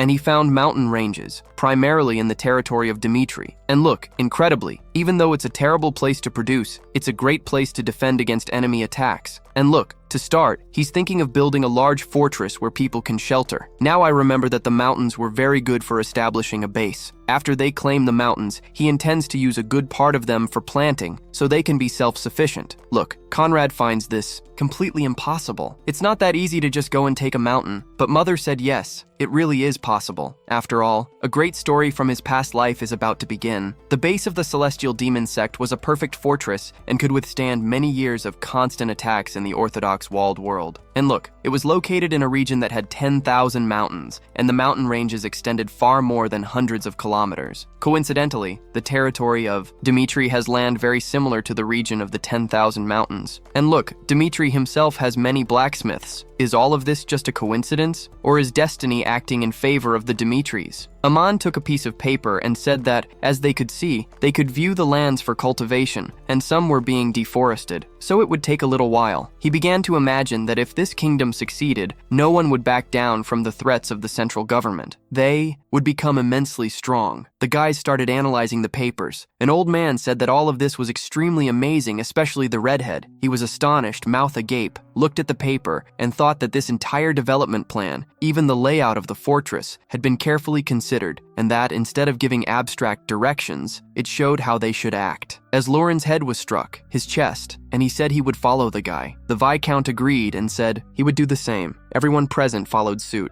Finally, Roman decides to give a new name to that alliance in the Northeast, which will now be called Alliance of Mitre. The northeast region is now in Dimitri's hands. Later, Roman's father reflects on all his son's achievements. The Mitre family, which Roma is leading, is now heading in the right direction, although he still feels bad because he has worked so hard for Rodwell. Roma has become an existence that no one can replace. As he observes the incredibly beautiful moonlight of the night, he thinks about how the Mitre family has become so influential far from there. Last month, Marquis Valentino spent his days contemplating his immense frustration. And look, Hendrik, our master blacksmith, said he never sent any of his swords to any auction house. If it isn't Dimitri's master, then who could that craftsman be? Marquis Valentino was still on the hunt, and everyone there in Cairo said he hadn't made that sword. That level of technique would not be found anywhere on the continent. Suddenly, someone bursts into the room, shouting that they received a report stating that someone witnessed a sword resembling the incendio among the stocks of Mitre's master blacksmith, Hendrik. The Marquis is tremendously surprised, and determined, he heads to Dimitri's territory immediately. Once at master blacksmith Hendrik's house, he gets straight to the point. A month ago, he bought a sword known as Incendio at the Adeline auction house. The guy says, "Yeah, that's fine. You mentioned that in that letter." So, based on what they can see, the Incendio is literally a national treasure, and he is sure that whoever created this sword is undoubtedly a master from the Cairo area. He then shows the Incendio sword to him, and Hendrik observes that incredible sword while the Marquis knows he is following the right leads. Look, it seems he recognized that sword.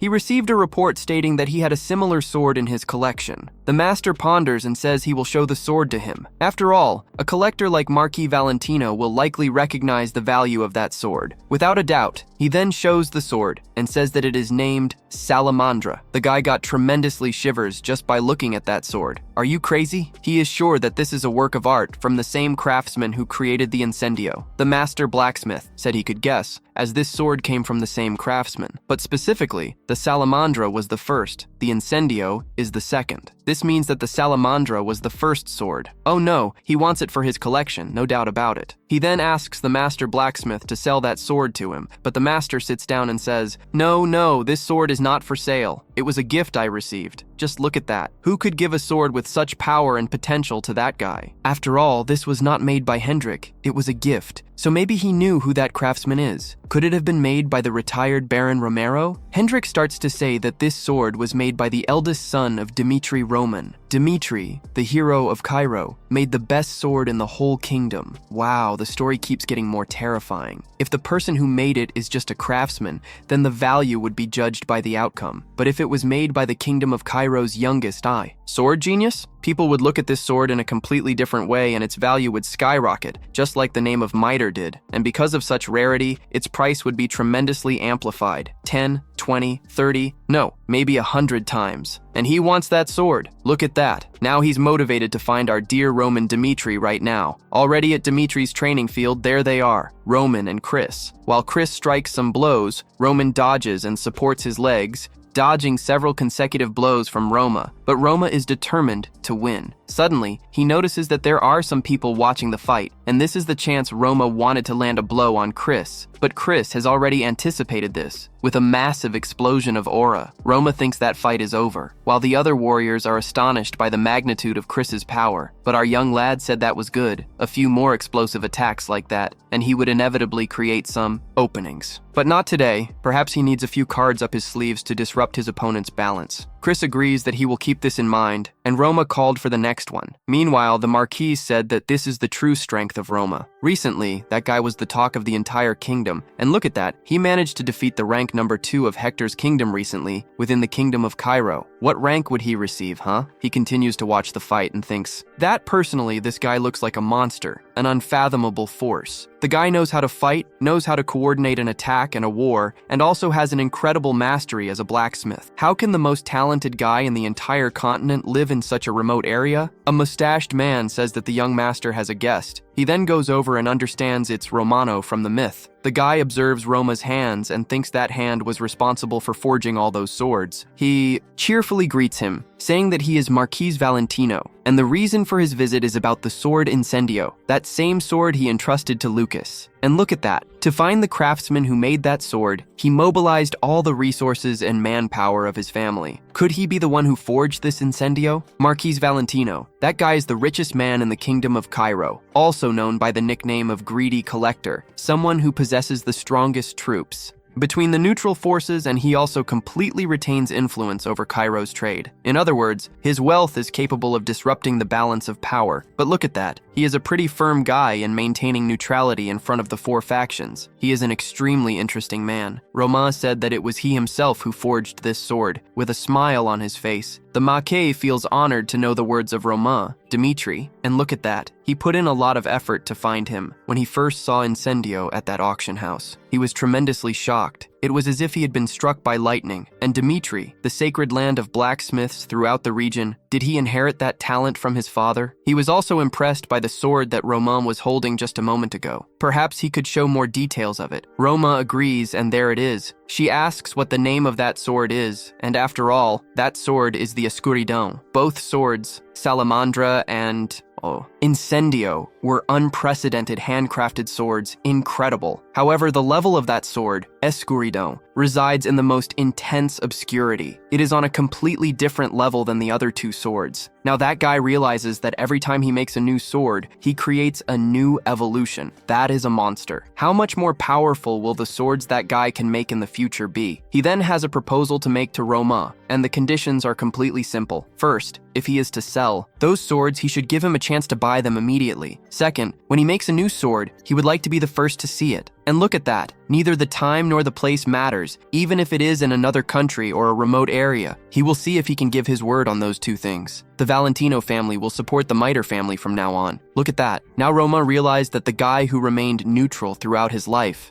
can tip the scales between the realms and is giving up its neutrality. The Marquis said he hopes Romain knows the weight of his words and what that means. After all, they will be abandoning neutrality. Romain is incredulous as to why that guy would suggest this. Here he is speaking openly and honestly about receiving quite a bit of pressure from the four families, as they will eventually have to give up neutrality sooner or later. He has been thinking about this for a long time, about who he should really support when the time comes. Then he heard that the Miter family had formed an alliance in the northeast, and now he also knows that Romain is the craftsman who forged those swords. Naturally, what reason would there be for him not to like our Roma? And of course, he knows his family is doing very well financially, but it's not always good to have more money. The more, the better, right? And he is truly fascinated by Romain of Miter. Roma stands up, stating that the nobles of the Miter family have pledged their loyalty as members. Is the Valentino family also ready to follow from Miter? The Marquis smiles and stands up as well. After all, even if Romain Dimitri sends the Valentino family to throw you into the fire, they will obey his orders. Smiling, Roma, who puffs out his chest, smiles and look. He has won yet another unexpected ally who could completely tip the scales of the game. So, they will count on him from now on. The guy bows to Roma and asks if he can actually reveal that it was he who forged the sword. After all, now that he has such an incredible sword, he could die of frustration if he couldn't boast about having a sword made by Romain Dimitri. Roma smiles, thinking that guy is quite unique, really exotic. Back in the Valentino family, he begins to boast to everyone that that handcrafted sword, according to the rumors, was made exclusively by Romain Dimitri, the genius from Cairo. And guess what? It is a much better sword than the rumors say.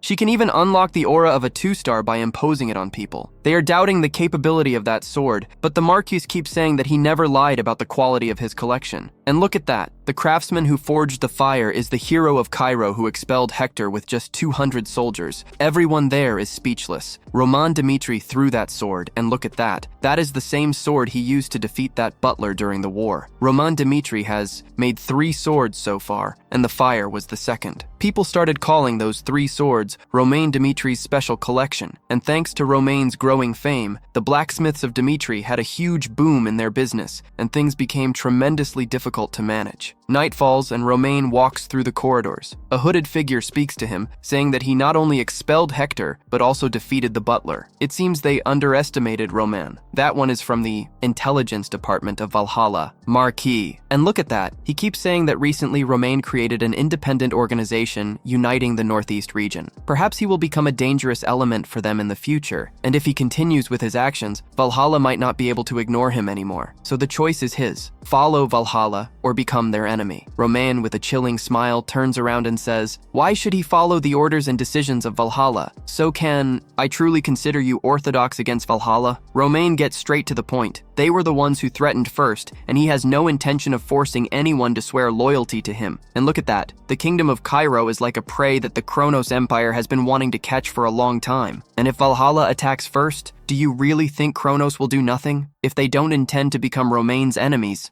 just wait. After all, the group he chose will definitely reach the top of Cairo, and the people will see Dimitri as a creator of kings. That was a shock to that guy, and he clenches his fists. That guy is very bold. As the saying goes, if he walks around like that with his nose in the air, it's just a matter of time before someone comes along and knocks down that sandcastle he's building. The Shadow Boy also says that the butler he found so hard to defeat is nobody in the kingdom of Valhalla, and the whole continent is a very large place. He decides to give our dear Romano more time. As he melts away into the shadows, he begins to say that it's better for him to choose a side. You know, the deal is this. As soon as that alliance of myths was formed in the northeastern region, one by one, the four factions of Cairo quickly got in touch and began urging Romano, pressuring him to make a decision. Meanwhile, back at the mansion, Benedict keeps wondering if they're going to let Romano grow so much without doing anything. After all, he still hasn't chosen a side. But Benedict is confident and intends to forget everything that has happened all this time. However, if he chooses someone else, there will be no choice left after all, ensuring that he pays for everything he's done, and he crumples the paper. As night falls, under the starry sky, Romano continues to think that they have reached all the limits of how much they can use the balance of powers. If they can't take advantage of last year in some way, they won't be able to avoid losses and sacrifices during the upcoming war. First, he needs to acquire a lot of magic. Only then will he be able to face everything with tremendous perfection. There are 13 magic towers within that continent. Among them, the Tower of the Celestial Palace, which is the strongest of them all. In that tower, there is an annual conference attended by representatives from each tower. To showcase their achievements, that Phoenix Tower presented an extremely strong fifth circle magic that year. Everyone was left in awe, but the wizards who attended the demonstration remained indifferent to it. The reason why this tower received such reactions is due to a fundamental problem that has been troubling everyone lately. You see, that Phoenix Tower lacks a distinct identity. It's true, though, that Phoenix Tower lost its grimoire, which has been passed down through generations. And yet, his office, the representative of the Phoenix Tower, Felix, continued to be unaware of how he became the representative of that tower 3 years ago. It's quite complicated. While he resists, there's a pile of documents to sign, to read, and to represent. His head aches from the workload,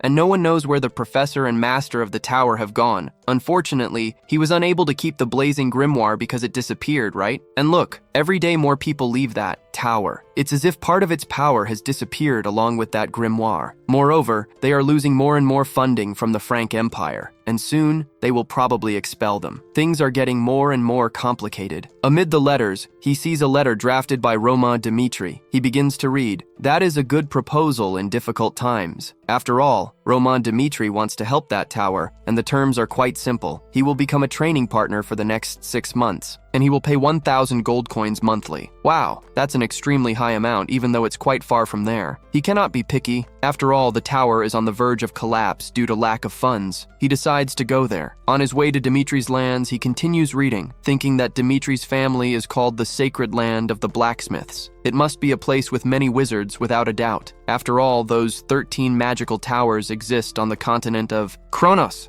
Including the Tower of the Heavenly Palace, there are 7 more located in Kronos. And look, those towers are strictly neutral forces, but most of those situated in Kronos are considered sacred land of the wizards. Compared to them, Cairo is like a desert for magic. And look, among all of them, Dimitri is the furthest from everything. If it weren't for the offer of that gold and the hard times that Tower is going through, he would never reconsider or set foot in that land. From the perspective of a magical tower, all that matters is obtaining 6,000 gold, which will keep it alive for another 6 months. He then notices Dimitri's vast territory, extremely grand, beautiful, and seemingly filled with riches. A soldier asks what brings him there. He says he is from the magical tower of Felix, who came there by the invitation of Mr. Dimitri. Apparently that place is quite organized and systematic. He notices that there are magical devices placed in various locations, ready to be used in case of war, as well as an extremely sturdy fortress and an impenetrable, nearly perfect defense. Despite being an extremely distant and remote location, Dmitri truly deserves his fame, being a formidable force that no one could ignore throughout that empire. Roma introduces himself in a friendly manner, and Felix shakes his hand, feeling that Roma is not an ordinary guy. Felix gets straight to the point. He wants to make sure of the terms in the letter he sent. Roma smiles and says it's all true. The terms and rewards are clear. Just for being Roma's training partner, he will pay 1,000 gold over 6 months, meaning a total of 6,000 gold. Felix doesn't understand his situation. What does he want with this? Is he just looking for a training partner? But there are so many people there. Why did he choose him? Roma starts saying that he heard the flames of Felix's tower are unparalleled, the strongest when it comes to attack magic. And he also heard that its situation is going downhill very quickly.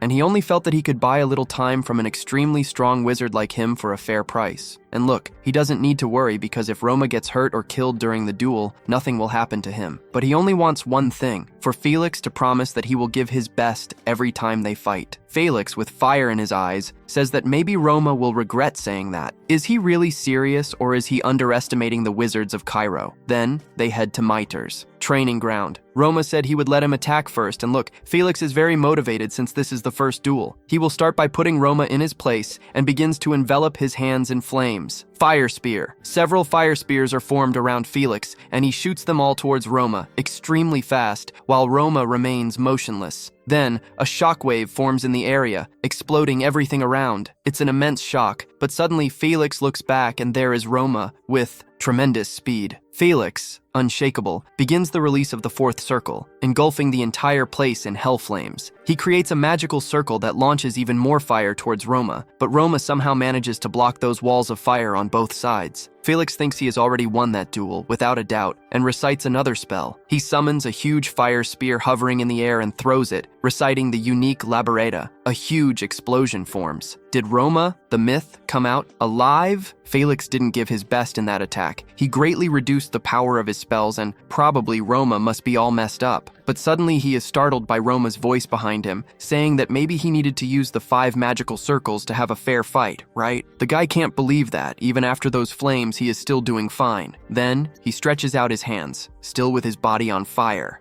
But the wizard manages to dodge his attack. For now, Roman heads towards the wizard at tremendous speed, standing right in front of him. Then, he starts to conjure a containment spell, forming a sort of barrier. Now, he thinks he has managed to immobilize Roma, at least for about 10 seconds. That spell is a kind of gravitational magic. Roma begins to contort his body and release all of his aura. Suddenly, the wizard feels it's time to show why he is worth more than 1,000 gold pieces per month. He then starts to unleash the magic of incomplete burning, imperfect fire. Roma prepares to receive that power, and as the energy moves towards him, he manages to dodge some flames and defend against others. The wizard looks on, incredulous, unable to understand how that guy is capable of evading that. Suddenly, Roma gets a little closer, and before finishing the wizard off, he speaks very close. Today's training ends here, and I'll see you at the same time tomorrow. The wizard falls, key, to the ground. Wow. Or Mandy Mystery? He is sure he predicted which spell he would use. There isn't any technique that could allow him to predict spells. Or is there? How does that guy manage to do this? Will he be able to defeat him if he fights him again? He gets up thinking about the battle, but believes he is far from defeating Roma of Mitre. He needs to think and come up with a good strategy. When the Tower Master Felix disappeared, no one could pass on the legacy of the flame spells. So, everyone said that was the end of the tower. But Felix, obsessed, persisted in his research and was able to manifest a part of that great magic. People considered Felix to be extremely stubborn,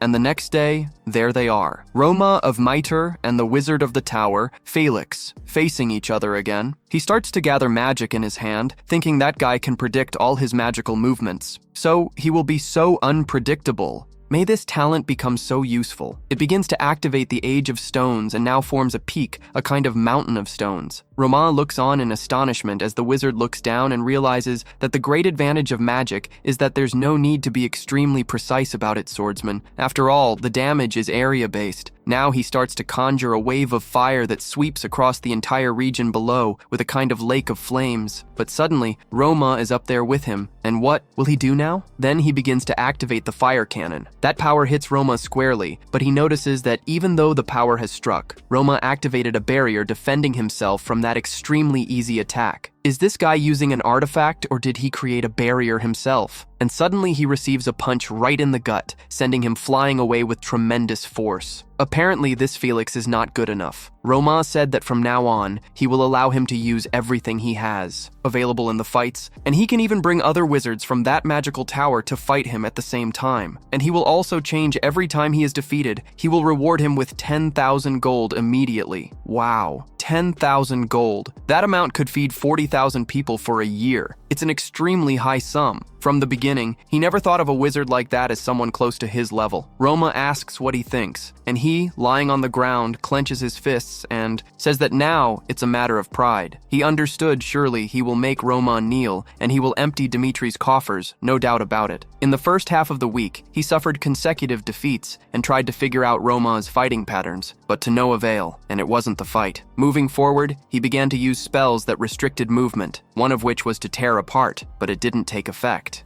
Then he managed to use the mist and didn't feel the effect. Suddenly, he activated the magical trap. However, he began to realize that Pomegranate can see through all his attacks. He had already fought 30 times against Pomegranate and accumulated 30 consecutive defeats. Now, he is sure he can face reality. Indeed, he needs to let go of that useless pride. Unfortunately, he cannot defeat Roman Demeter alone. Suddenly, he contacts other mages, and the guy is in shock. He is asking all those mages to fight together against just one person. Is that really necessary? The guy starts to say that it will be difficult to control all the power of magic. How can he do that in a duel? And what is a representative of a magic tower doing in another land? The guy starts saying that if they are reckless in using magic, an eldest son from the Mito family got hurt in an accident. How would they deal with the consequences? That guy is the 5th circle mage Nox, but Felix understands everything that implies. Moreover, he has a reward of 10,000 gold for this duel. If they can defeat Roman Demetri together, he will give half to those mages. The guy is in shock. Is he serious? Then indeed, he twirls his little mustache and says they will defeat Roman Demetri for good. But the guy only responds that it isn't as easy as he must be thinking. That guy is like the natural enemy of mages, and for this reason, they need to have a strategic meeting before anything. The guy then hangs up the call and tells him not to worry. After all the mages there will look into it and take care of everything. A few days later, there they are, 4 against 1. Roman points his sword and says they can all attack first. Then they start to gather mana in their hands using the wave of fire and the fire explosion. Felix watches and starts to sweat. Apparently those mages are making the same mistakes he made in the first month. Suddenly, there are 4 down on the ground. And after going through that second body transformation, they gained immunity to fire and cold. The heat isn't going to work on Romaine's body. Poor wizard all sprawled out on the ground. He thought it would be easy to win 5,000 gold. The guys start laughing. Ha, Mr. Felix, that guy is stronger than anyone he's ever seen. What kind of demon is Roman Demetri? Seriously, what kind of fight did they think was going to happen by now, huh? Felix just tells everyone to wait there, that he will come back later to talk to him. Suddenly, he's right in front of Roman, saying that to be honest, he thinks nobody there can defeat him. But to be honest, he's dying to ask how he manages to predict magic and destroy it. Romain said it's okay. He'll tell him exactly how he prepares for his fights. Then, Romain takes him to a sort of library full of grimoires. Did he read all those grimoires there? Magic happens when mana resonates with nature within a circle. Fire, water, wind. And the moment a person's magic related to nature is cast, a kind of signal and pattern appears. Depending on the amount and the form attribute of the mana, a person can tell which magic is being used and, naturally, he is able to react to it quickly. First, the sense to read is that resonance. Second, the knowledge to recognize the type of magic that is being cast. And after seeing the form of resonance, third, the ability to make a quick decision about the actions that need to be taken. After having all the information. Wow, Felix is in disbelief. How is that guy capable of doing all that? Romain Demetri. He is a monster for whom even the word genius is a tremendous exaggeration. Even a monster is working hard to become stronger, and he is there, escaping reality, using the disappearance of his master as an excuse. How pathetic. He hasn't achieved anything being the master of the tower, and with the remaining time he has there, he should prepare as much as possible for the duels against that guy. After 2 months, Felix can feel the huge difference.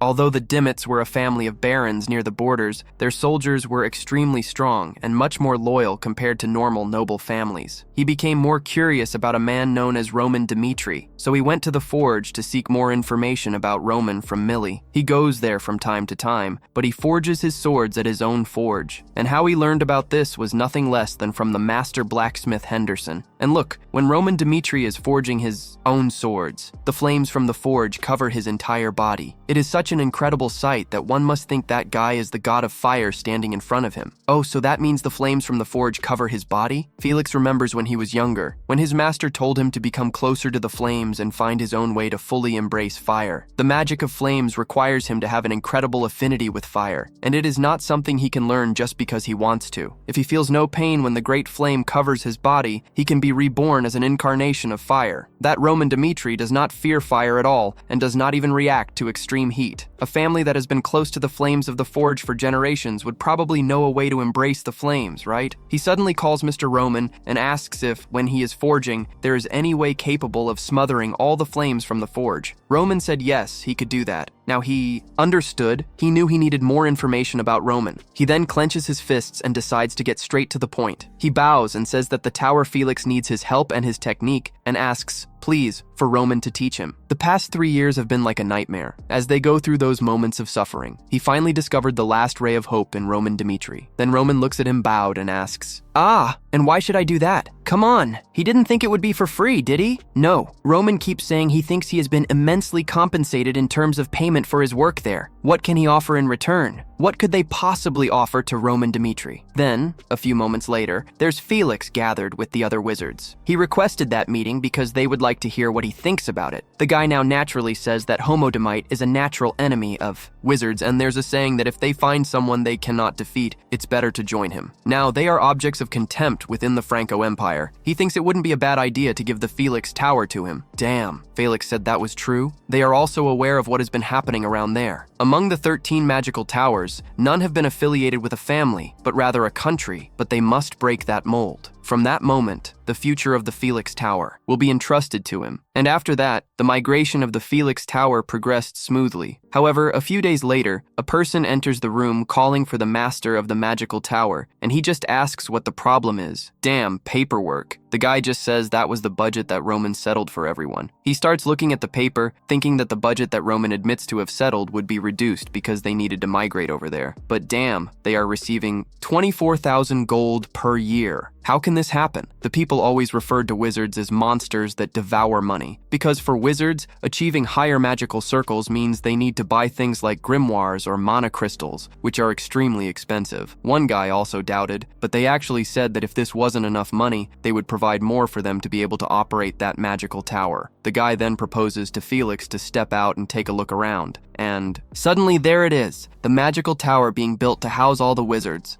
Wow, what sizes? Communal, and considering that the Felix Tower will expand its forces, they built this just to accommodate 1,000 members. Does he think that's enough? One, Felix is still shocked. They weren't expecting Lord Roman to do all this for him, but Lord Roman is someone who cares for the people more than any other lord, and that's something he must get used to. There's the mustached butler saying Murphy shouldn't change his routine just because Master Roman is around, and he should get ready to wipe the sweat off Roman and stay close to the stagnant water. That's Rand's replacement. Murphy Rands never took a vacation, but still he's worried. He will probably be fine, having graduated from the Adrian Academy, even though his dear granddaughter likes that gift. Then suddenly someone interrupts his thoughts saying they've been waiting for Mr. Ryan. He is received like a luxurious carriage. The guy can't believe someone was waiting for him. Why, after all? He's just a servant. But the guy just said that Master Roman ordered them to wait for him there. A little further away, a teddy bear falls, and Rand's only son, Harrison, is ordering everyone to hurry up and get things ready. What could be happening there? Apparently those people were sent by Master Roman, because that guy wouldn't send so many people there. Then there he is, Lucas, saying that young Master Roman sent them to thank Mr. Hans for his service. Please, he's to rest while they prepare for his daughter's birthday. Wow, that guy can't understand anything about this situation. His father is just a servant of the family legend, so why are there so many people here? So much attention. But Lucas said that young Master Roman considers Rands as someone important to him. Has he never heard of Lord Roman? From his father Roman from me, back when he was called Useless. He was someone who was unaware of his father's devotion and sacrifice. He never trusted that man whom his father trusted all this time, and young Master Roman is just lost.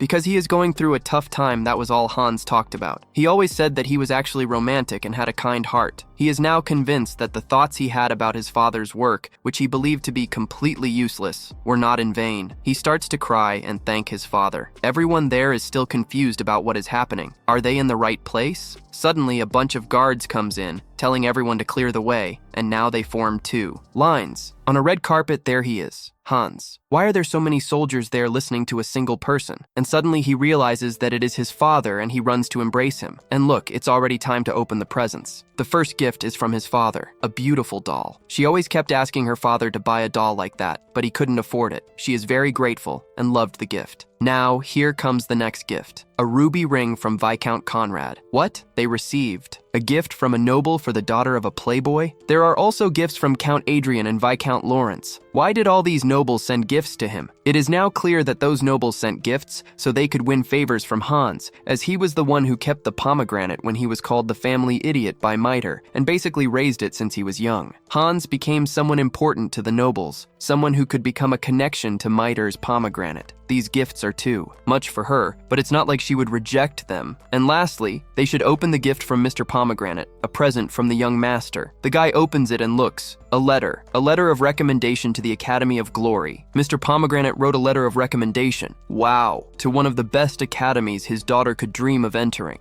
Because it's hard to get in, even without money, to the Gloria gym. How could it be? The guy starts crying and thanks his father a lot. Then, at night, in Mitri's castle, Rams begins to say that they don't deserve the gifts that Romain is giving them. He already feels very happy working and doing what he does. Romain watches Rams and remembers the crazy demon. Once, he asked that guy if he didn't regret following him, and he just kept saying no. After all, just knowing that he trusts him makes him want to serve him for the rest of his life. As long as Rams is Romain's servant of Mitri, Romain keeps telling him that he has spent more time by his side than his own father. Despite the differences in status, Rams is someone special to him. Rams is one of them. Just as he has shown loyalty and sincerity, he also has the right to correct all the gifts he gives. And he also congratulates Rams on the anniversary of his granddaughter from the bottom of his heart. A year later, at the Cairo branch, in the Valhalla temple, the guy is there watering the plants with tremendous boredom. And after Roma Dimitri returned from the southern front and mentioned the ranking battle, an unprecedented phenomenon happened in the Cairo kingdom. The rankers stopped battling each other and instead spent a year preparing for that fight against Roma Dimitri. Roma Dimitri's position is quite vague, and officially, he is ranked among the last 100 after his fight against Romeros. But he defeated Mordomo, the number 2 in the Hector kingdom, proving all his skills. And that's where the rank problem begins. From 1 to 99, anyone can become his prey, no matter what the person does. The moment Roma Dimitri starts to move, he will cause changes in the Cairo rank. Suddenly, someone arrives shouting, "Sir!" saying that Roma Dimitri is calling, that public ranking battle is finally about to begin. Now the guy is rejoicing.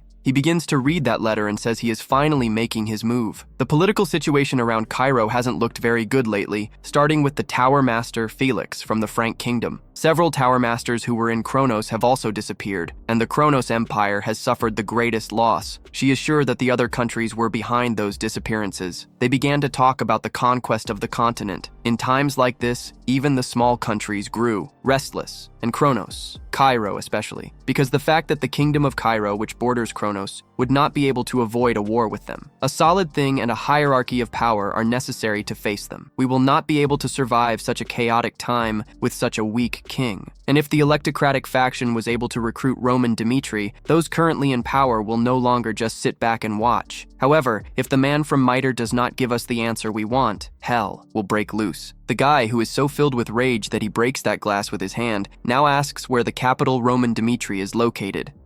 Apparently that guy is in the northern region, so he naturally decided to start from the bottom. The guy begins to announce the public ranking battle that will begin from now on. The first is the rank 99 from Cairo Jaden. The guy draws his sword while thinking that if that guy is as skilled as they say, he won't need to waste his energy on the lower ranks. And looking closely at him, he is quite young, and from what he heard, has already scheduled the next rank battle. This guy is very arrogant. He then decides to go all out and starts exuding his mana pressure and charges at Roman. But before he can realize it, Roman finishes him off with a single extremely swift blow. People are still puzzled as to why Roman Dimitri is wasting time with those useless battles. Does he really need to fight those battles? Why doesn't he start with the best? 30 Pomegranate just says that people call him a hero, but they keep doubting his abilities. He will defeat all the hackers and prove it using only his skills. Now he understands what he wants, and this is his romance. He wanted everyone to believe that it would be impossible for Pomegranate to reach first place in the ranking from position 99. Even if he wins against one person a day, it would take about 99 days. However, after less than a week, all doubts were cleared, and he had already defeated rank 98, becoming the new 98. And now he just calls the next one. The 97 was defeated with a punch to the face, and everyone can't believe how that's possible. The guy defeated 3 ranks in one day. He knows they are in the lower positions, but they are still 3-star rankings. And besides that, he didn't even take 10 seconds to defeat each of them. In just 2 days, Pomegranate fought his way up to the 91st position, becoming the arrogant challenger like a kind of predator, moving forward and devouring all the rankings. Suddenly, a guy wakes up. He was having a horrible nightmare, but what was happening? He wonders why he is there, and the guy says, "Oh, but don't you remember? You underestimated your opponent and got knocked out by his attack. It's been a day since you lost consciousness. At least you were the only one who woke up." After fighting Pomegranate, he asks, "How many people did that guy fight?" "Oh, he defeated 5 hackers in one day, including you. Do you know what that means? It means you were no match for him from the start." The guy puts his hand on his chest, feeling as if his body has been torn to pieces. He starts to say he won't move properly for about a month, and he doesn't know what spell he used, but he completely destroyed his muscles.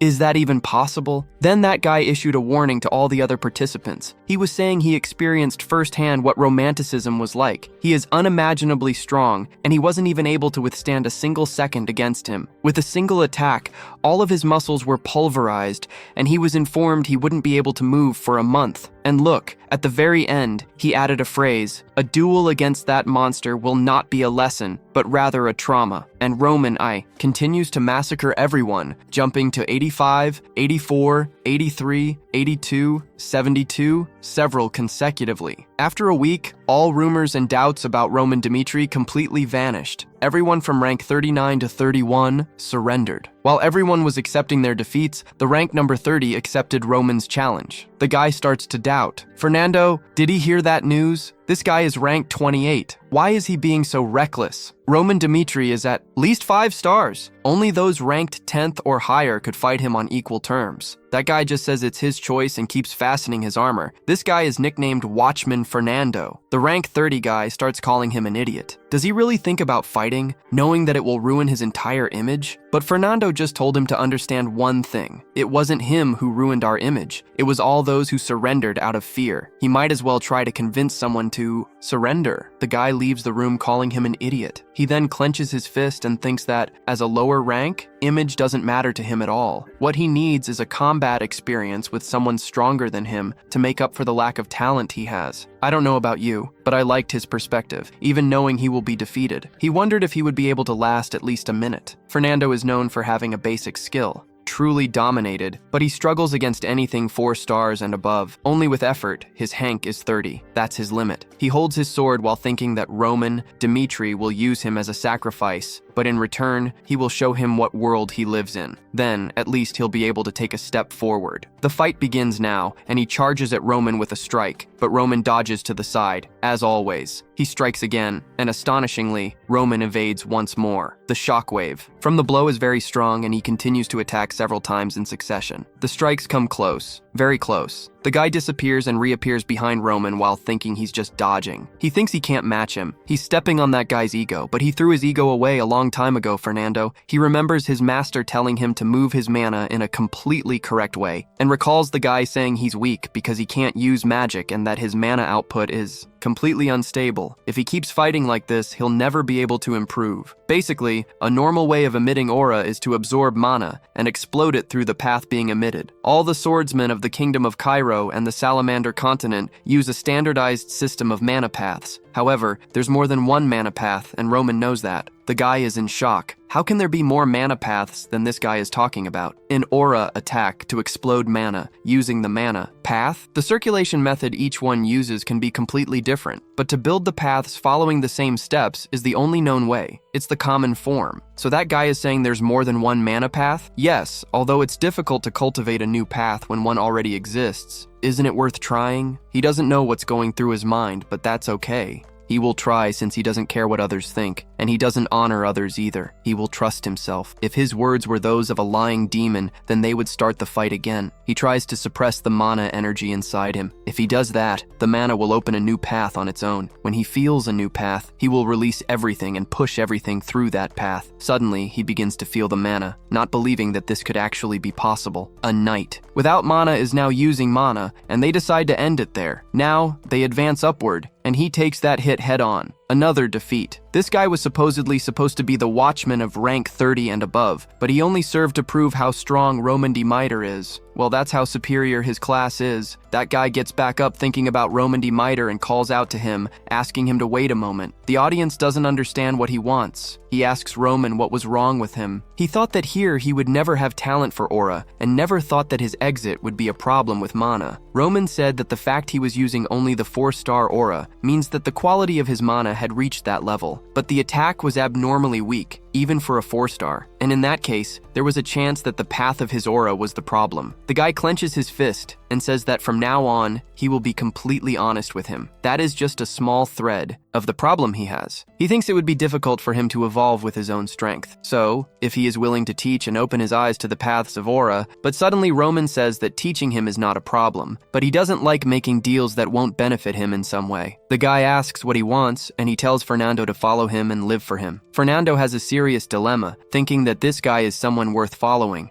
That guy will edit the right path for himself. He, Fernando, swears loyalty to Lord Dimitri from that day on. Now the aristocratic faction begins to discuss Roman's actions. Dimitri, does this mean trouble? At this rate, he might actually defeat Nicholas's dog, but apparently it's still too early to say. Although Roman Dimitri has defeated the butler before, Count Nicholas is on a completely different level, as he is ranked 80 across the continent. Nicholas, that guy, is a royal knight, a stronger swordsman from Cairo. While people consider Nicholas an unattainable existence, Roman's actions have opened up a new possibility that was unimaginable until now. And if Roman Dimitri really defeats Count Nicholas, then what will happen? Essentially, Count Nicholas is the reason the royal faction has lasted this long. If Roman Dimitri defeats that guy, a new power in the kingdom of Cairo will be created. Not just 4 factions, but 5. The Royal, Kronos, Valhalla, Aristocratic, and Dimitri's. This must be stopped at all costs. If Roman Dimitri rejects their proposal, they will have no choice but to get rid of him, no matter what they have to do. He then asks everyone to gather troops from their families in the capital. No matter what Roman Dimitri's decision is, he will not be able to escape. Now, there he is, rank 10, kneeling, surrendering to the overwhelming force of Roman Dimitri. The stage is already set. People are shouting that this is completely disappointing. That guy declared a public rank battle a year ago. What is this guy doing now? What is this? The guys were expecting Cairo's hackers to be ready to fight him. However, Roman realized that after defeating the rank 10, he was the only one capable of facing him.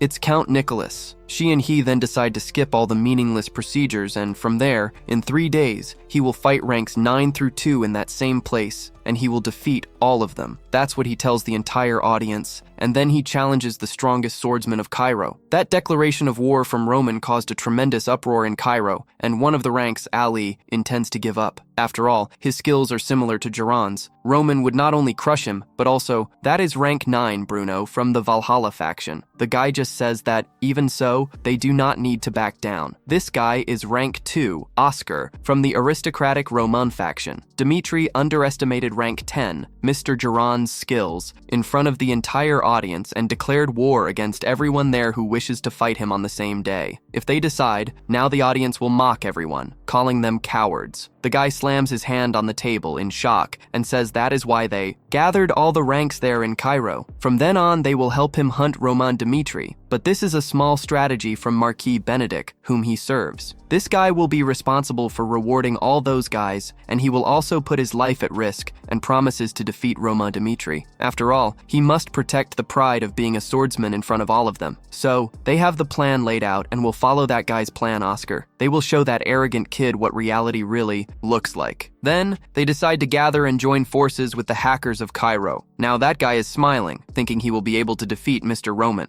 3 days later, Bruno and even Oscar are there. The 9 hackers to 2 appear, thinking that all these ranks have fallen for Mr. Dimitri's provocation. In this situation, it is really difficult to say who wins or who loses. Roma observes all those gathered rankings and thinks that is the reality. Nobles always lend their hands when facing a crisis, and he then has no more time left. In Cairo, all that remains for him is to transform into a legitimate predator and devour all his prey at once, or be devoured. Rank 9. Bruno then takes a step forward, thinking that the man will try to end the fight the moment it starts, but the 8 of them tried to prolong it as long as possible. And suddenly Roma slices through the first one. It didn't even last a second. Wow, and he just calls for the next one. Here comes rank 8, and before we can realize it, he's been sliced. Next, rank 7. Next, rank 6. Next. Wow, they aren't even getting a whiff. Rank 5 and rank 4 have been taken down as well, and now comes rank 3. Impossible. The guy is a monster, and Roman just calls the next one. Or is there only one left? That's it. That's all there is for today. I hope you enjoyed it, and if this video does well, we'll bring you the next chapters. After all, this story is far from over. Thank you for watching, and stay tuned for the next video. There's just one last scene. Now the camera focuses on the royal family, where a kneeling guard brings the bombshell news. Your Majesty, we suffered an epic defeat. Roma Dmitri destroyed opponents from rank 9 to 2 in a single day. Now he is free to challenge rank 1. King Daniel, processing this information, comments, "So that's what happened." With a worried look, he turns to Nicholas and asks, "There's no way to avoid this duel against Dmitri, right?" He explains his logic. "I trust you, but if the strongest swordsman in Cairo falls, our position will be an easy target for the aristocracy." Nicholas, resolute, responds, "No, Your Highness, that will not happen." The guy then pleads, "Trust me, please. I'll show you again why I'm known as the strongest swordsman in Cairo." With that, he turns and confirms, "I'm going to withdraw now." Outside,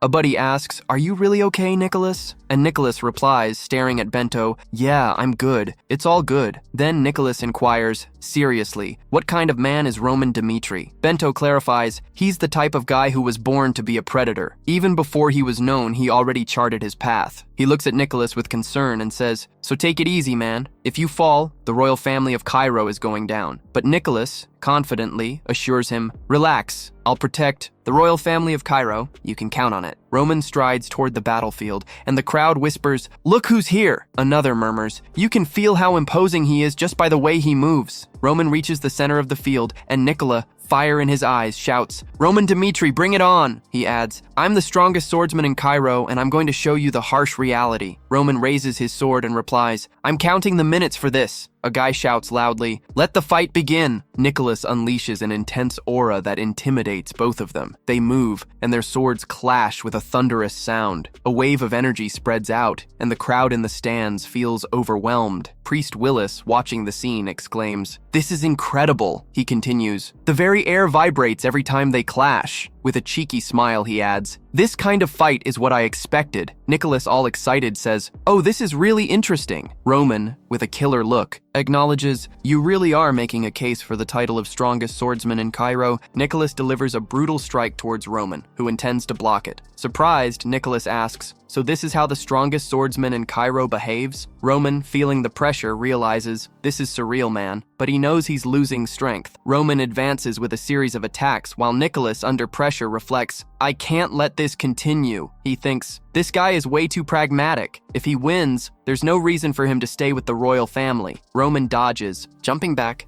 Nicholas raises his sword and, radiating a terrifying aura, shouts, "That's why I can't lose." Roman stands there confused. The ground around Nicholas begins to crumble as he charges at Roman, yelling, "Secret art, demolition 1. A colossal pressure fills the place, and Roman, speechless, says, "Celestial demon sword technique, part 2, first movement." An explosion of aura occurs. The smoke dissipates, and Nicholas, on his knees, admits, I just lost." Dazed, Roman watches the scene as Nicholas, getting back up, declares, "Let's continue." Intrigued, Roman asks, "Why are you trying so hard?" And Nicholas, chuckling softly, replies, Because I am the strongest swordsman in Cairo." And thus the tension only increased. Trying to justify himself, he exclaims, "Even if I collapse like a pathetic fool, my determination remains steadfast." Roman, seeing the guy's attitude, thinks, "Richard, Nicholas is a true inspiration," and when he attacks, a deafening scream escapes Roman's mouth. He strikes the ground, and Roman proclaims, "This is the end of the strongest swordsman in Cairo." The audience is in shock, and the priest Willis, adjusting his glasses, concludes, "With that, Roman Dmitri has reached the top of the rankings in Cairo. Roman sheathes his blade as Willis, deep in thought, ponders. We underestimated Roman Dmitri. Not only has he exceeded our expectations, but he also doesn't care about joining Valhalla. This guy must not be allowed to live. The EC. Scene shifts and Roman and his group march through the crowd. Someone shouts, "Look, it's Mr. Roman Dmitri." Everyone is astonished to see such a young kid capable of taking down Nicholas, the strongest swordsman in Cairo. Roman Dmitri meets Marquis Benedict, and they exchange pleasantries. Benedict comments, "You have insane talent. To think you defeated even Count Nicola." Roman and his group are surrounded, and the Marquis continues, "I had this idea when I saw the Count being beaten." He asks, "But why did it take a year to prepare?" Then he realizes, "I see, it was the Mitre family that needed a year, right?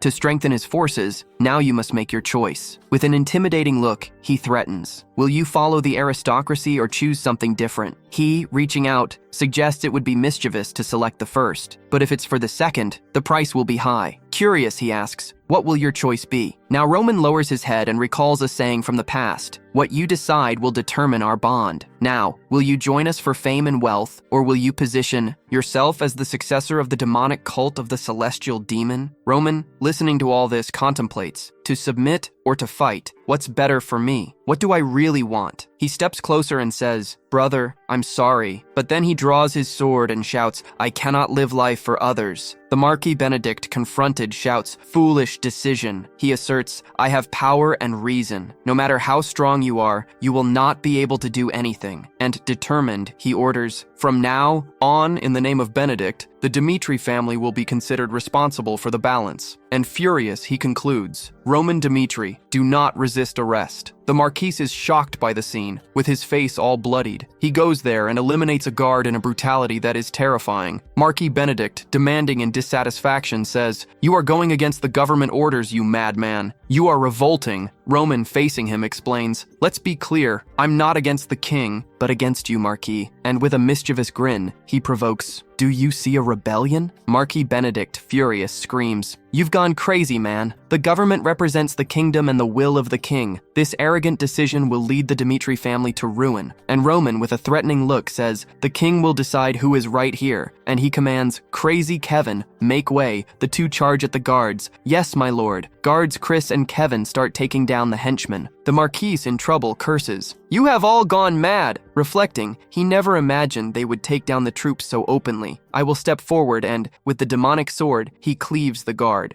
An explosion of aura erupts, and the Marquis commands with a shout, "Attack! Whoever brings me his head will earn a good sum." And he, now agitated, shouts, "Stop! This is Cairo. Do you think you can do this here and get away with it?" He justifies, "Do what must be done, because I will also act." Roma lands a fatal blow, severing the guard's head, and fearlessly yells, "It's cleaning time!" The scene shifts to the imperial castle in Cairo, where a Nilotic soldier reports, "Your Majesty, there's a battle happening in the center of the capital. Roma, Dmitri is causing a massacre of the aristocratic faction." And King Daniel, shocked, screams, "A massacre in the capital. What the hell is going on?" King Daniel could not believe what was happening. Is this a rebellion or what? He was feeling butterflies in his stomach. The old advisor, with a stern look, wasted no time. "Gather all the royal knights and the imperial security troops. We need to ensure our king's safety. We don't know when this rebellion will reach the castle." The narrator takes the opportunity to introduce one of the characters, the vice captain, a royal knight, at the king's side. Daniel began to grapple with a dilemma. Is it really a no-win destiny? Then a shout echoed, "Roman, Dmitri asked to speak with you." Roman, with all the pomp, knelt down and said, "Greetings, my king. Let's get straight to the point. No more formalities." The king was eager to know what it was about. "Explain the situation," he commanded. And Roma explained, "After that public ranking battle, Marquis Benedict came full of soldiers after me, trying to force me to join the aristocratic faction. But I follow no one but you, our King Daniel. I refused his offer, but it didn't end there. I propose that if you give me your word on the deal, I, Dmitri, will become the sword of Cairo, and promise, without hesitation, to eradicate this aristocratic faction and rebalance the power in our kingdom." King Daniel was surprised. This guy is really going to exterminate the faction for me. And still curious, he asked, "Are you trying to make a deal with me?" Roman countered, "When the Hector kingdom invaded our borders, I was on the front line in the south.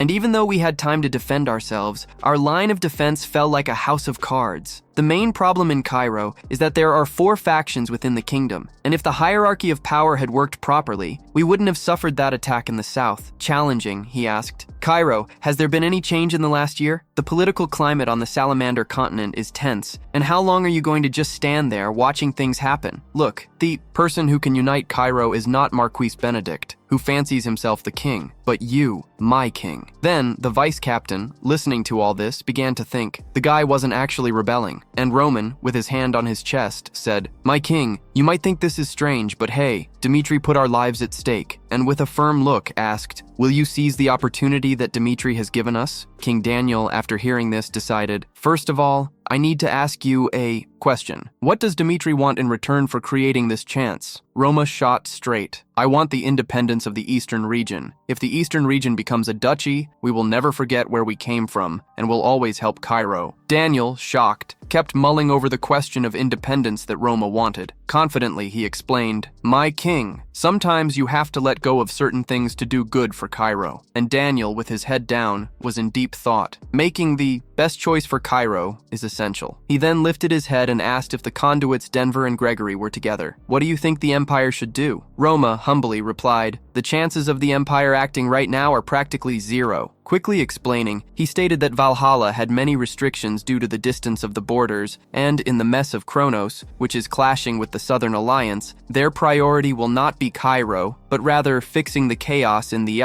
south. After hearing all this, King Daniel thought this plan of Romans could deal with many enemies quickly. However, it is necessary to resolve this in Cairo before their absence brings new problems. And Roman, with an intense expression, said, "We are just making the best decision. We need to take the risk of getting rid of them." Daniel looked deep into Roman's eyes and realized he wasn't just relying on luck. He had a plan because he was analyzing the political situation of the continent. Roman Dmitri, the guy, is truly badass. Then, the vice captain decided to intervene. "My king, this is not a good idea. The Dmitris are trying to capitalize on this, using the aristocratic faction as an excuse. We cannot agree to this." Roman interrupted, "And what's the alternative?" The vice captain, turning with hatred, shouted, "What did you say?" And Roman, with an intimidating gaze, replied, "While everyone stood by watching the aristocratic faction commit their atrocities, I will point my sword at them. We want to be rewarded for our sacrifices. If Dmitri becomes a duchy, our fate is sealed. Since we decided to root for the one who has clawed back," the vice captain, clearly dissatisfied, reflected, "This is not a rebellion. This is drawing a line." King Daniel, analyzing the whole situation, concluded, "Roman's proposal is not wrong. What worries me is this completely inept king just watching while his land is being devoured. Isn't that right?" And deep down, he knows that this role of impotent observer can only belong to him, like his own image reflected in the water. The Dmitris have already become a force that the imperial family of Cairo cannot hold back. So he realizes he needs to take action. The question looms, am I going to sit here accepting this? Or will I set aside this life I can't have and create a new Cairo? Even if people have ulterior motives, he, with a steady gaze, thinks, look, if I have to have someone manipulating me like a puppet, I'd rather join forces with Roman Dmitri, who isn't afraid to show his true ambitions. Then, he raises his hand and commands, enough, and with resolve he pledges, I swear by the name of the royal family of Cairo, that the eastern region, including Mitre, will be made into the Duchy of Roman. With a smirk on his face, Roman listens. To this, and King Daniel, not wasting any time, continues. And the title of Duke will be bestowed upon the Baron of Mitre. With the look of someone who has everything under control, he orders, you need to ensure that the traitor, Marquis Benedict,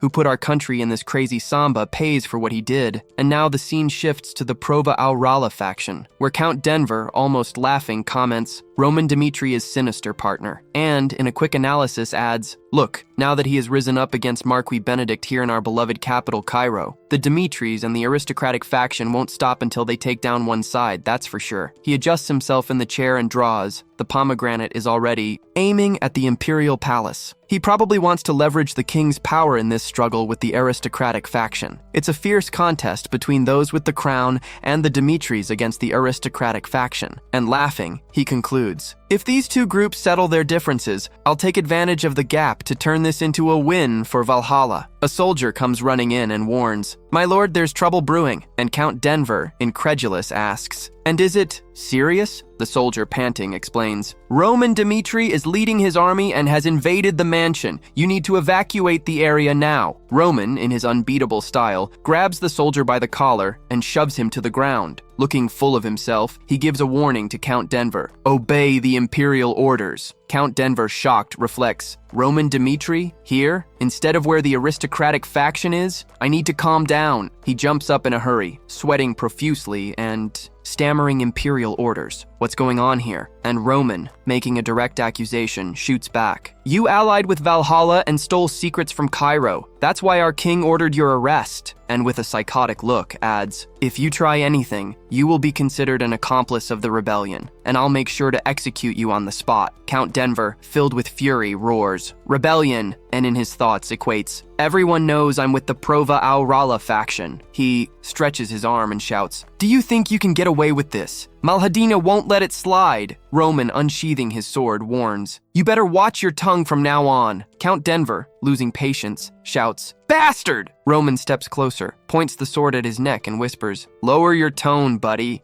It seems you still haven't grasped the reality of what's happening in this conflict. It doesn't make sense to underestimate just the aristocratic faction, and worse, those who stand with Valhalla and Kronos will not escape. I will eliminate all of you traitors." Count Denver is taken aback by Roma's words, which don't stop, and he concludes, "Denver, get ready, the show is about to begin." The scene shifts to the pro-Kronos faction, where Count Gregory, all nervous, exclaims, "Do you really think you will get away with doing this?" Furious, he glares at Simon and gets straight to the point. "Simon, you know what will happen if you disturb me, right?" He continues the intimidation. "The Kronos Empire will send troops under the pretext of what you did. Do you think Cairo can withstand that pressure?" Vice Captain Simon, stepping forward, opines, "With Gregory, he's right. The Kronos Empire is watching the whole continent, and now that the king has made this decision, Cairo will not, be able to backtrack." Gregory, with a crazy grin, taunts, "I think you got the idea now, right?" Simon grabs Gregory by the neck and throws him to the ground, commanding, "Shut up, man. Either you agree or you're screwed." He explodes with rage. "Alert! If Kronos comes, I will rip your head off and hang it on the walls." Thoughtfully, he comments, as Roman Dmitri always says, "We have to eliminate any variable." The scene shifts to Benedict's territory, where the Marquis, quite upset about the situation, reflects, "Dmitri and the king have joined forces? Who would have thought? I always knew one day we would need to usurp the throne, but I swear I didn't expect it to happen so quickly. If we can gather the majority of the aristocratic faction, we'll take over. They fell easy enough." Marquis Benedict, with fire in his eyes, wastes no time in letting it out. "Roman Dmitri, even if now you are the fiercest after breaking Count Nicholas, that doesn't mean things will always unfold at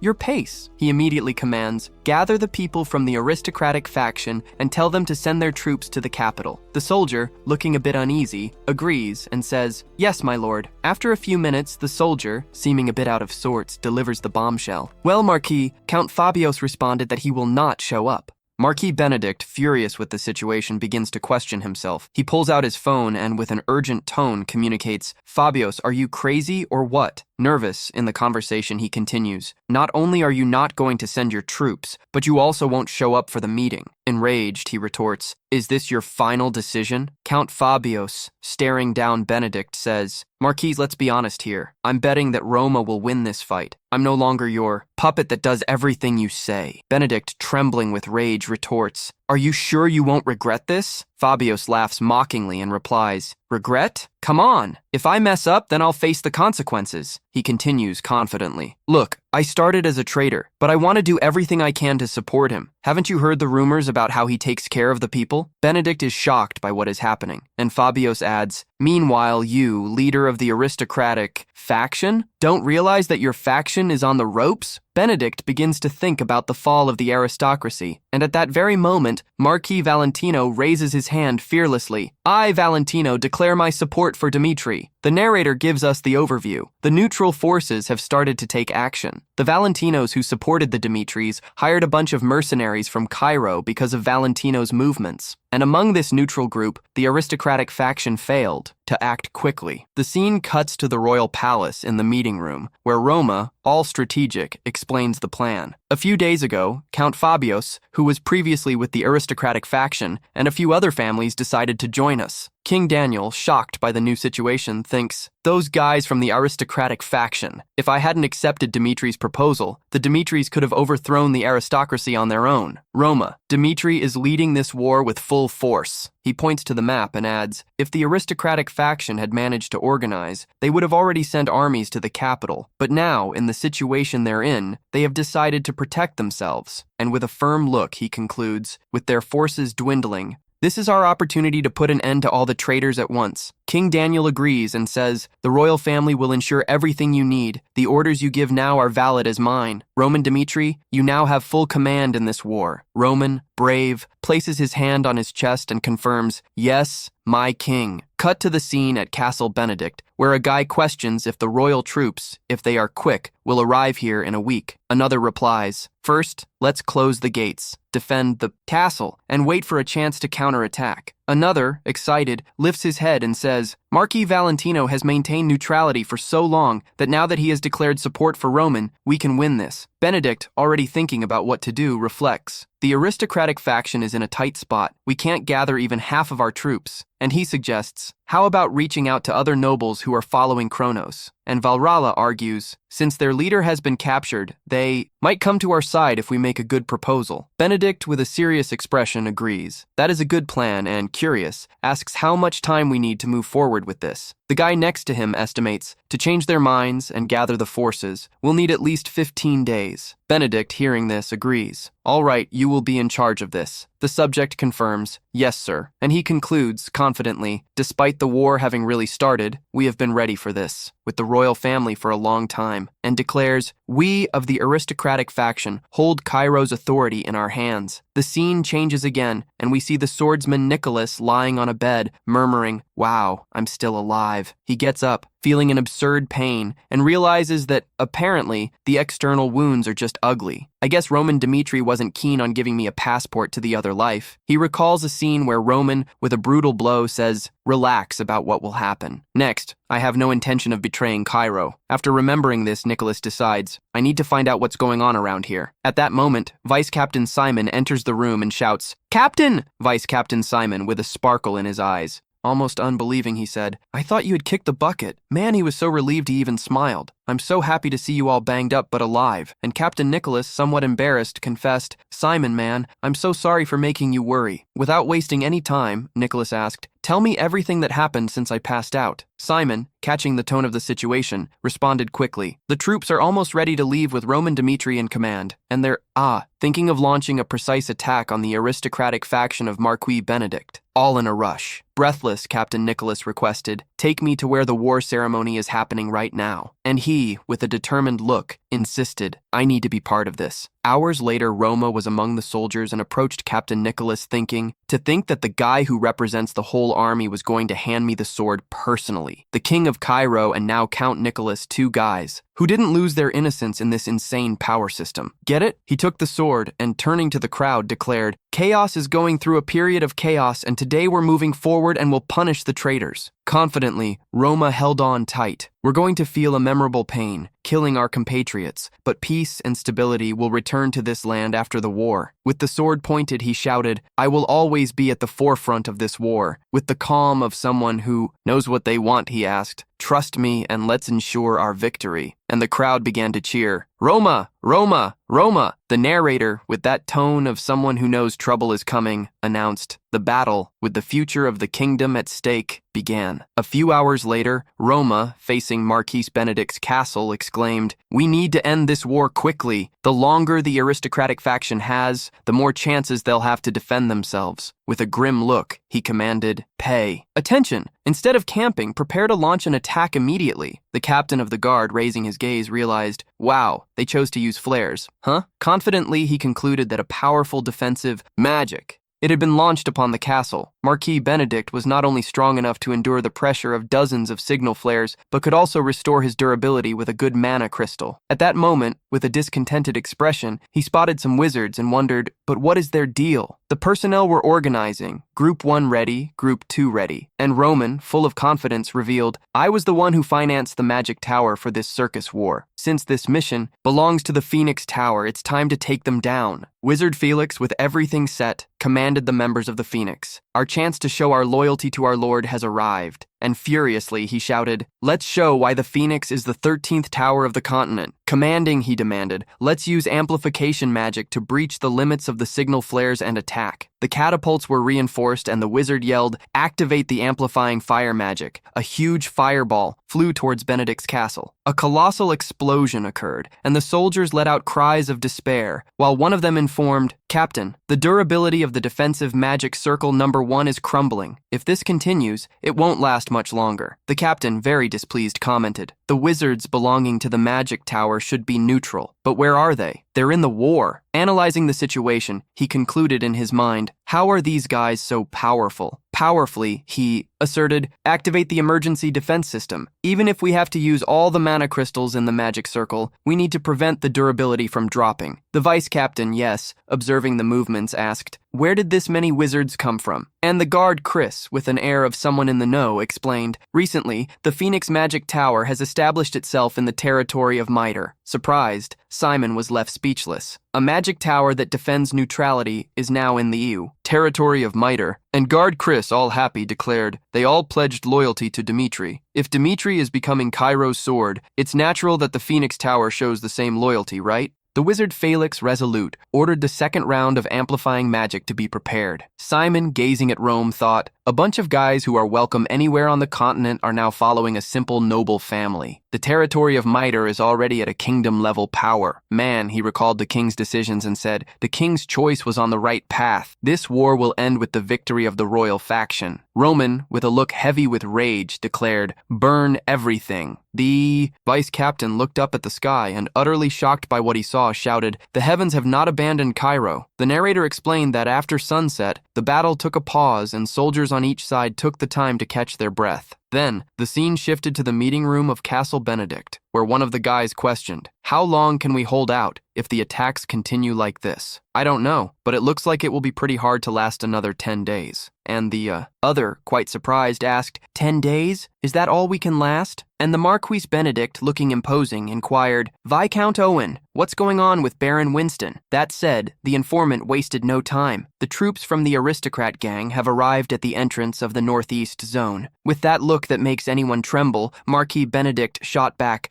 "So, what are the chances of an attack on Mitre? Is it bad?" The guy, more confident than ever, replied, "For sure, 100% chance of success. Baron Winston is the big shot, the true pride of this people, and just 3 days is enough to wipe out the rabble from the borders." Benedict, a bit anxious, began to think about distraction strategies and concluded, "Yeah, but we can't trust the Imperial faction. No, I will give complete control to Baron Winston over the troops." And, with a gaze that intimidates even the devil, he commanded, "Let him do whatever it takes to ensure my victory." Meanwhile, in Baron Winston's camp, the madman banged on the table looking at the map. "If we advance a bit more in this area, we will reach the territory of Count Adelia." And in a serious tone, he said, "Our main force has sent us a message, and we have at most 10 days to make this move, and I'll already tell you that this time is running short to invade Mitre." After hearing this, Baron Franz asserts that the battle is meaningless and only serves to worsen our situation. We need to play it light and mobilize. The narrator then boosts our Baron Winston and explains that the fastest way for us to move is through these 3 territories: Adrian, Rollo, and Conrad. These 3 crazies are not on the Demetrius side. They emerged, fighting against the north and incorporating those who lost. Following this line, the guy continues, "They are the ones who hate the Demetrius the most in this piece of land. Adrian has a trading city, so the people will want to stay chill, avoiding breaking ties with the central government. They'll probably try to play neutral there with some banter." He orders, but Baron Rollo and Viscount Conrad must still hold a grudge against the Demetrius. So it's time to give a heads up to these 3. And, with a smile, he concludes, "If they let us pass, we promise them a nice reward." An hour later, it turns out that the 3 territories agree with the idea of the aristocratic faction. The folks begin to ride towards the Demetrius, and one of them asks, "Commander, can we trust the nobles from the northeast? If this is a trap," Baron Winston confidently replies, "Look, even if it is a scheme, the elites of the Demetrius are all dragging themselves in the circus war against Benedicto's territory. Only the lowlifes are at the border now." And confidently, he adds, "Do you think they stand a chance against the elite of the aristocratic faction?" The guy, assured, says, "Impossible." Winston closes the conversation saying, "On open ground, we can crush them mercilessly. Even if everyone from the the Northeast came here now? The guy is dumbfounded, thinking it seems like he's already analyzed everything. Having fought on the Western Front really made him a standout. Suddenly, he spots some torches in the darkness and hears Captain Jonathan shouting, "Baron Winston, they're calling you a traitor. If you don't surrender, you'll be accused of rebellion." The guy, startled, asks, "Commander?" The other, furious, retorts, "Don't come with that nonsense. Marquis Benedict is not a traitor," and already exploding with rage, demands,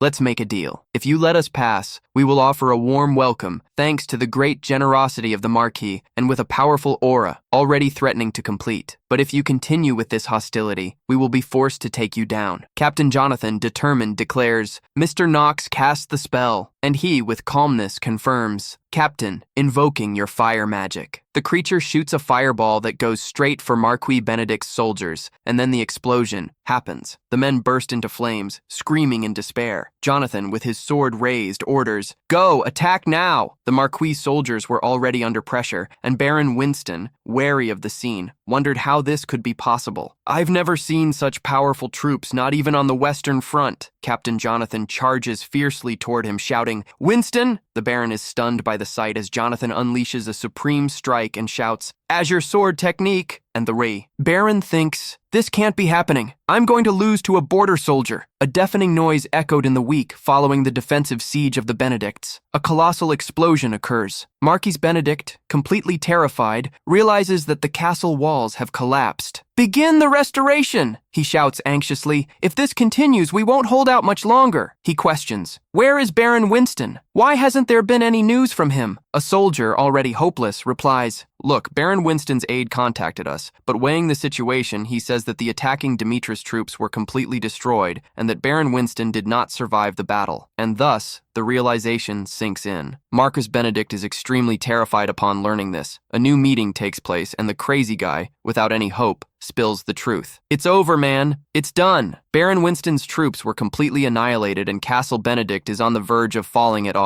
any moment. And worse, no one can contact any noble from the royal faction." Then the men start to question, and one suggests the absurd idea of opening the castle gates and surrendering. But the other one, standing, he slams the table as if he had been electrocuted and curses himself. "Give up already! Man, I was already furious. Are you really taking this seriously? And are you going to go down this path?" Romain Dimitri is beating up everyone who dared to be his rival until now. And with a look full of disdain, he suggests to the Marquis Benedict, "What if we joined the Empire for good instead of staying in the Imperial faction?" Benedict, all confused, asks, "What do you mean by that?" And the guy responds, "We're already lost anyway. How about we switch sides instead of waiting for death to arrive?" Benedict stands there pondering and then decides, "Contact Kronos. Now I'll start negotiating with them personally." The call to Kronos is made, and Baron Charlton, as soon as he connects, says, "I'm sorry, but the one who's partnered with us is Count Gregory, not you, Marquis Benedict." He further questions, "Why would we need you?" And Charlton retorts, "The royal family of Cairo has started a serious cleanup. Both Count Gregory and Count Denver, who were with you, have been captured." And with an intimidating face, he adds, "From the Empire's perspective, being your ally won't make a difference. Just deliver results, you know?" Baron Charlton, listening, comments, "That's one way to look at it, huh? Let's see what you have in mind. How do you want Kronos to help you?" Marquis Benedict, unafraid, gets real. "Attack the western front line of Cairo." And the narrator recounts that 12 hours after Kronos accepted, they had already invaded 2 of the 3 defense lines. Benedict quickly picks up the phone and taunts, "It's been a while, my king, since you enjoyed my gift." King Daniel, all irritated, responds, "What the hell? What do you think you're doing? Why is the Empire meddling in our kingdom's internal conflict?" And the Marquis, totally at ease, explains, "There was no other way, man. We need to do what's necessary to survive, right?" Then he says, "Think, are you going to abandon Cairo to defeat me, or are you going to defend our front lines and protect the city? Think carefully. I hope you make a smart choice as a king." King Daniel, reflecting on this, ends up hanging up and, in a fit of rage, says, "Benedict, I once called you uncle,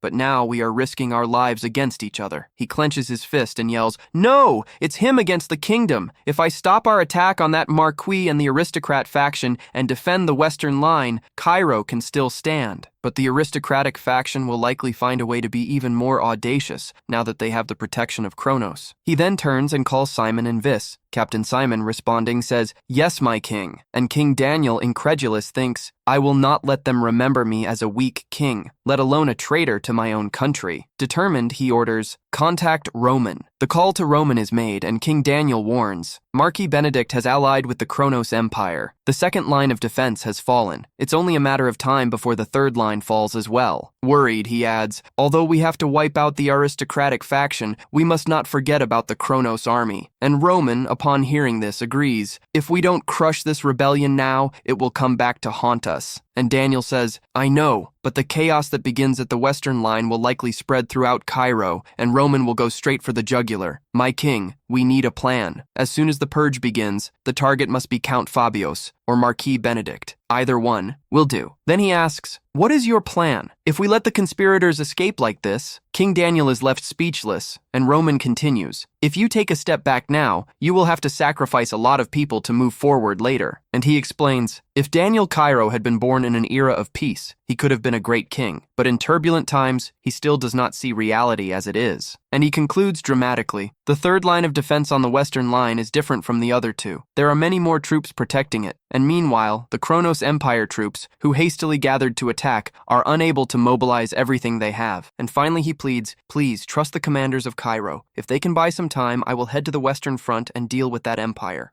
Kronos, with a hopeful glance, states he will release him in 3 days after I take care of Marquis Benedict and the aristocratic faction. King Daniel, with that look that scared anyone, responds calmly, 3 days is fine. We must deal with the traitors. In that time, he adds, the narrator, who is on active duty, says, Rome mobilized its troops overnight when the aristocratic faction let their guard down. They blocked the only escape route from Castle Benedict and waited until this so-called magic of defense wore off. Roman observes the soldiers and comments, now that the defense is down, tomorrow we strike hard. Then Count Fabios comes forward and asks, Commander, let me be the front line, please. He is thoughtful, reflecting on how Romandi must be considering how to reward me. He reports, I was part of the aristocratic faction, but I threw their orders in the trash and decided to follow you. With a firm look, he pleads, give me a chance to prove I'm loyal. Roman, staring at the crazy man, thinks they have a certain resemblance. The crazy demon was known for being extremely loyal, a blood demon due to his insatiable desire to grow stronger. But the strange demon, in his quest to become one of the 4 celestial kings, switched sides more than dirty laundry. A common figure. Roman recalls that he survived sticking close to Joe Hulk's ball, who ended up winning in the end. Roman catches everything and says, no need for a forced smile, man. If you prove to me, you are loyal, I don't care about your past. He points his finger like a boss. Fabios, you will be the vanguard of this war and a renegade from the aristocratic faction. And the Count, all happy, replies, I, Fabios, swear to give my life for you. The next day, the troops of the aristocratic faction feel quite confident as they heard the Kronos Empire was in the bag. The mage Felix moves closer to the empire and thinks, now is my moment to repay my lord's trust. Then, unleashing a sinister energy, he shouts, this is the secret technique of the Phoenix Tower. And as he attacks, he shouts, fire rain. A soldier with a shocked look asks, what is that? And the mage, with a demonic vibe, shouts, fire rain. A storm of fire began to fall upon the castle in Benedict, and the guy, desperate, shouts, run, go! The soldiers started screaming in the most desperate way possible. Then he, also shouting, ordered, raise those shields. The defense magic went to hell, and boom, an explosion rolled in. The wizard Felix laughed like a madman, and Count Fabio shouted, the castle walls have fallen! Everyone, let's charge now! The beast yelled and charged into the attack. Put your lives at risk to Eim. Take down these traitors! A guard with a blue aura yelled, die, you bastards! Count Fabios, making a maneuver, dodged the attack and lunged at the guard, dealing a heavy blow. The narrator explains that Fabios took the role that no one wanted and risked everything to prove his worth. Crazy? He's already old. No one would blame him if he wanted to take it easy, but he decided to dive in. And when Count Fabios falls to the ground, hastily, he murmurs, I did my part. Now the rest is up to Roman. Dmitri Roman arrives with a demonic aura, and the guy shouts, for God's sake, stop! Roman Dmitri, the demon from Cairo, has arrived. Do whatever it takes to eliminate him. And Roman, with that evil glare, comments, a demon, huh? I like the sound of that. The commander, terrified, warns, that's the demon of Cairo, and he is a relentless monster. Meanwhile, in the meeting room of the Benedict Castle, over the phone comes the alert. We are in way too deep. The defenses of the castle have completely fallen, and the troops that were sent have vanished at the hands of Roman Dmitri. You need to get the hell out of here fast. He is hit and lets out a deafening scream. The people were in shock, and Roman, speaking through the communicator, asks, are you guys guys hearing me?" And he throws down the bomb. Marquis Benedict and his traitors. He issues a threat. "I promise you will never have a chance to come back, so suffer to the end, bastards. Even if you kneel and cry until you can't anymore, I will make you and 3 generations of yours pay. Traitors of the country." Marquis Benedict was in shock, and Rome, with a crazy look, warned, "Wait a minute, where are they?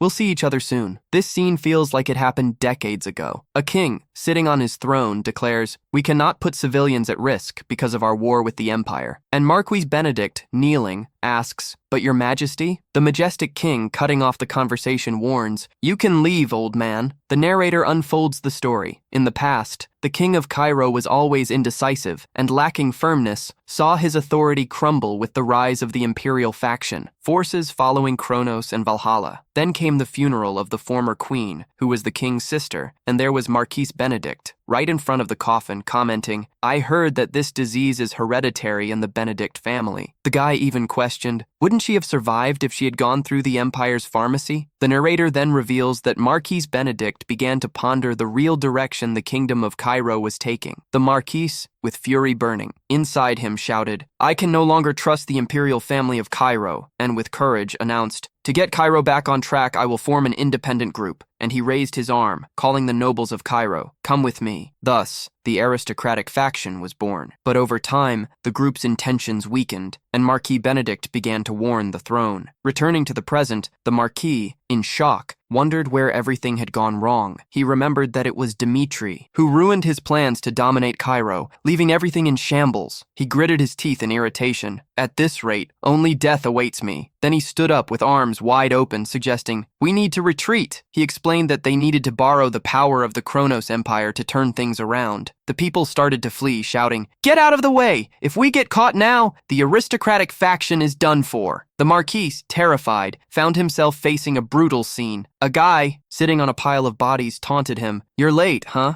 I was waiting for you, Marquis Benedict." And furious, commanded, "Attack! Let's finish him off now." A guard unleashed a golden aura, charging in and shouting, "Protect Marquis Benedict." The guy charged at the crowd, wielding his aura-coated sword, and soon the guards were disintegrating, screaming in despair. Blood began to splatter everywhere, and one of the soldiers, pleading for his life, cried out, "Spare me, please!" The Marquis was already in total shock and took off running at full speed. Suddenly, Guard Chris appeared, asking, "Where are you running to?" The Marquis, frantic, could only think, "Man, what a situation!" Guard Chris wasted no time and, with his lightning power, demolished all the guards around. The Marquis was left dumbfounded and continued his flight. Guard Chris, observing this escape, pondered. With adrenaline pumping, the Marquis decided, "It doesn't matter, they can laugh at me, but I'm going to survive this hell and take my revenge." He looked around and spotted a hole, whispering, "There's the way." He hid in a tight spot, and the guards, searching for him, murmured, "He must be nearby." Another shouted, "Find him now." Trembling with fear, the Marquis thought that the throne of Cairo was in the palm of his hand, but everything fell apart because of that kid. Furious, he grumbled, "I'm going to make you pay for this humiliation." Someone yelled from outside, "Marquis Benedict, there are no more exits now." Listen, hiding, arms wide open, making a bizarre declaration, he did not notice something was wrong. You escaped and explained things, but there was no way to escape from the start. The Marquis, sweating profusely, realized that the Viscount was getting closer to him. "You know where he is, don't you?" The Viscount desperately pleaded, "Please, show yourselves now. Leave me in peace." Frustrated, he murmured, "Wow, did you really think I wouldn't know you were hiding?" Then Marquis Benedict covered his mouth, terrified. "I hid Owen," he confessed while crying. "I feel so miserable for having followed a leader like you." The Marquis, filled with rage, shot back, "Go screw yourself!" Then he was struck in the back, feeling his lung punctured. Roma, entering the hole, ordered, "Get out of there now!" Marquis Benedict was captured and imprisoned, and the guard shouted, "Hurry up!" The crowd, witnessing this, exclaimed, "Look at Marquis Benedict, that bastard!"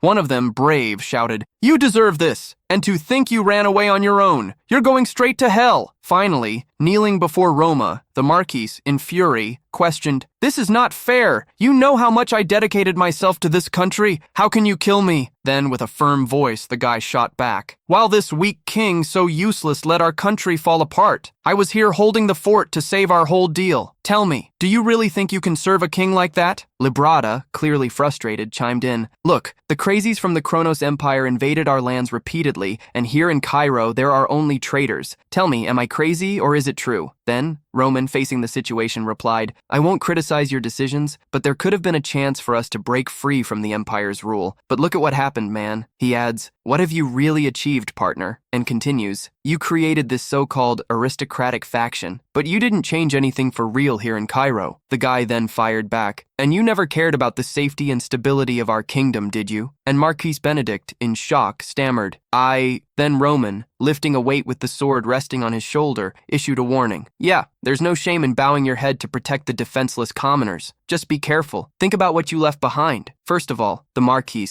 desperate, started to plead, please, spare me! From now on, I will live only for the good of the imperial family of Cairo and the Demetres! Roman, with a fearsome look, declared, You're way too late, buddy! And in a brutal move, he delivered a fatal blow, slicing off the cursed Marquis's head with impressive precision. The narrator emphasizes that this was the end of Marquis Benedict, once one of the greatest powers of the kingdom, formerly hailed as one of the great pillars of Cairo. The scene cuts to the imperial family, where a guard with his head bowed brings the news. Roman Dmitri brought down Castle Benedict. Upon hearing this, King Daniel, who seems to have a mix of relief and concern, reflects, he did it, but it's not time to play violins yet. Then he realizes that the movements of the Kronos Empire are far from promising. Stretching out his arm, he orders, this guy should go straight to the western front line. The scene shifts to the western front, where a guard gives the alert. You need to hold on for just 3 more days. As soon as everything settles with the rebellion, Roman Dmitri will join you. The heavy guard reinforces, just hang on a little longer. Then, our narrator introduces the only woman who has stood out on this front, Flora. After meeting Roman Dmitri, she abdicated from the Lawrence state and enrolled at the Royal Academy. Since then, the crazy woman learned war tactics and decided to be the sole advisor on the Western Front, breaking barriers and becoming the first woman to hold that position. The narrator goes on to explain that this was not normal. There was a flood of opinions. But as she proved her worth in battle, people began to respect her skills. During a tactical meeting, an advisor fires off, we need to be prepared for a long fight. The narrator presents a robust guy who crosses his arms and declares, if everything goes wrong, we might not stop the rebellion. But Flora, undeterred, snaps back, wanting to shock everyone. Look, this 3-day deadline was probably set by Roma. That means that if there's a delay, it wouldn't take them more than 5 days to get here. The guy with a doubtful expression asks, how do you know that? And she, convinced in her ideas, says, based on my experience, Roma is not someone to measure by normal standards. The Count, with a skeptical look, observes, that's kind of unfounded confidence. Flora, in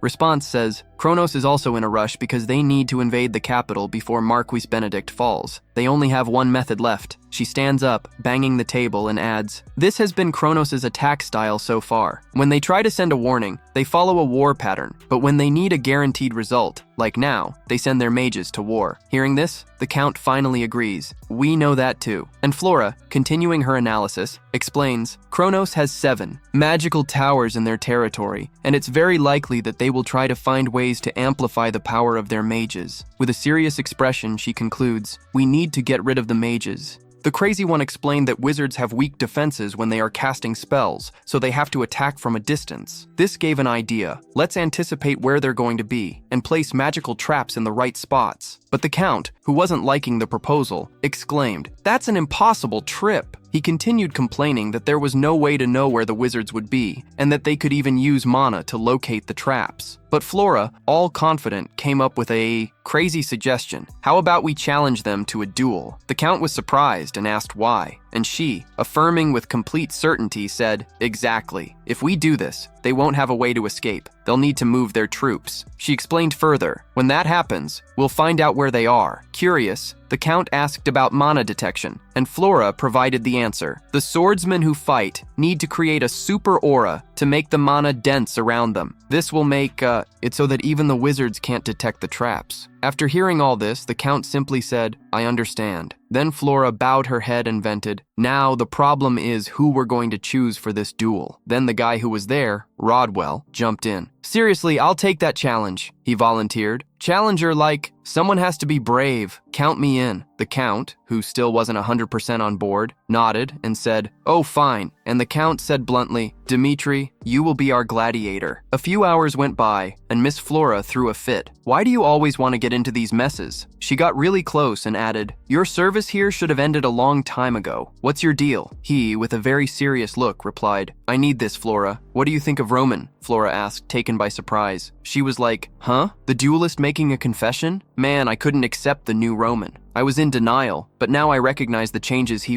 made, and I want to be better." And he closed with a golden touch. "That's why I extended my service to overcome this." And he asked again, "And you, why are you still here?" Flora replied, "I'm here to avoid repeating the mistakes I made before," and, averting her gaze, added, "But enough talk. Now it was my turn to be interrogated." She touched his arm and pleaded, "Please overcome this. I hope you survive." Minutes later, Rodwell on the battlefield raised his sword and shouted, "I am Rodwell Dimitri from the Cairo Kingdom. I want a duel against the Kronos Empire." He looked at the sky and reflected, I might very well kick the bucket today. What happens next will decide if I survive or not." Then the tough guy introduced himself too. "I am Oxford. I accept the duel." The narrator, with all the hype, announced, "Unranked 3-star swordsman Oxford," and he shouted, "Let the duel begin." The narrator explained, "Unlike Cairo, where any 3-star swordsman could be a hacker, in Kronos, the least hacker is at least a 4-star swordsman. The world they lived in was like a sea of differences compared to what the folks in Cairo experienced, you know? And the soldier laughed and shouted, "Take him down, hurt that guy already." Oxford unleashed several strikes, shouting, "Die, die," and Rodwell, full of rage, thought the outcome was as expected. The guy was there with his head full of determination, thinking, "There's no way I'm getting any further from Rodwell Dimitri. Still, I will fight until my last breath." He, without trembling, displayed his broken defense and thought, "If I don't dodge this, I'll lose my eye. But if I do dodge, I'll also end up in trouble." Then he delivered a violent blow, flipping the guy over, who spat blood and fell to the ground. And the radio, all excited, began to laugh and shout, "Get out of Cairo, you fools!" He approached Miss Flora, all battered, and asked, "Did the plan work?" She looked at him with impressive calm and replied, "Of course it did." Rodwell, relieved, took a deep breath while Flora gazed at him thoughtfully. The scene shifts to the commander of Kronos, Count Fabio, who, with courage, exclaimed, "Prepare the flare." The war mages were approaching the fortress, ready for chaos. One of the guys there in doubt questioned Flora.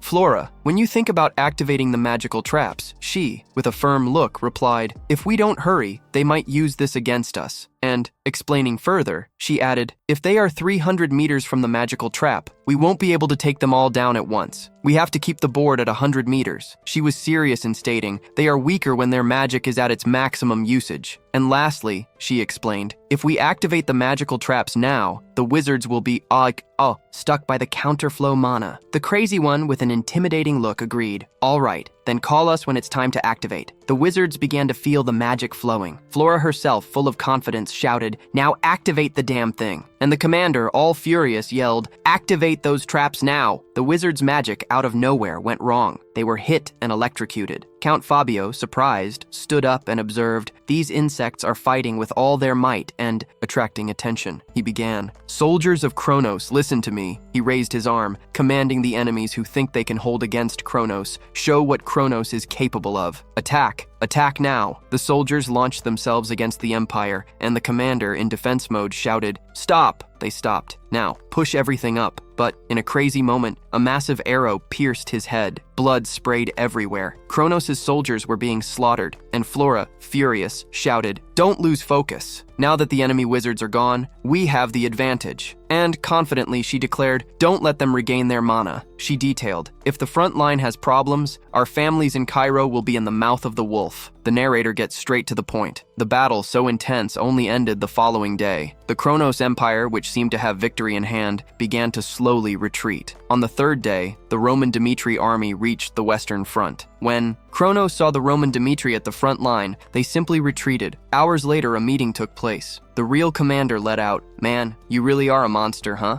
And seeing you defeat the rebels in just one day is surreal." He placed his hand on his heart and, breathing a sigh of relief, vented, "Thanks to you, we've finally had a breath to breathe." Roman, not one to hold back, retorted, "Now is not the time to relax. gather your troops. The commander, somewhat confused, asked, "What? Excuse me, for what? Look, the nobles who were with Kronos are gone and didn't surround the castle, so they will break out soon." Full of curiosity, he asked, "Why do you want to gather the troops?" Roman, pointing to the map, replied, "The enemies have invaded Cairo's territory. The troops have gotten used to Kronos' invasions, but now we need to show a different vibe, since the king has given me full authority in this war." And pleading, he said, "Please gather the troops and get ready to open the gates." With a completely serious expression, he added, "Let's go after those Empire soldiers who want to go home." Rodwell, shocked, thought, "This guy is undoubtedly Roman Dmitri." He delved deeper into his memories, recalling when he only saw Roman as a guy ruining his image in bars, a drunk who couldn't wield a sword. How can someone change so much in such a short time? He looked and sounded like Roman Dmitri, even though he wasn't the same as he was in the past. Is it really him? With his face full of sweat, he lamented, "I've been on the Western Front with the sole purpose of elevating our family's name, and in the blink of an eye, Roman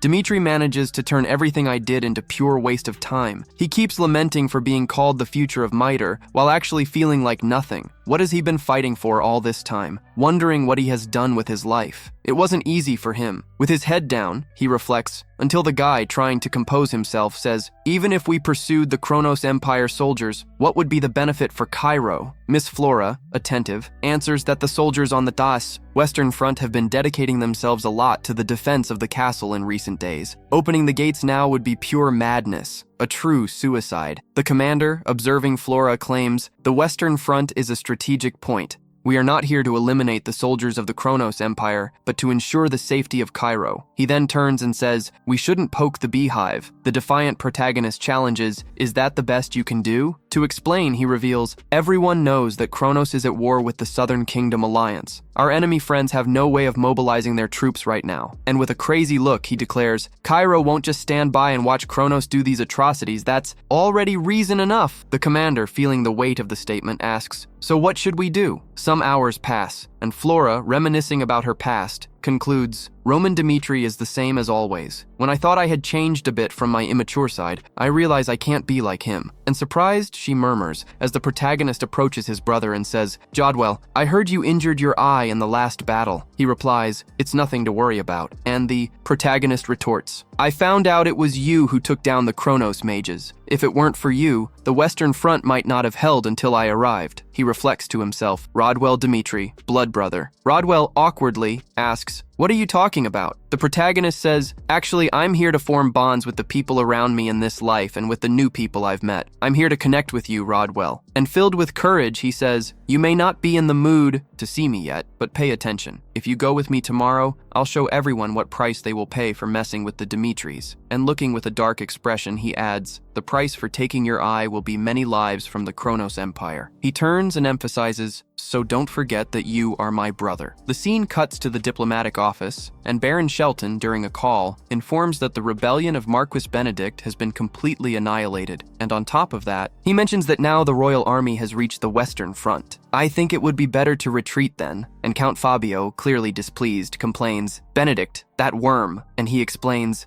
"I took the risk to attack on the Western Front for your sake, and even so, your rebellion lasted only a day." Baron Shaxton retorts, "I'm not just going to run away like this," and concludes, "We have lost a significant number of soldiers recently. My honor does not allow me to flee with my tail between my legs." Baron Sheolton, upset, ponders, "Look, Count Fabio, I understand where you're coming from, but the Kronos Empire is focusing its attention on the conflict with the South Alliance. If you lose more troops, it's going to affect the South as well." And pleading earnestly, he continues, "Please think carefully about this." Count Fabio, displeased, exclaims, "Ah, damn. All right, I understand. We'll retreat as soon as the sun rises tomorrow." The next day, Count Fabio and his troops marched away. A soldier, observing, warns, "Sir, we should leave some escorts in case an unexpected situation arises." But Count Fabio, irritated, refuses. "There's no need for that." And the soldier, all confused, replies, "But, sir," losing his patience, he shouts, "If they really come after us, as you said, I would actually love for that to happen. That way, we would have the chance to annihilate them along with the Western Front." And the troops from Rome quickly ride toward Count Fabio's forces when a soldier turns, asking and informing, "Commander, our enemies are showing up. They are already attacking our troops from the rear." Upon hearing this, Count Fabio reflects, "What?" and rejoices. "Perfect! Those idiots from Cairo made a huge mistake." He raises his horse and shouts, "Soldiers of Kronos, heed my words!" And giving the orders, commands, "Kill those worms who don't know their place." And the commander on the front line orders, "All troops, attack, attack." That insane night, Roman Dmitri, with all the coldness of a strategist, whispers, "The Kronos army is almost exposing itself to make a plan. It's simple stuff, you know? The guys will line up, forming a human shield to go back. But who said it would be easy? Roman will split the troop in half and attack the folks in the middle and rear, all at once, like a defender dribbling through everyone. He, along with Rodwell, is going to attack the center, while Chris Marcus Vandenberg and Flora take care of the rear. But look, a soldier from the rear raises his voice. "Hey, Chief, this plan might be good, but splitting us up is like Russian roulette. What if the rear team breaks?" Roman, without losing his composure, replies with that look that makes the enemy tremble. "Calm down. As soon as we inject pressure in the center, I'll send Chris and my soldiers over there. Then we'll corner the herd and come out victorious with a confidence that isn't even from this land." He adds, "Victory will be ours, Cairo style." Meanwhile, the scene shifts and the soldiers of the Kronos Empire begin to fall. The commander, already at his limit, shouts, "You bunch of fools, pull yourselves together." He raises his sword and declares, "We're only facing the kingdom of Cairo, so don't let yourselves be overwhelmed, elite soldiers." This commander, swallowing his anger, thinks, "The soldiers of, Kronos are stronger than I imagined. At this rate, we'll lose the advantage." Losing his patience, he bellows, "No cowardice. Let's show this Cairo business who's in charge here." And then, my friends, the chaos begins. The Roman soldiers charge in, and the carnage ensues. An opposing soldier is stunned. "What the hell is this?" And another, all frustrated, realizes, "These guys may seem ordinary, but they wield aura like it's water." The soldiers of the Kronos Empire start crying out in despair at the situation. Raoul, right there on the front line, is shocked by what he sees. What is this madness about? He realizes that against these brutal Kronos soldiers, Dimitri's team is delivering blows left and right, and he, sweating, thinks to himself, "These guys aren't just good, they're monsters." The murmuring in the air. This all started because of Roman Dmitri, who now seems to be more than just a simple soldier. He remembers a moment when Roman said, "You follow me? Tomorrow I'm going to show these guys the price they'll have to pay for messing with us." At the time, he didn't understand, but now the pieces start to fall into place. Roman gives the order. Chris quickly responds, "Yes, my lord." Roman, with a firm look, determines, "Let's divide our troops into two. As we agreed, you go to the rear," and with a discreet gesture, he says, "I'm going to block the rest of Kronos' army that is coming here. Got it?" Rodwell is confused, and Chris, already in front, confirms, "All right, my lord, Group 2, stick with me now." Rodwell, his mind filled with doubt, wonders if they are really leaving Roman behind. In the meantime, Flora has quick fingers, taking out the soldier with a precisely flying arrow. She thinks, "We are starting to get pushed back, Beck." She turns and shouts, "Commander!" And the commander, arm raised, agrees. "Got it!" Then he starts shouting, "Everyone in shield wall formation, everyone now!" And off they go to raise that wall of shields, while the soldiers, perplexed, question what is happening. They were the first to attack. Why are they now setting up defense? But the commander of Cairo, firm in purpose, orders, "Grab the shields, keep them close to your bodies and hold steady. There's a gap." And guard Chris, with his group, rushes up. The commander, looking back, calls out, "Our allies are arriving. Break that wall of shields and take them all out. Let's show the power of Dmitri." Chris, energized, charges at the soldiers of Kronos and spectacularly strikes them with a blow that bursts with lightning aura. The impact is sinister, they scream. It even seems like the ground trembles. Flora watches, awestruck. Just as I expected, a knight of Dmitri is setting the ground ablaze. A swordsman, 3 stars of the EU. Kronos Empire, utterly furious, stomps the ground and snarls, "Bunch of fools, get out of my way!" And with a terrifying aura that cannot be described, threatens, "I will be your opponent." Chris kicks into action, charging forward, delivering a blow full of energy in the light of Cairo. And at that moment, all hell breaks loose as the crazy guy had his head ripped off. The narrator chimes in and makes the point. It was the beginning of a reputation that would resonate beyond the borders of the continent. And so came the moment when his fame finally became apparent. And then the scene shifts to the heart of the Kronos Empire, where Roman Alone, he handles several soldiers of the Empire. This is just the beginning, my friends. The scene is one of total carnage, with soldiers being smashed and blood gushing everywhere. Count Fabio, in shock, begins to stutter, "This is impossible! It can't be!" A guard approaches, all nervous, and informs, Commander, the situation in the rear is also unsustainable. If this continues, we will be completely exterminated. Commander Fabio, exploding with rage, lets out a curse. Damn it! First, get rid of that guy, Roman Dmitri, and with fervor he commands. After we finish with him, we head to the rear. Then Roman lets out a sarcastic laugh and advances with impressive agility among the soldiers. Count Fabio, stunned, reflects. This crazy guy is planning to get to me to eliminate me. Then Gustavo approaches, surrounded by a golden aura, and shouts, "Stop everything!" With bravery, he challenges, "I'll take care of this one." The narrator introduces Gustavo, the 10th captain of the Knights of Kronos. He charges at Roman with full force, who assesses he is ranked 78th on the continent and 35th in Kronos, stronger than Nicholas. Gustavo jumps back and charges again, delivering a series of blows. The two knights with aura attack from behind, but Roman quickly turns and executes a spinning strike. Gustavo, in shock, thinks, "I can't believe he is calm in the face of our combined attacks. This Roman Dmitri is more dangerous than we imagined. If we let him live, I don't know how this war will end. Even if I have to risk everything, I must neutralize this threat to the Empire." Exuding a terrifying aura, he announces, "Release limit." An immense pressure spreads across the field, and Roman, surprised, thinks, "Strange, he is using innate energy now." Innate energy is a type of power that cannot be artificially accumulated. It is something that comes with us. Remembering the studies about this continent, he concludes, "I would be in danger if I had encountered him a year ago." Gustavo attacks Roman with a brutal strike, but he blocks with ease. Gustavo is incredulous.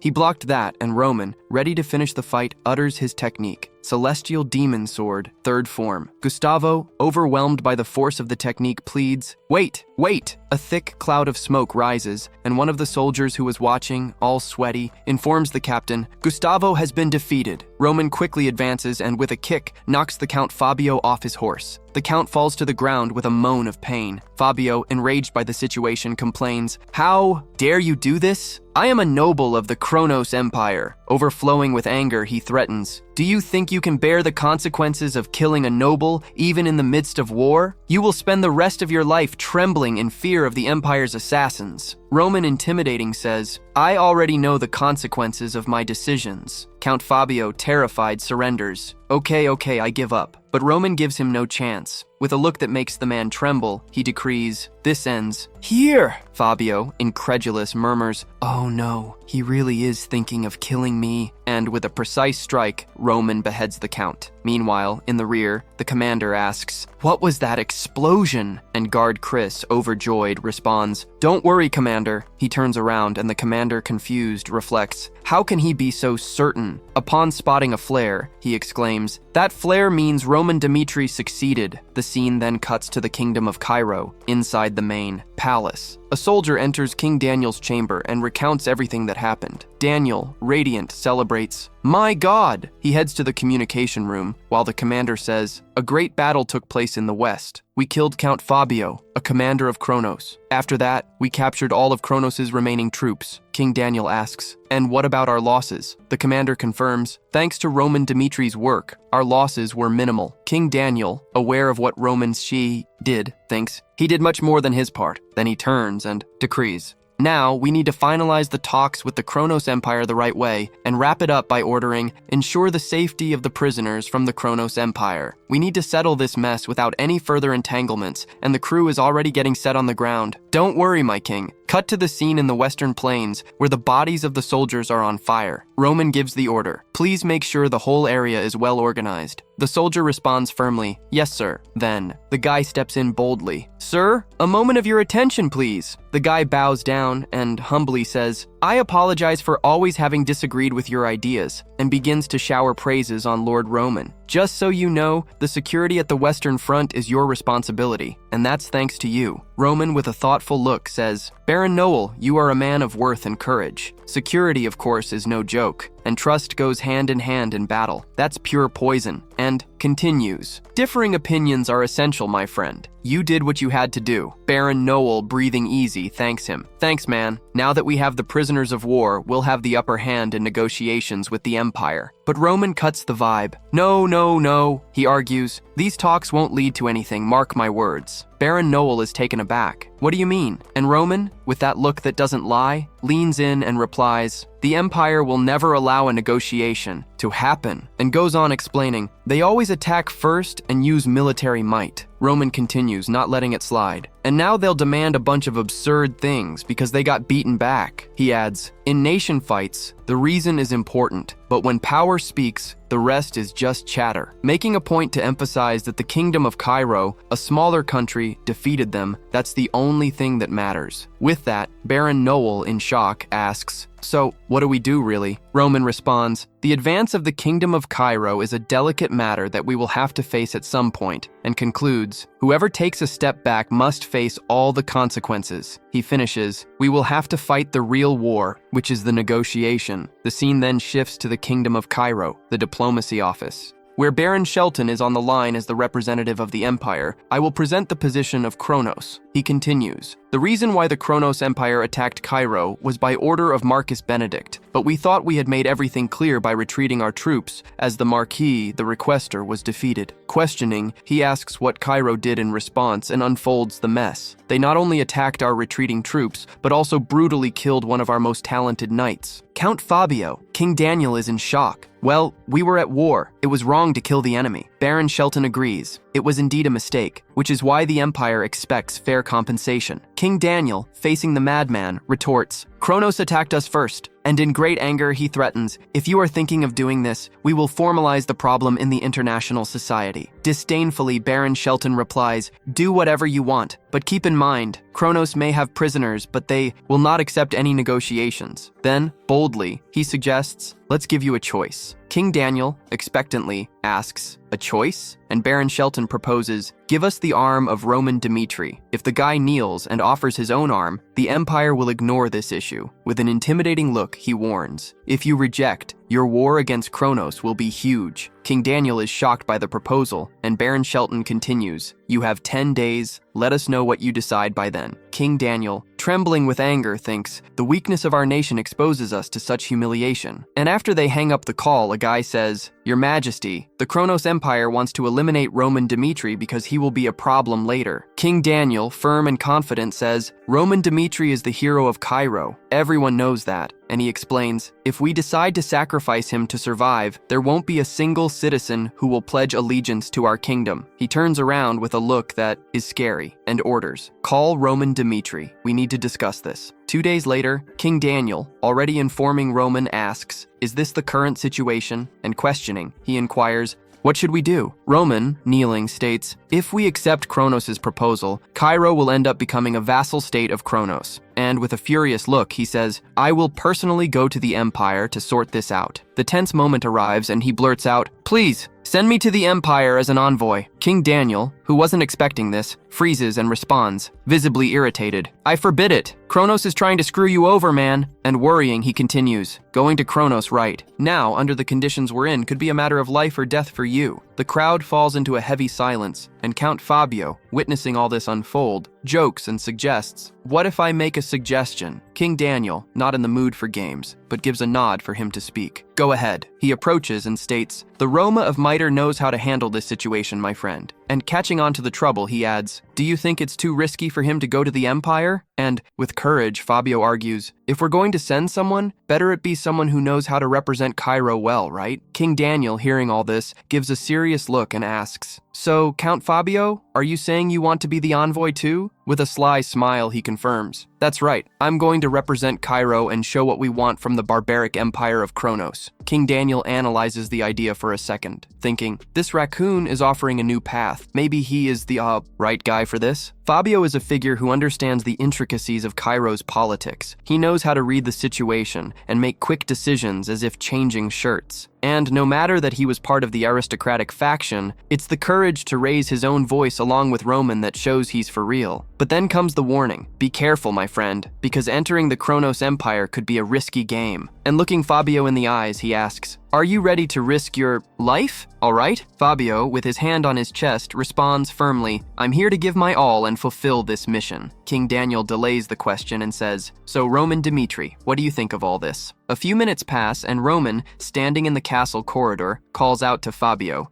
The Count turns and realizes this isn't for nothing, right? There's an intention behind this volunteer work of yours as an emissary. And without wasting any time, Roma commands, tell me what you really want out of this. He, hand on his chest, assures, check it out. I know I can't ask you to trust someone who switched sides, but I promise that I, Fabio, will only serve you from now on. And he even asks, please, see my volunteering as an act of loyalty. I don't expect the same consideration as your other subordinates, but feel free to use my title of Count and whatever you need from me. Roma stands there, scheming everything, and Fabio, with that cheeky look, shoots, if being by your side means I get more powerful, rich, and famous, I'm in, man. Roma's mind races. Wow, his proposal is so absurdly honest it's almost strange. And Count Fabio, kneeling and begging, adds, just accept me by your side, please. Roma reflects and realizes that Fabio's courage to make such a proposal shows he knows how the dynamics work here, and a sly smile begins to creep up. Count Fabio, being part of my team, you'll have everything you desire. The scene changes. A few days later, and Count Fabio, along with his team, marches toward the Kronos Empire. A buddy approaches and asks how he managed to survive after betraying those he served. Confused, he says, I don't get it. It should have been more normal if you had behaved differently, right? And curious, he adds, how did you not only survive but also end up close to another powerful figure? Fabio gives the hint. People never mention this. Even in betrayal, there's a certain beauty. There are some fools who just don't see it. The guy, not understanding anything, stammers, what do you mean then? Fabio continues, those who rise to power usually already have loyalists before they get there, and I always swear loyalty to show sincerity. That's how, in times of strife, the one who truly sacrifices himself is the one who ends up being accepted. The only chance that way, a traitor can be viewed favorably, got it? And with a twist, he concludes, that's it, kid. In the end, that's my trick. Thoughtfully, he reflects, the life of betrayal is not what I wanted. Until now, I've done this gig because I haven't found anyone worth my full commitment. But an exciting moment arrives. Maybe Roman Dmitri is different. The scene shifts to the capital of the empire. Alexander and Count Fabios, keeping an eye on what they see, think, this is the empire, huh? A guy approaches and orders, listen up, come with me. Analyzing the situation, Fabios reflects, this guy radiates insane energy. Is this guy stronger than Count Nicholas? The guy stops in front of a giant door and announces, Your Majesty, the emissaries have arrived. The door opens, and Count Fabios, in shock, thinks, wow, I've entered a place that's beyond paradise. Feeling a chill in his stomach, he says, be careful, because I might kick the bucket if I say one wrong word. There stands the Emperor of the Kronos Empire, and he stares at the Count in a way that's terrifying. Fabios is about to be crushed by the pressure, but undeterred, he asserts, no, I am Count Fabios of Cairo. But at that moment, a soldier mercilessly grabs his head and finds a way to slam it down to the ground. While the Emperor looks on with disdain, he states, are you sure my representatives already told you to bring Rome from Mitre directly here? Fabios, feeling claustrophobic, tries to stammer, actually, it's about that. The Emperor, not satisfied, observes, now I understand Cairo's position, and with a chilling coldness, he orders, cut off his arm and declare war, anything goes. Count Fabios, completely lost in the conversation, doesn't back down and stands up. Emperor of Kronos, Cairo is not even thinking about war, man. Then he adds, give me a chance to explain, please. After that, you can decapitate me or leave me armless, whatever. The Emperor, looking as if he's seen a ghost, warns, listen closely to what I'm going to tell you. If you don't, convince me, it'll be here that you kick the bucket. Fabios, taking a deep breath, thinks, I have to show that Cairo's justice is real and that the Empire shouldn't plunge into a war without reason. The narrator comments that while the Count speaks, he moves firmly without being flattering, preserving the dignity of those who listen. He states that the Kronos Empire has no strong enough reason to meddle in Cairo's affairs. Furthermore, he highlights that 5 kingdoms, excluding Valralla, agree with Cairo's position. The scene shifts to a flashback where the protagonist, with a resolute gaze, declares that even if the 6 kingdoms unite to attack the Kronos Empire, they will still lose. The real trouble will come after the war, because the weakened Kronos Empire will only be concerned with turning against Valralla, and that won't be easy. He concludes, this is the best choice we can make. Back to the current scene, Fabios bows again and repeats, Cairo wants peace, but also yearns for conflict. If that's the case, then go ahead and take my head. The Emperor, thinking aloud, murmurs, did you all think this through? Then, he clarifies that if they release the prisoners of war taken from the Empire, he will let that slide. Fabios, relieved, agrees with all this, but then the Emperor cuts the mood. However, the punishment for Roman Dmitri is another story. He emphasizes, from now on, I will send assassins after Roman Dmitri every night. Fabios, puzzled, questions this, and the emperor comes at him strongly. As I am the emperor of Kronos and he killed one of mine, I will make him pay in blood. And Count Fabios, astonished, reasons. What? Didn't he want war from the start? So he set this up to make us release the prisoners, and by trying to eliminate Roman Dmitri, he's defending the empire's honor? The emperor, with a smirk, adds, moreover, that trick you used won't work anymore, you know? Fabios, with a nagging suspicion, reflects, man, I wanted to show I'm good at this, but then he turns to Roman and, bowing, pleads, forgive me, man, forgive me. And Roman, giving him a nod, replies, you did well, son. Fabios, confused, asks, huh? Were you sure this would happen? And Roman, turning away, answers, the Kronos Empire has never truly been at peace with what it wants, my friend. We have been the target since the beginning. And Count Fabios is left surprised by this. This is a concern then, and Rome, without losing its poise, bids farewell. Calm down, you don't have to get mad about it. Not looking with that sparkle in his eyes, Roman comments on the threat of assassins. It's just another normal day in the life of the celestial demon, Baek, Jongyuk, and Yuksak, and he fearlessly challenges. Now let's see what kind of assassins you will send, Emperor of Kronos. Meanwhile, the scene shifts to King Daniel, who firmly accuses Count Gregory. You've been, disturbing the peace of our country, conspiring with the Kronos Empire, and that's enough. Do you admit it or not? Count Gregory, on his knees, replies, I admit it, yes. Then, with a serious look, he adds, but I was wrong to do this. It was pure foolishness. And King Daniel, confused, asks again, what do you mean, my brother? And Gregory, exploding with anger, responds, there was someone here who didn't know I was following the Kronos Empire. And King Daniel, clearly irritated, snaps, you are a traitor. And Count Gregory, with a smile on his face, retorts, look at that. It seems like you are the one who is very mistaken. To top it off, he warns, if you kill me here, the Kronos Empire will want to settle the score. Their emperor is thirsty for revenge, you know? And believe me, it won't be peaceful. So, it's better to send it to them than take that action, don't you think? King Daniel, all sweaty, reflects. He is right about that. The narrator says that Daniel Cairo wanted to eliminate everyone from the pro-Kronos faction, but if he does that, the wrath of the Kronos Empire will rain down on Rome of Mitre, and so on, until Roman gives his 2 cents. Let me talk a bit, come on. And King Daniel, granting him the floor, allows, go ahead. Then Roman, fearless as always, dropped the bomb. The Emperor of Kronos wants me to pay the price of blood, but that's just a detail, right? Count Gregory, completely confused by this statement, heard Roman continue. Unlike Count Fabio and Captain of the Knights, Gustavo, you, Count Gregory, are just a bit player, since all of Kronos' attention is on me. And, with a look of someone who is not afraid, Rome delivered it straight. Even if you end your life, it won't change a thing. As soon as we eliminate Benedict, peace in Cairo will...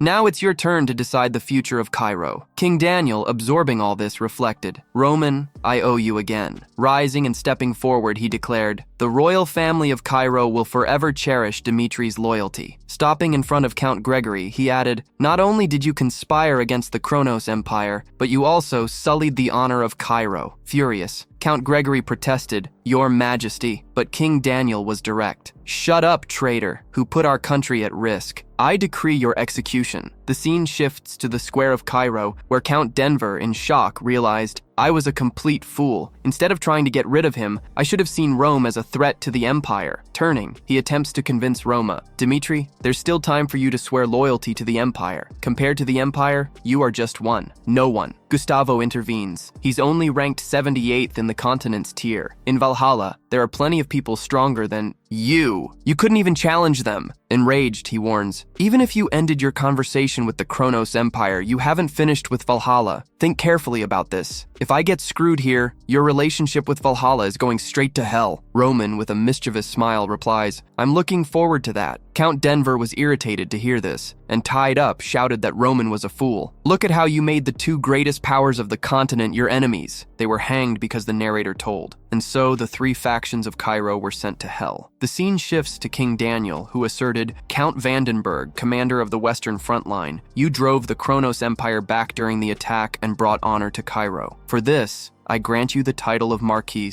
along with your lands. With a gleam in his eye, he communicated to the heroes who risked their lives on the Western Front Line in the fight against the Empire, naming Baron Noel, Flora Lawrence, and Rodwell Dimitri, who achieved incredible feats in this war. And presenting a monumental reward, he said, I will elevate the status of all of you and give 1,000 gold to each. With a serious look, he added, If it weren't for Roman Dmitri and his family, we would have never won this war. He sat down and acknowledged, this war was won thanks to Roman Dmitri, and it was decided that a fair reward must be given to him. But then a guy rebutted, we can't do that. The Dmitri forces are already more powerful than the 3 factions combined. It will be a headache if the royal family of Cairo gives them even more power. And to conclude, the guy said, even though this is cruel, we have to stop giving them power. Furious, Roman replied, are you kidding me? Have you already forgotten how our king was made a fool by these traitors? If we act like them just to protect our interests, the past will repeat itself. King Daniel, with a look that said it all, agreed. I agree, and further justified. Roman Dmitri is not a man who can be controlled now that the war has made it clear that the Dmitri family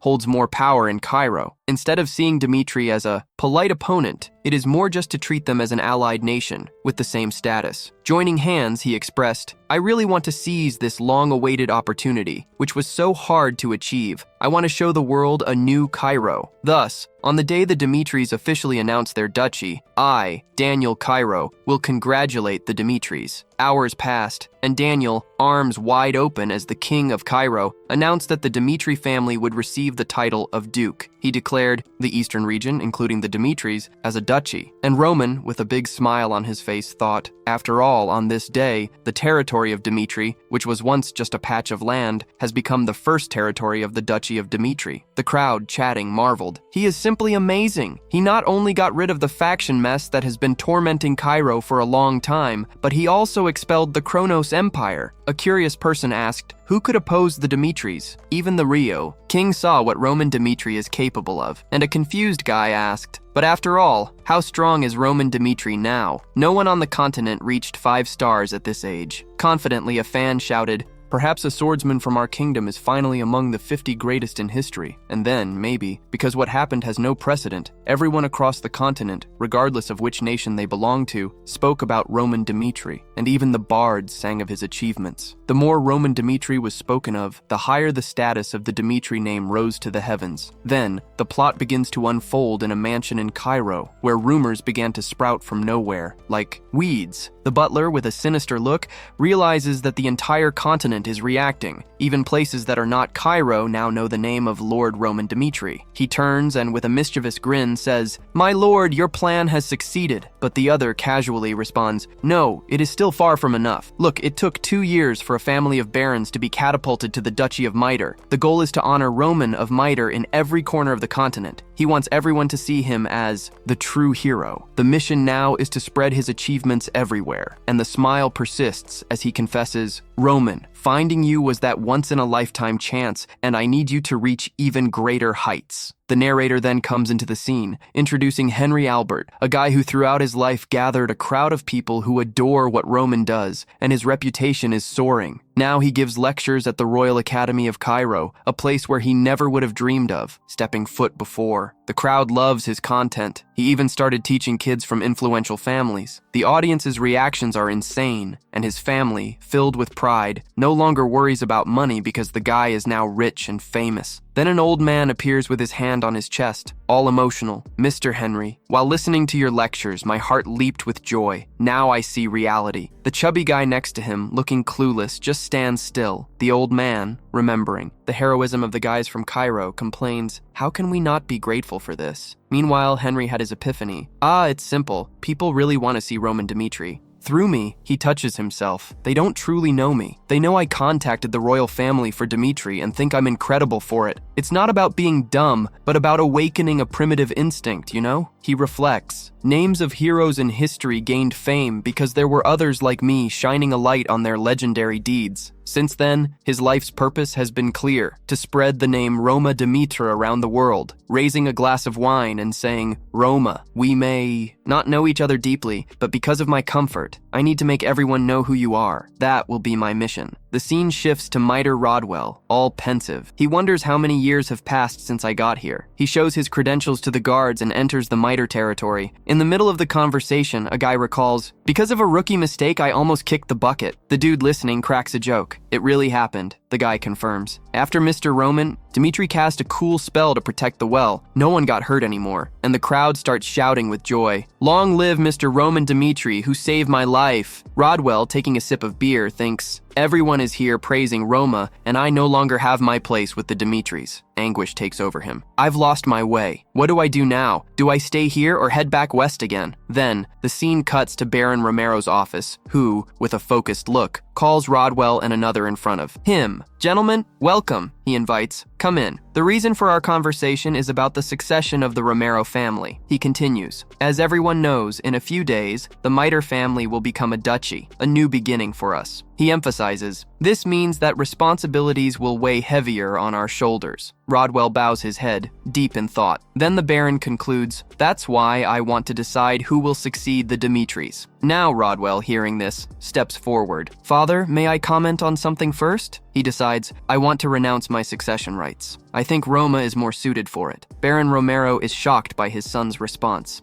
And Rodwell, sincerely distressed, pleads, please let me do this. It's for Dimitri's future. I need some time for myself. And he leaves the room while the Baron, sad and thoughtful, reflects, there was a time when I thought I placed too much weight on Rodwell, considering that the Dimitris came from common stock. Meanwhile, they were there conversing, laying it out that there is always a limit to what we can achieve in life. And then, when I saw Rodwell training with the sword, standing out, in an absurd way, I thought, this kid has to be the successor, carry the future of the Dimitri family on his shoulders. But he was at the stage of life where he should be having fun, living like any kid, yet he ended up having to deal with the weight of my expectations. And I admit, he ended up opening his heart. Today, looking at him, who has lived for the Dimitri family all this time, I felt I couldn't let him be the successor. I am sorry for him, but my judgment is that I am not wrong in making this decision, thinking of the good of all, of Dimitri. It would be right for you to be the successor. However, I need a favor from you. So, Roma, facing his father, asks, go ahead, what's the request? And Baron Romero, gently touching his son's shoulder, asked, take care of your brother. He has gone through so many losses in life, and this is my last request to you, who will be the new head of the Dimitris. Roman, confident, replies without hesitation, you can count on me, Dad. The scene then shifts to Rodwell, who is there shouting, damn, I messed up again! I messed up again! He was clearly trying to aim and hit his target, but when he swung the sword, he realized that the distance was a bit beyond what he had calculated. Totally perplexed, Rodwell notices the difference in his senses. Roma, approaching, observes, at this rate, you won't take down your opponent, and explains, the movements of your body are the reflection of the long training you've had up until now. Losing an eye does not only affect your vision, your sense of distance and interpretation of information have also changed. And the fear of this is that everything you know and understand has changed. But don't get stuck on the idea that you've lost something. If you can make use of everything else you still have, you will have a completely different worldview. One you couldn't see when you only relied on your vision. And with a serious tone, he offers, if you want, I'm here to help you achieve this. Joel, quickly standing up with a mischievous smile, questions, why should I listen to you? It's curious, he adds. What reason do you have to care so much about me if you're already the successor? Filled with anger, he replies, then leave me alone. Roma, retorting, responds, Rodwell, the Dimitris are in a new situation now, and adds, the Empire of Kronos and Valhalla are not pleased with us, and we have no idea what they intend to do. Furthermore, we can't fully trust the Royal Alliance. With a firm gaze, he declares, we need to grow stronger to protect ourselves. So far, I've managed to get by with my own strength, but there will be a limit to that. If the Empire decides to attack with everything, I will have to join the fight. And, with all the confidence in the world, he proclaims, Roduel Dimitri, you are my brother, my blood. Joe Duell was in shock upon hearing this. Then, Roma, moving forward, continues, if necessary, someone else needs to lead the Dimitris while I'm away, and, touching his shoulder, asks, I would like you to be that person. The narrator talks about the 4 kingdoms that are located in the southwest of the Salamander continent, which are Humberto, Redford, Odalia, and Frank. These kingdoms share borders with the empires and banded together to form an alliance, protecting themselves, a necessary union for survival. And in an atmosphere of expectation, they begin to understand the importance of Roman Dimitri. The scene shifts to a few days before the announcement ceremony of the Dimitri Duchy, the royal family of Humberto, and the guy with his head down, vents, my king, the internal chaos that occurred in Cairo was unprecedented. A disdainful gaze observes, but Roma Dimitri managed to resolve the issue without complications. The narrator introduces the character at the court of Umberto, Count Verde, who continues, if our alliance of kingdoms was dragged into this, it's time to prepare to go to the empire. This shows that Roma is not only strong, but the guy is also a very strategic thinker, and, with a penetrating look, warns, we cannot guarantee how long this alliance will last.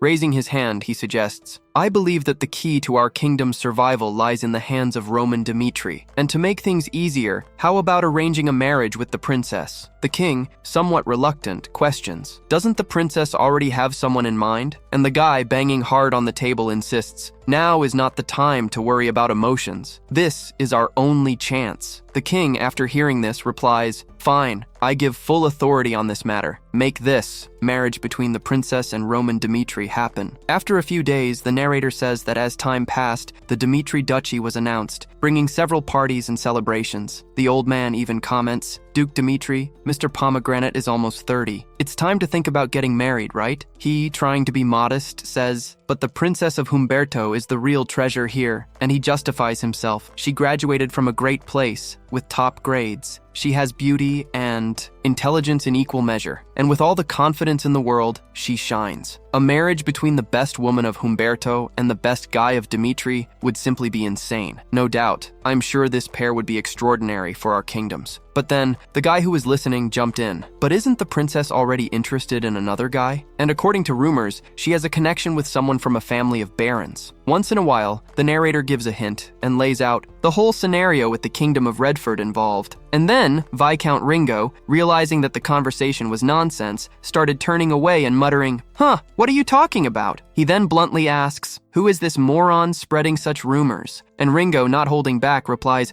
oh, come on, this is a joke. He continues bowing and proposing partnerships with various daughters of influential families in Redford. The guy, desperate, shouts, Viscount Ringo, and Marquis Martin, already intervening, warns, hold on, folks, hang tight, all right? And he goes further. Do you think you're being too greedy, trying to arrange a marriage with the Duchy of Dmitri? The only one at the same level as the Duchy of Dmitri is our own Odalia, the Hilve. Explode, you idiot. How dare you talk such nonsense? Apologize right now. They are already in the middle of a tense situation. Baron Romero, all shocked, decides to intervene. Guys, one moment. Stop it. We're not here to discuss political marriages, right? Got it? When my son likes a woman, he can come to me and I'll welcome it however it comes. Everyone is left unsure whether to laugh or be surprised. Meanwhile, on the terrace, a guy arrives shouting, Mr. Felix! Felix turns around and asks, Baron Larsam, are you representing the kingdom of Frank? And the Baron comes with the young lady. The kingdom was shocked when the magical tower of the Phoenix disappeared out of nowhere. He is upset and pleads, I swear we will do what is necessary to restore the magical tower. Felix, curious and impatient, responds, that's cool, but you know that Frank broke the promise with the tower, right? And the Baron, all embarrassed, promises, I will handle this mess personally. The wizard, Felix already frowning, declines, no, nothing you promised will change my perception. We have already found someone who values us and committed loyalty to the Dmitris. And he concludes, go back to Frank and tell them that. The deal between Frank and the Tower of the Phoenix is over. But a few hours later, Roma, observing the crowd, reflects, as expected, neither of the two empires sent anyone, right? I had already warned about the assassination attempts. The Valhalla Empire must also be keeping an eye on the death of Count Denver, as they are looking at conquering the continent. The conflicts between empires and alliances of the kingdoms will blow up right after, but the alliances we have with nearby kingdoms are only temporary. In the end, we need a superpower to combat these empires on our own. Then Bigodon arrives casually and announces, young master, you have a guest waiting in the waiting room. Roma, somewhat surprised, asks, I'm expecting a guest? Bigodon, already trembling, confidentially reveals, it's the prince of the kingdom of Ecto. Roman goes to the room and the prince immediately greets, long time no see, Mr. Roman? Dmitri Roman, thoughtful, listens to the prince congratulate. Congratulations on establishing the chunk.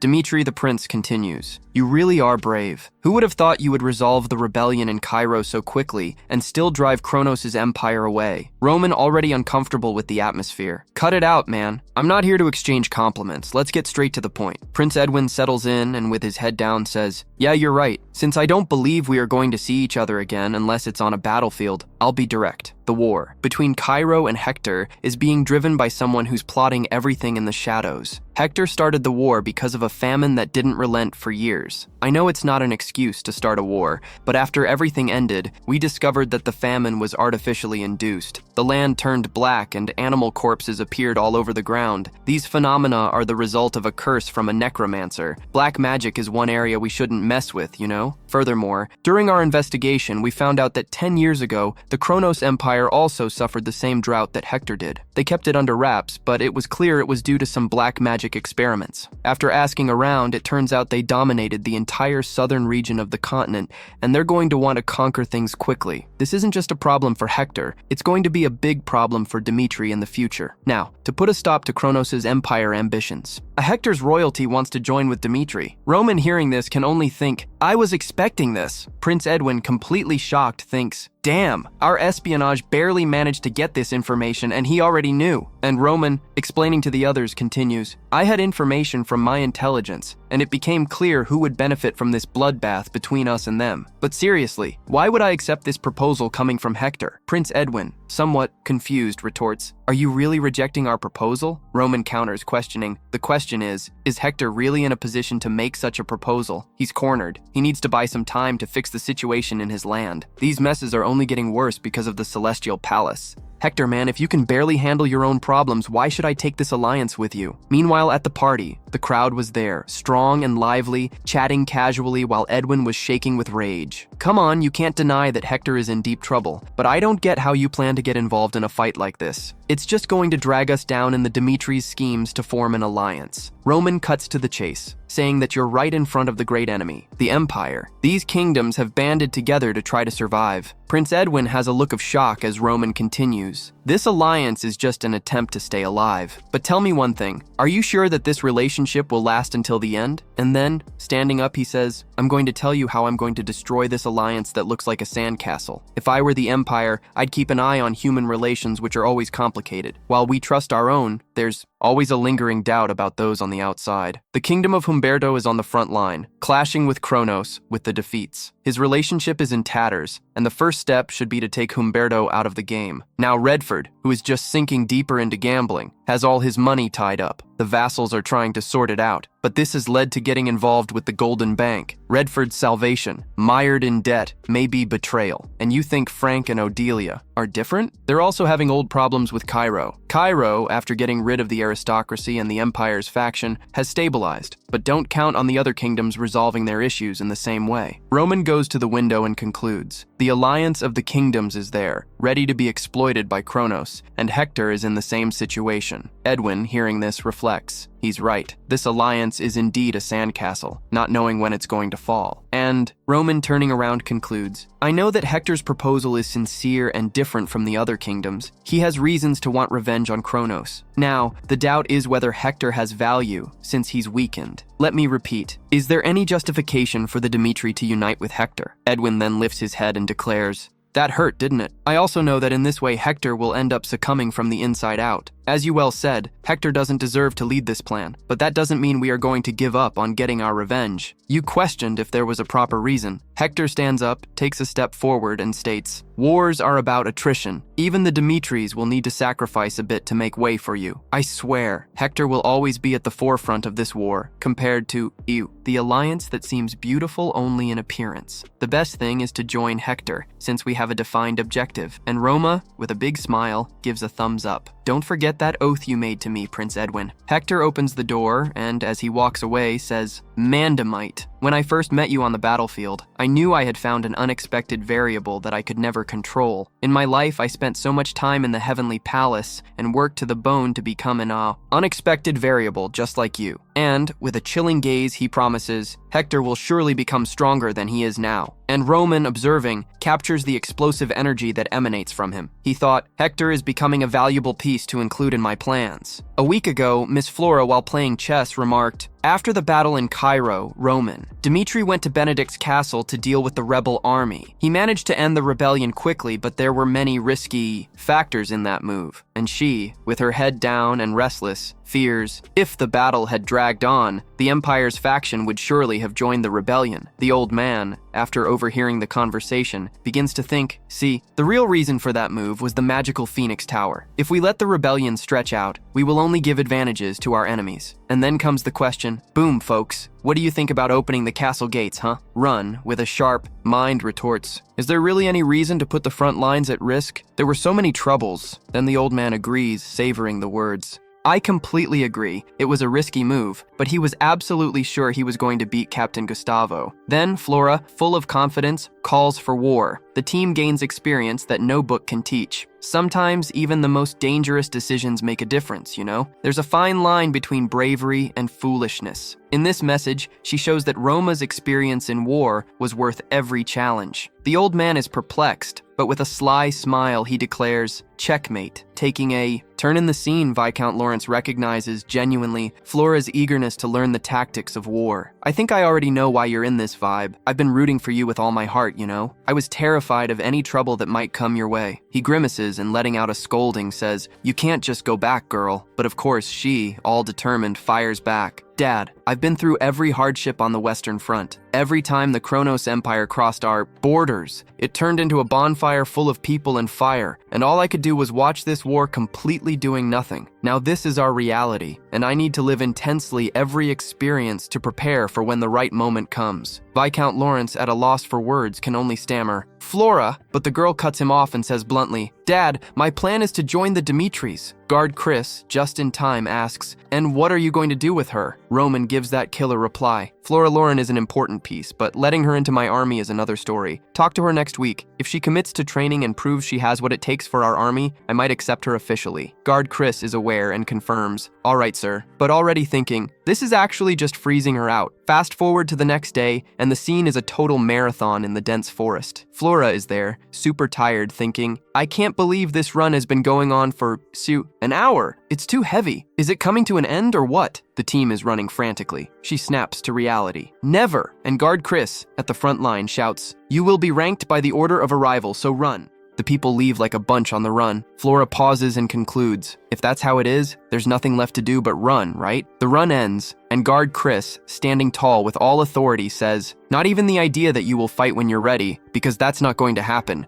You have to stay on the edge every day. Endurance is the key for everyone, regardless of your level." The crowd is in shock about this man. Flora steps forward and can see that Guard Chris is not joking. He continues firmly with the message, "If you want to fight on any ground, your legs have to hold out till the very end." Flora, on her knees, reflects, "Clearly this was meant for me. I had already done an endurance training before, you know? A 1-hour warm-up run and another one on the mountain, totaling 2 hours. And now Chris drops. Now you will duel with swords." The crowd starts training, and Guard Chris, circulating among them, drops the real talk. In war, what matters is how quickly you can turn it around when energy is running low. When fatigue hits you, like an invisible anchor, that's when the real fight begins. Flora, down on the ground, observing all this, thinks, this is their standard training. If someone did this with regular soldiers, they would scowl. But the Dimitris are alive and kicking. They actually seem to have energy to spare. She stands up and makes a silent promise. "In calmness, I will get the hang of this training. I'm not one to give up. Easily, no." And the scene shifts to days later, at Roman Dimitri's training field, where the crowd is grinding. Guard Chris, watching from afar, comments, "She is truly in the fight. Tired and out of breath, you can see her determination to complete this marathon. Her archery skills are out of this world, but hand-to-hand combat,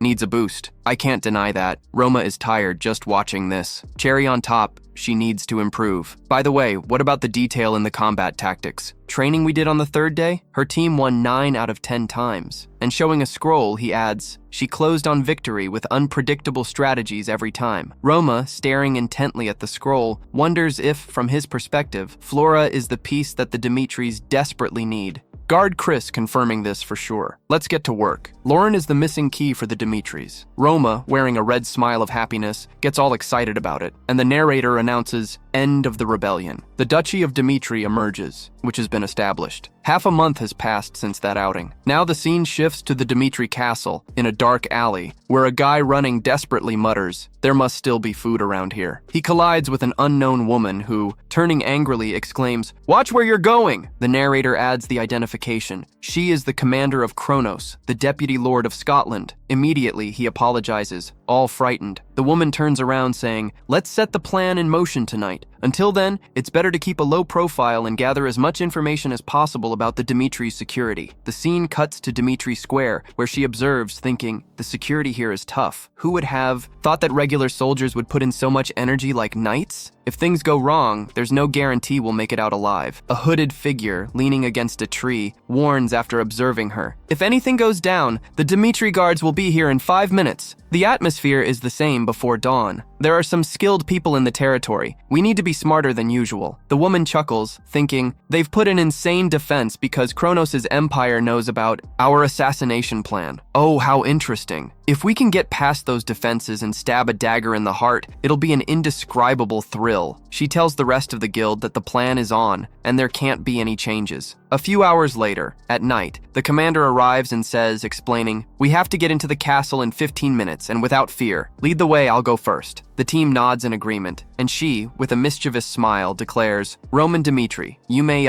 be fierce in battle, but we are the predators in the shadows. She uses a magical artifact and activates invisibility. In a flash, she runs after 2 guards and, leaping, goes after them. First, she attacked 2. One guard raises his sword, successfully blocking the attack. Commander Sierra is thrown back, and the guard with the communicator shouts, intruders spotted near the castle wall. Commander Sierra loses her invisibility, and the guard, furious, yells, the enemy! The enemy has appeared! The masked ones begin to be surrounded, and a guy shouts, hey, stop right there! Commander Sierra, all angry, demands, let's finish this quickly and get out of here! An old man approaches, greeting, it's a pleasure to meet you. Sierra, Vice Master of the Assassin's Guild. The old man, removing his mask, reveals, I am the master of the sect Raoul. My name is Lucas. The commander, sweating cold, thinks, Raoul accepts? The guild that knows all the information in Cairo? Questioning, she exclaims, what are you doing here? And Lucas, with that cheeky smile, explains, we know you entered Dimitri territory half a month ago. The innkeeper you met and the fruit stall owner are also members of our organization. And it doesn't stop there. The blacksmith, the miner, and even the beggar have been our eyes and ears for the Dimitri. Commander Sierra, with a serious expression, summarizes, if we stay here any longer, it's going to go bad. She raises her hand and firmly orders, make a path. We will pass through the enemies and enter the castle. Soon the guards charge at the masked ones, and it is a true massacre. Commander Sierra, perplexed, observes, they are strong, as expected, and Lucas, taking a step forward, warns, I'll give you 10 seconds. Exuding an aura that would shock anyone, he demands, give me a reason to spare your lives. She, evaluating the situation, thinks, basically, that guy is very strong. Enraged, she screams, you worm! Do you think you've already won? The true Sword of Echoes is somewhere else. Now it must have entered the castle and killed Roman for sure. Lucas, grabbing her head and slamming it to the ground with a serious look, states, you don't need to tell me things I already know. Do you have any more information? She, horrified, concludes, they already know everything. And Lucas, finalizing the decree, if there's nothing more, it's time to die. Blood was spread everywhere. Pure chaos.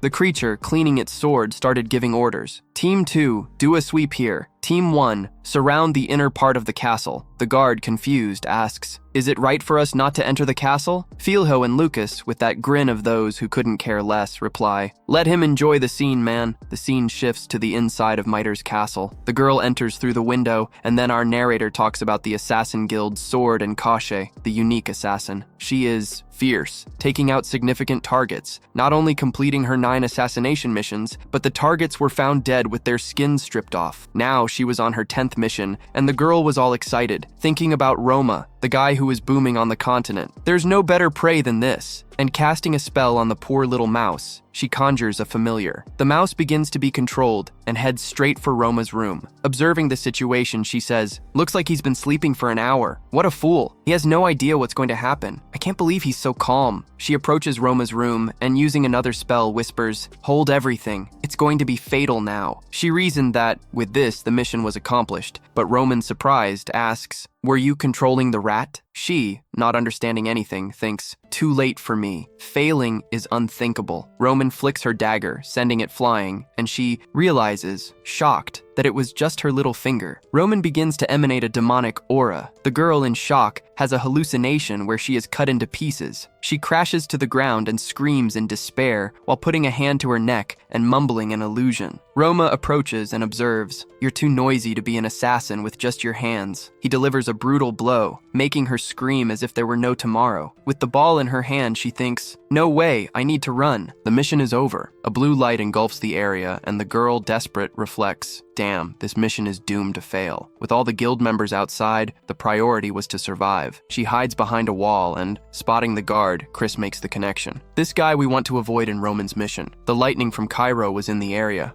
Chris realizes and says, "Shit! They anticipated our plan." With a sound of disdain, she decides, "I have to take another route." She speeds up and ends up colliding with Kevin, exclaiming, "Damn! Holy crap! What a mess!" He, exuding an aura of intimidation, asks with sarcasm, "What's up, Leah? I knew you'd leave me worried with your absence." Thinking quickly, she knows she lost an arm to Mr. Roma. Then she reflects on the demon from Cairo. Kevin, already in a battle mood and feeling confident, jumps at him. Kevin, nervous, thinks, "She's coming! I need to dodge!" He moves quickly to the side, but she goes in blindly and ends up worse off, falling to the ground and groaning in pain. Kevin, approaching, exclaims, "If my lord hadn't ordered me to kill you, I would love to tear your flesh into pieces while you were still alive." And, with an evil look, he finishes, "I would truly love to do that." Meanwhile, the scene shifts to a week later, with the girl screaming in despair, confessing, "I'll tell you everything," and pleading, "I beg you for God's sake, stop this. Just kill me." Lucas, laughing, responds, "We're not thinking of killing you," and explains, "Because every wound on you will serve as an example for those who dare to mess with the Demetrius." He drags her by the hair and, tossing a vial, says, "Drink, just drink this." She, with a little doubt in her mind, thinks, "This is medicine, right? Not poison." After Lucas gives her the drink, he throws the vial on the ground and says, "My lord has been in the Empire of Kronos for a week now." And he adds, "We found out where Scott's headquarters are," and with a wicked smile provokes, "So if you don't want your master to die, run fast and hurry up." The scene shifts to the Ikochi headquarters, where the guy on the phone is really worried, asking, "It's been a week already. Is the mission going badly?" The other, very pissed off, grumbles, "Let's be patient for now." The narrator introduces himself, talking about Brahan, the master of Ikochi. The guy, continuing with a firmness only he has, says, "Now is not the time for hasty decisions," and also asks the other to trust Ikochi. But the other retorts, "Fine, but if the mission fails, the backlash will be severe." With his arm itching, he concludes, "We couldn't make contact with them." He starts to get worried, asking, "Don't tell me they really failed?" And already strategizing, he says, "If that's the case, it's better to cancel all the other missions and have everyone focus on killing Roman Dmitri." He reflects that, although it's a huge sacrifice, it was necessary to have Kronos' support. Standing up, he thinks, "I never thought I would have to do this personally." And the Prota, with his arms crossed behind him, throws a taunt. Bruh. Shocked, he thinks, "Roman Dmitri." He quickly turns around and throws several daggers in the direction of the Prota, who responds with a shield. Protection activated, the daggers are deflected, and Brahan is dumbfounded to see this. Bringing his hand close to the alarm button, Roman spins towards him, grabs him by the neck, and states, "Now you're in my territory, Ekoshan leader." In mental despair, he thinks, "And I thought he would enter the Empire just to hunt me." He is much crazier than everyone imagined. Prota, questioning, asks, "What are you trying to press?" The guy, frustrated, laments, "Damn, he got it." And the Prota, nonchalantly, "No problem, I'll press it for you." An alarm starts to sound, and Bradar, suffocated, murmurs, "Hundreds of assassins are coming here because of this alarm." He questions, "Do you think you can defeat everyone here alone?" And Roman says, "There should be only about 30 or so assassins left here at the headquarters." Braha, terrified by this information, reflects. He knows how many assassins we have in total. The protagonist, with an imposing glare, states, "What do you think of me being here?" The guy, terrified, denies. It's not possible. He is thrown far away, hitting the wall, letting out a scream of shock. Braha spits blood and falls to the ground, dazed. The protagonist, thoughtful, approaches the scrolls and murmurs, "Ekoshan is an organization of assassins, with the Empire of Kronos as its biggest client." Opening a scroll, he concludes, "I am not their only target. Depending on the target, it is possible to know who Kronos is hunting." The scroll contains notes about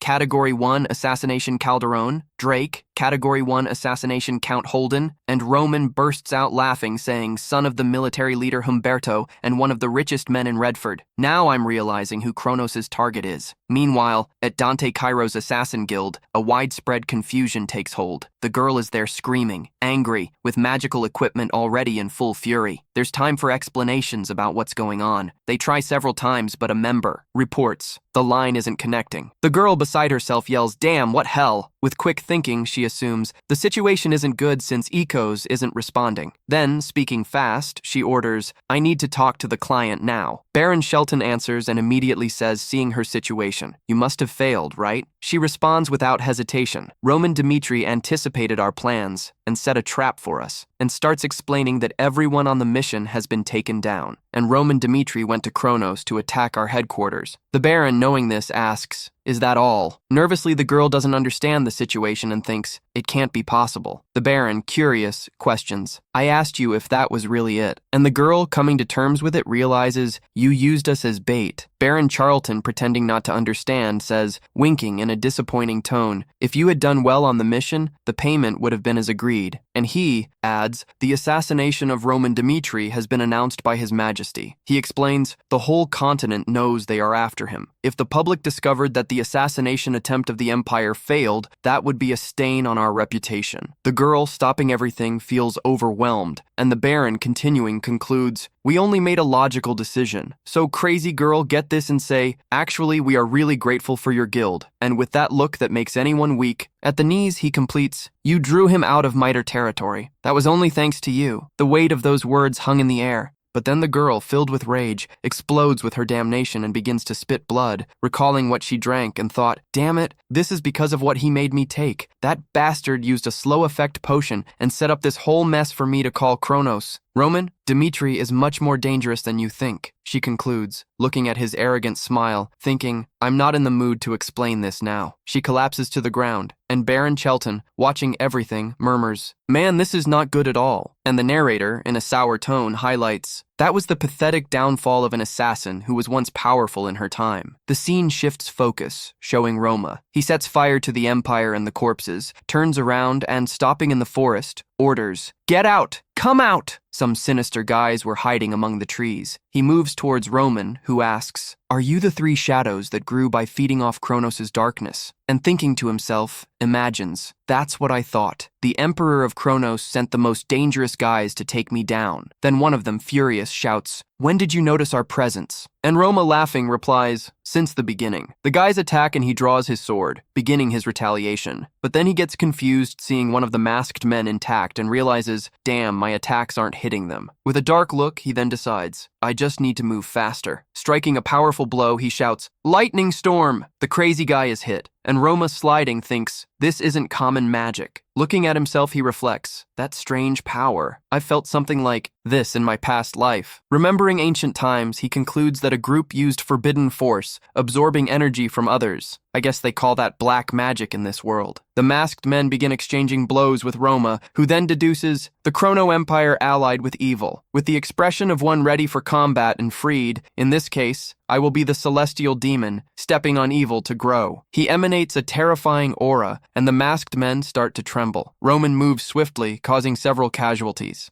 He steps in the goop to halt the regeneration. One of the masked figures, stunned, questions how he stopped the regeneration. Roman, analyzing everything, concludes, the only thing that attacks black magic with a black aura are divine powers. He looks at their abilities, which have weaknesses. He begins to enumerate. First weakness, when the shadows dissipate, they cannot attack physically with strength, so I just need to wait for that moment. And he continues. Second weakness, even out of physical form, there's still a weak flow of mana. Even turning to smoke, the connection still goes to the center, so I need to cut that connection. He advances towards the masked figures and, taunting, says, looks like you're trying to play tough, huh? With a wicked grin, he adds, I think I'll play tough too. He grabs the masked figure, throws him to the ground and shouts, demonic art, blood flow. An explosion of energy occurs, and Roman, all happy, says, the martial arts of the demonic cult aim for strength. They are also known as the techniques of demons. The masked figure, in shock, thinks, we couldn't defeat him even after mobilizing demonic humans. The operation failed. He turns and, retreating, shouts, I need to get out of here even if I'm the only one. Desperate, he confesses. Roman Dmitri is much more dangerous than I expected. Remembering what happened, he reflects, this operation was carried out, considering that he was much stronger than they said. After the last battle, admitting, he acknowledges, I thought that was an exaggeration, and wonders, but why does he look like a demon? He is hit by a burst of aura and, falling, asks,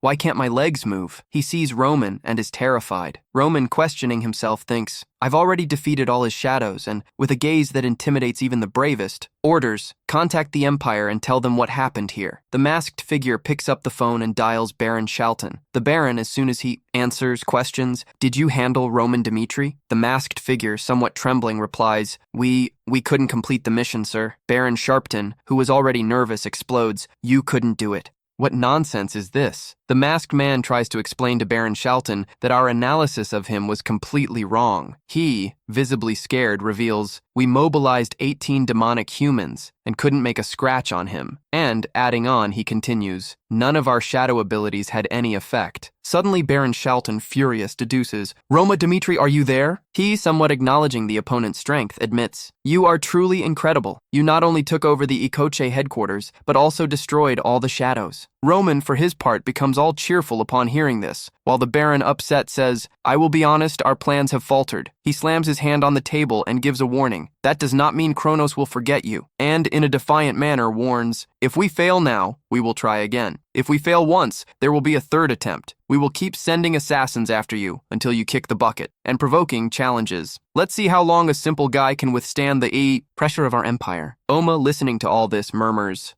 interesting, and adds, "Now it's my turn to give you a warning." Then, he grabs the masked man by the neck and starts to strangle him brutally. The masked man, with a terrifying scream, begins to spit blood, shocked. Baron Shalton watches all of this with his jaw dropped, and Roman, with a smile on his face, exclaims, "I sent you a gift, you know? It's somewhere in your mansion. Baron Shalton, it's the poison I plan to use to finish you off." And glancing sideways, suggests, "After all, you're not the only ones who know how to eliminate anyone. If you want to kill me, then it would be quicker for us to declare war, right?" Baron Shalton gets really pissed off at this conversation, and Roman, continuing, mocks, "I'm very curious to see your reaction when you find out about my gift." Baron Shalton, dissatisfied, shouts, "Whoever is there, search the entire mansion. Search now." A few hours after the search, the Baron, restless, orders, "Check if there have been any signs of intruders," and one of the guys with the face of someone who has seen a ghost. "Inform, we found this here in the warehouse." Baron Shelton, looking suspicious, asks, "Is that transparent liquid poison?" With anger almost spilling from his mouth, he orders, "Make preparations for us to go to BM." Someone at the back adds, "Bremode is a magical tower. It's an organization that initially uses deadly poisons." The narrator clarifies, "They are also seen as the best antidote creators on the continent." And the old man, using magic to analyze the vial, says, "Boy, I can't believe this. Poison is colorless and odorless. That's concerning." And to introduce the character, the narrator says, "Wizard of Baramot, Mateau." Baron Tialton, already at his limit, shouts, "Don't come at me with obviousness. Just tell me if it's possible to detoxify." With a steady gaze, the old man agrees. "All right then." He approaches a test subject who, in desperation, pleads, "For God's sake, have mercy on me, sir." And with the poison on the bald man's skin, he screams in pain while Wizard Mateu tries to heal him. The test subject starts screaming like a madman, and Wizard Mateu, sweating cold, thinks, "Why can't I detoxify? How did you come up with such a potent poison?" And trembling with fear, he confesses, "Now I can't detoxify anymore." Baron Shaxton, completely astonished, exclaims, "A poison that even the Wizard of Baramote can't get rid of. Roman Dmitri, what the hell have you created?" And he turns to the Kronos Empire, reflecting, "This is the kind of thing that Roman Dmitri has been up to until now." And the Emperor of Kronos, with a look of contempt, asks, "Baron Shalton, what kind of person do you think he is?" And Baron, with a thoughtful expression, replies, "I think he's the type who will never submit or bow down." And the Emperor of Kronos, making a decision, orders, "Summon the demons of the abyss." Then Baron Shelton stood with his mouth agape at the Emperor's order, who stared firmly and declared, "It's time to show them what happens when someone challenges the authority of Chrono." To make it all clearer, the Emperor ordered that Roman Dmitri, the icon they thought was a hero, be shattered. "We need to set a precedent so that no one else dares to underestimate the Empire." He continued issuing his orders coldly, and the Baron placed his hand on his chest. He agreed without a second thought. "Certainly, Your Majesty." The scene then shifts to Rome, where upon returning to Dimitri's castle, he reflects on how, even if they try to use magic, detoxifying the poison is not going to be easy. He remembered his previous life in Murim, where such a poison belonged to the Tang clan. As he entered his room and took off his armor, Roman thought, now the Empire needs to be more cautious. Otherwise, it risks facing Dimitri's retaliation by his own assassins. He adjusted his shirt and remarked, with a firm look, the certainty that they won't openly attack. And, determined, he added, "Although this is only a temporary deadline, war is inevitable. At some point, we will have to be ready for battle." At that moment, The guard Chris arrived with a letter saying, "Sir, you have received an invitation from Valhalla." Roman opened the document and read, "You possess the soul of a warrior. We come to invite you as a representative for the festival. If you do not appear in Valhalla within 100 days from now, before the festival begins, we will consider your refusal." Guard Chris, observing Roman's expression, continued, "The representative of Valhalla is one of the 12 swords of the Barboza continent." He added, "This guy has already made it clear that he wants to avenge Count Denver's death. He is a 6-star swordsman, or 6th rank, rated in Valhalla, and, on top of that, 11 ranks in the continent." Roman lowered his head, a smile breaking out on his face as he realized, it seems that Kronos and Valhalla have very distinct ways of acting. While Kronos twists in any situation to win, Valhalla goes straight to the point, even if that is laughable. The guard, Chris, looking worried, said, "Perhaps you don't need to accept the invitation. Now that the Dimitris are more civilized, your safety is a priority." Roman, placing the invitation on the table, countered, "As you said, rejecting the invitation won't bring direct problems, but if I don't accept the empire of Valhalla and, thus, Rome," he continued, "Valhalla values the honor of a warrior and will not hesitate to spread that they won and tarnished my reputation." Stepping closer, he reinforced, "Chris, I am the strength for those who follow me, and I need to guarantee them a victory for being by my side."